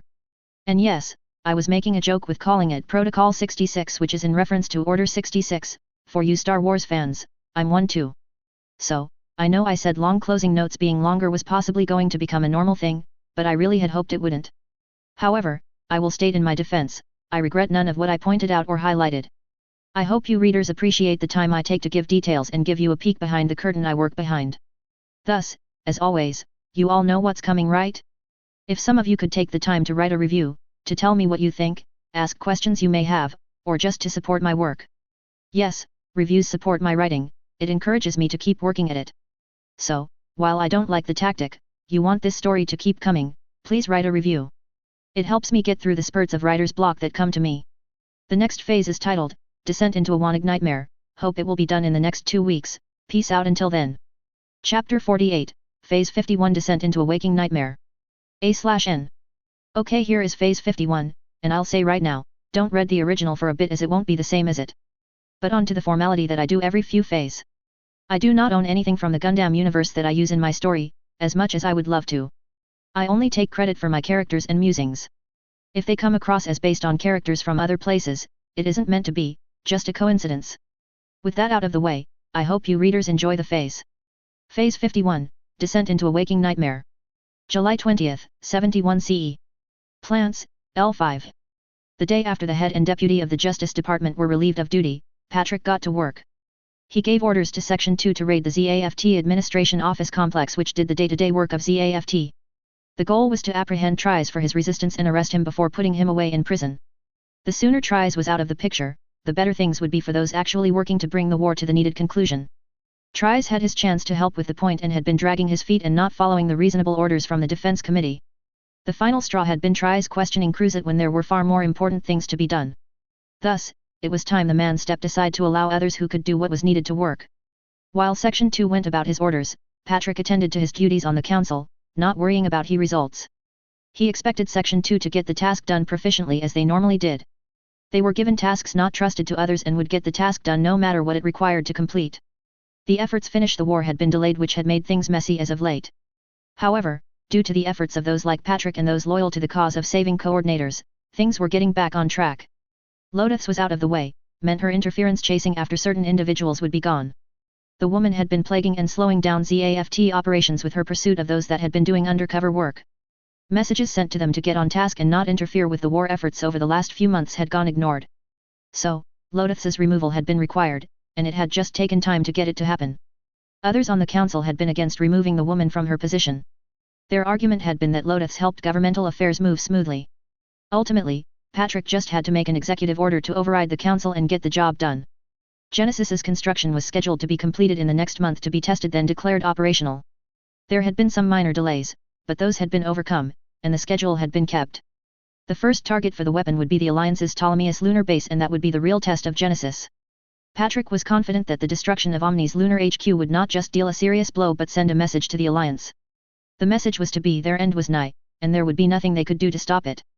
ZAFT had nuclear technology, which had given them the needed advantage to end this foolish war. Of course, the end of the Earth Alliance would be the end of the war, only a step toward that goal. Once the Alliance was exterminated, ZAFT would need to move on to the Federation and handle them in the same general way. There were those on the Defense Committee and some within ZAFT who had made their opinions known. They were convinced the Federation wouldn't fall to the methods used against the Alliance. Patrick and those he delegated to waved off such nonsense. The Federation would fall to nuclear weapons as there was no defense or counter to such technology. The Federation didn't have nuclear tech themselves from what ZAFT intel had stated, and they had looked into the point. Thus, it would be a matter of time for the Federation to be dealt with and the war brought to an end once and for all. True, there still were those like Eileen Canaver, Ali Qasim, and those on the committees they chaired who spoke out against the direction Patrick had things going. They kept saying there were better ways to end the war in peace without having to exterminate the Alliance and the Federation. They had the backing of their committees, which is why they had enough of a voice to cause a pause within the Council. But they were the minority of the Supreme Council, so they couldn't go against Patrick when he made a decision. The Judicial Committee chair sometimes sided with the two but normally was with the majority. So, essentially, the Supreme Council was under Patrick's control and followed his lead. If current plans worked as they should, the Alliance would be wiped out by the end of the year. Once that was done, ZAFT could get down to deal with the Federation and finish purifying the human species. Estimates said the Federation would take a year or two for ZAFT to deal with using all their forces, including the estimated enlistment that would come after the Alliance's defeat. However, nuclear technology should be cut down to less time. The use of Genesis on their member nations would get things rolling in the right direction. It would also be used to handle the Federation's space fleets. Once naturals became history as was proper, peace would reign. Coordinators would have the world and the colonies to work with and expand. After the day's council meeting, Patrick was in a fair mood with so many things going the proper way. But then, the head of Section 2 came and reported to Patrick on their assignment he'd given them. According to what Patrick was told, things hadn't gone as they should have with the raid on the ZAFT administration office complex. When Section 2 arrived, the complex had been completely empty, not a soul had been found. The offices should have had staff working as normal, but the whole place had been silent. Section 2 had searched the whole complex, including Trice's office. The complex had been cleaned by what Section 2 iterated, and had been done well. All relevant files had been taken, and everything looked too clean and generically set up to seem things were fine. The one reporting said the general consensus was Trice, and the administration staff had been aware of the coming raid for some time. They had taken everything of value and left no hints about where they had gone to be found. Section 2 had moved from there to search the dock the Salong would be in, but had the same luck as at the office complex. The dock and its control facilities had been deserted, and no clues as to when the ship had vanished. The dock control records had been deeply scrubbed and left nothing to work with.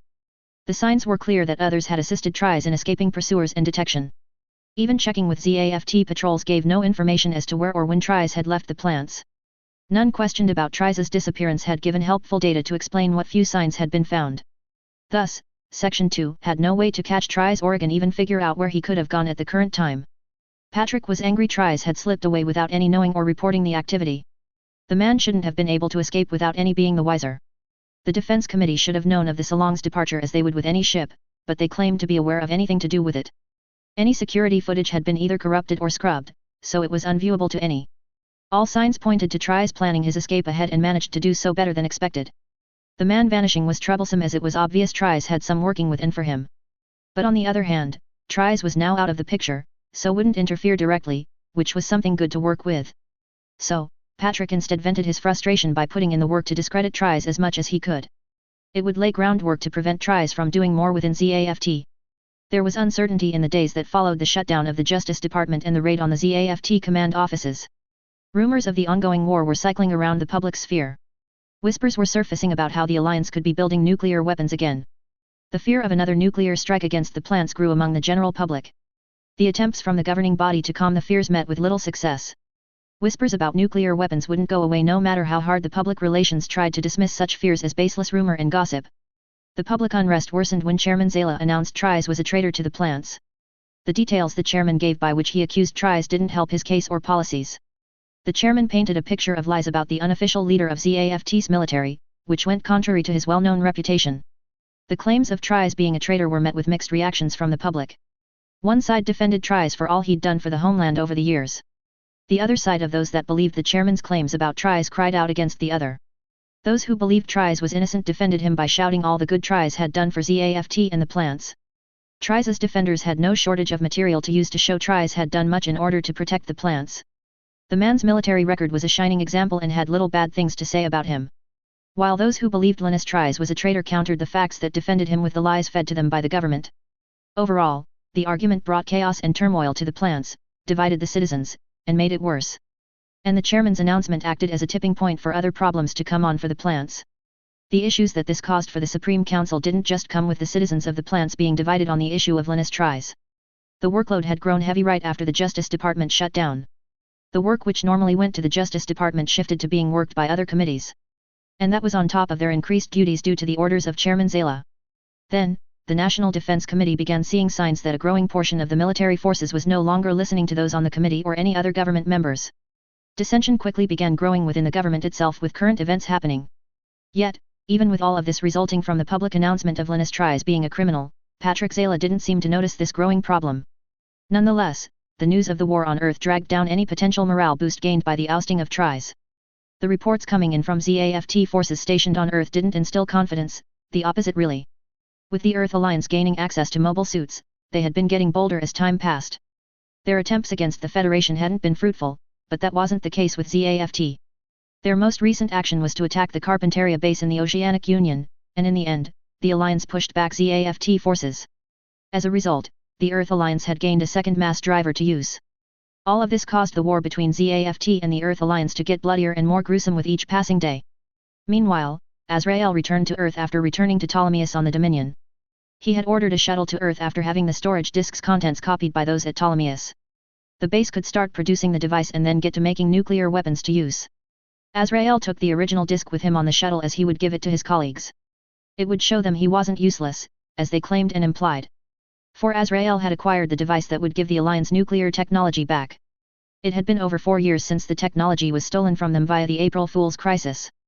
But now, the Alliance had it back, and it was high time it was put to use.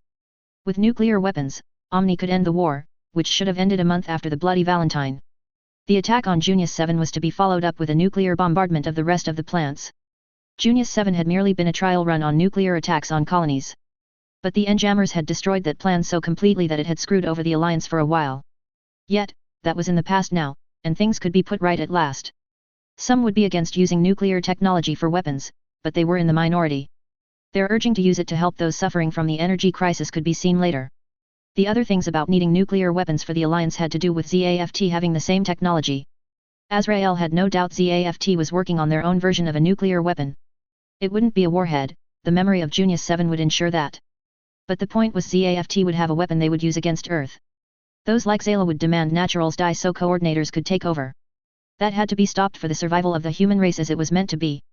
Thus, the Alliance needed to mass-produce nuclear weapons and use them to wipe out coordinators before they could do the same to naturals.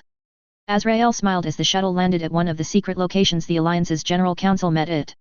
The retaking of Victoria and the acquisition of the Enjammer Chancellors gave the Alliance a real chance to win the war. Granted, the losses Omni suffered against the Federation had caused setbacks. It was frustrating the Federation had been taking down the orbital fleets. The fleets would be needed to deliver nukes to the plants successfully. The fewer there were, the lower the chances of firing nuclear weapons at the coordinators to exterminate them.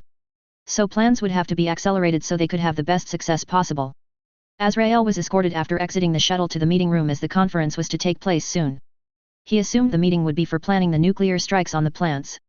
It was the logical next step for the Alliance to take to end this war properly.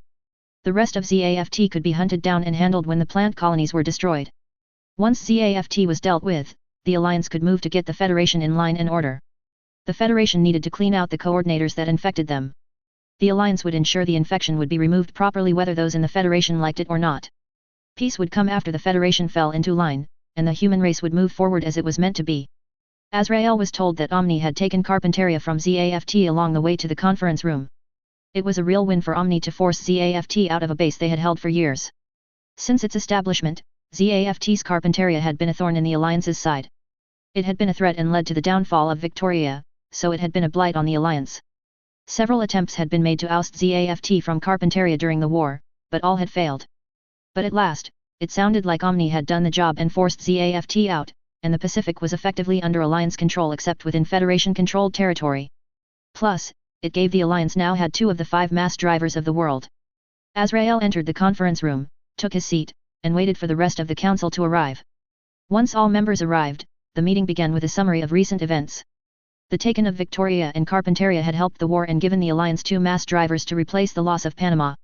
There was mention of the attacks on the Federation and those failures. Glares were sent Azrael's way during that subject, which he ignored. The news of the loss of orbital fleets was met with panicked and angry reactions. It was clear to even Azrael that the orbital fleets being destroyed was the Federation's response to the attacks on them. There came the point where all were silent and looked to Azrael for his answer to events. Azrael cleared his throat. I admit, he began, things didn't go smoothly, and mistakes did occur. He took out the disk and inserted it into the terminal at his spot at the table. To apologize, allow me to present this data which will help us turn things around. On the main screen in the room came the file which displayed the designs of the N-jammer canceller. There were gasps from many around the table at the file being shown to the room at large. Yet, Azrael continued, with this device which I managed to acquire from the enemy, we have access to nuclear technology once again, ladies and gentlemen. Azrael smiled and shrugged, this will be able to solve many of our standing problems, I don't doubt. Surely, most here would agree that nuclear technology is sorely needed to help in the war and the citizens of the Earth Alliance. The head of the council hummed, you say you acquired this, Azrael, he started, where and how? Azrael didn't want to say his contact he'd been using for the unique information he'd been getting. Cruzat hadn't mentioned anything as to what the man wanted the Alliance to do. All he'd said was he wanted fools to learn hard lessons, and no more detail than that. Honestly, Azrael hadn't cared what the line had meant, as the info Cruzat had provided had been amazing. I encountered a double agent recently, Azrael stated. They made an offer tempting enough that I humored them. Thus far, their information has paid off, and this file is an example of what I have gotten from them. Azrael paused for a moment, does it really matter where the file came from, Chairman? This device is necessary for the Alliance to make a difference for itself, do you not agree? The chairman of the Alliance's General Council was forced to pause at Azrael's question. Personally, the chairman had never liked Azrael. He was impulsive and reckless, which mix never ended well for those involved. The standing problems with the Federation were a perfect example of the point. Azrael had prodded them and gotten their ire to be directed at the Alliance. Omni was still dealing with the fallout from Azrael's actions. The man should be punished for his actions, and any other would be without question. However, Azrael had offered one of the select few things that the Alliance couldn't ignore as a gift to look the other way with his actions. Nuclear technology being taken and denied to the Alliance had caused the energy crisis. The quality of life of Alliance citizens was low on average. That alone drove many to move to Federation territory, giving them strength. With nuclear power possible again, the energy crisis could effectively be ended, and the life of Alliance citizens could improve. That could improve confidence in Omni, which is sorely needed now with how the war was going. However, the chairman also knew those like Azrael would demand focus beyond producing nuclear weapons instead of the energy crisis. While I agree nuclear technology is sorely needed, he began, I doubt it is for the ideas you would have in mind. The meeting then turned to what nuclear technology would be prioritized for. One of the first suggestions was to build nuclear weapons, though Azrael wasn't the one to put that forth. Azrael knew it would be best not to bring up nukes, and he was already in enough trouble with the Federation problems. There was also the other suggestion of using nuclear tech to solve the ongoing energy crisis. And as the debate continued, the suggestions divided were split evenly down the middle. Azrael didn't like the majority of the council that didn't support nuclear weapons. But he could see a way he could spin things to get what he wanted out of this. Chairman, if I might speak, Azrael remarked. He was given the go-ahead to continue, and he did so. The energy crisis is indeed a serious issue. I doubt any here will argue that point. Our citizens are suffering from the actions of ZAFT done years ago. The claim of the N-jammers saving us from nuclear war has rung hollow with how those in Alliance states have suffered. Azrael put on a sorrowful expression to portray his point of the suffering of the Alliance citizens. He would use that to get nuclear weapons still being worked on. The war ending was the end goal, and that would help the citizens as well. Using the N-jammer cancellers to build nuclear power plants is all well and good. I fully support this endeavor as I expect all of us on the council will. Azrael titled his head, but say we do just build power plants with this gift we've been given, does that solve our standing issues? ZAFT could come and destroy them and kill many, which would be a real tragedy. So, wouldn't putting nuclear technology into the efforts of ending the war as well not be more proficient? That's not what is being suggested, another man said. The chairman could see what Azrael was attempting to do with his comments and questions. The man was trying to get nukes built to be able to use against the plants, and he just passed that off as ending the war. Many had come before Azrael claiming the same about nuclear weapons and using them, ending the issue with ZAFT.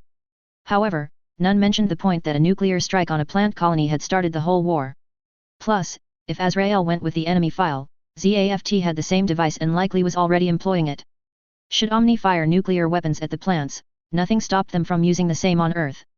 Nuclear weapons use would only escalate the war and put people in danger.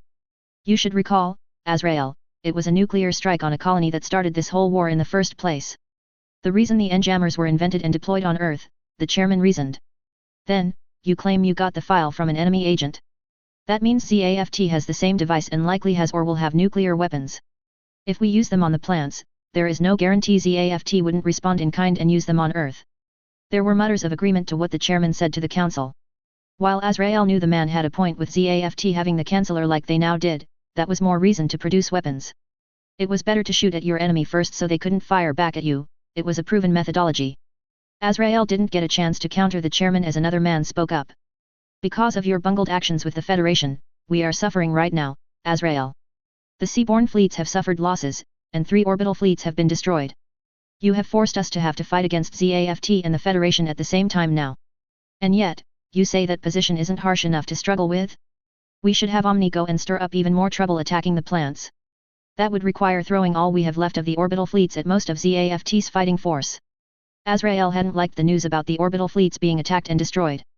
It did make attacking the plants harder, and even he couldn't deny that. It made it clear that the Federation would be a problem that would have to be dealt with. Azrael felt nuclear weapons would be needed more against the Federation than ZAFT. Such enforced the point of the need for nuclear technology to be used within Omni. It would be needed to be applied and used in as many ways as possible. Azrael doubted he was the only one who felt nuclear technology would have to be employed in Omni. But perhaps, if Azrael toned back his insistence on attacking the plants back, then the Council would be more willing to approve nuclear tech being used by the military. Azrael held up his hands in admittance. I admit, mistakes were made, he replied. You have a point, striking the plants at this point would unlikely go well. Azrael sunk back into his seat, portraying his surrender to the Council. The energy crisis is important. Forgive me for implying otherwise, for we are here for our citizens first and foremost. However, if I might suggest one thing, he posed. There was silence to Azrael's last line, which he'd hoped for since it opened the floor for his suggestion. As you said, Chairman, ZAFT has this device themselves. I wouldn't doubt they are employing it in military development. Azrael shrugged and gained a worried expression. Imagine ZAFT producing a nuclear-powered mobile suit to use against our soldiers. Does that not worry any of you? I'm certainly concerned for our troops having to face such a thing with inferior equipment. There were murmurings of worried agreement at the possibility Azrael suggested. But he kept going, bringing up footage of the Freedom in the battle against Orb. My fellow council members, I'm sorry to say such a concerning possibility is already real as this footage shows. All turned to watch the footage of the Freedom fighting against Omni forces as Azrael continued. Evidence strongly suggests that ZAFT produced this mobile suit, and its performance is impossible with current battery technology. Thus, the only logical conclusion is it has a nuclear reactor giving it superiority. Would all of you be okay with sending our soldiers against mobile weapons such as this one? This is proof, another at the table said. ZAFT is already developing mobile suits with nuclear technology. Azrael nodded. I'm afraid so, ladies and gentlemen. Do we not owe it to our soldiers to give them the best equipment the Alliance can develop to fight this morphing threat? As I care for the men and women that fight for the Alliance, I would say it is our responsibility to do so for them. The muttering around the table told the chairman he would be outvoted in this. And the vote which was taken proved the point, and nuclear tech development with Omni was approved. Azrael had a small smile as the vote result was announced, for he had gotten his wish. Granted, Azrael would like to see a nuclear strike against the plants sooner rather than later. However, he could wait for a period for others to come around to the idea. Plus, nuclear tech development would help in different ways, likely improving the eventual strike's success. Better mobile suits for Omni would certainly help against ZAFT forces who would try and stop the nuclear attack. And who could say that further development with nuclear technology could make a more efficient nuclear weapon to use in exterminating coordinators? With that idea in mind, Azrael volunteered to return to Ptolemaeus and watch over the nuclear development. So, he boarded a shuttle which took him back into space to observe his plans make progress. Azrael was in a much better mood now with plans in motion that would get to his goal of coordinator extermination. When he got to the Ptolemaeus lunar base, he delivered the orders to start nuclear development with R&D and production. The refitting of ships there to be able to carry nuclear missiles was begun in earnest. At the same time, Omni R&D got to work developing nuclear tech for use in ships and mobile suits. While Azrael's plans had experienced some steps back, overall, it was still moving forward, which counted to him.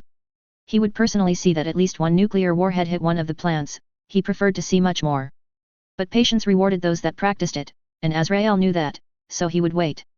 Months passed, with the war becoming small fights and tension building on Earth and in space. ZAFT secured their territory and tightened their patrols, keeping the Alliance quiet.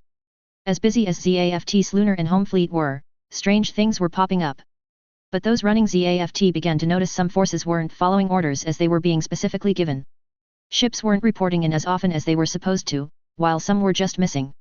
The point was getting worse with each passing week. The Defense Committee was being given the reports, but little was being done to look into it. Chairman Zala stated it was of no real concern if some were deserting. Meanwhile, the Federation's space forces had effectively made ways to cut down to 2 paths to the Earth sphere. The Alliance had one route they used, while ZAFT had one themselves. They either disappeared or were searched heavily by Federation forces if any strayed. It essentially had the Federation in charge of traffic flow in space between the Moon, the colonies, and Earth itself. The Alliance and ZAFT grumbled about the Federation's actions but got no specific reply as to why it was being done. However, it cut fighting in space to a bare minimum in a way the war hadn't seen before. The fighting on Earth between the Alliance and ZAFT continued. ZAFT was having issues after losing Carpentaria holding their territory. The Oceania Union was slipping from ZAFT controlled to the Alliance having ownership slowly but surely. Gibraltar was helping ZAFT hold onto the African community. The Federation tightened its borders and would allow no military forces to cross them anymore. ZAFT's Gibraltar base was on edge since it was right next to Federation territory. The only explanation given by the Federation was they had been defending themselves since being attacked. However, Federation Sea Fleet patrols had increased, much to the concern of ZAFT and the ire of Omni. For the Federation, they had increased its surveillance of the other factions after the Alliance's attacks. The war was becoming worse with each passing week, affecting the member nations. Thus, vigilance was enforced for the whole Federation's military.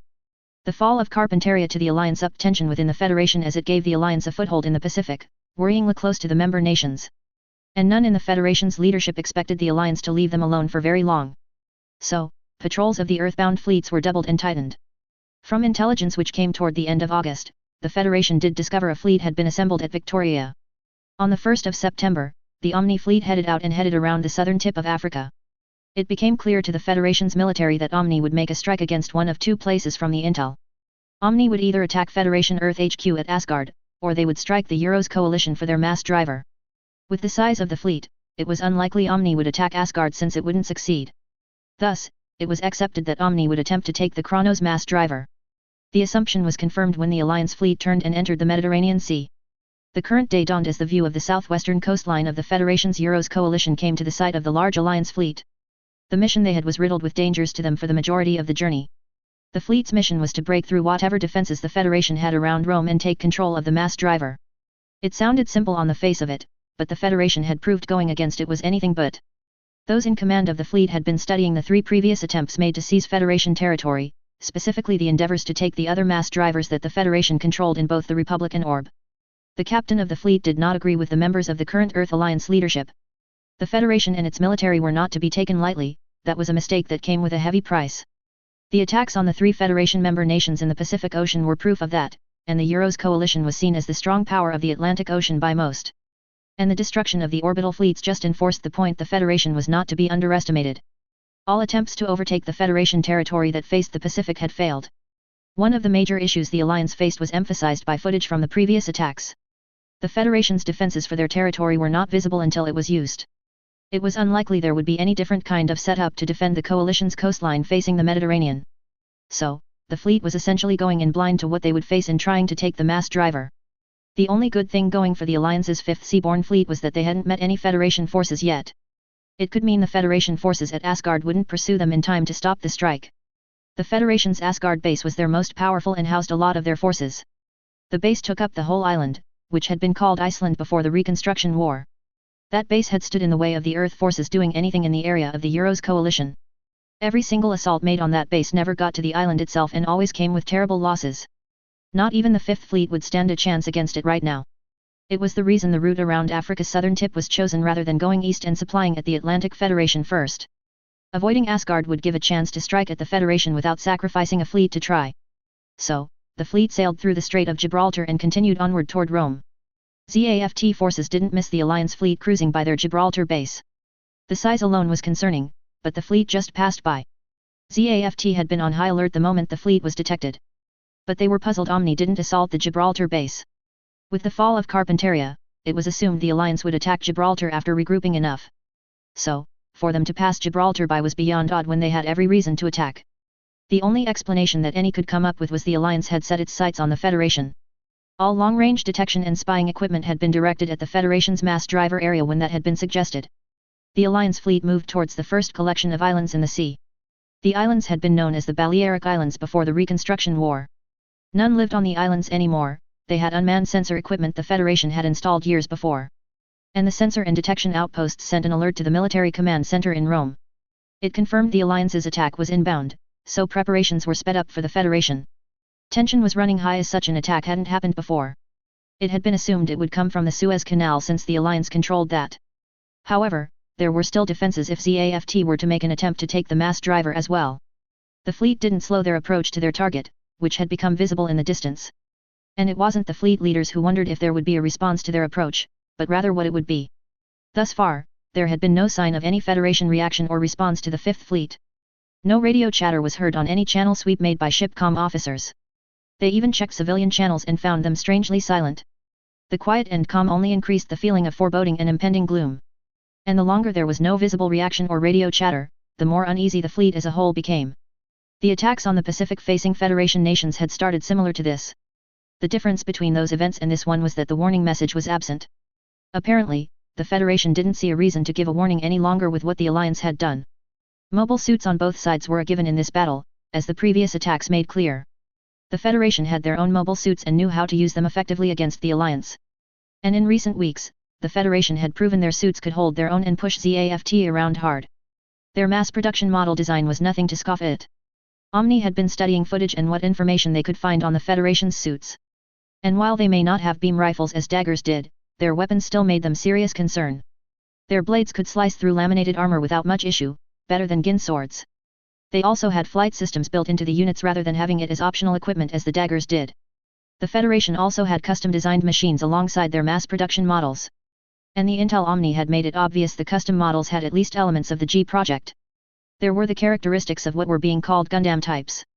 Not only that, but from the data that came from the previous attacks, they had phase shift armor and other weapons based on the fruits of the G project. It showed the Federation had gotten all the data of the G project while the Alliance had gotten most of it. The Federation mobile suit designs were frustratingly impressive, including their custom ones. And that was offset by the skills of their pilots, which was better than even ZAFT had on average. As the Alliance fleet closed the distance and drew closer to the Kronos mass driver, the Federation personnel were busy at Rome's military command center. The event was known to be coming for more than 24 hours with the fleet's course. The radio channels used had been switched to encrypted channels, and civilian channels were silenced. Civilians had been evacuated from the general area of Rome the moment it was assumed Omni would attack. They had all been sent inland away from the possible battle zone. All that stayed were military personnel and essential operators for the needed infrastructure. When the fleet passed one of the outer sensor lines, those in charge of Rome gave the order to sink the mass driver. Kronos was uniquely designed to be able to have the tracks submerged in sections into the sea. It only left the port and the tracks on land reachable but unusable and unassailable by others. It was the defensive measure Kronos had against attempts to overtake it and wrench control from the Federation. It was a rare thing that had ever happened, but the Alliance had forced the need. The end of the mass driver swung downward to be flat with the water as the rest of the track. The mechanisms that locked the sections together disengaged before the sections began sinking into the water. Both the Alliance and ZAFT noticed the mass driver sinking into the sea. It was unexpected as no mass driver was known to be able to sink for its protection. The defending forces were expected to do what was needed to protect a mass driver and prevent others from taking or destroying it. The Alliance fleet commander's concern grew at seeing the mass driver sink into the sea. If the Federation had planned and designed their mass driver to have a protective measure built into it, he could only imagine what defenses there were. There were still no signs of any defensive guns or means visible to the fleet or anything detected by sensors. Not even mobile suits signals were showing up yet from anywhere on the land the Alliance could scan. The outlook for the operation to take the mass driver looked more troublesome the closer it came to battle. At Rome's Federation's military command center, personnel were working to prepare the defense network for deployment. The network included defensive guns, projectiles and beams, missiles, and an interception system. The network as a whole was referred to as the Sentinel Defense Network. It was the unique system the Euros coalition had to defend its Mediterranean coastlines. What made it different from the other member nations employed was its control system. The system scientists said it was a serious step towards artificial intelligence. It could learn as it went and modify itself with the situations it was used in. The control of the automated defenses was left to Sentinel's control.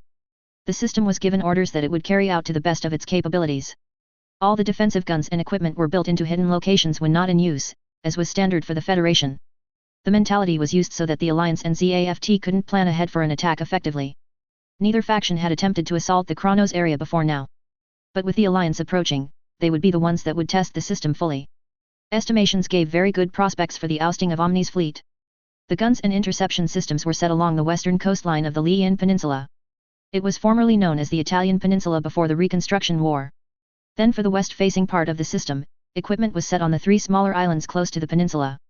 West of the peninsula, the two larger islands, the center had been known as Sardinia while the northern was previously named Corsica. Pre-Reconstruction War were the forward line of defense. The two islands had most of the guns and interceptors to stop any coming from the west. The southern island and large of the two that had been called Sicily provided the same basic function and setup for the south. The heavier guns were on the sides of the islands facing away from the mass driver, while the interception system equipment was on the nearer side. The guns employed included positron cannons, plasma turrets, beam cannons, railguns, and a long-range artillery cannon. There were 4 positron cannons, 2 on each of the western islands. The northern island's cannons were placed in the Gulf of Saigon and the other in the Ayacho Gulf.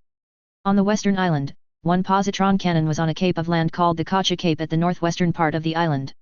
The other cannon was set on a small landmass off the southwestern end of the island, which had once been called St. Peter's Island. The single long-range artillery cannon was located in the Gulf of Oristano and contained in an underwater complex that would rise up and out of the water to be used. The 100 cm cannon was made up of a swiveling turret with a 50-meter-long barrel, and the cannon fired large shells that varied in type. Along the rest of the western shoreline of both islands was a mixture of either caliber twin-barreled turrets, plasma turrets, dual railguns, beam cannons, and multi-barreled CIWS guns. Each plasma turret was a double-barreled heavy plasma cannon connected to a pivoting platform by the support frame. Then on the island's east side was an array of Gatling guns and laser interception guns. There was much the same set along the peninsula's coastline, minus the positron cannons and artillery. But in addition, there were a number of fields that housed batteries of multi-ranged missiles. And all these weapons were made and developed by the Kuvos Weapons Development Complex in the coalition. That was only the fixed defenses, for there were also the Federation had stationed mobile suits for the Euros coalition's protection. Those were readying to fly out and halt the advance of the Earth forces towards their land. The Federation's military command planned to have mobile suits on the coastline in defensive postures. They would prevent Omni machines from landing on the coast and potentially getting a foothold. Others would be sent to seek out carriers of enemy units to drop in with a flyover.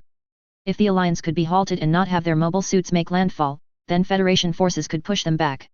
And if the ships could be halted, Sentinel could take them down with the defensive guns. That was the general plan for the Federation: stop Omni from advancing and then wear them down. With the Federation's position, the battle should go smoothly and end with Omni losing in their attempt. As the Alliance fleet passed another sensor perimeter, Sentinel had all defenses rise to active positions. The system also established active secure links to the Federation's information network. Satellites over the general area in orbit adjusted and began feeding information actively to Sentinel. The satellite data allowed those in Rome's command center and Sentinel to see the Alliance's movements in real time. Sentinel was quickly computing the data and putting it together into usable images which could be displayed holographically for commanding officers. The man in charge of the military command was at the holographic display table with his officers on either side of him. There was chatter from those at the consoles as they worked on communicating orders to defending forces. All were focused on their assigned tasks as the Alliance kept approaching. The Colonel exhaled and focused on the task at hand. Sentinel, status of defensive standing, he stated flatly. Sentinel processed the question and rapidly calculated the proper response to be given. The procedure was followed as protocol and policy laid out by Federation's military rules and guidelines. Mobile suit pilots were readying for scramble orders to be given by military command. Communication from Asgard and Coalition Central Military Ops Command had come to a decision and had passed it to Rome's command center. Thus, the actions and expectations going forward were made clear. Chronos has been lowered to submerged position and secured. Live secure links with the information network have been established and encrypted. All defense systems have been switched to active mode in preparation for interception. Mobile suit squadrons are in their final stages of preparation, Sentinel responded in its mechanical baritone voice, which lacked any emotional tones. Communications from Asgard and Euro's Central Command state they have determined conflict with the Alliance is unavoidable. They have given the go-ahead to defending forces to engage at will. Sentinel had confirmed defenses were as ready as could be made at this time. It also gave the message from Earth-based HQ and Euro's Central Command that other avenues had failed to deter. Then for them to authorize combat with the engage at will simply said there was no avoiding Omni's attack and to not hold back. So, with that in mind, the Colonel moved on to the next collection of information that would assist in defending Rome against Omni.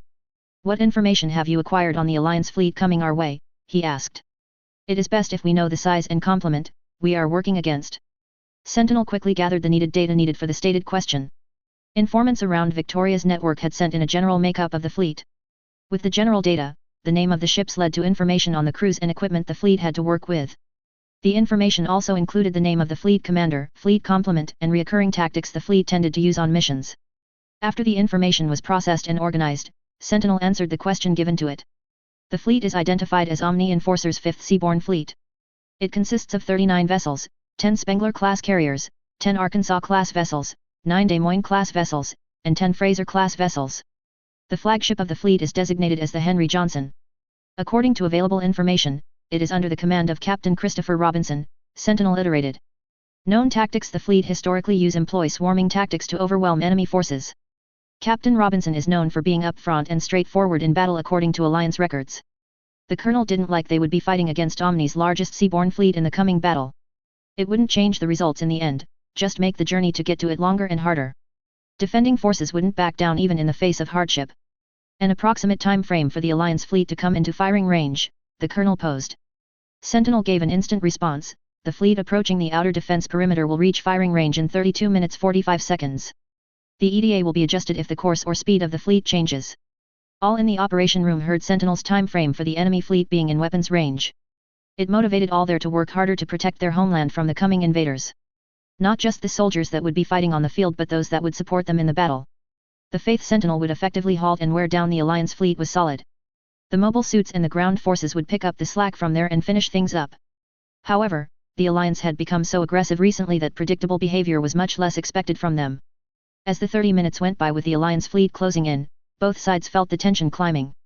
The Federation was readying themselves to fight for their home and keep the Alliance from obtaining their goals. On the other hand, the Alliance fleet was growing more worried about the lack of any response from the Federation. They were starting to detect signals on the islands, likely defensive equipment. However, there were no details as to what the equipment was. Looking through telescopic devices made it seem the equipment was guns, but not a much better view of it. The continuing silence on radio channels only worried ship captains more. It was feeling more and more like the fleet was being led into a trap of some kind. The tension was broken inside Rome's command center when Sentinel made the expected announcement. Alliance fleet has come into effective firing range, Sentinel stated. All defending forces have reported in as ready for deployment to the field. There was a slight pause, awaiting orders. There was no turning back or avoiding what needed to be done any longer. Thus, the colonel took a deep breath and shook his head, then let's get to this. The man glanced at his officers. Defending squadrons are to scramble and move to defensive position. They are to prevent Omni from making landfall, and if they manage it, they are to be eliminated. The colonel faced the table again. Sentinel, commence interception procedures for the hostile force approaching. Use Protocol Alpha for prioritizing targets. Alliance forces cannot reach effective deployment range for their mobile suits. Sentinel processed the order, accessing the stated protocol to be used in interception. Protocol Alpha would have interception prioritize the carriers first to stop mobile weapon use. The Alliance Spengler classes were in the center of the enemy fleet, so other ships would have to be dealt with to reach the priority targets. Rapid calculations were made, and a flexible strategy was formed. Acknowledged, Sentinel replied, commencing hostile force interception. The largest screen changed from showing the location and status of the defense network to showing the Earth Forces fleet as they approached. Each ship was now identified by its class and even displayed its name in the Alliance fleet. The hollow display in front of the colonel went fuzzy before showing a closer view of the Alliance fleet. Lines began being drawn from defenses to the first line of ships. The lines used satellite data to connect the defensive guns to the ship targeted. Right after the data was entered, Sentinel had the guns turning to point at their designated target. Then began the barrage, which was kicked off by the artillery cannon. The cannon aimed at the group of lead Arkansas-class ships and fired the high-yield explosive shell it was loaded with. The shot hit the forwardmost vessel and caused an explosion that threw shrapnel in all directions. As the defensive guns opened up, fighter jet squadrons started taking off from their airfields. The jets quickly transformed and landed in the designated defensive positions, waiting for the Alliance to send their mobile suits out. The ground forces inched forward so they had a clear line of sight to fire upon incoming enemy forces. The Alliance fleet was forced to separate a bit as the artillery cannon kept firing at them from the larger of the two islands. The fleet commander ordered ships to spread out so enemy defenses would have difficulty taking down multiple targets. Robinson also told the Spenglers to start getting closer to the coast so they could deploy mobile suits. The Federation wouldn't give them a straight shot to be close enough to get mobiles directly to their enemy's military command. The burden would be getting suits to make landfall and then making their way to the enemy command structure. This mission to take the enemy command position would be a battle of attrition. Omni machines would have to make their way through enemy territory. The Federation would be shooting at them the whole way, not making the approach easy. However, the Alliance leadership insisted there was a need for a victory against the Federation. It didn't make sense with success Omni was finally having against ZAFT. Fighting ZAFT and the Federation was foolish, and much of Omni's top brass would agree with that. But orders were orders right now, so questioning them was not helpful as those that did were relieved of duty lately. The Alliance fleet broke up their formation and separated as the artillery kept firing upon them. And yet, as they drew closer, other guns joined the barrage slowing the fleet's approach. The positron cannons were problematic as they could bring a ship to a direct halt via ripping a hole in the hull, letting in water. Robinson's hopes were falling as the fleet was coming to a grinding pace. The carriers from Victoria should be arriving from the south soon, but they may get no support from the fleet as planned. The Spenglers were kept out of the line of fire, yet it came at the cost of the front-line vessels. And the closer the fleet got to the peninsula the mass driver was built on, other guns joined the barrage and slowed the fleet further. The Alliance's situation worsened after getting in firing range of the peninsula. The Alliance were being battered and shot at, which was bad enough under any circumstance. However, it was being done with an uncannily high amount of accuracy, which was too good to be normal. None in the Alliance fleet could explain how the Federation's defenses were hitting so accurately. Nevertheless, the advancement of the Alliance fleet had gotten the Spengler classes close enough to the coastline to send out mobile suits to the mainland. Other ships fired off flares and other missiles to blind any satellite looking down. Once the Federation's sensors and probably methods of watching things were blind, the daggers lifted off and formed groups of 4 as they headed towards the coastline. Each group had a command dagger, a non-strike model with 3 strike daggers with L-packs attached. The groups flew towards the Pisa coastline, where there was a small urban area they could establish a foothold and head down the coast south to Rome. Once on land, the suits would be on their own, and the ships would back off a bit to let the ground teams work.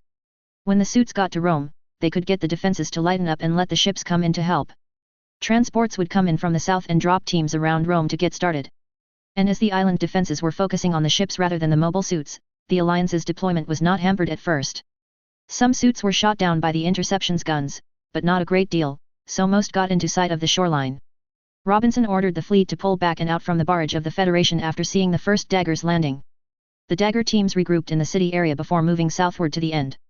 The force commander scanned the land ahead in the direction they were heading. There were fields and empty roads, no signs of any waiting for them. The whole setup didn't feel right at all.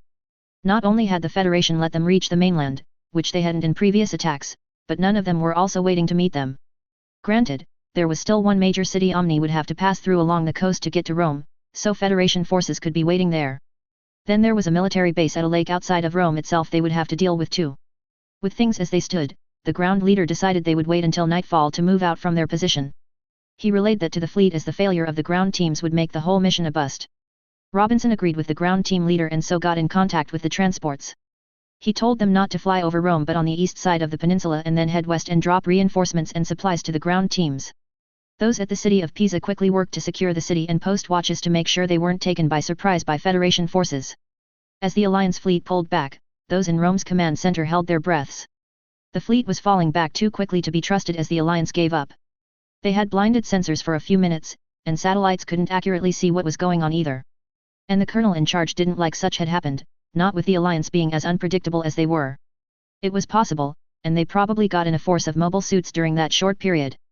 The shoreline from Rome to Grosseto had defending forces set on it during the fight, so any enemies would be spotted. However, if Omni went further north than 60 kilometers of Grosseto, they might have had mobile suits on land. Enemies marching from the north hadn't been planned for heavily with this attack. The possibility worried the colonel so much he ordered one of his officers to get in contact with those at Grosseto.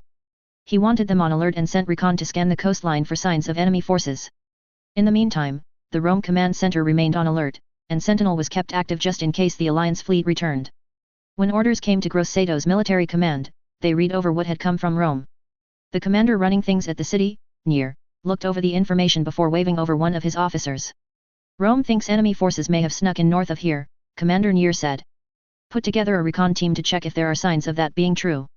Send them to Livorno to look over the coast, but make sure they understand to not draw attention. The commander sighed, if Rome's assumption is correct, then we will have enemy forces coming our way. The officer nodded and ran off to do what they were told. Nier walked over to the woman that was his second in command, Freen. The woman had been looking over force deployment on a display when she heard her name called. When Lieutenant Freen turned, she found her commander approaching her. Yes, Commander. Nier closed the distance. I want you to change deployments of our forces, he stated.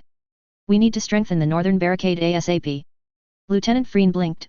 May I ask why, sir, she asked. Word is the enemy fleet is falling back. Should we not be on the shoreline to make sure the Alliance doesn't sneak forces in? Nier rubbed the back of his head. Rome seems to think that enemy forces may have landed north of us. I've already told Midas put together a recon team to check if there is anything to the concern. If Rome is correct, I wouldn't be surprised if Omni forces attack us after nightfall. Freen didn't like what Nier suggested with Omni forces possibly landing north. If they had, they would head south to Rome and try and take control. The Alliance would go for Rome's command center and either take over or destroy the Sentinel node there. Were the node destroyed, the defenses which had been used to force the Alliance back would be less effective, if usable at all. Their automation was a double-edged sword, they were good at the job but would fail without the control system. Thus, Federation defending forces couldn't allow Omni to invade Rome, or else Kronos would be lost, and the Alliance would have a foothold. So, Freen nodded. I see your point, sir, she replied. I will change deployment to have the north better covered. The day passed quietly, which was surprising with how it had started. However, the recon team sent from Grosseto reached Livorno as they had been ordered to. They found, looking towards Pisa, that Omni had established a camp there and had been fortified. The team quickly returned to Grosseto and reported what they had seen. Nier was concerned at the recon team's report about the Omni forces they had found. The number of mobile suits was worrisome as it could threaten the Grosseto forward base should Omni be smart about its attack. The mobile suits and ground forces at Grosseto were up to defend against a small to medium-sized enemy group. However, the size the recon team suggested at Pisa was more than a medium-sized group. Nier sent a message back to Rome with what the recon team had found. Rome said they would send what forces they could but may not make it until nightfall. The Omni force which occupied the city of Pisa stayed where they were, waiting for nightfall to come. Transports came in the late afternoon and landed just outside the city with reinforcement and supplies for the Omni forces there. When night fell, the army of daggers moved out of Pisa and headed down the coast. They were divided into two large groups of 42 mobile suits each. One group used the mountain roads that lead towards the city of Grosseto, while the other used the seaside roads. The approach of Omni was slow but steady towards the Federation barricade. The ground forces leader knew if any rushed ahead, they would be killed by Federation forces. Those at Grosseto got help from the Bracciano Lake garrison just as night fell. The help was put to the northern and western barricades to keep watch. The assumption was that Omni would either come from the west using the coastal roads from Pisa or the mountain rounds from the north. Nier was talking with the company leader over those that came from the garrison when there was a flare above the mountain road. Another flare appeared to the west from the seaside roads. That was followed by explosions occurring at the barricades and shouts from soldiers. Nier ran to the command post and shouted orders to have mobile suits move out to help hold the barricade walls. Omni forces surged forward from the roads they had traveled down toward the barrier walls around the city. They had a slight advantage with attacking under cover of darkness, pushing it for what it was worth. It appeared that Federation forces would hold their position for around 10 minutes, but then the western barricade was breached. Nier could tell Omni would overrun Grosseto, and if the Federation forces stayed, they would be slaughtered. They needed to fall back and regroup with allies at the Bracciano Lake garrison, where better defenses and more force were needed to hold that position. Thus, Commander Nier ordered a tactical retreat with mobile suits doing what they could to cover it. The Omni pilots took heart as they saw the Federation forces falling back to the south of the city. It was the first time most of them had seen Federation military forces backing off. True, they had overwhelmed them in their position, which was giving them a victory, but that didn't change the fact. Omni had beaten Federation forces when they were defending a position that hadn't happened before notable. It proved that the Federation wasn't unbeatable as it had seemed before now. Teamwork would be required to defeat the Federation, among other things, but it was possible. Omni didn't pursue the Federation forces though some wanted to. The ground forces leader knew they would need to resupply and regroup before advancing south. Federation forces retreated from Grosseto and reached the Bracciano Lake garrison just before dawn. The loss of Grosseto was not helpful as Omni was making problematic progress toward Rome.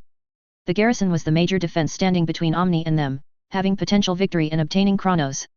As that was the case, more defending forces were sent to the garrison. On one transport came two machines that had several turning heads and steering. By this point, most soldiers had heard rumors about Gundam-type mobile suits and their capabilities. And it was clear that the two machines making their way toward the nearest hangar were Gundams. The Longinus and Atlas had been sent from the Republic when the attack on the coalition had been announced. And the two pilots were told shortly after their arrival that defending forces had been forced to pull back from a forward position. The Omni force held the city of Grosseto to the north, which had been the forward position. It was an expectation that Omni would advance and come against the garrison given a bit of time.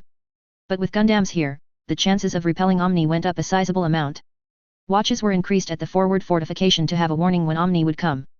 Discussions of strategy were quickly called for while preparations were made for enemy forces. The sun reached the top of it, signaling the start of midday, and things had been quiet. The tension of those at the base was high with Omni's taking of Grosseto. Those in command had stated that Omni would be coming their way and ready. The waiting for enemy forces to come and attack was making soldiers antsy. This was the first fighting that the Euros coalition had seen with Omni since the alliance had been formed. And while the Federation soldiers were ready to give their lives to defend their homeland, being slaughtered was still undesirable.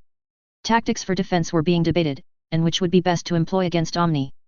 But the discussion was interrupted by a soldier racing into the conference room, calling that enemy forces had been spotted. Orders were given for mobile suits to head out to battle oncoming Omni forces. The ground vehicles moved forward into position and began firing upon the oncoming daggers. Federation mobile suits made their way to the forward defense line and leapt over the barrier wall. Defending forces were met with the sight of a little around 80 daggers closing in on the base. The clash of mobile suits quickly started right before the base's forward barrier wall. The pilots who came with the Longinus and Atlas headed to their suits to board them. Both knew the Federation couldn't afford to lose the base to enemy forces. Omni couldn't get to Rome and reach the Sentinel node. They could compromise the Coalition's entire defense network if they got access to the node. So, this was bigger than keeping Kronos from the Alliance, and it was the protection of the Coalition. The Atlas and Longinus moved out from the docks they were in once their pilots entered them. Explosions were going off in the air, and the battle picked up speed and intensity as the two Gundams headed toward the front line. The two leapt over the barrier wall and took in the ongoing fighting. The fight between Omni and Federation defending forces was getting messy quickly. But the Gundam pilots rapidly identified the leaders Omni had driving this attack. They both shifted their machines into quad-raped mode and activated their phase shift armor before they landed on the ground. The Omni leader heard rumblings of there being two odd machines having just appeared. Some said the two had leapt over the wall and that the two looked a lot like ZAFT Byokyus. And the leader quickly spotted the two others were talking about and admitted they looked quite similar to Byokyus.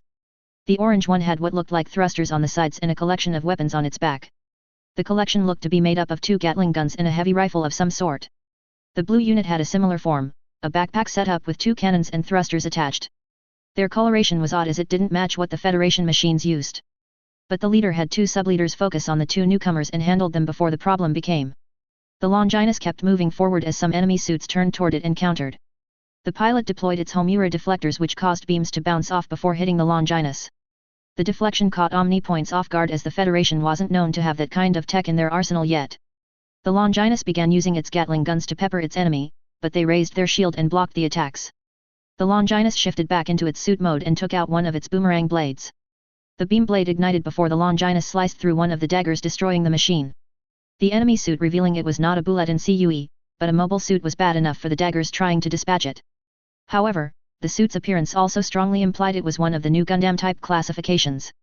The classification of Gundam came about shortly after the G machines had become public knowledge.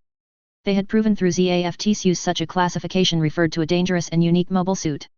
Thus, any with a similar head section and framework tended to be classified as Gundams and regarded warily. The Federation had already revealed in previous attacks against them they had Gundam units of their own. If the Federation had sent some of their Gundams, then Omni would be hard-pressed to get through this base to Rome. To prove the concern Omni had with the Gundam that they had discovered, the blue unit also shifted, showing it was a Gundam. The Atlas began employing its railguns and beam cannons to mow down enemy units. It quickly added its lowest 100mm dual ram cannon to the mix after the cannons began mowing. The Longinus had a boomerang blade in one hand and its rifle in the other and were taking out dagger after dagger. Federation defenders surged forward and assisted the two Gundams against the daggers. Omni's advance was halted, and they were forced to defend themselves from Federation forces. The Dagger Force leader knew that time was running out as the Fifth Fleet would be on its approach back to assault Rome again. While the battle dragged on with the daggers going against the Federation, the Fifth Fleet slowly made their way toward Rome. The mobile suits teams that had been deployed should have been making their way to Rome and disabling the defenses the Federation had. There had been no word from the Dagger teams yet, but the Federation was likely scrambling communications. It was hoped the daggers would have made it to Rome or were close to doing so the fleet could support them. The mobile suits and vessels working together could finish the mission up and have control of the Euro's coalition's mass driver. However, the explosions and signs of battle a short distance from Rome weren't encouraging to Captain Robinson. It more said plans had come against issues, and the Federation was resisting and holding its own. The Fifth Fleet changed course to have a more northern approach so it could assist the daggers. The defenses that had blocked the fleet before rose to active position as the Omni fleet changed its course. But the shift of the enemy fleet did make it so some of the defensive guns wouldn't be able to strike them effectively. Sentinel suggested another option to Rome's command center. Using the Roman coastal missile batteries would assist in compensating for the guns that couldn't be used. The batteries were currently loaded with SM-7 Hawk missile or Swarm Missile 7, ready to launch. SM-7 missiles were designed as two-stage weapons where the first was used to get the payload in range of the target, and the second stage would do the damage. Upon reaching the optimal range, the missile would use its optical sensor to lock in targets. Then it would deploy micro-missiles using the targeting data from the optical sensor to fly at chosen targets. The swarm missile would keep the fleets busy and unable to help their mobile suit forces. That would give the defending forces at the Bracono Lake garrison time to handle Omni forces. Recent reports said those at the garrison were making progress on pushing enemy machines back. However, they needed more time uninterrupted to finish the job of blocking Omni and stopping them from reaching Rome. The battle at the Bracoino Lake garrison continued, but some of the daggers by the coast reported the Fifth Fleet was approaching. The fleet could help get Federation forces to back off a bit, so resupply could be done. There were still about 60 daggers left from the group that made the initial attack on Grosseto. It was more than had been expected to reach this far, and it gave them a chance to beat the Federation. A victory against the Federation on their turf would be a morale booster greater than JOSHA could have hoped. The dagger leader ordered all to start moving toward the coast so they could be in a better position to resupply. When resupply was done, another push could be made, and the Federation would be on the defensive then. If enough of the Federation's mass production models could be taken out, more focus could be done on the Gundams. Gundams weren't undefeatable, the war had already proven that, but thus far, only another Gundam had been able to take down another.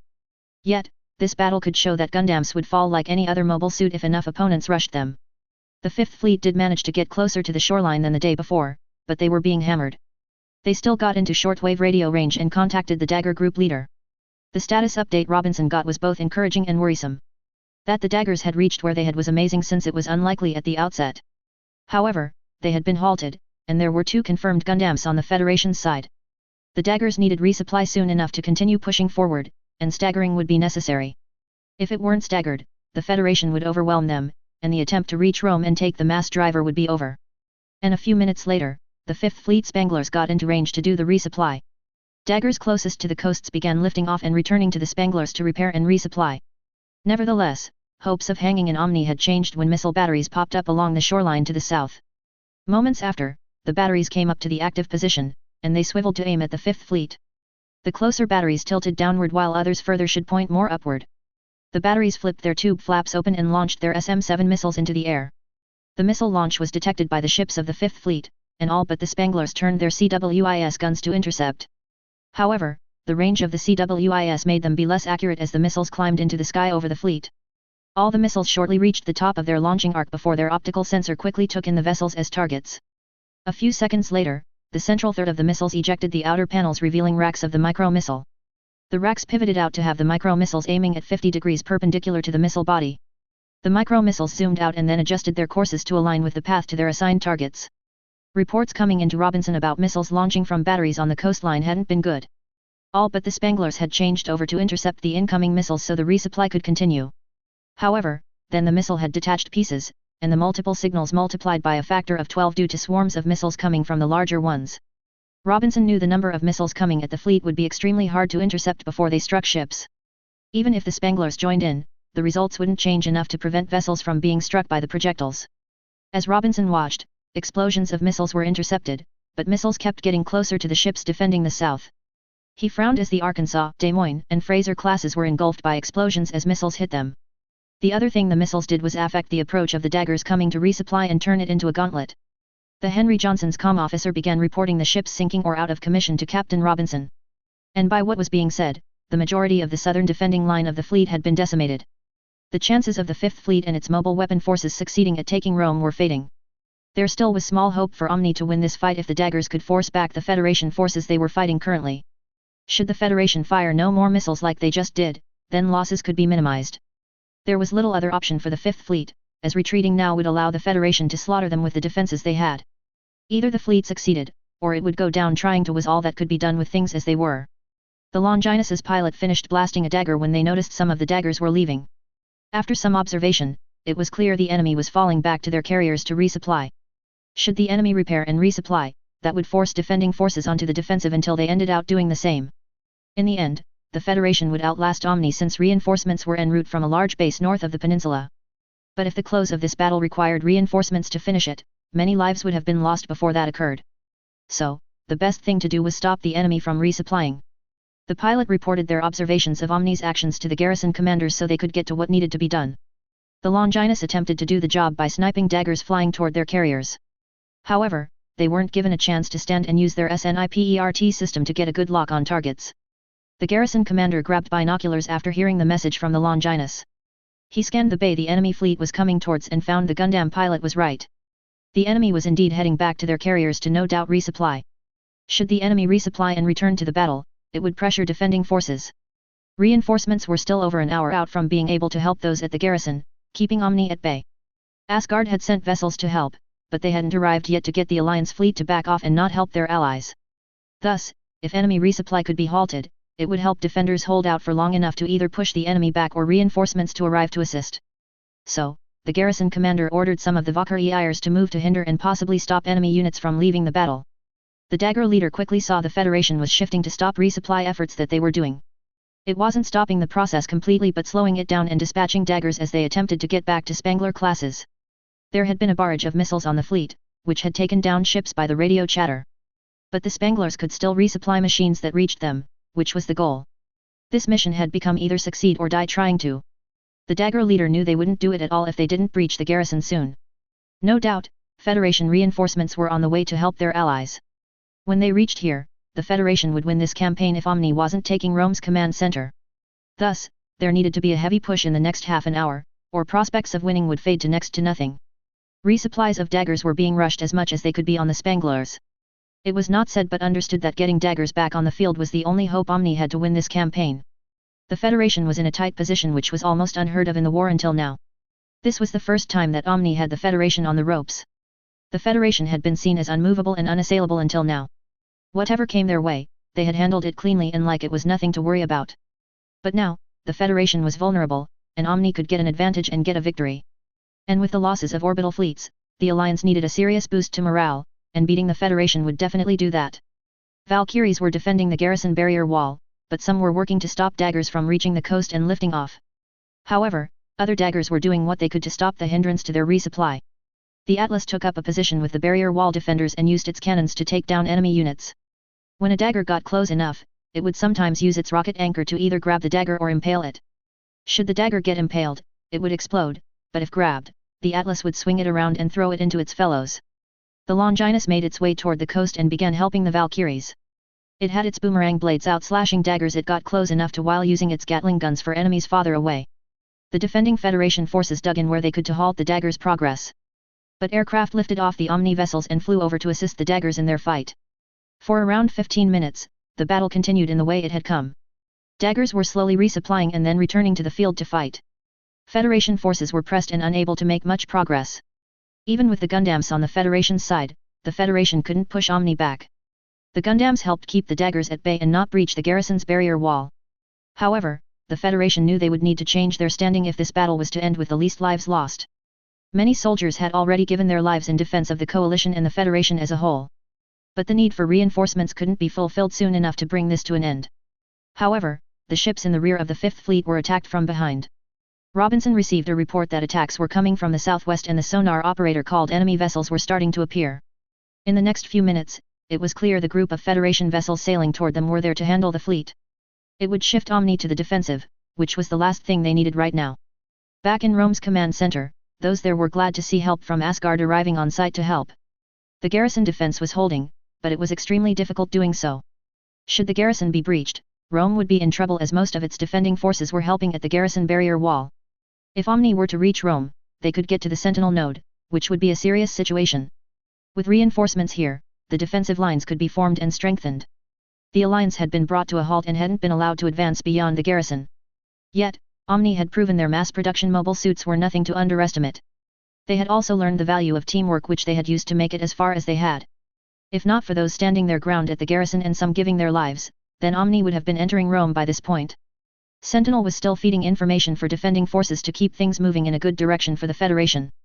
Sentinel then received a message from Echo Oz that Mobile Suit Corps squadrons were being deployed.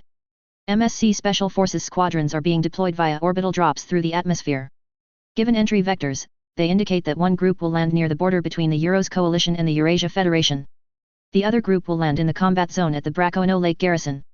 There was a pause as Sentinel received communications from the Asgard forces. The lead Lapis class designated as the Jericho had communicated, they came from Asgard and will engage the Alliance Fifth Fleet. To hear that reinforcements were on the way was boosting morale alone. Knowing that help would be Mobile Suit Corps Special Forces pilots increased the boost. The Mobile Suit Corps or the MSC was the Federation military branch that was over training, use, and deployment of mobile suit forces. Their special forces consisted of veteran pilots and could outdo average pilots from both sides. The Dagger teams were made aware things had become far worse when Federation space fighters descended from the sky and morphed over to mobile suits. The new units quickly helped the Federation forces, preventing the near breach of the barrier wall. With the garrison barrier wall being breached out of the question now, Omni was forced to defend itself in a losing battle. There was supposed to be help from the Eurasia Federation, but they hadn't shown up, and it was unlikely they would make it in time. The work of pushing the alliance back and out sped up with the MSC Special Forces on the battlefield. And any chance Omni had was gone, and those there knew that without a doubt now. So when the offer of surrender was made, some alliance personnel took the chance. On the other hand, others fought to the death and were killed in battle. The alliance prisoners were taken elsewhere so they could be processed properly. They wouldn't be returned to the alliance until the war ended. The Fifth Fleet was destroyed by defending forces before it could retreat, even when it didn't attempt to. The damage done by alliance forces would take time to recover from. Lives had been lost in defense of the peninsula from Omni's assault. It showed that Omni had become bold enough to do beyond crazy things and not care about throwing away lives. The confirmation of the revelation would need to be considered going forward for the Federation. Destroying their orbital fleets hadn't gotten the message of being wise over to the Alliance. It had messed things up, to be sure, from what the information network had been saying, but not discouraged. Thus, more drastic measures would be needed to end the war the Alliance had started. And it wasn't only the Alliance that was the issue, it had been the major one for a while. ZAFT was also now an issue and became a serious one that couldn't be put off anymore as it had been. It would be up to the Federation to end the war and make sure the human race survived to see it. A/N. I'll leave off there and pick up from there in the next phase. Now on to the section that I highlight and explain things to you readers. Those readers that have read the original will have noticed this phase is a big change. I tell you now that the next few phases will be an expansion of original phases 24 and 25. So, let me get down to the business I do in the closing notes. The first section with the plants and such, I wanted to point out a few things. First, the chairman believes himself in control of things, and I say that as a premise. You readers know that Patrick Zala isn't in control as he thinks he is, but his view is what's being portrayed. Second, unlike as in canon, there is a division in the plants and ZAFT which plays and will play a part going forward. There are loyalists to the chairman, there are also those that aren't fanatical followers of Zala, then there are those that follow Tries. This is seen with Section 2 being Patrick's attack dogs to keep others in line with his views. Patrick isn't so blind to not see that Tries can stand up against him, and that others could follow him if given the opportunity. Patrick is a classic form of a fanatical dictator, with those around him either following him without question or being taken care of. The other thing I want to point out, which I would assume some readers would question, is that Patrick is fed information that enforces his view. Reality doesn't register to Patrick Zala at this point, if that isn't obvious. His obsession with Genesis and using it to end the war was planted by those that want to see the end to the Alliance and later the Federation. He has been assured by those like Cruz that the Alliance will cower after seeing Genesis used.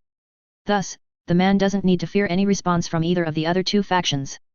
And yes, Patrick intends to end the Alliance and then move to do the same to the Federation. Which again shows the faulty view that the chairman has of the war as it is. However, Patrick knows there are those around the plants and even on the council that will be against him. Moving on to the scene with Azrael, as it is telling more for what is implied rather than is said. Yes, he brings back Enjammer Chancellors to the Alliance and that starts several things. However, in the General Council meeting, not all are on board with those like Azrael with the Alliance needing to nuke the plants. I would remind you that the Enjammers caused not just a dark winter that lasted for a while for parts of the world, there was more to it than that. They caused the Alliance's energy crisis, which got an amount of people to move to the Federation territory, just to name a few things. So on that council there are those that want to solve the energy crisis and those that want to nuke their enemies. I state that to set the stage for later events which I won't spoil. I also want to point out that Azrael, for all his faults, he has learned patience and will practice it when it benefits him. Nor is Azrael above manipulating the emotions of others to go in the direction he wants. Now, let me get into the meat of this phase, the battle around Rome. What was a section is not more than half a phase, which is the reason I said at the beginning of the phase to not read the original version. You can now to see the difference. I decided to change this for a few reasons and I hope you liked the new take. So, in the original, the Alliance got owned hands down, and that is all well and good. I wanted to show that the Federation isn't unbeatable or godlike. The Federation, if you readers haven't noticed, fight smarter and not harder. They use information and their tech superiority to their advantage as well as doing serious preparation. This phase shows that even with all the prep, things can go badly for the good guys. Plus, I got to show some of the tactics of the Federation, which were fun to do. Then, enough time has gone by that Omni pilots aren't newbies that are using the new toys, so they have battle experience with mobile suits. The other thing I wanted to go into a bit more depth on was the Euros Coalition's Defense Network Control, Sentinel. The other point I wanted to highlight is the appearance and screen time of the Atlas and Longinus. I want to give some time to things I didn't in the original. If it isn't clear by now, I take time to design characters and mobile weapons, and so I want to show my work off. Forgive me if this bores some of you, but lots of work and time go into story development, so humor me. Of course, in the end, the Federation still won, but it came through effort and gave you readers a battle scene. In conclusion, I believe this phase is better than what the original did. Please, if any of you agree or disagree, write a review and tell me and why you think what you do. I appreciate every review I get for this story, it motivates me to keep it going. So, if you enjoy it, tell me in a review and follow the story. A final thought to leave with you, the next few phases will make up what was phase 24 and 25 in the original. Thus, there will be changes and expansions, so don't expect things will be the same exactly as the original was. Sorry these closing notes are getting longer, but with so many changes I feel it necessary. The next phase is titled, Gazing into Darkness, and will be out in 2 weeks hopeful. Until then, peace out and stay safe as possible wherever you are. DCD Gojira. Glad you are liking the story, and I will consider doing a scene where Tyler's boss may find out about that type of thing, haven't decided yet. Chapter 49, Phase 52, Gazing into Darkness. A/N. Here is Phase 52, yet another part of original Phase 24. This is the longest phase thus far. I don't know if I should say that is awesome or be embarrassed it is so long. I know this is a bit earlier than I normally post, but it's a holiday for some of us, so I hope you enjoy the phase. Phase 52, Gazing into Darkness. September 5, 71 CE. The Salong, Debris Belt. The Salong was moving within the debris belt on the plant's facing side. Tries had his ship use the debris to evade those searching for him and the Salong at the orders of Chairman Zayla. While that was going on, Linus gave orders to those following him with Protocol 66 in effect. He was positioning forces in the effort to be able to protect the plants and stop possible attacks if the need arose. Linus had done this without it being noticed by the Supreme Council as far as his agents could tell. But with how things have been changing everywhere recently, protecting the homeland was made much more difficult. It wasn't just Tries had been forced to leave the plants due to Patrick hunting for him and any that stood against him. That was one issue that gummed up the works that Tries had to work against. According to OZI, the Council was scrambling to fulfill their duties as were expected of them. Patrick was driving all efforts of the Council and ZAFT to fight the war for the cause of saving coordinators by doing what was, in truth, exterminated naturals. The problem with such a solution, as some claimed it to be, wouldn't save coordinators. No, it would doom them to follow the rest of humanity into extinction if it was successful. And it wasn't just attacking naturals and Earth that would doom coordinators, that was just one point that would lead to destruction. The plants weren't self-sufficient as the public was being led to believe nor ready to be. Resources produced by the plants themselves couldn't keep up with the current population as civilians had been told by public figures. The needed resources were bought from the Federation, though that fact had been hidden since slightly before the current year started. Linus hadn't understood the point of the Council hiding the fact that the plants need supplies from Earth. But now, with the Council pushing the colonies being ready not to need Earth's help, it made sense, twisted as it was. It wouldn't take long for the truth to be known that the plants weren't self-sufficient and would need additional resources. And that was only one of the problems the plants faced on the path to being fully independent and self-sufficient. There were still issues of expansion for the plants and the planned population boom. From what Tries had heard, there was a population boom in the works by those on the committees. The issue, which was still a standing one, was coordinator fertility. It was something that was kept from the public and denied whenever any asked about it. But something about the gene manipulation which created coordinators gave them a sterilization issue. Successful reproduction rates were hardly effective in the first generation but increased in the following ones.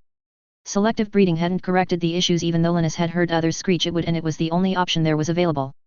The arranged marriages had only lessened the sterilization issue, but not corrected it. All that had been done so far was extend dealing with complete sterilization for a further generation, but no more. Thus, within 2 generations or so, coordinators that lived in the plants would be sterile and would die out.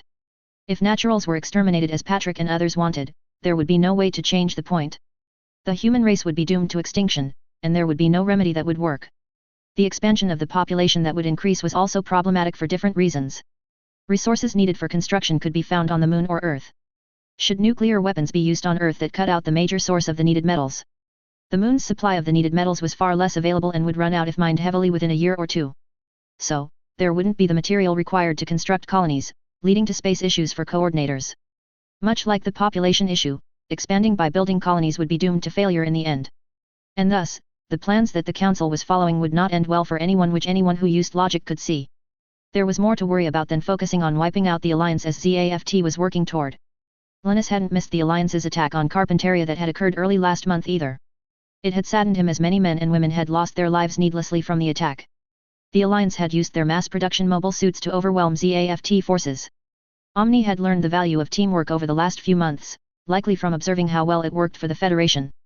The Alliance hadn't taken prisoners, they had slaughtered every person they found alive, much as they had at Victoria.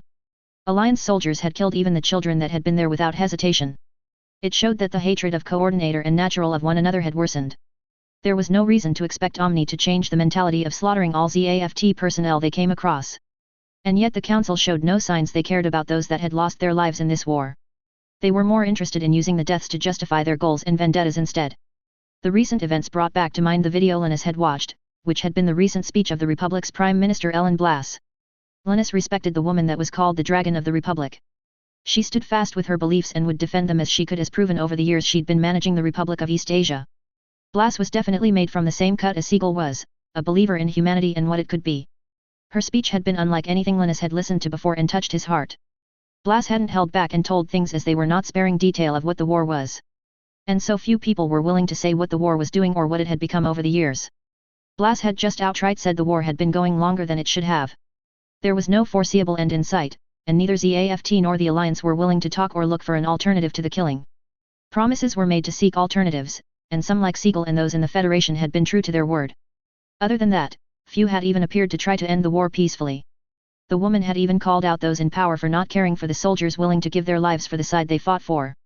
Linus hadn't forgotten the men and women that had died fighting for ZAFT. He had sent flowers to each one of their families as a way to show respect. With each bouquet of flowers, a letter of condolences for the loss and gratitude for the service given was included and signed by Linus himself. It had been his way to honor each soldier and the family they had the courage and love for that they chose to service in ZAFT. Blass had been right that hatred was driving the war, he'd seen the point on both sides of it. What surprised Linus was Blass's evidence for her speech, as it had been more than interesting. The Alliance's ultimatum showed a dangerous shift that ZAFT saw too late. If the Alliance had been willing to attack the Federation when they had avoided it before should have been a red flag. The attacks should have been a clear warning the Alliance would strike Carpentaria and Gibraltar soon.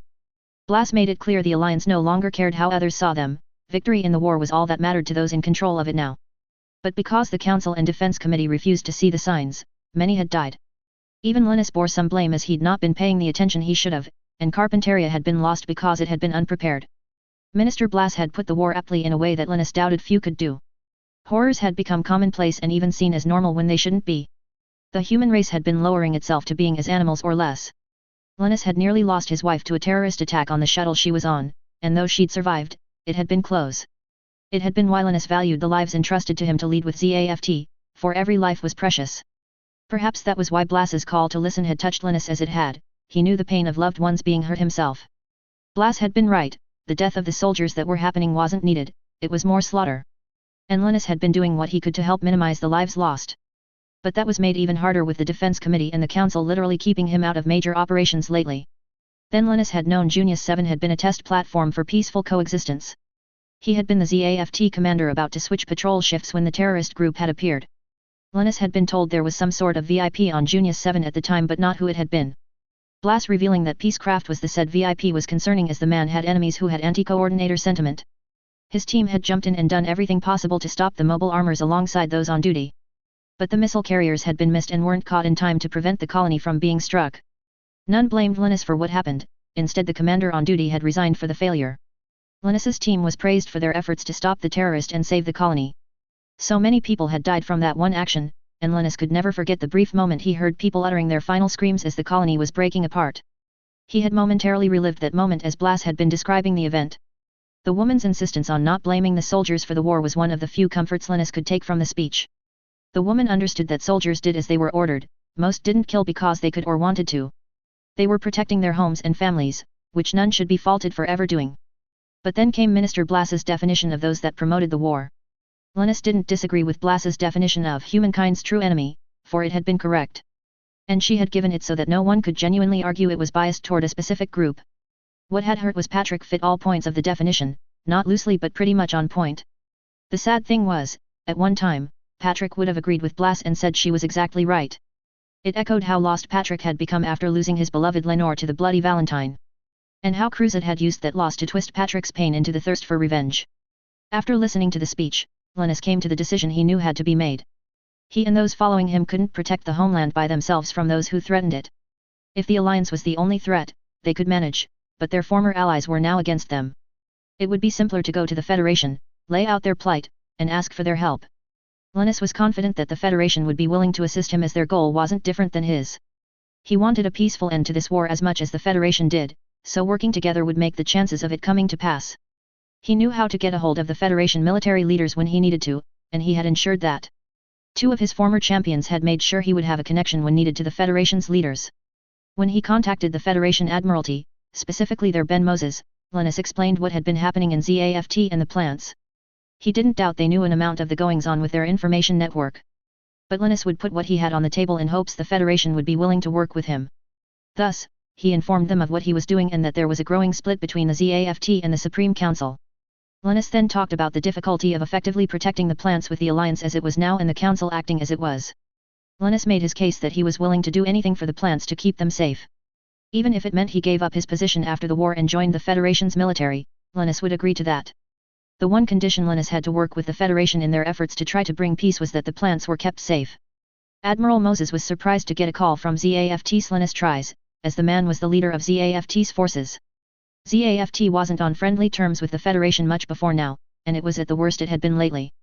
But after Tries explained what he was dealing with in his efforts, Moses could sympathize with the man's position. Tries just wanted to protect the place he saw as his homeland, which was a good thing for any man. And those following Tries would be a helpful addition to the growing fleet that was being assembled to deal with the nuclear threat looming. Plus, the man may know what ZAFT could be building for a nuclear weapon. And Tries was known to be an honest and honorable man who kept his word when he gave it. Thus, he could be trusted with Federation resources and information to use it wisely and not give it to those that would abuse it. So, Moses was willing to help Tries and let him do the same in return to help end the war. With the cooperation agreement between Linus and the Federation, he got access to Federation resources. And the availability of those resources would make a huge difference. Linus was sure of that. However, access to the Federation's information network was something Linus hadn't expected. The Federation guarded their information network zealously. Linus had seen the point himself enough to know that. And after a simple scan over the network, Linus was shocked with what information it had. From what Linus saw, he could see how much an advantage the network was for the Federation. And Linus thought his network of agents had been a smooth and effective setup, but it was nothing compared to the Federation's information network. The network had more informants than Linus had ever even guessed, and he had suspected it would be high. The network was extensive and seemed to have connections everywhere, even in places that should have been ridiculously difficult. There were people that Linus wouldn't have suspected of giving information to another side was supplying the Federation's network. For example, 1 if not more secretaries per committee of the Supreme Council were agents for the Federation's network. Then some were in dangerous places, like some around the Alliance higher UPS.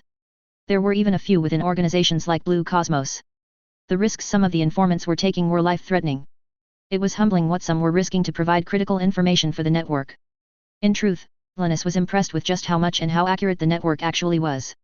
But seeing the amount and positioning of the informants helped him understand why the Federation's network was so accurate and closely guarded by them.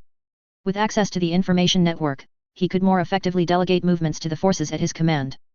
ZAFT could now also move freely without fear of encountering Federation forces and having to explain things to them. There were reports on how the Alliance had successfully overtaken Carpentaria, which the Federation's reports were more detailed. ZAFT had fought to defend the base to the best of their abilities, and Linus didn't fault the men and women who had given their lives to hold the base. The Alliance had used a pincer attack on the northern shores, dropping in behind defense lines. The final report Linus had seen from Carpentaria was the Alliance had breached the last line of defense for the command center. From what the Federation had gathered, there had been no survivors of the Alliance's attack on Carpentaria. No exceptions. Omni had killed any they had come across that was not confirmed dead as he'd expected. The Alliance was more successful on Earth against ZAFT than the Federation. In contrast, Omni was suffering losses in space with the Federation destroying their orbital fleets. According to the Federation's network, it was their response to the attacks on the member nations. And the secondary reason the Federation had to strike Omni's orbital fleets was to curtail the Alliance's coming potential nuclear capabilities. The Federation had been preparing for nuclear weapons coming to the war. It had started before getting the files on the freedom and justice, but the files had sped things along. It made the reason why Linus had gotten the files to Siegel all the more valid. His friend had managed to get them where they could do the most good. And from what Linus had read, the Federation already had invented a countermeasure for N-jammer cancellers. The Federation was doing what it could to mass-produce the device. And Linus feared it would be needed sooner than any would like to think. The other fact that Linus noted as he was scanning the network was more evidence of the war's direction. The sighting of both the freedom and justice did catch Linus's attention since there had been upset with the former disappearing. It had been classified as a theft by the Defense Committee after the mobile suit had vanished. Linus had looked at the evidence the claims were based upon. The video of the freedom being stolen showed what Linus had suspected would happen somehow when Siegel got the files sent to him. Linus could only assume the Federation pilot that had been recovering at Siegel's residence was the one who had taken the Freedom. With the Freedom likely going to the Federation, Linus hadn't seen a serious issue with the theft.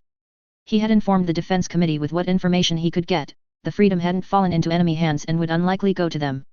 Many on the committee had accepted that until Patrick demanded the investigation be reopened and prioritized it. The justice had been sent in pursuit of the Freedom per the orders of the Council. Normally, the pilot selection would have been given to Linus for a new mobile suit, especially a custom model. Yet, as had been happening more frequently, Patrick had used the Defense Committee to supersede him. Linus wouldn't have chosen Ithran Zala even though the young man had a fine service record, short as it was. And while it had apparently worked out in the end with the young man being the pilot, there had been much at risk with the choice. Linus assumed that Patrick had counted on his son's loyalty to have him do the mission given to him. But what an agent of Linus's had gotten to him didn't match what the Defense Committee had received. The implications that Patrick's orders had been beyond worrisome if completed successfully. Patrick would have ZAFT at war with the Federation without concern about what would result.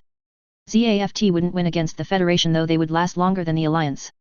However, things had ended better than they could have with the Freedom and Justice working with their current pilots. They weren't under the control of ZAFT, and those using them seemed to be siding with the Federation working to end the war as peacefully as possible. The last reports from Waltfeld's team and those helping him had stated they were continuing to help Siegel and his daughter Lakis. Linus knew of Sakura efforts to protect her family, and that was before taken into account Siegel was a personal friend. Also, if either died, Linus knew that even he would be unable to stop Sakura from getting vengeance. And the woman would be aiming to take Patrick's head straight away. And she could succeed in killing the man before she was physically stopped by others around him. The whole mess which would come from that event was the last thing ZAFT needed.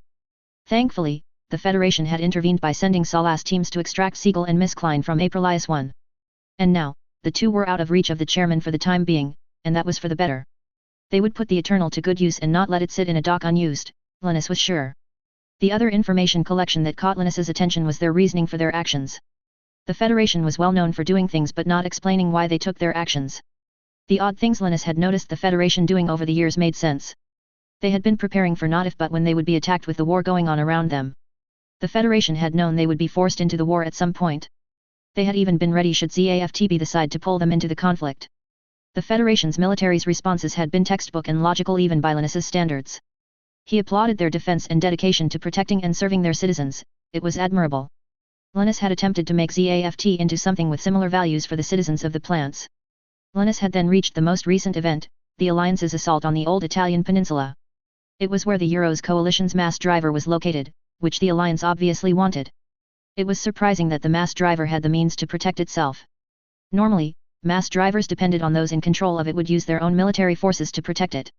However, the coalition's driver had been able to sink into the sea and become inaccessible. The idea of hiding or putting a bunker or something similar over a mass driver was unheard of with the Alliance and ZAFT. Then the Federation had defenses ready for the Alliance's initial attack. And while the Alliance had gotten a force on the peninsula, they hadn't succeeded in the end. Yet, the Alliance had shown they had improved using mobile suits in that campaign. Linus would keep the Alliance's improvement in mind when ZAFT forces faced them. The information network also confirmed the worrisome issue that the Alliance had acquired N-jammer cancellers. Linus had no more doubt that Cruzat had slipped the specs to the Alliance. The issue was it gave the Alliance the ability to build nuclear weapons. And Linus knew the leaders of the Alliance would produce and use nukes on the plants. The problem was Linus knew Patrick had been working on a nuclear-powered device to use on the Alliance. Linus had not been able to get much information on it other than it's the code named which was Genesis. The only thing he'd heard about it was the device would decimate the target, but no more detail. Knowing nothing about what Patrick had been developing as a weapon of mass destruction worried Linus. And he'd given the Federation what he knew about Genesis, but it wasn't enough for even them to estimate what it was in reality. A few days passed, and Linus was watching the moon, specifically the Alliance's Ptolemaeus base. If there were a force deployed with nuclear weapons, it would come from the lunar HQ of Omni. ZAFT forces were in defensive positions both at Boaz and Jachindu watching for Alliance vessels. Linus had directed his forces to be around those patrols and observe enemy force movements. With that set up, there should be enough warning to mount a counter-offensive against Omni. That would prevent a crisis for the plants in theory, and Linus would take that for the time being. Linus's focus was unchanged, the safety of the plants and its citizens was what mattered to him. He had made a vow to do his utmost to protect them from danger, whether threats came from foreign powers or domestic terrorists. It was a promise all ZAFT soldiers were to make upon finishing their training and officially being enlisted. Linus feared that the Alliance might do a test of nuclear weapons on a ZAFT base. The Alliance would want to make sure whatever kind of weapon system they built would work before using it against their intended target. The test could be done anywhere, whether on Earth like Gibraltar or in space like Boaz. No matter the base attacked, a nuclear weapon would wipe out many lives needlessly. But with how the Alliance had held themselves, they wouldn't care about who they killed. If anything, they would see killing all at a ZAFT base as a courageous act and boast about it as such. However, the assault on a base would signify that the Alliance was close to ready to strike the plants directly. Sadly, Genesis was scheduled to be up and going in the coming weeks. Linus doubted Patrick would hesitate to use the weapon on Alliance territory. He may even use Genesis on the Federation, which Linus hoped wouldn't be the case. When a report came in that Omni was attacking Boaz, Linus felt things were about to become much worse. He ordered the Salong to head for Boaz at all possible speed. There was a possibility that Linus could get to Boaz before the Alliance could use a nuclear weapon. The Alliance striking Boaz wasn't unheard of, it happened from time to time and normally ended with Omni retreating. The site of Boaz came into view, and the signs of battle were visible from a distance. ZAFT was doing a good job fending off Alliance forces, Linus would applaud the efforts. The Salong's bridge crew reported those on the field fighting one another to Linus. Boaz's forces were holding their main defense line, but the forward lines had been forced back. It was clear that Omni had improved by using mobile suits they had built for themselves. There were also a few Gundams among Omni forces, taxing Boaz's defending forces. However, Linus spotted what appeared to be a separate group on the Alliance side moving around the battle. For a small group to be out of the main influence of the fight wasn't a good thing. It tended to mean the group was the real problem while the rest were a distraction from them. However, the Salong wasn't in range to do anything to assist the Boaz forces. It would still take 5 to 7 minutes for the ship to reach the influence of the battle. And if nuclear missiles were used, things would not end well for those in Boaz. The base was built to take a beating, even from nuclear weapons. Yet, it wasn't made to take a barrage of nuclear force without breaking down. The Salong's approach wasn't noticed as the Federation had offered Linus some of its stealth technology. Linus hadn't refused the Salong fitted with Federation stealth field emitters. So, none would see the ship coming, nor would either side detect it. However, as the Salong got closer, there was a bright flash and was followed by several explosions around Boaz. The Salong's sensor operator called they were detecting nuclear radiation ahead. Linus knew that meant Omni had just used nuclear weapons on the base. As the flash died down, seeing the asteroid now in several pieces was hard to see. No survivors would be in Boaz, not after the barrage. And Omni didn't stop with the destruction of Boaz, and they moved to mop up what was left of ZAFT after the nuclear strike. By the time the Salong got close enough to see the aftermath of the battle, it was essentially wrapping up. The majority of the Alliance fleet that had attacked had fallen back towards the moon. There were still a few Alliance vessels around, appearing to be scanning for survivors. And with the recent nuclear attack, sensors were unreliable due to the radiation and fluctuating heat signatures. Those still alive were likely using those facts to hide from Omni's cleanup happening. But Linus wouldn't just stand and let those who had been fulfilling their duties be killed by Omni. He ordered the pilots on the Salong to prepare to sortie before he headed to the hangar himself. Linus's custom mobile suit was based on the 1017 Gin but was blue with the torso and white over the rest. The machine had the most advanced thrusters, giving an advantage over even high maneuver type Gins. It also had heavier armor on several areas of the suit, but the extra mass and weight were compensated by the thruster's power not to affect the machine's performance. The equipment had changed a bit from what it had been the last time tries had sortied. The Gin swords are being changed to a beam saber for better cutting power. And the machine gun had been swapped out for one of ZAFT's new beam rifles. That still left the long-range railgun that was mounted on the outside of the left shoulder. Linus and 3 other Gins launched out from the Salong to the field. Within the debris field of what had been Boaz and its defensive lines, ZAFT survivors were hiding from the searching enemy forces. Suit pilots had shut off their machine systems they could to avoid detection. The Alliance had massacred all in Boaz and had wiped out many thus far. There was little chance the Alliance would just leave and not check for any that might have survived. What Nazca's and Laurasia classes were still operational at all were doing much the same as the mobile suits. They were running silent and trying to make it seem like the ships were just floating debris. The homeland had to know what happened at Boaz, that the Alliance had used nuclear weapons they had produced. The colonies would be in serious danger if such were used against the plants. The best chance to get a message was to play dead and let the Alliance pass by and leave. The remaining Alliance forces scanned over what was left of Boaz's defense forces. A visual scan was required as the sensor wasn't helpful with the radiation and heat signatures. Some survivors had been found so far and had been dispatched when identified, but only around half of the field had been searched. However, as the search continued, 4 mobile suits appeared, forcing Omni onto the defensive. Yet, when the Alliance forces realized that one of the Gins had the colors used by ZAFT's Admiral Tries, the first feelings of fear set in. The stories about ZAFT's Admiral Tries fighting out on the field were the stuff of nightmares to Omni. For a machine to have the colors of Tries sunk in more when the machine outdid any dagger that fought against it. The surviving ZAFT forces heard over radio channels Omni panicking about something. Some of the Jins that were close by where the fighting was taking place activated their optics to see what was happening. The sight of Tri's custom model Gin was the last thing the Gin pilots expected to see. It gave them hope they would live to see another day and even return to the homeland once more. They quietly reported to the surviving ships that Admiral Tris had appeared. As the Alliance was fighting against Tris and the three with him, they were getting desperate to take down these enemies that had appeared. It did really seem that the custom Gin was piloted by ZAFT's Tris, and the three with him were veteran pilots. What the man was doing here was anyone's guess in the Alliance. That he was here at all was a problem. Then, long-range communications were being blocked somehow, so the Omni forces couldn't reach out to their allies. After watching Tris and those with him pushing around the Alliance mop-up forces, those who had been playing dead made their move. They made surprise attacks against the daggers when they got close enough. The ZAFT survivors may not be fully armed with what they would normally be, but they used what they still had to work with. The daggers quickly were overwhelmed by enemy forces, with destroyed enemies suddenly coming back to life. The Alliance vessels tried to move forward and assist the daggers but were stopped. The Salong appeared and fired upon the Alliance ships, destroying one with the volley. Other ZAFT vessels began attacking the Alliance forces with what guns they still had operational. It didn't take too long for the Omni group to be handled. Linus turned his attention to helping those that had survived the Alliance's attack on Boaz. He got down to organizing those around to help in the search for any still alive. Over the next hour, searching for survivors showed how much Boaz had become a graveyard. Initial estimations had been grim, with less than 20% of those stationed at Boaz being alive after the nuclear attack. And the wreckage being searched didn't give a great deal of hope of finding many alive. Yet, there were still some found among the wreckage. 7 Nazcas and 6 Laurasia classes were still operational to some degree from the 50+ that Boaz would supported. And those left were not at full strength or even in good working order. Thus, close to 70% of Boaz's forces on station had been killed by Omni's nuclear attack and the mop-up. Linus was pained with so many dead, for their deaths didn't just affect themselves but all their loved ones. He had assigned a number of those who had been at Boaz both for their skills and capabilities and to keep them off the front line of the war. And yet, Boaz had been destroyed after assuming it would be looked over, so Linus felt partially responsible for their deaths. From what the Federation's information said, the Supreme Council had been informed about the Alliance's attack on Boaz. Their response to the attack was outrage and railing on the Alliance for their action. The claim that the Alliance had not just decimated but completely wiped out Boaz's forces was being circulated. That translated into there being no rescue efforts or even mounting a search to the area Boaz had been in. In essence, the survivors were being left for dead and would be given no aid from those who were supposed to be allies. If Linus hadn't come, the survivors would have been killed by the Alliance mop-up group. And should the Alliance mop-up have been lucky enough to miss them, they would have died once supplies ran out for most of them.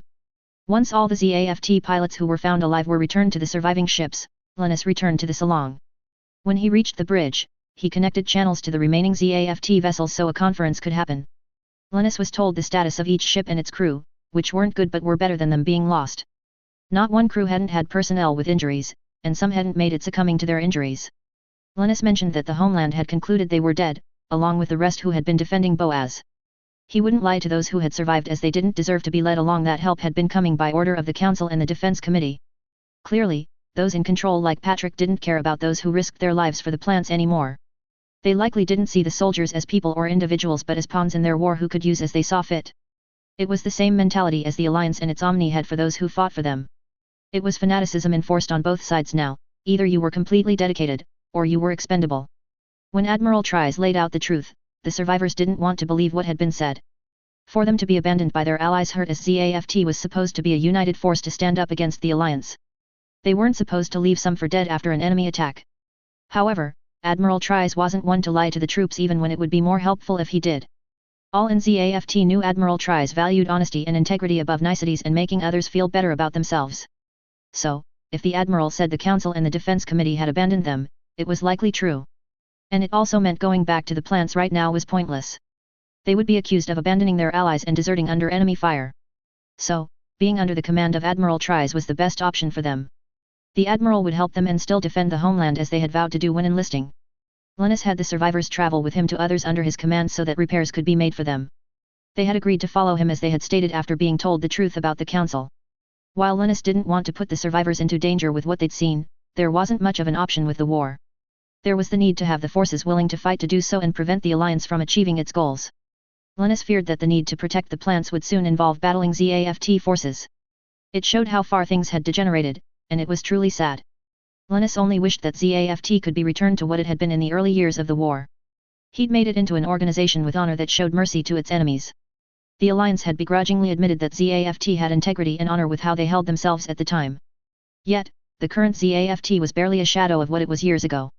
Meanwhile, the Federation First Space Fleet had stayed around Lagrange 4 after destroying Omni's third orbital. The fleet was awaiting orders from Federation High Command on what to do next, with the Alliance keeping their orbital fleets either at Ptolemais or around the Earth sphere above Victoria. The positioning made taking down the fleets without involving others much more difficult. Instead, groups were positioned to watch the Alliance's actions to try and figure out what they were doing. The use of nuclear weapons on ZAFT's BOAS had been a serious wake-up call. It showed that the Alliance had nuclear weapons and was more than willing to use them against their enemies. And it wouldn't be long before those weapons would be used against the Federation. It was an expectation that once the Alliance or ZAFT finished with the other, they would turn their attention to the Federation. Thus, the Federation's military watched closely to see how things would play out. They were waiting for the opportunity to intercede and stop the destruction of the human race. Tyler had moved over to the Resolute with the Aurora after the second skirmish around Mendel. He hoped that it would have him in the position to be ready for any action that should come up. But so far, nothing had happened, and the patrols had been boring as Tyler had imagined they would be with the Alliance, not around. Some were out to do long-range recon on the moon to see Ptolemais. Yet, nothing had been spotted around Ptolemais that revealed the Alliance's plans. Tyler had even volunteered for the recon duty, but he'd seen nothing of interest from the base. Nelson and Drake classes had been patrolling but hadn't gone beyond the base's outer defense line. The only other thing that Tyler had noted was ships were being used to cover others' movements. However, Tyler couldn't tell what the hidden ships had been doing to have others shielding them. During the downtime, Tyler spent the time in the common areas or his assigned quarters. The stress for him had been building without anything major occurring with either ZAFT or the Alliance. And when Tyler read reports from the information network, his mood would slide further down.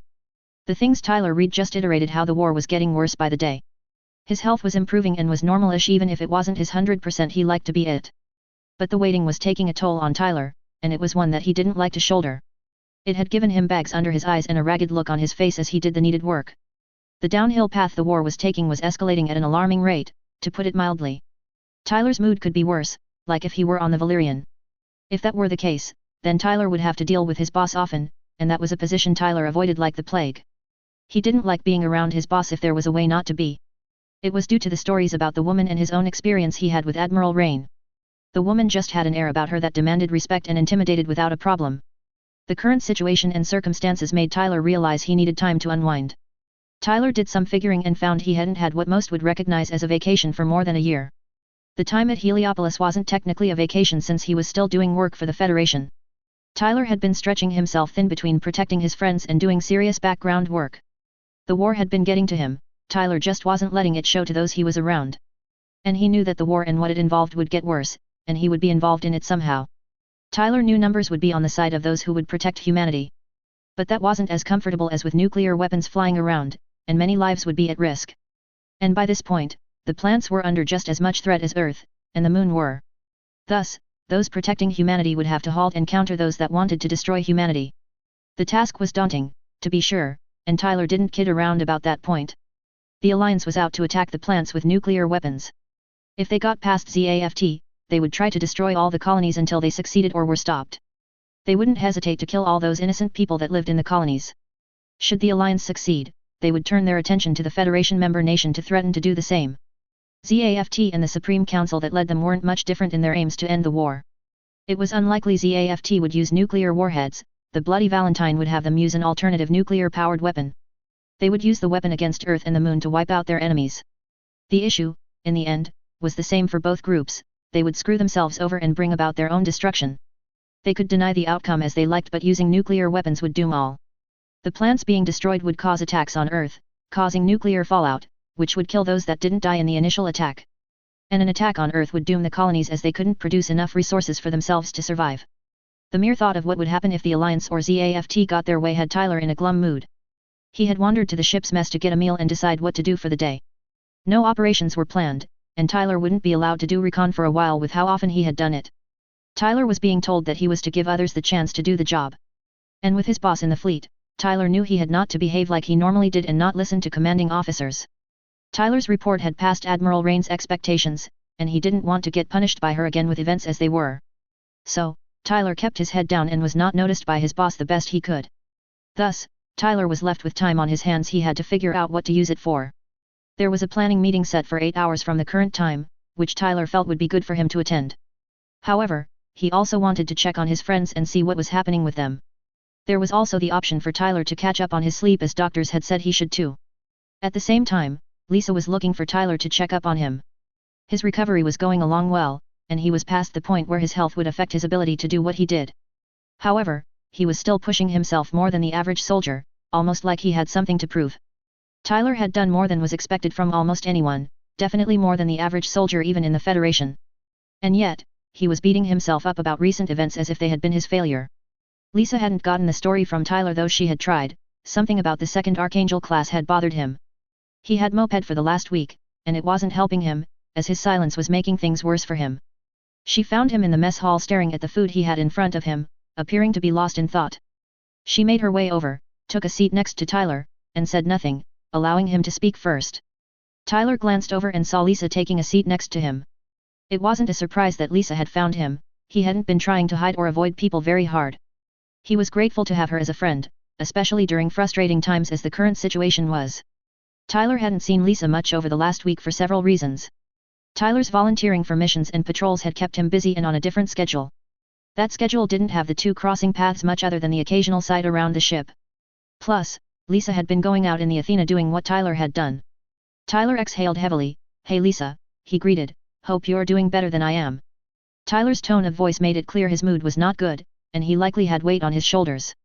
And while recent events hadn't been the nicest for any, Lisa felt there was more to Tyler's mood than just that. She had learned over the time she'd gotten to know Tyler he didn't discuss the baggage he carried. Tyler dealt with the issues thrust upon him even when it made things harder on himself, working through them alone. Lisa gained a small smile. "So," she began, "you keeping busy to avoid facing issues came to an end already, has it?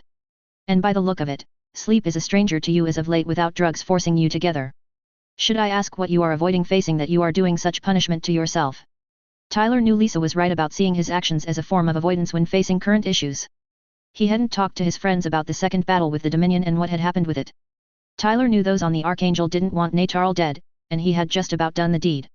If there had been an alternative, Tyler would have been open to that. But Natarl wasn't willing to do what was best for her and her crew. Tyler would admit the woman's military mentality was firm and, in reality, stubborn more than others he'd met. Then there was the girl Flay, another issue Tyler hadn't discussed with his friends.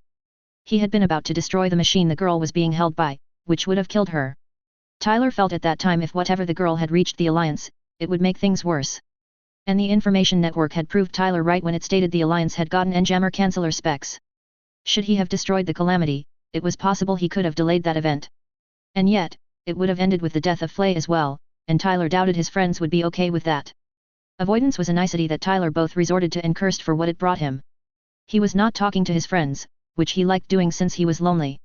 Trying to keep himself occupied had only helped a little when he had been doing that.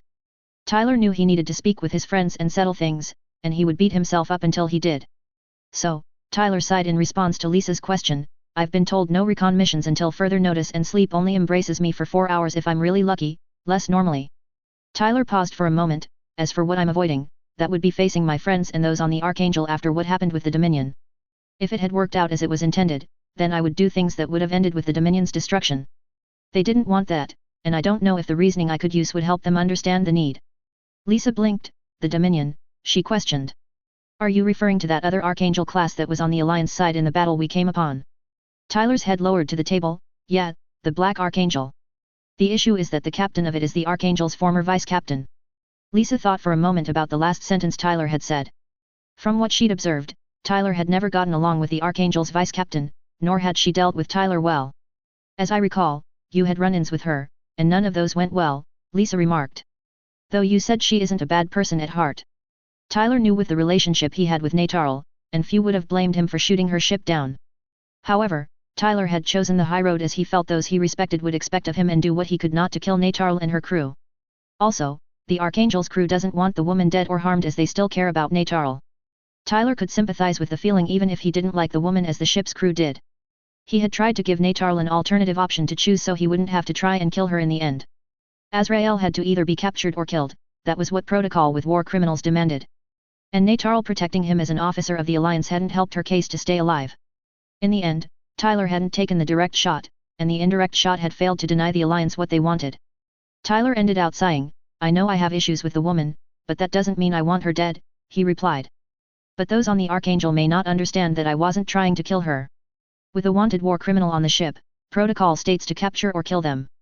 Lisa knew the protocols when it came to war criminals as much as any Federation soldier did. War criminals were to be apprehended or dispatched and confirmed dead if capture wasn't possible. And the rumor was that the criminal Murata Azrael had been with the Alliance forces in the battle. That man was one of the best-known war criminals who had not been apprehended or killed thus far.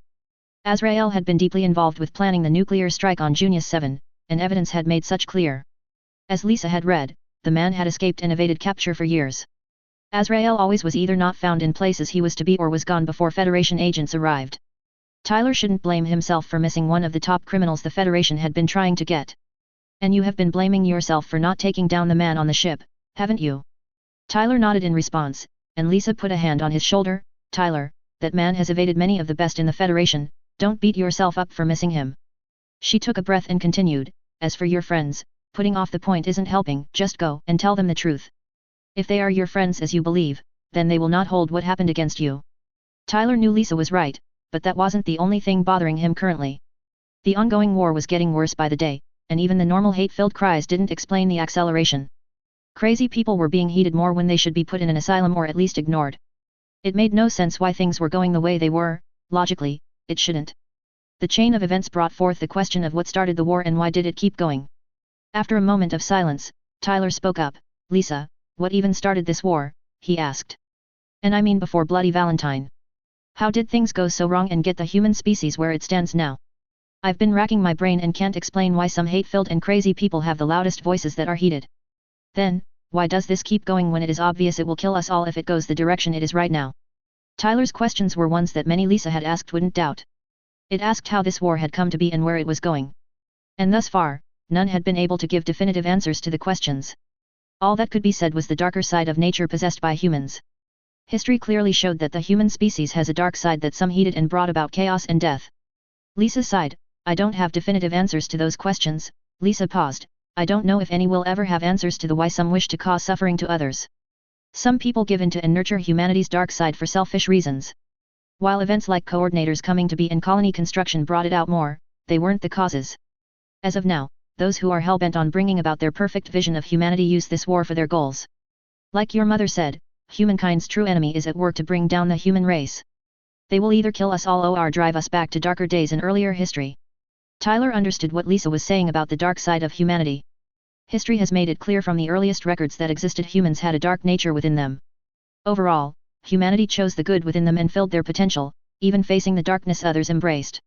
Some of the history lessons that Tyler had gotten from his father had gotten that point across. All humans had the potential to become evil, to embrace the dark nature humanity had. And those that chose the darkness caused nothing but misery and suffering to the whole human race. The war and the conflicts that had come before just seemed to highlight the evil humans could bring about. Tyler said nothing to Lisa as she kept going and went into detail about what had contributed to the ongoing war. He listened to his friend's argument about how the war had come to its current place, but his mind wandered. His mind returned to the video Chairman Zala had put out addressing plants citizens. Chairman Zala had been preaching about how naturals were the source of all the woes the plants faced. What had hurt Tyler the most was when the man had roared naturals would die to give way to the future for coordinators. It quickly became a rallying cry and morphed into a call for ZAFT to destroy the Alliance and other naturals. The memories of Patrick Zala had flashed in Tyler's mind watching the recording, of the man Tyler had been in awe when he was a child. Tyler had met Patrick when it was almost 4 when the man had come to see his mother. Patrick had been studying different types of governmental systems for what would become the plants. And yet, there was nothing left of that man Tyler had met all those years ago. The chairman of the plants wasn't Patrick Zala, just someone that wore his face and used his voice. The video merely made the point that Patrick Zala was gone more evident, and it didn't give a good feeling to Tyler at all. Plus, if what the man shouted came to pass, Tyler would lose his mother, the last member of his blood relations. He would also have many friends taken from him simply because they were naturals. As Lisa was talking about coordinators being compared to non-coordinators quickly spread the hatred and jealousy. The focus on differences had only sown more strife and chaos, which terrorists had taken advantage of. With their talent for inflating the negative, gossip and rumor created stories about coordinators that became more ridiculous and even ludicrous. Those spurred on terrorist actions happening and came in increasing frequency. The result was that the death toll kept climbing, and there was no sign of it stopping. The storm of events kept the revenge philosophy alive and healthy. Tyler knew that revenge was not only a vicious cycle but also the most lethal poison that existed to date. It's slow, guarantees more deaths than any other venom, and spreads quicker than any plague known by humankind. The only cure Tyler knew was to forgive those that started the cycle and let go of the grudge. The criminals or terrorists that started the issue also needed to be dealt with, but if both happened, the cycle of revenge could end. It brought to mind what Izumi had said about the attack posture couldn't be used for peace. The man was right, aggressive offensive tactics couldn't end a war, which encouraged such to continue. Tyler's attention was brought back when Lisa started talking about humans' potential. It was a proven fact historically that humans had two urges that were more powerful than any other. Some of the greatest leaders in history had said in some way that the will to survive was the most powerful force that drove humanity. The second force they would mention was seen by some as paired with the first, the urge to fulfill one's potential to the fullest. The two forces had pushed for the most incredible scientific breakthroughs and the noblest causes. However, some philosophers had put forth the idea that the same godlike potential the human species possessed also drove it to find challenges in one another. Humanity has looked inward for challenges to surpass limitations to drive them farther. The wish to succeed and surpass one's limitations has been a driving force for humans for millennia and still is in the cosmic era. It was the force that had propelled humanity into space and to the moon. Tyler was on the side of those that believed that humanity could go farther if given the chance. If it weren't for those that had embraced the dark nature humanity had within, then the potential would be for the best. But those who chose to do evil things had found they could manipulate humans' potential for their own purposes. They had used the abilities which set humanity apart from all other species Earth had were abused by them. The hatred and jealousy some had of others as they surpassed their limits had diverted humanity's path. The human race had gone into space. If it had been left to keep pushing, it would have become space explorers. Tyler firmly believed that the human race could be exploring the solar system and beyond if not for the hatred and terrorists who had inspired conflict to rise. That forced people to fight one another to keep pushing their potential with their will to survive. Thus, the scum and evil ones of the human race used humanity's potential for their gain. The explanation Lisa had given, while it did iterate somewhat why humanity had come to where it had. However, it didn't help Tyler's mood, which had come because of the war going on. Nor was it easy to accept that the dark scum of the human race had the upper hand to a degree. Tyler couldn't understand how people would accept the ridiculous idea that killing another is how to move forward. Granted, he knew fear used to push against the will to survive could get many to do things they wouldn't normally do. But the results of what the evil spawns had been clear: mass death would follow them. Junius 7 was a good example of the point and a personal one for Tyler. The actions of those terrorists had stolen everything from all inside the colony and more from others related to the colony's inhabitants. Yet, that didn't convince them enough to stand up against the warmongers that drove the fighting forward. And if things didn't change, then worse tragedies would likely loom and bring about the destruction of humanity. Lisa waited for Tyler to reply when she finished her general argument of why humanity had reached its current point. It was obvious he had been thinking more than what she'd said. Tyler had always mentioned his father had been a brilliant scientist. Thus, Lisa figured Tyler had gained his intelligence and consideration methods from the man. Tyler exhaled after a long moment. While your explanation does have merit, Lisa, Tyler began, it still just doesn't quite define the problem faced by the human race. He sighed heavily, but you are right that avoidance isn't helping me in my personal plight. I knew it but didn't want to admit the point as I would feel pushed to get things moving. Tyler rose from the bench. So, no time like the present, I guess. Tyler headed to the hangar after suiting up along the way, intending to head out and go to Mendel. That was where the two ships he wanted to go to would dock when not on duty. So, Tyler headed out from the Resolute and made his way steadily towards Mendel from the edge of L4 where Federation vessels had been positioned. Tyler had to watch his travel path as more ships were coming to Lagrange 4. By what he understood, a short distance from L4 had been selected as a gathering point for the Allied fleet which was building. ZAFT vessels and even some Omni ships had already appeared in the colony cluster and would follow the first fleet when they joined the rest of the fleet. The reasoning was that the other factions didn't watch Lagrange 4 and long-range sensors weren't reliable for data gathering. The fleet was already large and growing. By Tyler's estimate, it could match ZAFT's lunar fleet or Omni's remaining orbital fleets. So, maneuvering through the ships and mobile suits out took Tyler's attention. He knew Mendel and two other colonies were being used as bases for the building fleet. After 30 minutes, Tyler came to the southern spaceport entrance. He flew slowly into the docking area and glanced around for where he could land and exit. Tyler spotted an area shuttles had once used to dock at the colony, which would do what he needed. He shifted the Aurora to its suit mode and landed on the shuttle platform. Tyler exited his mobile suit and moved to the airlock system the shuttles would have used. After the system pressurized the anteroom, Tyler took his helmet off and waited for the lock to open. Once Tyler entered the internal port area, he floated across the large room and headed towards the Archangel. He would start with those from Heliopolis and move on from there.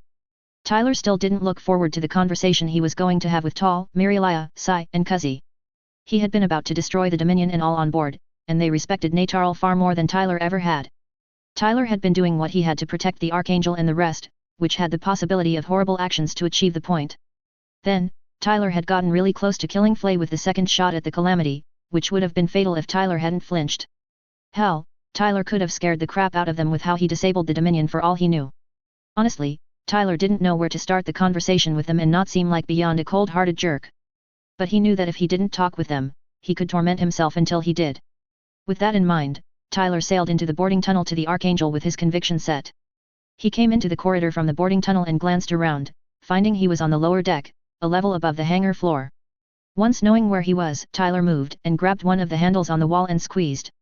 The corridor zipline pulled Tyler down the hall toward the lift that would let him rise to higher decks. He entered the lift and pushed the button for the second crew deck as the mess was on that deck. The mess hall was the gathering place for the Archangel beside the hangar and the navigation bridge. Sai had grabbed a meal while off duty and found Tal in the mess hall. The two were talking when the door slid open, and the two glanced that way. They were surprised to see Tyler in the doorway. Tyler had gone to a Federation vessel close to 2 weeks ago, saying he could do more there than back on the 3 ships in Mendel. Tyler still sends a message every few days that he is fine but keeping himself busy with things. So, his appearance on the Archangel was unexpected by most. Tyler hadn't said much after the Dominion and the Third Orbital Fleet battle. Mr. Zala had mentioned Tyler had been bothered that the Dominion had escaped, but no detail as to why. Tyler spotted Sai and Tal and floated over to them. "You mind if I take a seat?" he asked. The two nodded, and Tyler sat down and looked at his two friends who were just staring at him. Sai was the first to speak after a long silent minute. "So, Ty, what brings you around here?" Tyler frowned a bit at the question as he wished he wasn't here for what he was. However, Tyler knew that he needed to come clean with his friends, or he wouldn't be able to live with himself until he did the point. But he did not like to admit possible mistakes or things he could have done better, not when it involved friends. In the end, Tyler sighed heavily. "To be frank, I'm here to come clean and explain my mood and avoidance for the last 2 weeks." He paused for a moment before he continued. "The second battle with the Dominion was conflictive for me in several ways that I didn't let show." Sai blinked at Tyler, saying he was here to come clean about his behavior. Tyler McGregor wasn't one to admit his behavior could be better or that it was a serious problem most of the time. Sai had learned that more by watching the interactions between Mirialia and Tyler.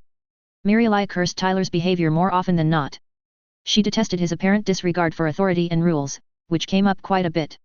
There were times that Tyler would admit he was wrong about something, but he had never apologized for his behavior that Sai could recall. "This is new," Sai remarked. "This is the first time you've ever done anything like an apology for your behavior."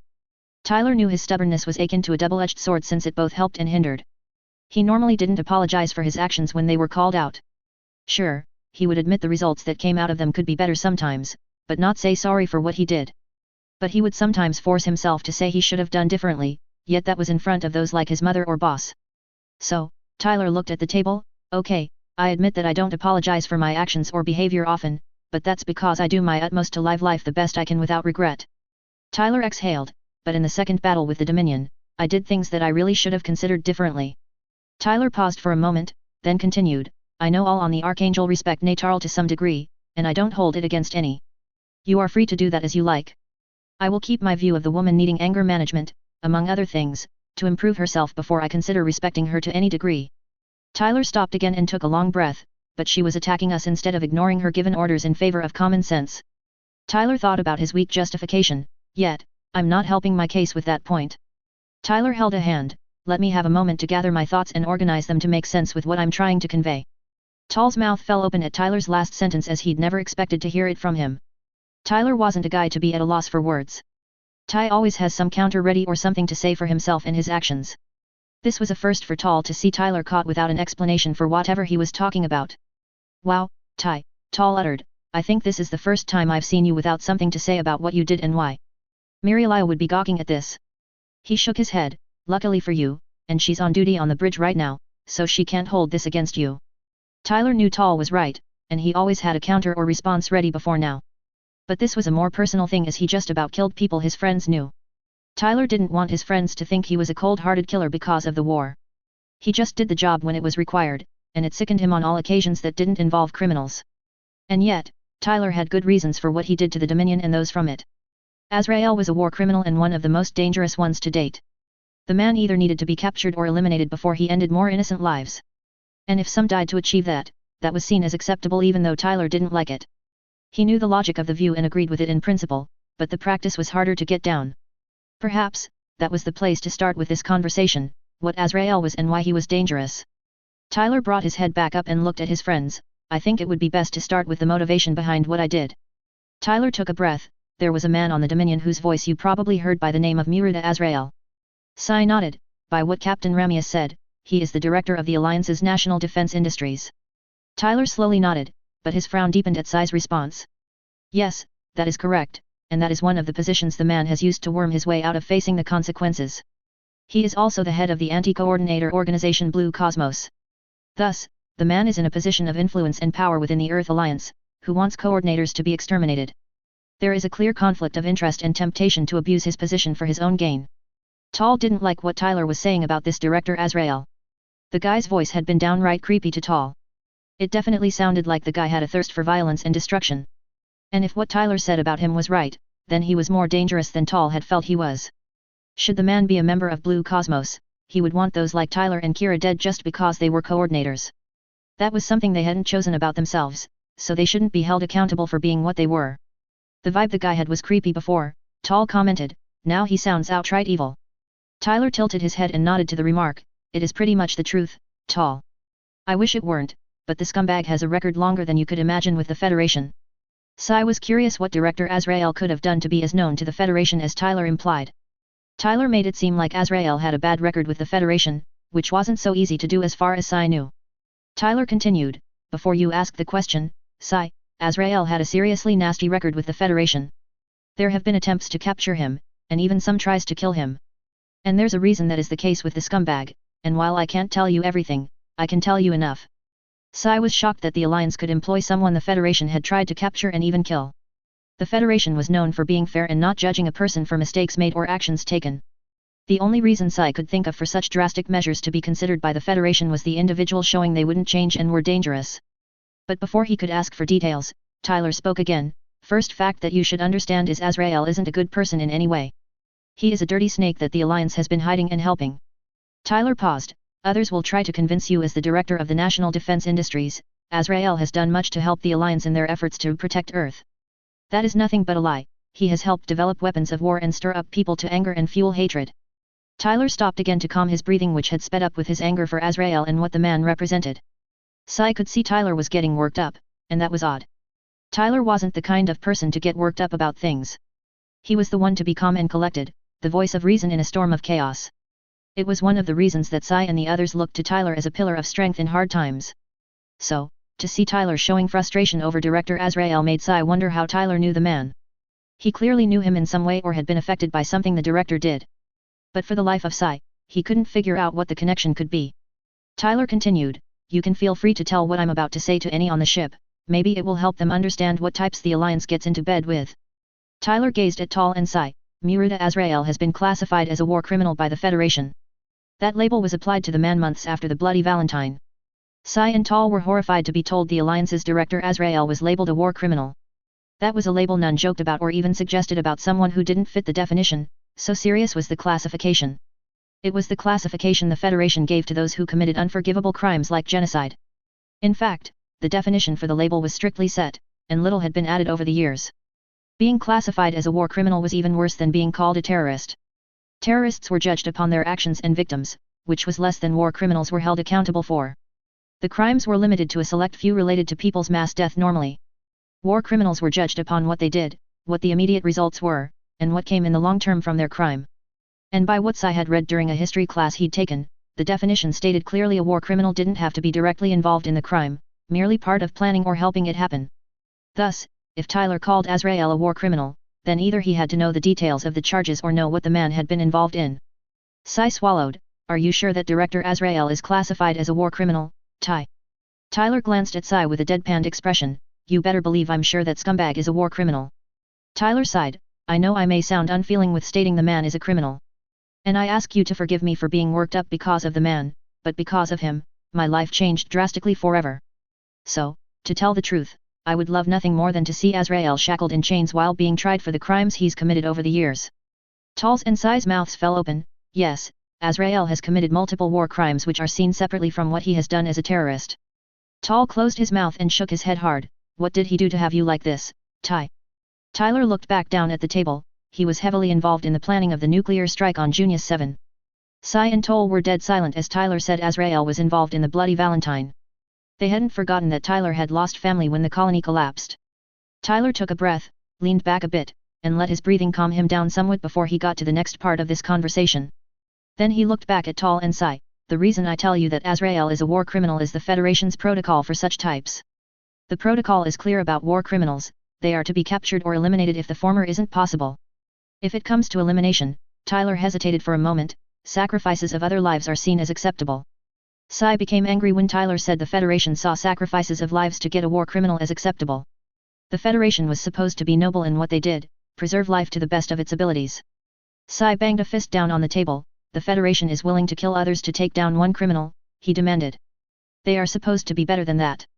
That's what's expected of the Alliance and ZAFT. Tyler didn't exactly disagree with Sai's point, for he didn't like the thought of killing many to dispatch one individual. But the reasoning made logical sense, and when dealing with war criminals, logic was needed far more than emotion. So, Tyler rubbed his temple with a hand and sighed. I don't disagree with the sentiment, Sai, Tyler returned.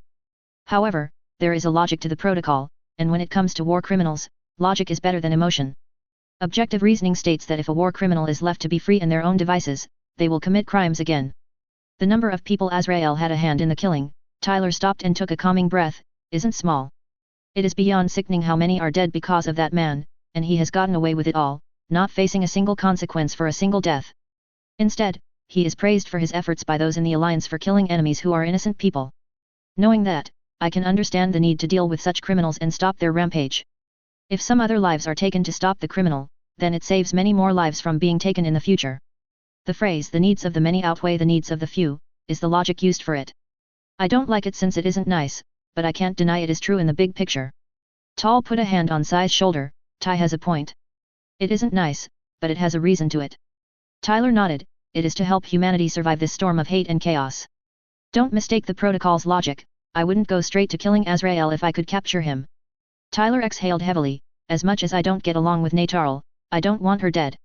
She is uptight and downright strict with her military discipline, and I don't get along with those types, I admit it. Tyler shrugged. I gave her 2 chances to get out of the situation that would have me take down the Dominion with her crew. The first was before I attacked the Dominion, the second came after I disabled the ship. Sai had calmed down while Tyler had been talking enough to realize Tyler had been right about the Federation protocol. People would suffer if someone dangerous were allowed to do what they wished. And the old phrase, as grim as it was, had logic that led to the survival of a species. But as Tyler mentioned disabling the Dominion, Sai remembered Tall saying something about seeing the Dominion tipping forward and going close to vertical. Sai had wondered what would happen to the Archangel class for that kind of thing to happen. When you say disable, Tai, Sai questioned, what did you do to the Dominion? Tyler's face faltered to a half smirk, then quickly morphed into an innocent expression. Well, let's say that Natarl learned that panic is a good motivator when it comes to it. Tyler was silent after that, which didn't explain anything about what Tyler did to the enemy ship. That doesn't say anything other than you enjoyed tormenting Miss Badgeruel, Tall remarked. Tyler cleared his throat.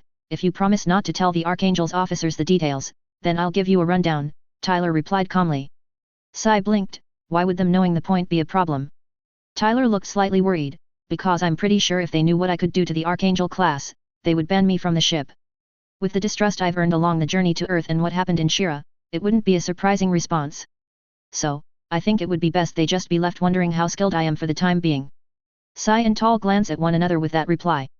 The Archangel's crew trusted Tyler since JOSHA as he'd bailed them out literally and had been proven right in what had been planned by the Alliance. But neither could think of anything Tyler did to the Dominion that would scare the officers enough not to allow Tyler onto the ship. Yet, both nodded and promised they wouldn't say anything to any of the officers. They would tell Mirialia and Cuzzy but few others beyond that. Tyler let out a sigh of relief with them, promising they wouldn't tell the Archangel's officers.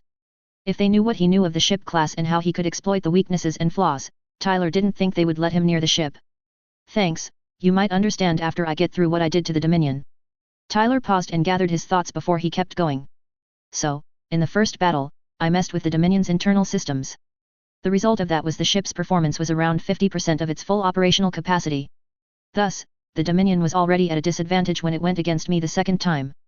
And Natarl heeded the fool on her ship and bypassed the issues my work caused instead of taking the time to fix them. Let that set the stage, and don't tell Muru that I can hack the Archangel's systems in minutes and take control of the ship if I wanted. I will be sure to mention to Murdoch to change some settings to make that idea harder for myself and others. The two listening to Tyler didn't know whether to be shocked at what Tyler did to the Dominion or seriously concerned that he could hack into the Archangel in minutes. Sure, they knew Tyler was gifted with computers and the like, but not that it was as good as Tyler implied. Tyler continued, right then, after taunting Natarl in the way she gets with me, I decided to go with my favorite flaw I found while studying the Archangel blueprints. Tyler stopped when his friends stared at him like he had an extra head. Oh, guess I should mention I had access to those before Heliopolis's collapse, silly me. So that you know, I was also on the Federation team investigating Omni's activities there. That's what my real job was there, sorry I couldn't tell you back then, military protocol and everything. Tyler cleared his throat, as I was saying, I exploited my favorite flaw the ship class has, which I've been meaning to mention to Murdoch when he gets some time so he can fix it. There's a junction the CWIS control system runs through, which happens to be behind the bridge tower. And when it gets hit or, in my case, stabbed, it effectively takes down the CWIS system within a minute or two. I figured it would do that, but it was nice to prove my assumption. Tyler paused again as Sai and Tall sternly said, I'm coming off as some sort of sabotage enthusiast, aren't I? They both nodded, and Tyler rubbed the back of his head, I'm not really, I'm just really good at it, and I do love a challenge. Tyler stopped as he knew he wasn't helping himself. He shrugged, okay, so maybe I am a bit of a sabotage enthusiast, breaking machines just give me a challenge that not much else does. Anyway, let me move on, I wanted to put the fear of God into Azrael, damn it, and I wasn't going to say no to making Natarl quake in her shoes. Tyler stopped again and glared back at the stern expressions he was getting, with all the crap she's given me and all the lectures I was forced to endure from her, do you blame me for wanting to scare her a bit?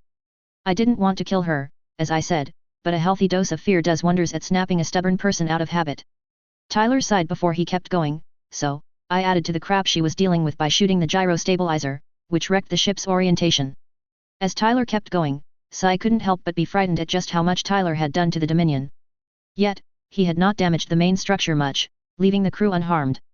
It was impressive how Tyler had made precision attacks to critical areas and made the Dominion unable to respond. His strikes on the wing engines would cut down helm controls, thus making the Dominion hard-pressed to turn to face its attacker. Taking out the large engines further hurt the ship's helm and movement. However, as Tyler told them about extracting a missile from its tube, Tall and Sai's mouths fell open. That Tyler had managed to take out a missile without setting it off was mind-boggling. The more Tyler told the two, the more the two were shocked at what he'd done to the Dominion. The ship had been disarmed and made to be almost dead with its helm. Tyler only left some missile launchers and one of the Valiant cannons. And by his own words, the cannon was bobby-trapped, so it would detonate if used. Tyler finished up his description of what he did to the Dominion and had a smirk on his face. Sai could see Tyler had enjoyed what he'd done to the Dominion to an extent he did like screwing with Natarl. That partly came from Tyler's issues with Natarl, Sai didn't doubt. The two had never gotten along as long as any from Heliopolis had seen. Natarl would try to get Tyler to follow orders, and he ignored or waved her off. The ways Tyler had disabled the Dominion were frightening, and if the officers of the Archangel knew of it, they would be concerned. Tyler could do what he did to the Dominion to the Archangel itself. Not that Sai believed Tyler would do such a thing, but he was capable of it. Tyler moved on to where he jumped back into the battle with the arrival of the Third Orbital Fleet. Not too long after the Federation forces arrived, Tyler then had gone against the Gundams. That had ended when Flay had appeared on the field. Kira had tried to save Flay, but enemies had gotten her before the Freedom could reach her. The Calamity had been falling back before it was shot by the Aurora and lost its legs. But then Tyler paused before continuing, I had a clear line of sight for doing a fatal blow to the Calamity. Sai's eyes widened at the implication that Tyler could have killed Flay. But at the last second, I jerked upward and fired elsewhere, Tyler admitted. I didn't kill her even though it would have prevented the Alliance from getting nuclear weapons to use for the time being. After the conversation, Tyler left the Archangel to search for Kira. Sai had mentioned that Kira often spent time on the Eternal. Tyler figured that Kira was sticking around Lakis, who would be on the Eternal. So Tyler made his way over to the Eternal to look for Kira and check on him. Kira hadn't looked okay after the conversation about Cruzit, and Tyler doubted time had helped that along.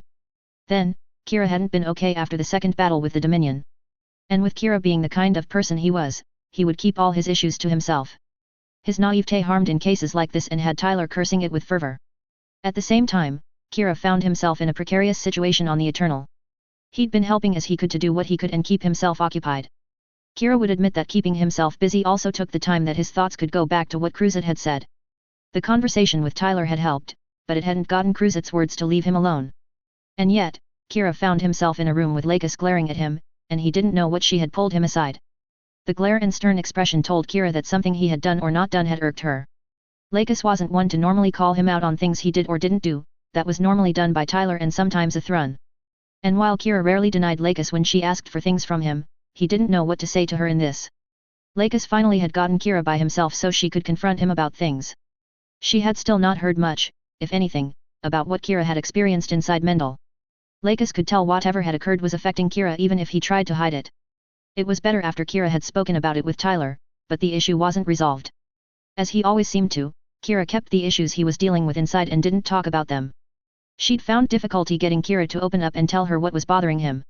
It was frustrating when it came to Kira that Lakis did her best to ignore her to be as nice as she could be. It was one of the things that had been teaching her that loving someone wasn't like fairy tales claimed. Accepting another's flaws, while easy on the face of it, wasn't so simple with the feelings it came with. Yes, she admitted to herself that she really did love Kira. And the love was more than one has for a friend, certainly, she more than liked Kira. Lakis had never felt the way she did with Kira around anyone else. The closest comparison she had was how she loved her father and sister. With Lakis knowing she loved Kira, her heartache made him in pain. The other thing she didn't like about Kira talking to her was it felt like he didn't trust her enough to tell her things. She knew that Tyler and Athrun had a special friendship with Kira that had been made clear already. The way Kira had talked about Athrun and Tyler, it was obvious they had been through experiences that strengthened the bonds of friendship. She hadn't heard detail about any of those events, but the unsaid signs were there to say such. Honestly, Lakis was jealous of that kind of friendship since she'd never had that with another. Looking back, her life had been sheltered and so lacked opportunity for Lakis to make friends like that. Kira had been the closest person she'd had to a friend that she could think of. That wasn't to say Lakis didn't see Athrun as a friend. He was a good person, and if she hadn't met Kira, Lakis could see herself becoming close and marrying Athrun. But that possibility had come and gone, and it wouldn't come to be with how Lakis felt about Kira. Besides, from what Lakis had seen, Athrun was getting quite cozy with Kagalai as of late. Lakis would say the two made a good couple, in her opinion. The two just seemed to be excellent matches from what Lakis had seen. And it wasn't that they had so much in common, it was more the opposite of the two. They seemed to complement one another in many ways even if they didn't realize it fully themselves. While Athrun was calm and logical, Kagalai was passionate and stubborn. The 2 points meshed together so well it was almost scary. Lakis came out of her thoughts and focused on Kira, glaring at him sternly. She wouldn't let him get out of telling her what was hurting him. He wasn't suffering alone, even if he believed he was, she was aching too, which was irritating. By this end, Lakis would ensure Kira knew what happened to him didn't just affect him alone. Kira, what did you talk to Tai about when I left the room back at Mendel? Lakis demanded. And don't just say what happened inside the colony was nothing. She closed the distance and got up right in Kira's face.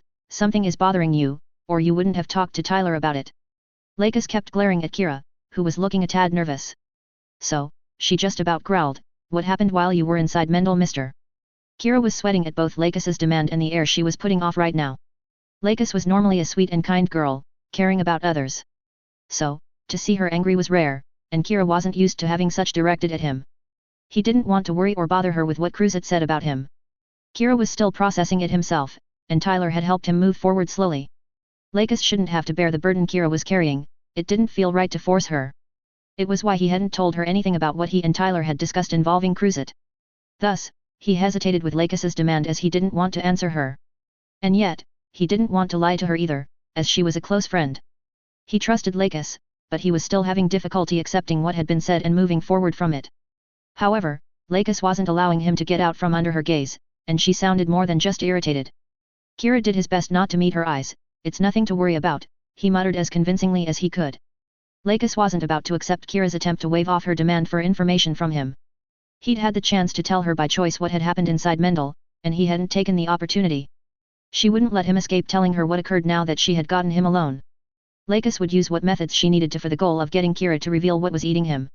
If that required using her feminine wiles, then Lakis would do that. She hoped it wouldn't come to that. Lakis didn't want to flirt or something similar with Kira in her current mood. So, Lakis grabbed Kira's shoulder with one hand and his face with the other to force him to look at her directly. You're lying, Kira, you know it, she replied firmly. Whatever happened inside Mendel had been weighing on you and causing you pain. Tyler may have helped, but it didn't solve your issue. Lakis's expression softened slightly as she kept looking at Kira. Please tell me what is hurting you, Kira. I want to help you heal, but I can't do that if you don't tell me what happened. Lakis wasn't letting him go, and she still had a grip on his shoulder and face, even if they had lessened ever so slightly. Kira was stuck in this situation, and he knew that. It wasn't the same when Tyler would urge him to talk about something bothering him. Tyler was blunt and had a way of getting Kira to spill his thoughts. Kira couldn't figure out how Tyler did that, and he'd been trying for years to understand. But Lakis was pining him in a different way than Tyler could do. And Kira felt his heart clutching at Lakis's plea, and he couldn't dismiss it. The girl's voice affected him and made it extremely difficult to deny her when she asked him things. Kira hadn't figured out why Lakis could talk to him and get him to do or say things he wouldn't normally do. And then, having her so close wasn't helping Kira either in trying to come up with a way out of this. Kira wasn't so dumb not to know the differences between males and females. Plus, he found Lakis to be more than pretty, she was stunningly beautiful. She'd been cute when younger, but Lakis had grown up to be very beautiful. During her visits, Lakis had been doing odd things around him over the last year. She'd been sticking closer to him and doing other small things which hadn't made sense to him. Tal had said something about Lakis showing interest in him and was flirting with him. Kira hadn't taken his friend seriously at the time, thinking Tal was just teasing him as he did sometimes. Still, with how Lakis was right now, there was little other option for Kira to tell her what she wanted to know. As much as he didn't want her to worry, she would insist, and he knew it. So, Kira took a few breaths to steady himself. All right, Kira started, since it seems you won't take no for an answer. He paused for a moment. I went after Mew, and he had encountered Cruzit in one of the complexes in the interior. Kira began recounting what he had experienced inside Mendel with the encounter with Cruzit. Lakis listened to Kira tell her about what had happened to him and Commander La Flaga. She did back up slightly, so she wasn't in Kira's face but didn't give him room to slip away from her. Now that she had him talking, she wasn't going to allow him to stop and not tell her what was paining him so. Lakis was glad she'd not needed to resort to flirting and the like to get Kira to open up to her. She wanted to reserve such for more comfortable and happier situations with Kira rather than as a tool to get him to do something. Perhaps, after this conversation, she could cheer up Kira and relieve him of the pain. The key points that Kira highlighted with the encounter with Cruzit worried Lakis. Sakura had made it clear the man was a troublemaker and didn't hide the point. The record he had with ZAFT was okay when his good deeds were highlighted. But if one took into account his whole record, Cruzit had done harm more often than not for ZAFT and others. Sakura had never spoken kindly of the man that Lakis could recall, which was saying something. Her sister gave credit where she felt it was due, even if she didn't make it public. For Cruzit to be assigned to the pursuit of the Eternal was odd, and it made her curious about what those in command of ZAFT were thinking. It brought back to mind Tyler mentioning cracks forming between ZAFT and the Plants Council. If things had gotten worse, things were more grave than expected, and there were already enough issues to deal with. The points that caught Lakis's attention were what Cruzit said about Kira. Cruzit had claimed that one of the scientists at Mendel was Kira's sire and that said man viewed Kira as a project rather than a person. And while Kira had told her his parents adopted him, he'd never said anything more about the subject. Kira also said Cruzit had seemingly been enjoying telling Kira what he had been. Apparently, Commander La Flaga had been trying to help Kira by telling him not to listen to Cruzit. However, Kira had trouble not wondering if what Cruzit was saying couldn't have some truth. Lakis could see that Kira was embarrassed about giving Cruzit credence at all. She suspected Tyler may have chastised him about the point, and she would have a word with him about that should that be true.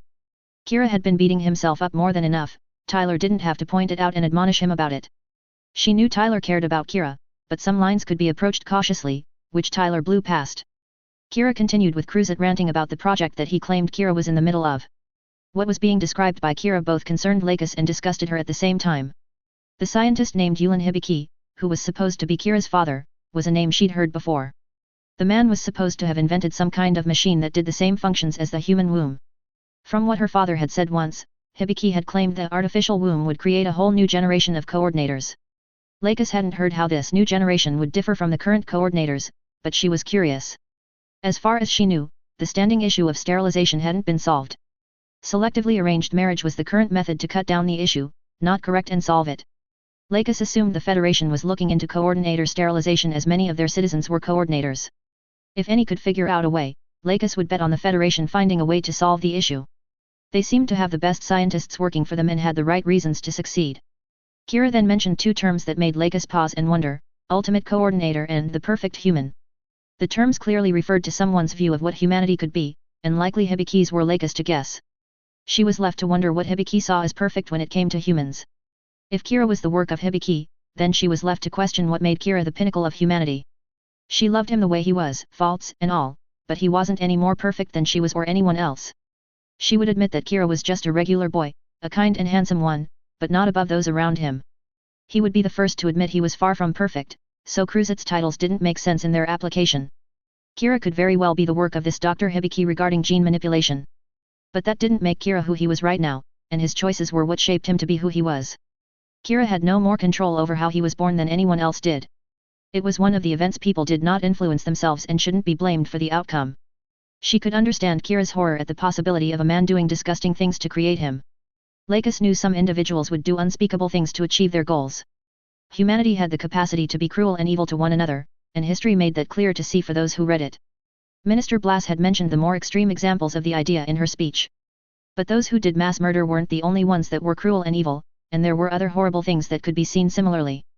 Medical science had been perverted according to history from time to time, normally around the time of war. So, it wasn't out of the realm of possibility a doctor would do things others would consider as wrong.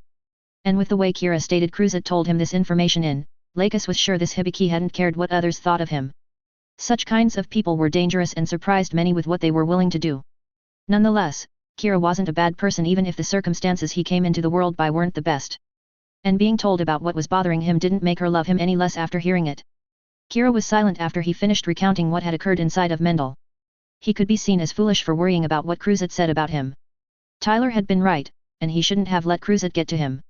But the details the man gave when talking about Kira had shaken him in a way he couldn't dismiss easily. He'd been trying to process and move on from experience but hadn't been able to do so fully. Kira didn't want Lakis hovering over him with worry about this. Her smile and good mood helped him get through things better than he did without it. He was going to tell Lakis he would be okay and not to worry about him, but he never got the chance. Kira felt shocked as Lakis pushed herself into his front and circled her arms around his torso. He glanced down and found himself looking at her pink hair as her face was against his neck. Lakis, Kira questioned, not knowing what else to say at the moment. Lakis couldn't help herself but hug Kira after he had gone silent from his recounting. It was a relief that he had opened up and confided in her about what had been weighing him down.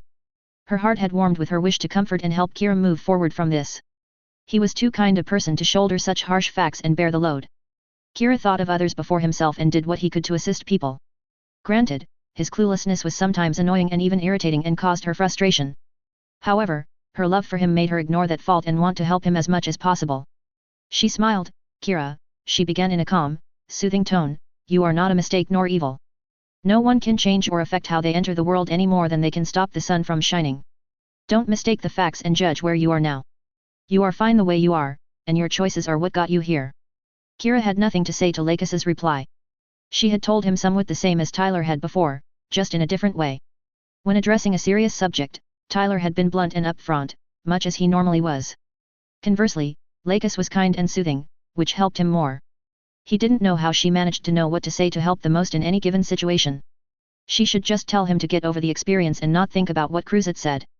And yet, she was here for him when he needed a friend to listen to what he was dealing with. The only thing Kira could think to do in response was to wrap his arms around Lakis and return the gesture.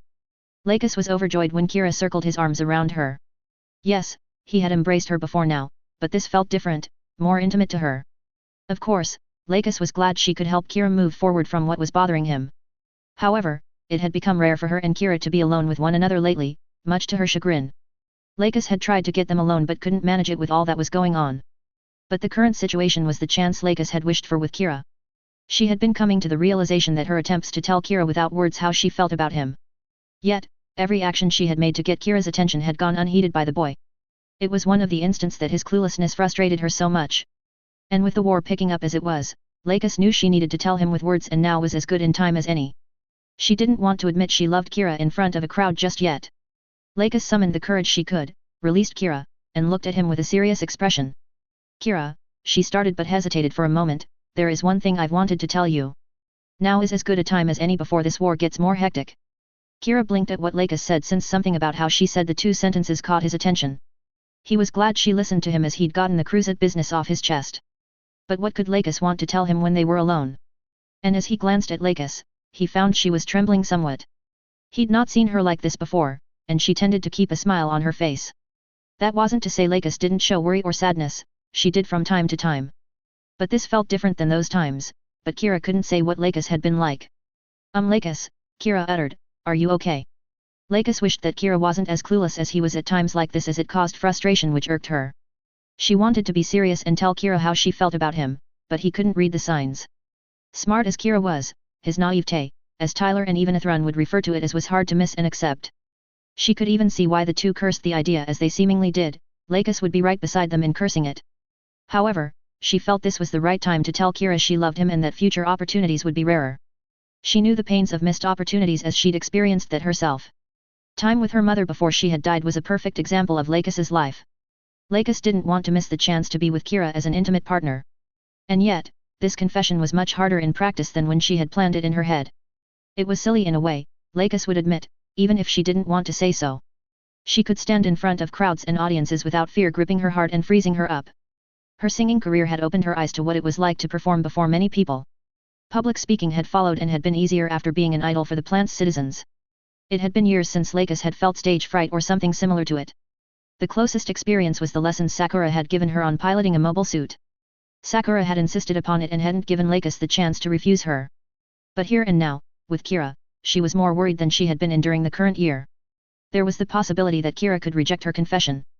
Worse, he could wave it off as merely her trying to be his friend and not wanting more than that. She knew it was called a confession for a reason, since there was a risk to doing such a thing. Thus, Lakis gathered all the courage she could muster and looked Kira directly in the eyes before she took a deep breath. "Kira," she started, but the words stuck in her throat and wouldn't come out. Something was clearly bothering Lakis, though Kira couldn't say what it was. She'd said there was something she wanted to say to him. The odd thing was she was having trouble saying whatever it was. Lakis wasn't one to have issues with public speaking, not with her career as a singing idol. Plus, Lakis had done public speaking with her being so well loved by the plant's citizens. So for her to have an issue saying something concerned him with it not being normal for her. Things didn't improve as Lakis trailed off and mumbled words that he couldn't understand. He put his hands on her shoulders, trying to steady and comfort her the best he could. Emotional comfort was a hit or miss thing for Kira, historically speaking. He'd done the idea before now for some, such as Tyler and Athrun after the Bloody Valentine. However, he'd also had misses, which Athrun and more Tyler had called him out on. So, he tried to get Lakis to look at him. "Lakis, whatever it is that's bothering you, tell me," he remarked. "You always are there for me, so now I can be here for you, just tell me, and I'll help however I can." The response from Kira only confirmed he hadn't the faintest idea what she had been and was trying to get across to him. He had missed all her hints and unsaid implications she had been giving him to say she loved him. It was frustrating that Kira had not seen or even registered what she'd been attempting to tell him. She had her own limits to what she could tolerate from Kira's cluelessness, and she'd slammed into it. He frustratingly had been wordlessly insisting on being just friends with the two of them. Lakis didn't want just to be friends with Kira, she wanted more. Her frustration wiped away the fear and doubts which had been plaguing her. She'd hit her limit, and Lakis would take the plunge, so her head shot back up so that she was glaring at Kira. "I love you. I love you. Do you hear me, Kira Yamato? I love you," she just about shouted as she beat her hands against his chest. "You're such a clueless idiot sometimes. I've been trying to tell you without words, but you never took in or understood any of the hints I've been giving." To say Kira was stunned at what Lakis had just said would have been an understatement. Sure, he saw Lakis as a close friend, but he didn't think she had a romantic interest in him. Lakis could have any guy she wanted with how beautiful she was, Kira firmly believed that. And if not for Sakura, he would bet Lakis would have several guys vying for her attention. She could do much better than a guy like him. He was flattered Lakis would say she loved him, yet he didn't know how to respond to that. Honestly, he didn't know what to say to her with the confession. Nor did he do anything to stop her assault she was doing with her fist, for it wasn't exactly gentle. However, what followed her confession explained some of her actions he'd been seeing over the passing months. Kira knew it was possible that Lakis could have been flirting with him, but she had more proper manners than to do that openly. Thus, he had just thought Lakis was saying how much she appreciated their friendship. Kira was grateful for her as a friend since she had recently helped him through hard times. She'd helped him through what fighting in the ongoing war had brought to him. And Kira would be lying if he said he hadn't had a thought of two about him and Lakis perhaps going further than friends. She was a sweet girl, and Kira liked her a lot. Yet, he valued her friendship far too much to make a stupid mistake and do something that might make her hate him. It was why he hadn't gone further with her and didn't intend to until he spoke with her father and Sakura. He felt the two of them could move forward with something more if he could get their approval. And that was his own decision, not upon the advice Tyler had given him, which had been similar. However, Lakis had said she loved him, suggesting she wanted more with him than friendship. When Kira said nothing, Lakis continued with tears coming out of her eyes, "Your naivete can be a strength sometimes, I don't deny that. But during other instances, it's more a hindrance and holds you back, Kira." She didn't want Kira to change how he was, for she loved him just as he was, naivete included, as much as it frustrated her. Lakis stopped pounding her fists against Kira as she wanted him to understand how she felt about him. Words weren't enough for her to express her feelings, and she knew it. So, she moved forward and hugged Kira, but with events racing toward a serious fight in the near future, I wanted to tell you. She hesitated before she kept going, as well as admitted out loud to myself. There is a chance that one or both of us might not come back from this war. I don't want to live with regrets of things I didn't do that I wish I had for the rest of my life. Kira couldn't deny what Lakis said about his naivete being a hindrance. With how often Tyler and Athrun had called him out of the idea, he couldn't forget about his naivete. They called it different things depending on what they were saying he missed. The way had said the point had confused him at times. Tyler would then bluntly explain the point, whereas Athrun would be gentler than Tyler was but would still explain such in simpler terms. Tyler's way of informing Kira of his naivete was normally in the form of, Kira, come on, even a kid would be able to understand this, or Kira, you really need to find the marbles you're missing. On the other hand, Athrun would say something like, Kira, you need to interact with others more, or Kira, take more time to think about the situation. As Tai and Athrun said, he didn't think his missing things was bad. They had mentioned he had much to learn, and someday he would thank them for the help. Kira knew his friends meant well and truly wanted to help him make the best decisions, and he was grateful for their friendship. But some lines went too far, in Kira's opinion. Yet, no matter Kira's answer or retort, it didn't ever stop them from calling him out on his lack of understanding and teasing Kira about it. Both kept getting frustrated that Kira didn't see what they said should be obvious. Kira completely disagreed with them on being blind to the obvious. Why Athrun and Tyler had such issues with this so-called naivete, Kira had never been able to figure it out. As for his reaction to Lakis's confession, Kira was happy she loved him. He had thought she would get a better guy and remain friends with him. Or else Sakura would separate them and tell Kira to know his place and tell him Lakis wouldn't be in a romantic relationship. Sakura had a well-established reputation not just in ZAFT but just in general. She was feared. She feared her attitude of not taking flack and even making those that crossed her miserable had historical evidence. Thus, to expect Sakura to say nothing for much longer with how close he was to Lakis was foolish. Kira was surprised that Sakura hadn't done something already, as Athrun had mentioned Sakura had made her opinion on Athrun's engagement to Lakis public. And such a thing as being busy with military duty hadn't stopped the woman from being protective of Lakis before, so Kira didn't expect it to do so now. He had thought to ask Lakis how to approach Sakura but hadn't found the right opportunity. Heck, he had even considered going to Tyler for advice on how he could convince Lakis's older sister. After all, it seemed he knew Sakura in a way that others, even Lakis, did these days. Kira still didn't know if what he felt for Lakis was love, exactly per the definition he had read about. He certainly liked Lakis differently than what he felt for his friends from Heliopolis or even Tyler and Athrun. But it wasn't in the same way he loved his parents either, though it was similar as far as Kira could tell.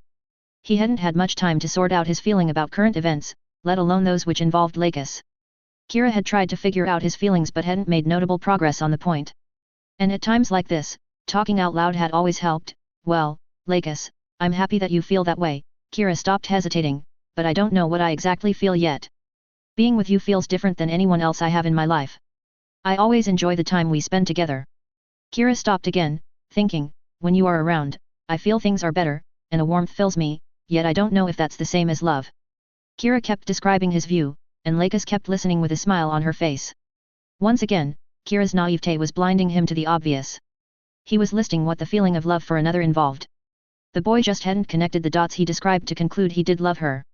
The warmth in her heart swelled at understanding Kira shared the same feelings she had for him.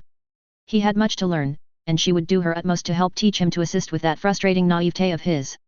And yet, that naivete had a cuteness about it that got her to smile sometimes. She would call it innocence rather than naivete, as it was more former than the latter to her. They would watch out for each other and make sure the other made it out of the fighting alive. Once the war came to an end, they would have the time to further their relationship. So, Lakis nuzzled Kira's cheek to show affection and get his attention while stopping him from speaking. Kira stuttered as Lakis nuzzled him and couldn't continue talking and explaining to her what he felt around her. He wouldn't deny that Lakis rubbing her cheek against his felt extremely nice. It was slightly better than hugging her alone and caused a warmth to come to Kira's heart. He was going to ask her what she was doing but didn't get the chance to do so. Lakis shifted her face to be in front of his, and her smile widened. Kira, what you've been describing is what it is to love someone, you silly boy, she said lovingly, but let me show you what I feel. Lakis leaned forward and pressed her lips to Kira's. She had wanted to kiss him for close to a year, ever since she realized she had feelings for him. And while it had been a longer journey than she would have liked, it was well worth it now. Kira was surprised to the point of shock when Lakis kissed him on the lips. He hadn't comprehended what she had been referring to when she'd talked about showing her feelings. However, it was clear now that Lakis loved him romantically, and she wouldn't let him forget that anytime soon. She'd chosen him over other guys as the one she wanted to be with, even if he didn't fully understand why. He was happy as could be right now. He'd wanted to kiss Lakis but didn't know how to approach such an idea. And Kira didn't have any he could turn to for advice with romantic relationships. He couldn't go to Athrun as Kira felt it wrong to ask how to tell the one he was engaged to he more than liked her. Kira didn't for a moment consider going to Tyler as he would give him a hard time and then just tell Kira to confess to her. Yet, fate had brought them together in an unforeseen way in the end. So, after a moment, Kira wrapped his arms around Lakis and pulled her closer. When Kira pulled them closer, Lakis felt the warmth in her heart spread to the rest of her body. Kira returned the kiss, saying he loved her and wanted to continue forward with this relationship. At long last, they could do a proper courtship and become closer before moving forward in life together. If only this moment could last, Lakis would believe she was in a dream and not want to wake up from it. She pressed forward in the kiss trying to deepen it for them so they could enjoy this moment longer. Kira quickly began matching her in the gesture. Meanwhile, Tyler had been searching the Eternal for Kira for some time now. He had started the search by going to the bridge and asking those there what they knew about Kira's whereabouts. When he'd asked, Waldfeld had mentioned seeing Kira wandering off into the corridors of the Eternal. From the answer, Tyler felt his assumption of Kira was still unable to move forward fully from what came due to the encounter with Cruzet. Tyler thanked Waldfeld for the info and was about to head off to search for Kira but was stopped by Waldfeld's partner speaking up. Aisha said that Lakis had come to the bridge a short time ago and asked much the same question about Mr. Yamato's whereabouts. Lakis looking for Kira was somewhat odd to Tyler, or at least at this point, it was.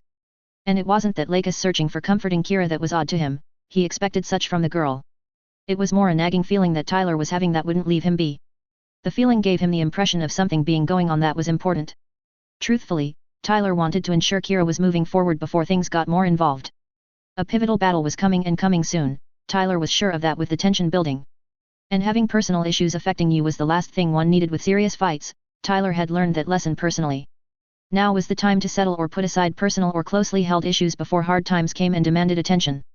And while Tyler felt Lakis could do the job in a nicer way than he could for Kira, time was of the essence. They may not have the time to let Kira get over what Cruzet said nicely and would just need to put it aside. Lakis wouldn't let Tyler's friend put things on the back burner. She would insist on taking the time to solve the issue. Tyler would love to have Kira take the time to come to terms at his own pace, but the war wasn't going to allow that. Thus, Tyler would track Kira down and get things arranged for Kira to handle his personal problems right now or put them off until later. Tyler began a systematic search of the ship, starting from the front and working his way to the back. His motivation was once he finished helping Kira, Tyler could get the Aurora on the Eternal and then head to quarters he'd been given to get some sleep. Granted, with the tension in the air and the activity his brain was doing, Tyler was unlikely to get proper sleep. However, Tyler thought that some moderate or better quality sleep was better than nothing. Sleep wasn't the only motivation Tyler had, he was worried about Kira fretting about what had gone on inside Mendel. Cruzet had clearly shaken Kira, and Tyler cursed the man for doing that to one of his best friends. And when the next opportunity came up, Tyler would make Cruzet suffer to the best of his abilities as payback for Kira. And yet, with what Tyler knew of Kira's naivete, he assumed his friend needed a good firm nudge in the right direction to get where he needed to go. It was a sad yet frustrating truth Tyler had been forced to accept over the years he'd known Kira, his naivete was always a factor with him. Tyler had tried over those years to help Kira by pointing out what he was missing. Oh, had Tyler tried his S-rank best. Kira's blatant innocence/naivete could drive a saint to drink in little time flat, so frustrating was it. It had gotten Tyler in his car to go and drink, but he'd been able to stop himself before pushing the ignition.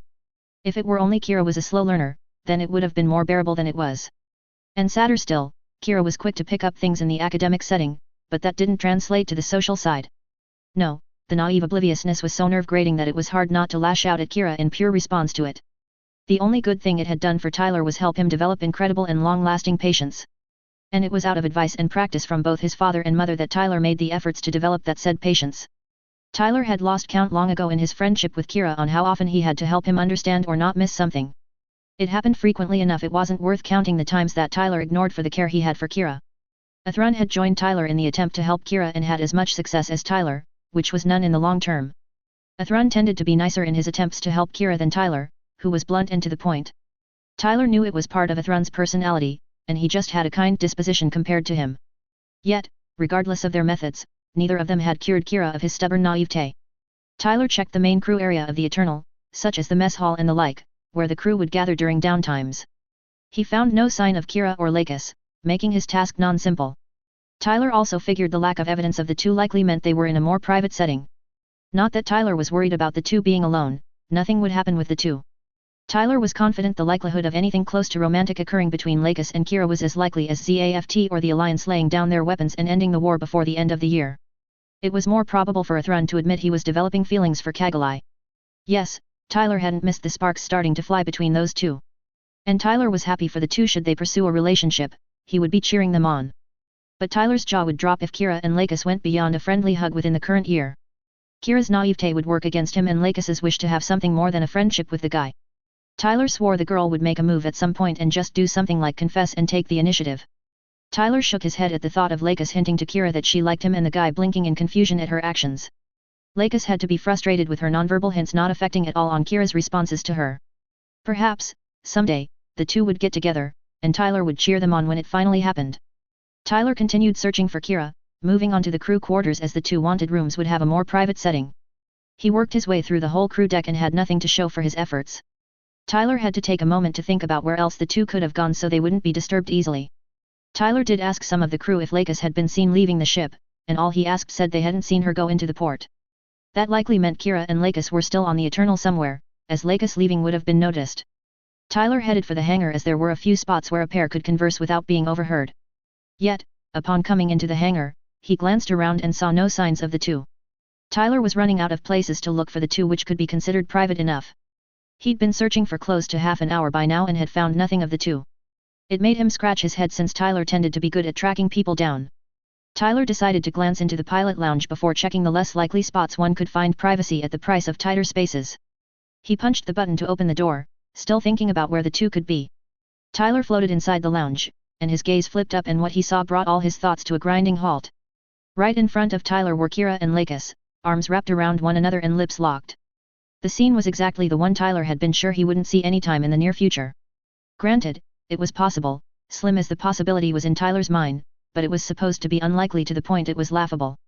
But lo and behold, Tyler was forced to eat his thoughts that Kira and Lakis wouldn't be getting together soon. Tyler took a moment to rub his eyes to make sure he didn't see things. The lack of sleep could be taking a worse toll than he figured for all he knew with this scene, and it could be some sort of hallucination. Yet, the scene didn't change after Tyler tried to clear his vision of any illusion or the like. And with things not changing, he got close to Pratt falling and kissing the floor hard himself. Tyler's brain was having difficulty processing the sight of the two romantically involved to the point they didn't notice him entering the room.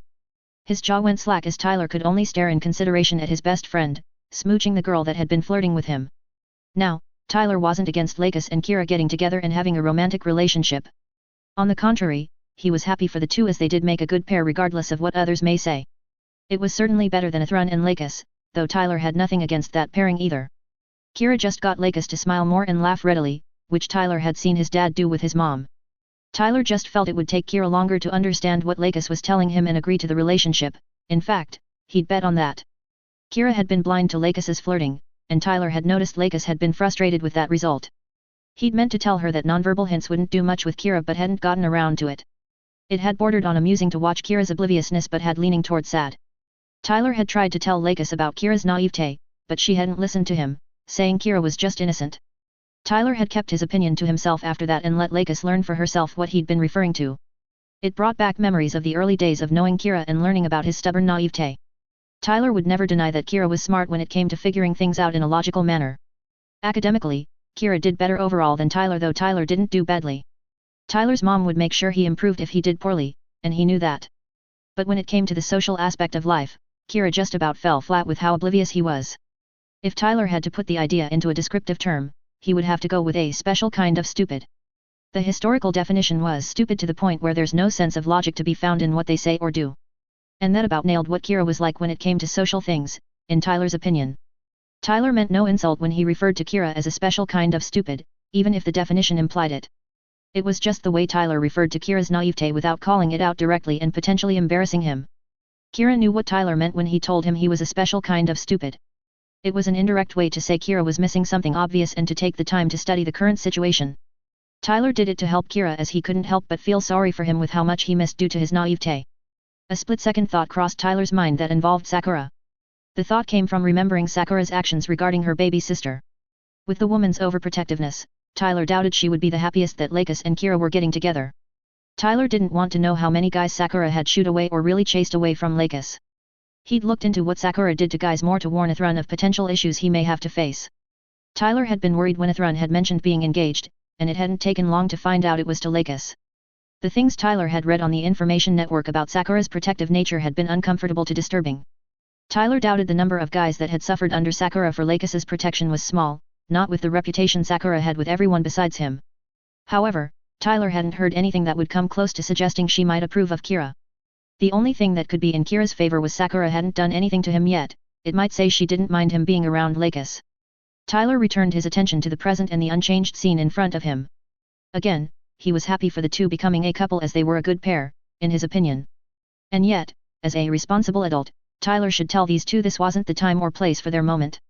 Perhaps it came from all Tyler's lectures and experiences with his mother, but Tyler had his responsible adult mode. Ellen had taken the time out of her busy schedule to ensure Tyler knew how to be a responsible adult when required. Tyler had to give his mother credit for teaching him the life skills adults really needed.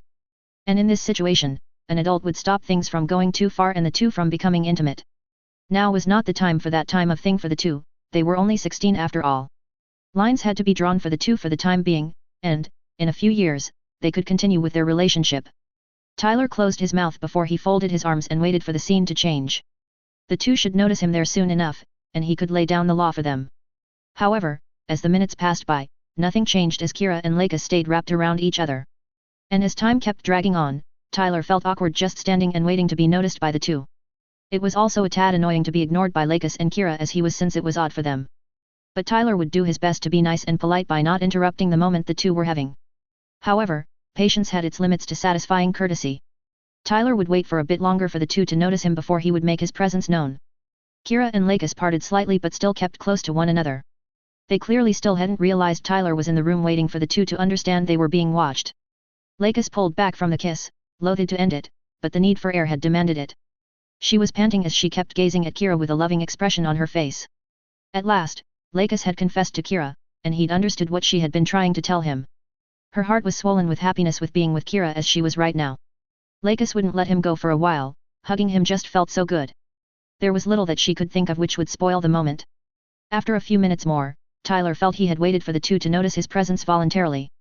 While he didn't want to interrupt the tender moment, Tyler knew there were things to discuss and settle. And if that weren't so, Tyler would have left the two alone to enjoy their progress and not looked back. They could continue the intimate moment later, and Tyler would leave them to it and do other things. But current circumstances require personal things to be given less priority than normal. Thus, Tyler folded his arms and gained a stern expression on his face before he cleared his throat. "Hey, kids," Tyler stated clearly, "guess what, Dad's home." Lakis and Kira jerked at hearing Tyler's voice as neither had expected it. They had been alone for a while now, and none had disturbed them. Lakis had appreciated the time alone with Kira as it had been beyond fruitful in her view. And while she didn't feel Tyler would interrupt their moment without a good reason, it was still annoying that he had intruded. Couldn't whatever he had to deal with that involved Kira, she, or both of them waiting for a little bit? Tyler observed the two as they turned slowly to face him as he waited to see how they would react. Both their faces sported deepening red hues, and they quickly looked away from Tyler's gaze. Kira was embarrassed to have Tyler, of all people, find Lakis and him together as they were. They had had a private moment which Tyler had come in upon which he would likely tease him about. Also, Tyler had no business interrupting them nor anything he needed to talk to Kira or Lakis about that he could think of. Kira didn't normally tell Tyler to mind his own business, his friend tended to do that most of the time. However, what was occurring between Lakis and himself wasn't something Tyler should be telling them how to conduct themselves in. "How long have you been there?" Kira asked in an embarrassed tone. He then took a breath and forced himself to calm down.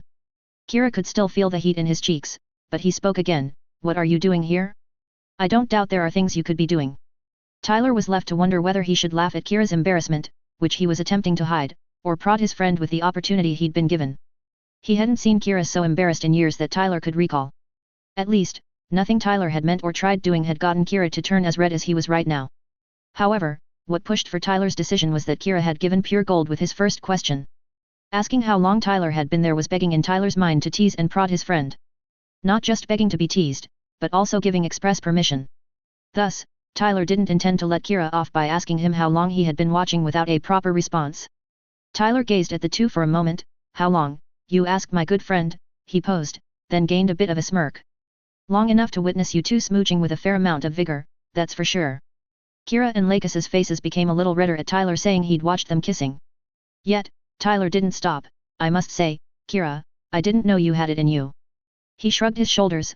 Lakis, sure, I knew the girl had feelings for you. Tyler's face fell. It was rather hard to miss with how she was flirting and sending hints at you. Tyler's gaze shifted to Lakis. Watching you flirt, I would say most wouldn't know you were new to the idea, and I mean that as a compliment. Lakis blushed harder at Tyler, telling her she was good at flirting.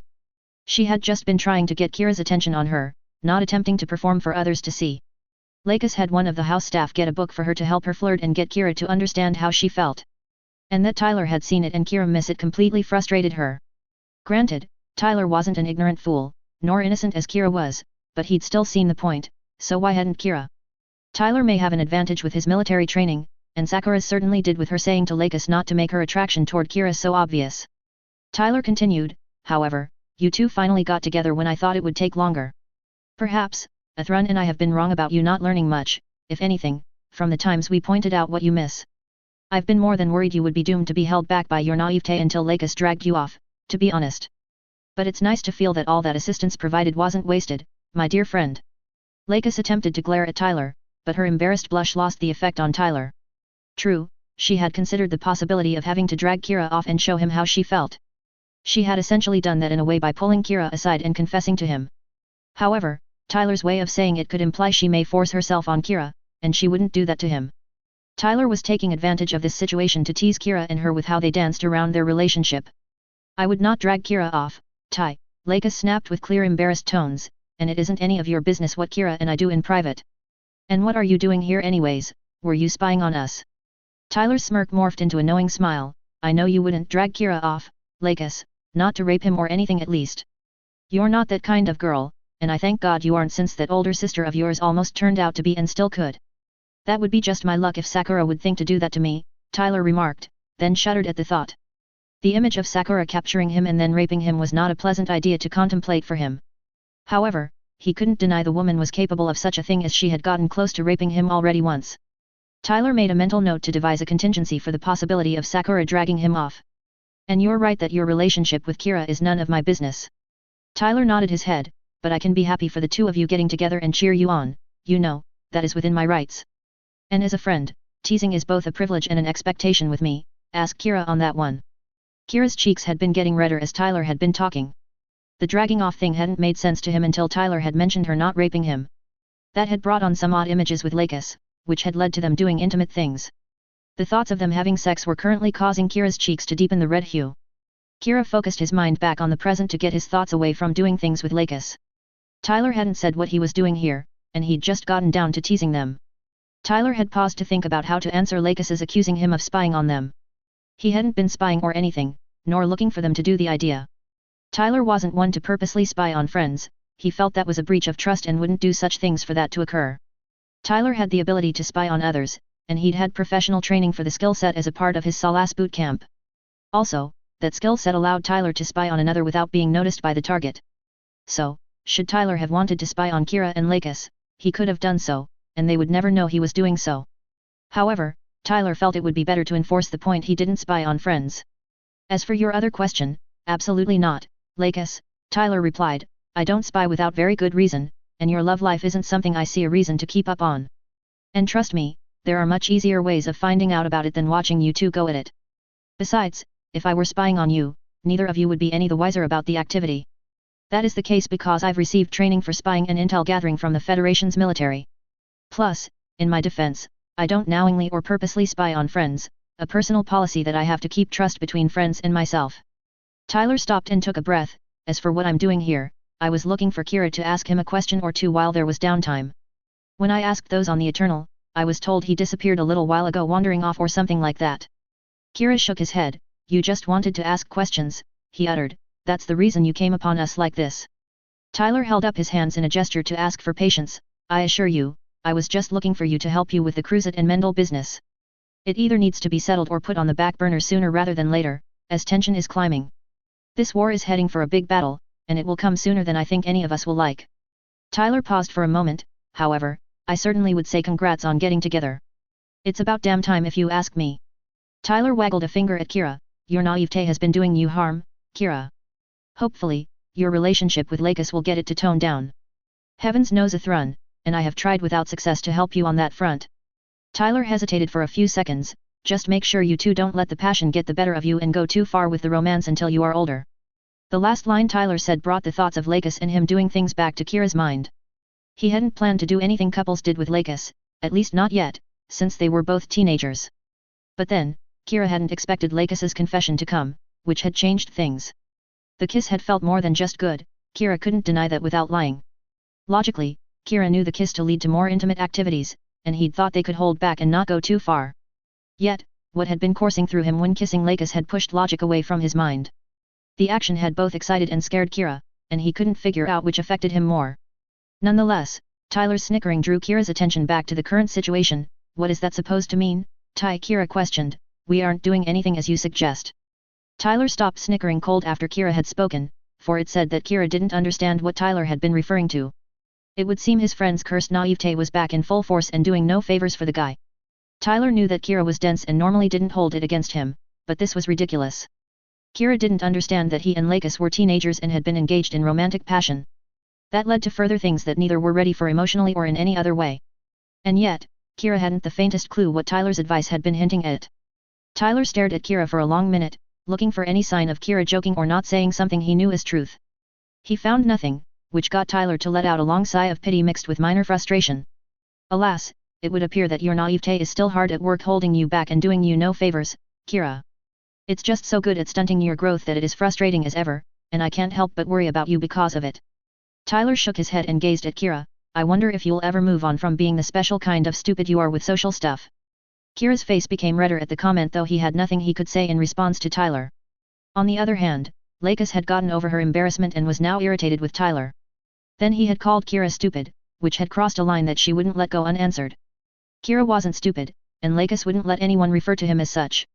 He was her boyfriend now, and she would defend him against any that would potentially insult him. So, Lakis moved toward Tyler, glaring at him as she closed the distance. Kira isn't stupid, she snapped. How dare you say that about him? Tyler reflexively flinched at Lakis's snap, scathing retort he'd just received. The girl wasn't normally one to bristle at another for what they said. Lakis would correct others. Tyler had seen that enough to expect it from her every once in a while. And Tyler hadn't said Kira was a special kind of stupid as an insult, far from it. Tyler used the phrase to tell Kira he was missing something obvious, and Kira had come to know that's what he meant. But Lakis didn't understand that Tyler wasn't insulting his friend and would not do so knowingly. Kira also noticed that Lakis had misunderstood what Tyler had been saying. He knew that Tyler was not being mean to him, his friend was pointing out things he wasn't seeing. It was Tyler's way of doing that. Lakis, Ty wasn't. Kira started wanting to explain to her that Tyler was only trying to help. However, the glare she sent him silenced him in mid-sentence, as he'd never seen that from her directed at him. Lakis didn't want Kira attempting to defend or excuse Tyler's words this time as he did before. Tyler would answer for what he said about Kira, and Lakis would make sure of that personally. Reflexively, Lakis grabbed Kira and pulled him to her body as a protective measure.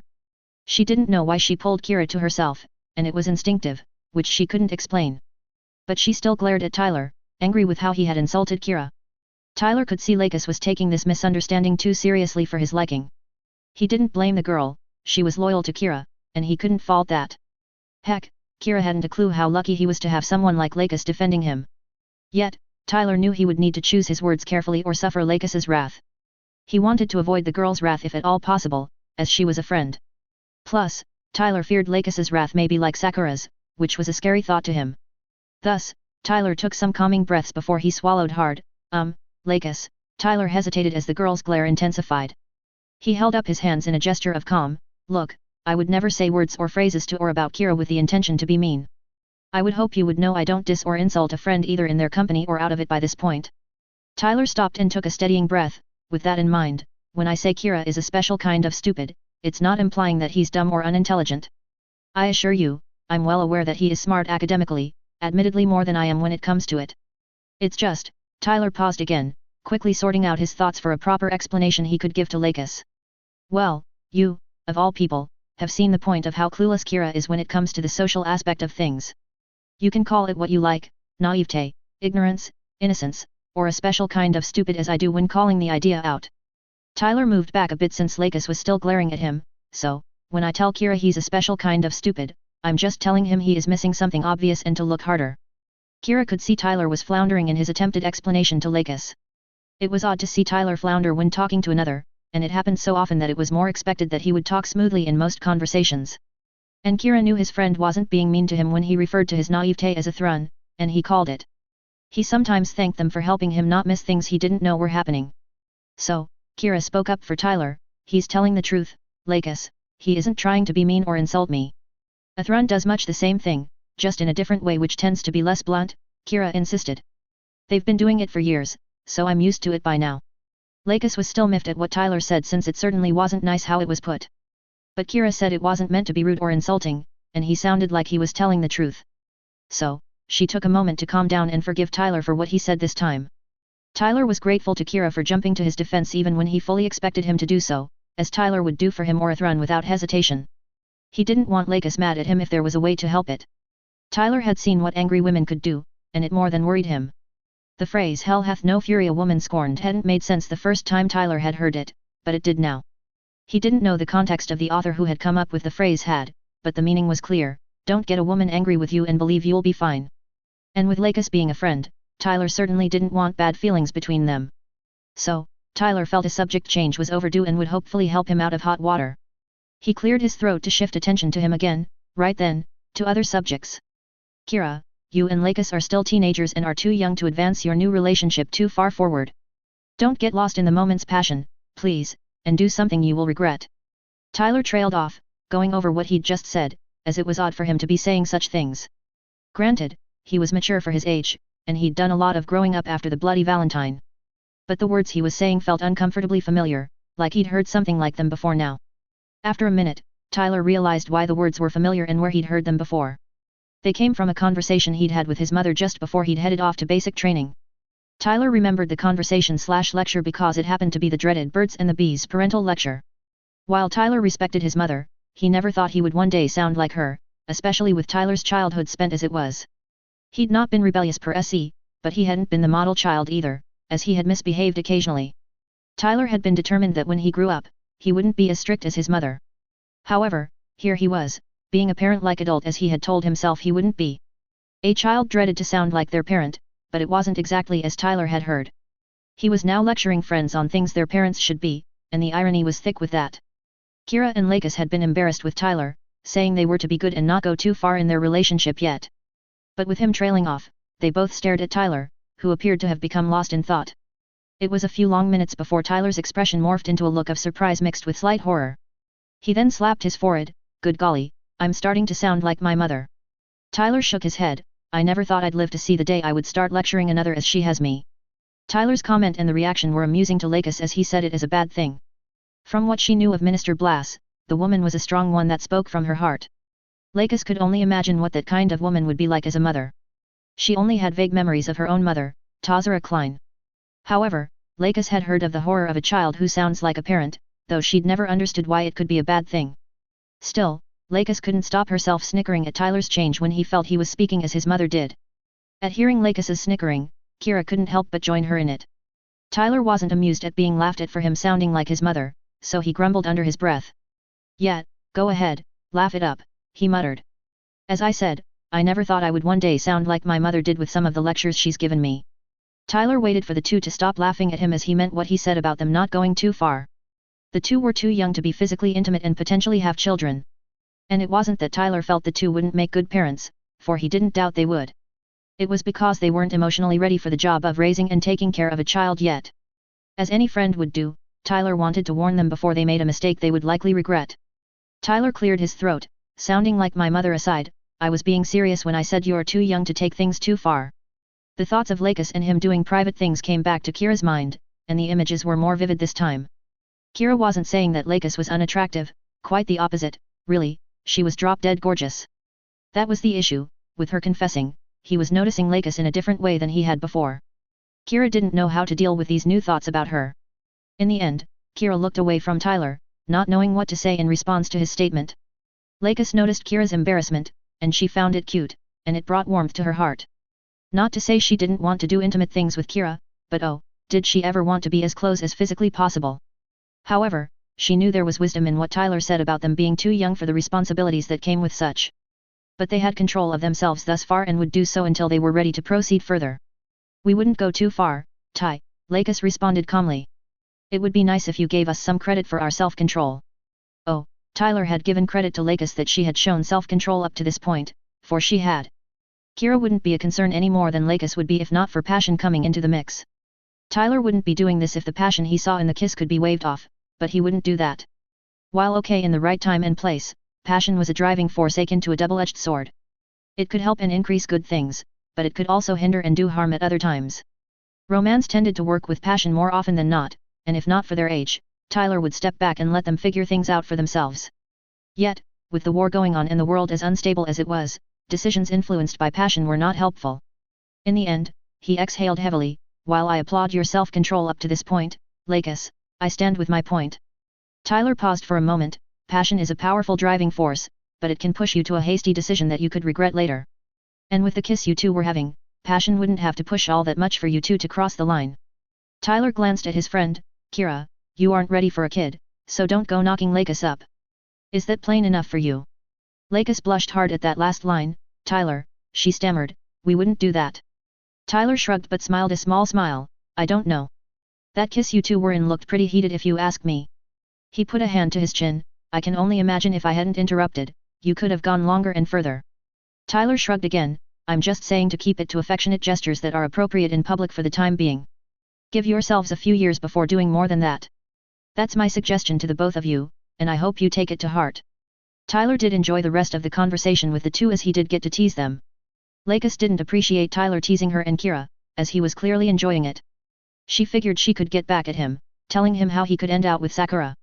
Lakis wouldn't exactly mind her older sister and Tyler ending out together, and she wanted Sakura to be happy after all. Yet, from what she'd seen, Tyler didn't like that idea at all. Lakis didn't know much about what had gone on between the two, but there was something there. And Tyler did go silent when Lakis said he could end out with Sakura. The thought stopped him cold in his teasing as it was something he hadn't truly considered. Tyler knew if Sakura had her way, he would end up married to her and she would run the relationship. He wasn't okay with her running things, for Tyler wasn't one to appreciate being dominated. Not to say Sakura wasn't pretty. Tyler thought her drop-dead gorgeous with her looks. If not for her personality, she wouldn't be so bad, Tyler would admit. Still, he prayed he would end out with someone other than Sakura, but his gut told him such was nothing but wishful thinking. A/N. I'll leave off there and continue on from there in the next phase. Okay, to the real fun of the ending notes of phases, the explanations, and highlighting. Let me start with the scene that involved Tries. So, like in the original, Tries does go to the Federation for help to protect the plants, and it is only logical when one takes the time to think about. However, I want to point out Linus's take on Ellen's speech as it is different than others given thus far. Linus has the stance of not just a soldier, but one who knows more of what goes on behind the scene with the war. And for those who would ask, no, Linus and Ellen haven't at this point met in person, they know one another by reputation and second-hand accounts. I do want to highlight a few points that weren't in the original. First, I would remind you that Linus Tries is the ideal military leader that care about those under his command. That is seen with the mention of him sending a letter and bouquet to the family of each soldier that gives their life. Second, I specifically say that Linus was around Junius 7 when the Bloody Valentine occurred. At the time Tries was an officer/soldier, more a mission commander of sorts. He heard the final moments of the colony even with the efforts made to stop the attack. And finally, Linus had seen the change and corruption that had been coming on. He isn't blind that those like Patrick are humankind's true enemy, he won't deny that like others would. That doesn't mean he doesn't want to try and save Patrick from the madness gripping him. Next, the battle and destruction of Boaz, which is similar to the original. I want to say that Linus, even going against the Defense Committee and the Supreme Council, he still wants to keep as many ZAFT soldiers alive as possible. His ship was upgraded and given stealth tech, which shows how much the Federation is willing to trust the man. As for Tries' custom Gin, as some may have guessed, the coloration and some weapons are based on Gundam Wing's tall geese. This scene also shows how much the Alliance fears Tries and ZAFT gains hope from him. Tries is not just a brilliant tactician, he is a freaking amazing pilot, close to on par with Graham. That should be obvious as the Alliance mop-up group is whipped. Moving on to the scene of Tyler and Lisa, as that changed a bit too and it is significant. So, Tyler asked the question I would think many do when it comes to war, why did this ever start? Tyler does summarize what factors play into the conflict, which he is right of course. Tyler's view doesn't reflect mine about good and evil, though I think they exist, but I don't want to get into a religious rant, I avoid those.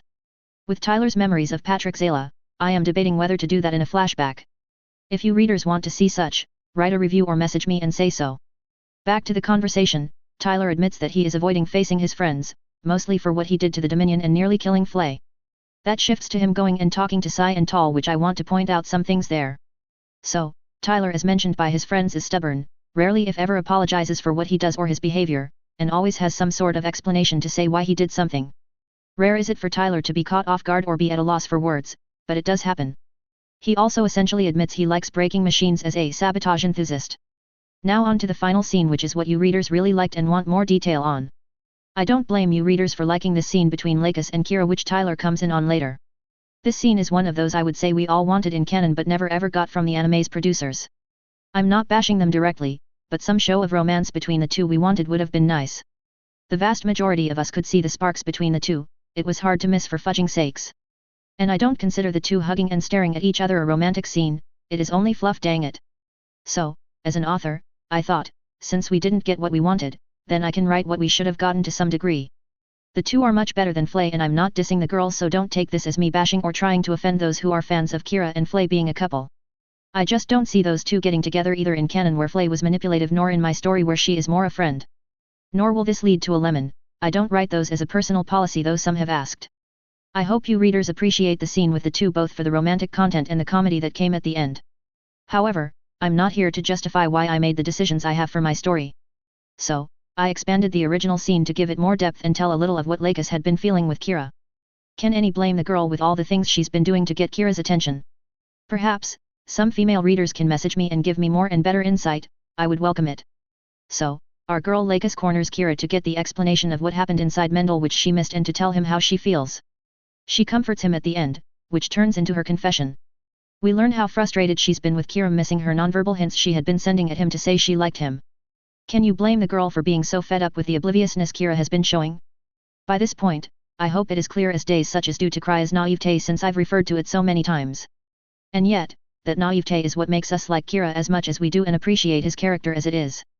The retelling of the Mendel experience is unpleasant for Kira, of course, but gives a chance to Lakis to comfort him. The tipping point for Lakis, of course, is when Kira says he wants to help and would listen to what she had to say. Two things I would point out in this. First, Kira knows about what Sakura does to those who aren't worthy for Lakis. Most think it is Sakura's cold personality, but it is her protecting her baby sister, and we know it. Second, Kira doesn't think himself deserving of Lakis's affections. Then we have Tyler come into the scene, and that where it becomes comical, as we all like to have, I would think. So, as Tyler said, he was looking for Kira to help him to get over or put on hold the issue with Cruzit. He mentions the growing relationships his friends are in, which I point out for a good reason. Tyler hasn't missed Lakis's flirting, he ain't blind or naive, so it was obvious to him. But being the nice guy that he is, Tyler doesn't say anything to Lakis nor to Kira. Tyler doesn't think Lakis and Kira will get together anytime soon, mostly due to Kira not taking the hints he was being sent. He still cheers for them, thus is supportive of the couple as their friend. But Tyler feels the relationship between Athrun and Kagalai is more likely to go somewhere sooner. I would say Tyler saw the sparks between Athrun and Kagalai before they fully figured it out themselves. The view that Tyler comes in on shocks him to silence and stunned amazement. It is comical that Tyler predicted the scene before it happened, at least I found it funny. And him acting as a dad, I think, adds to it. So, as their friend, Tyler gets to tease them, a perk of the idea in this. I also think it is cute how Lakis was flirting with Kira to get his attention, trying to hide what she was doing, yet others that weren't the target were the ones to notice. Tyler is the responsible adult in the situation, which leads to him being a mama's boy and acting like Ellen. And we get to see Lakis be the protective girlfriend, which is amusing, she is so cute doing it too. I ended on the same basic note as the original Phase 24, with it being suggested Sakura ending out with Tyler. He doesn't like the idea, but knows it is a real possibility that he would have to work against. To wrap up these notes, I'm sorry these closing notes are still so long. I really don't want it to be a norm, but it is just becoming so. As I always ask, please some of you take the time to write a review and tell me your thoughts about this phase or the story to this point. I appreciate every review I get and read them. Reviews motivate me to keep writing, so let that be a reason if anything else. There is a little left of what was Phase 24, which is covered in the next one plus more. It is in the works and hopefully be ready in 2 weeks. It is titled, At the Brink. Peace out until the next phase, and hope you all had a good Thanksgiving or whatever holiday you may or may not have celebrated this last week.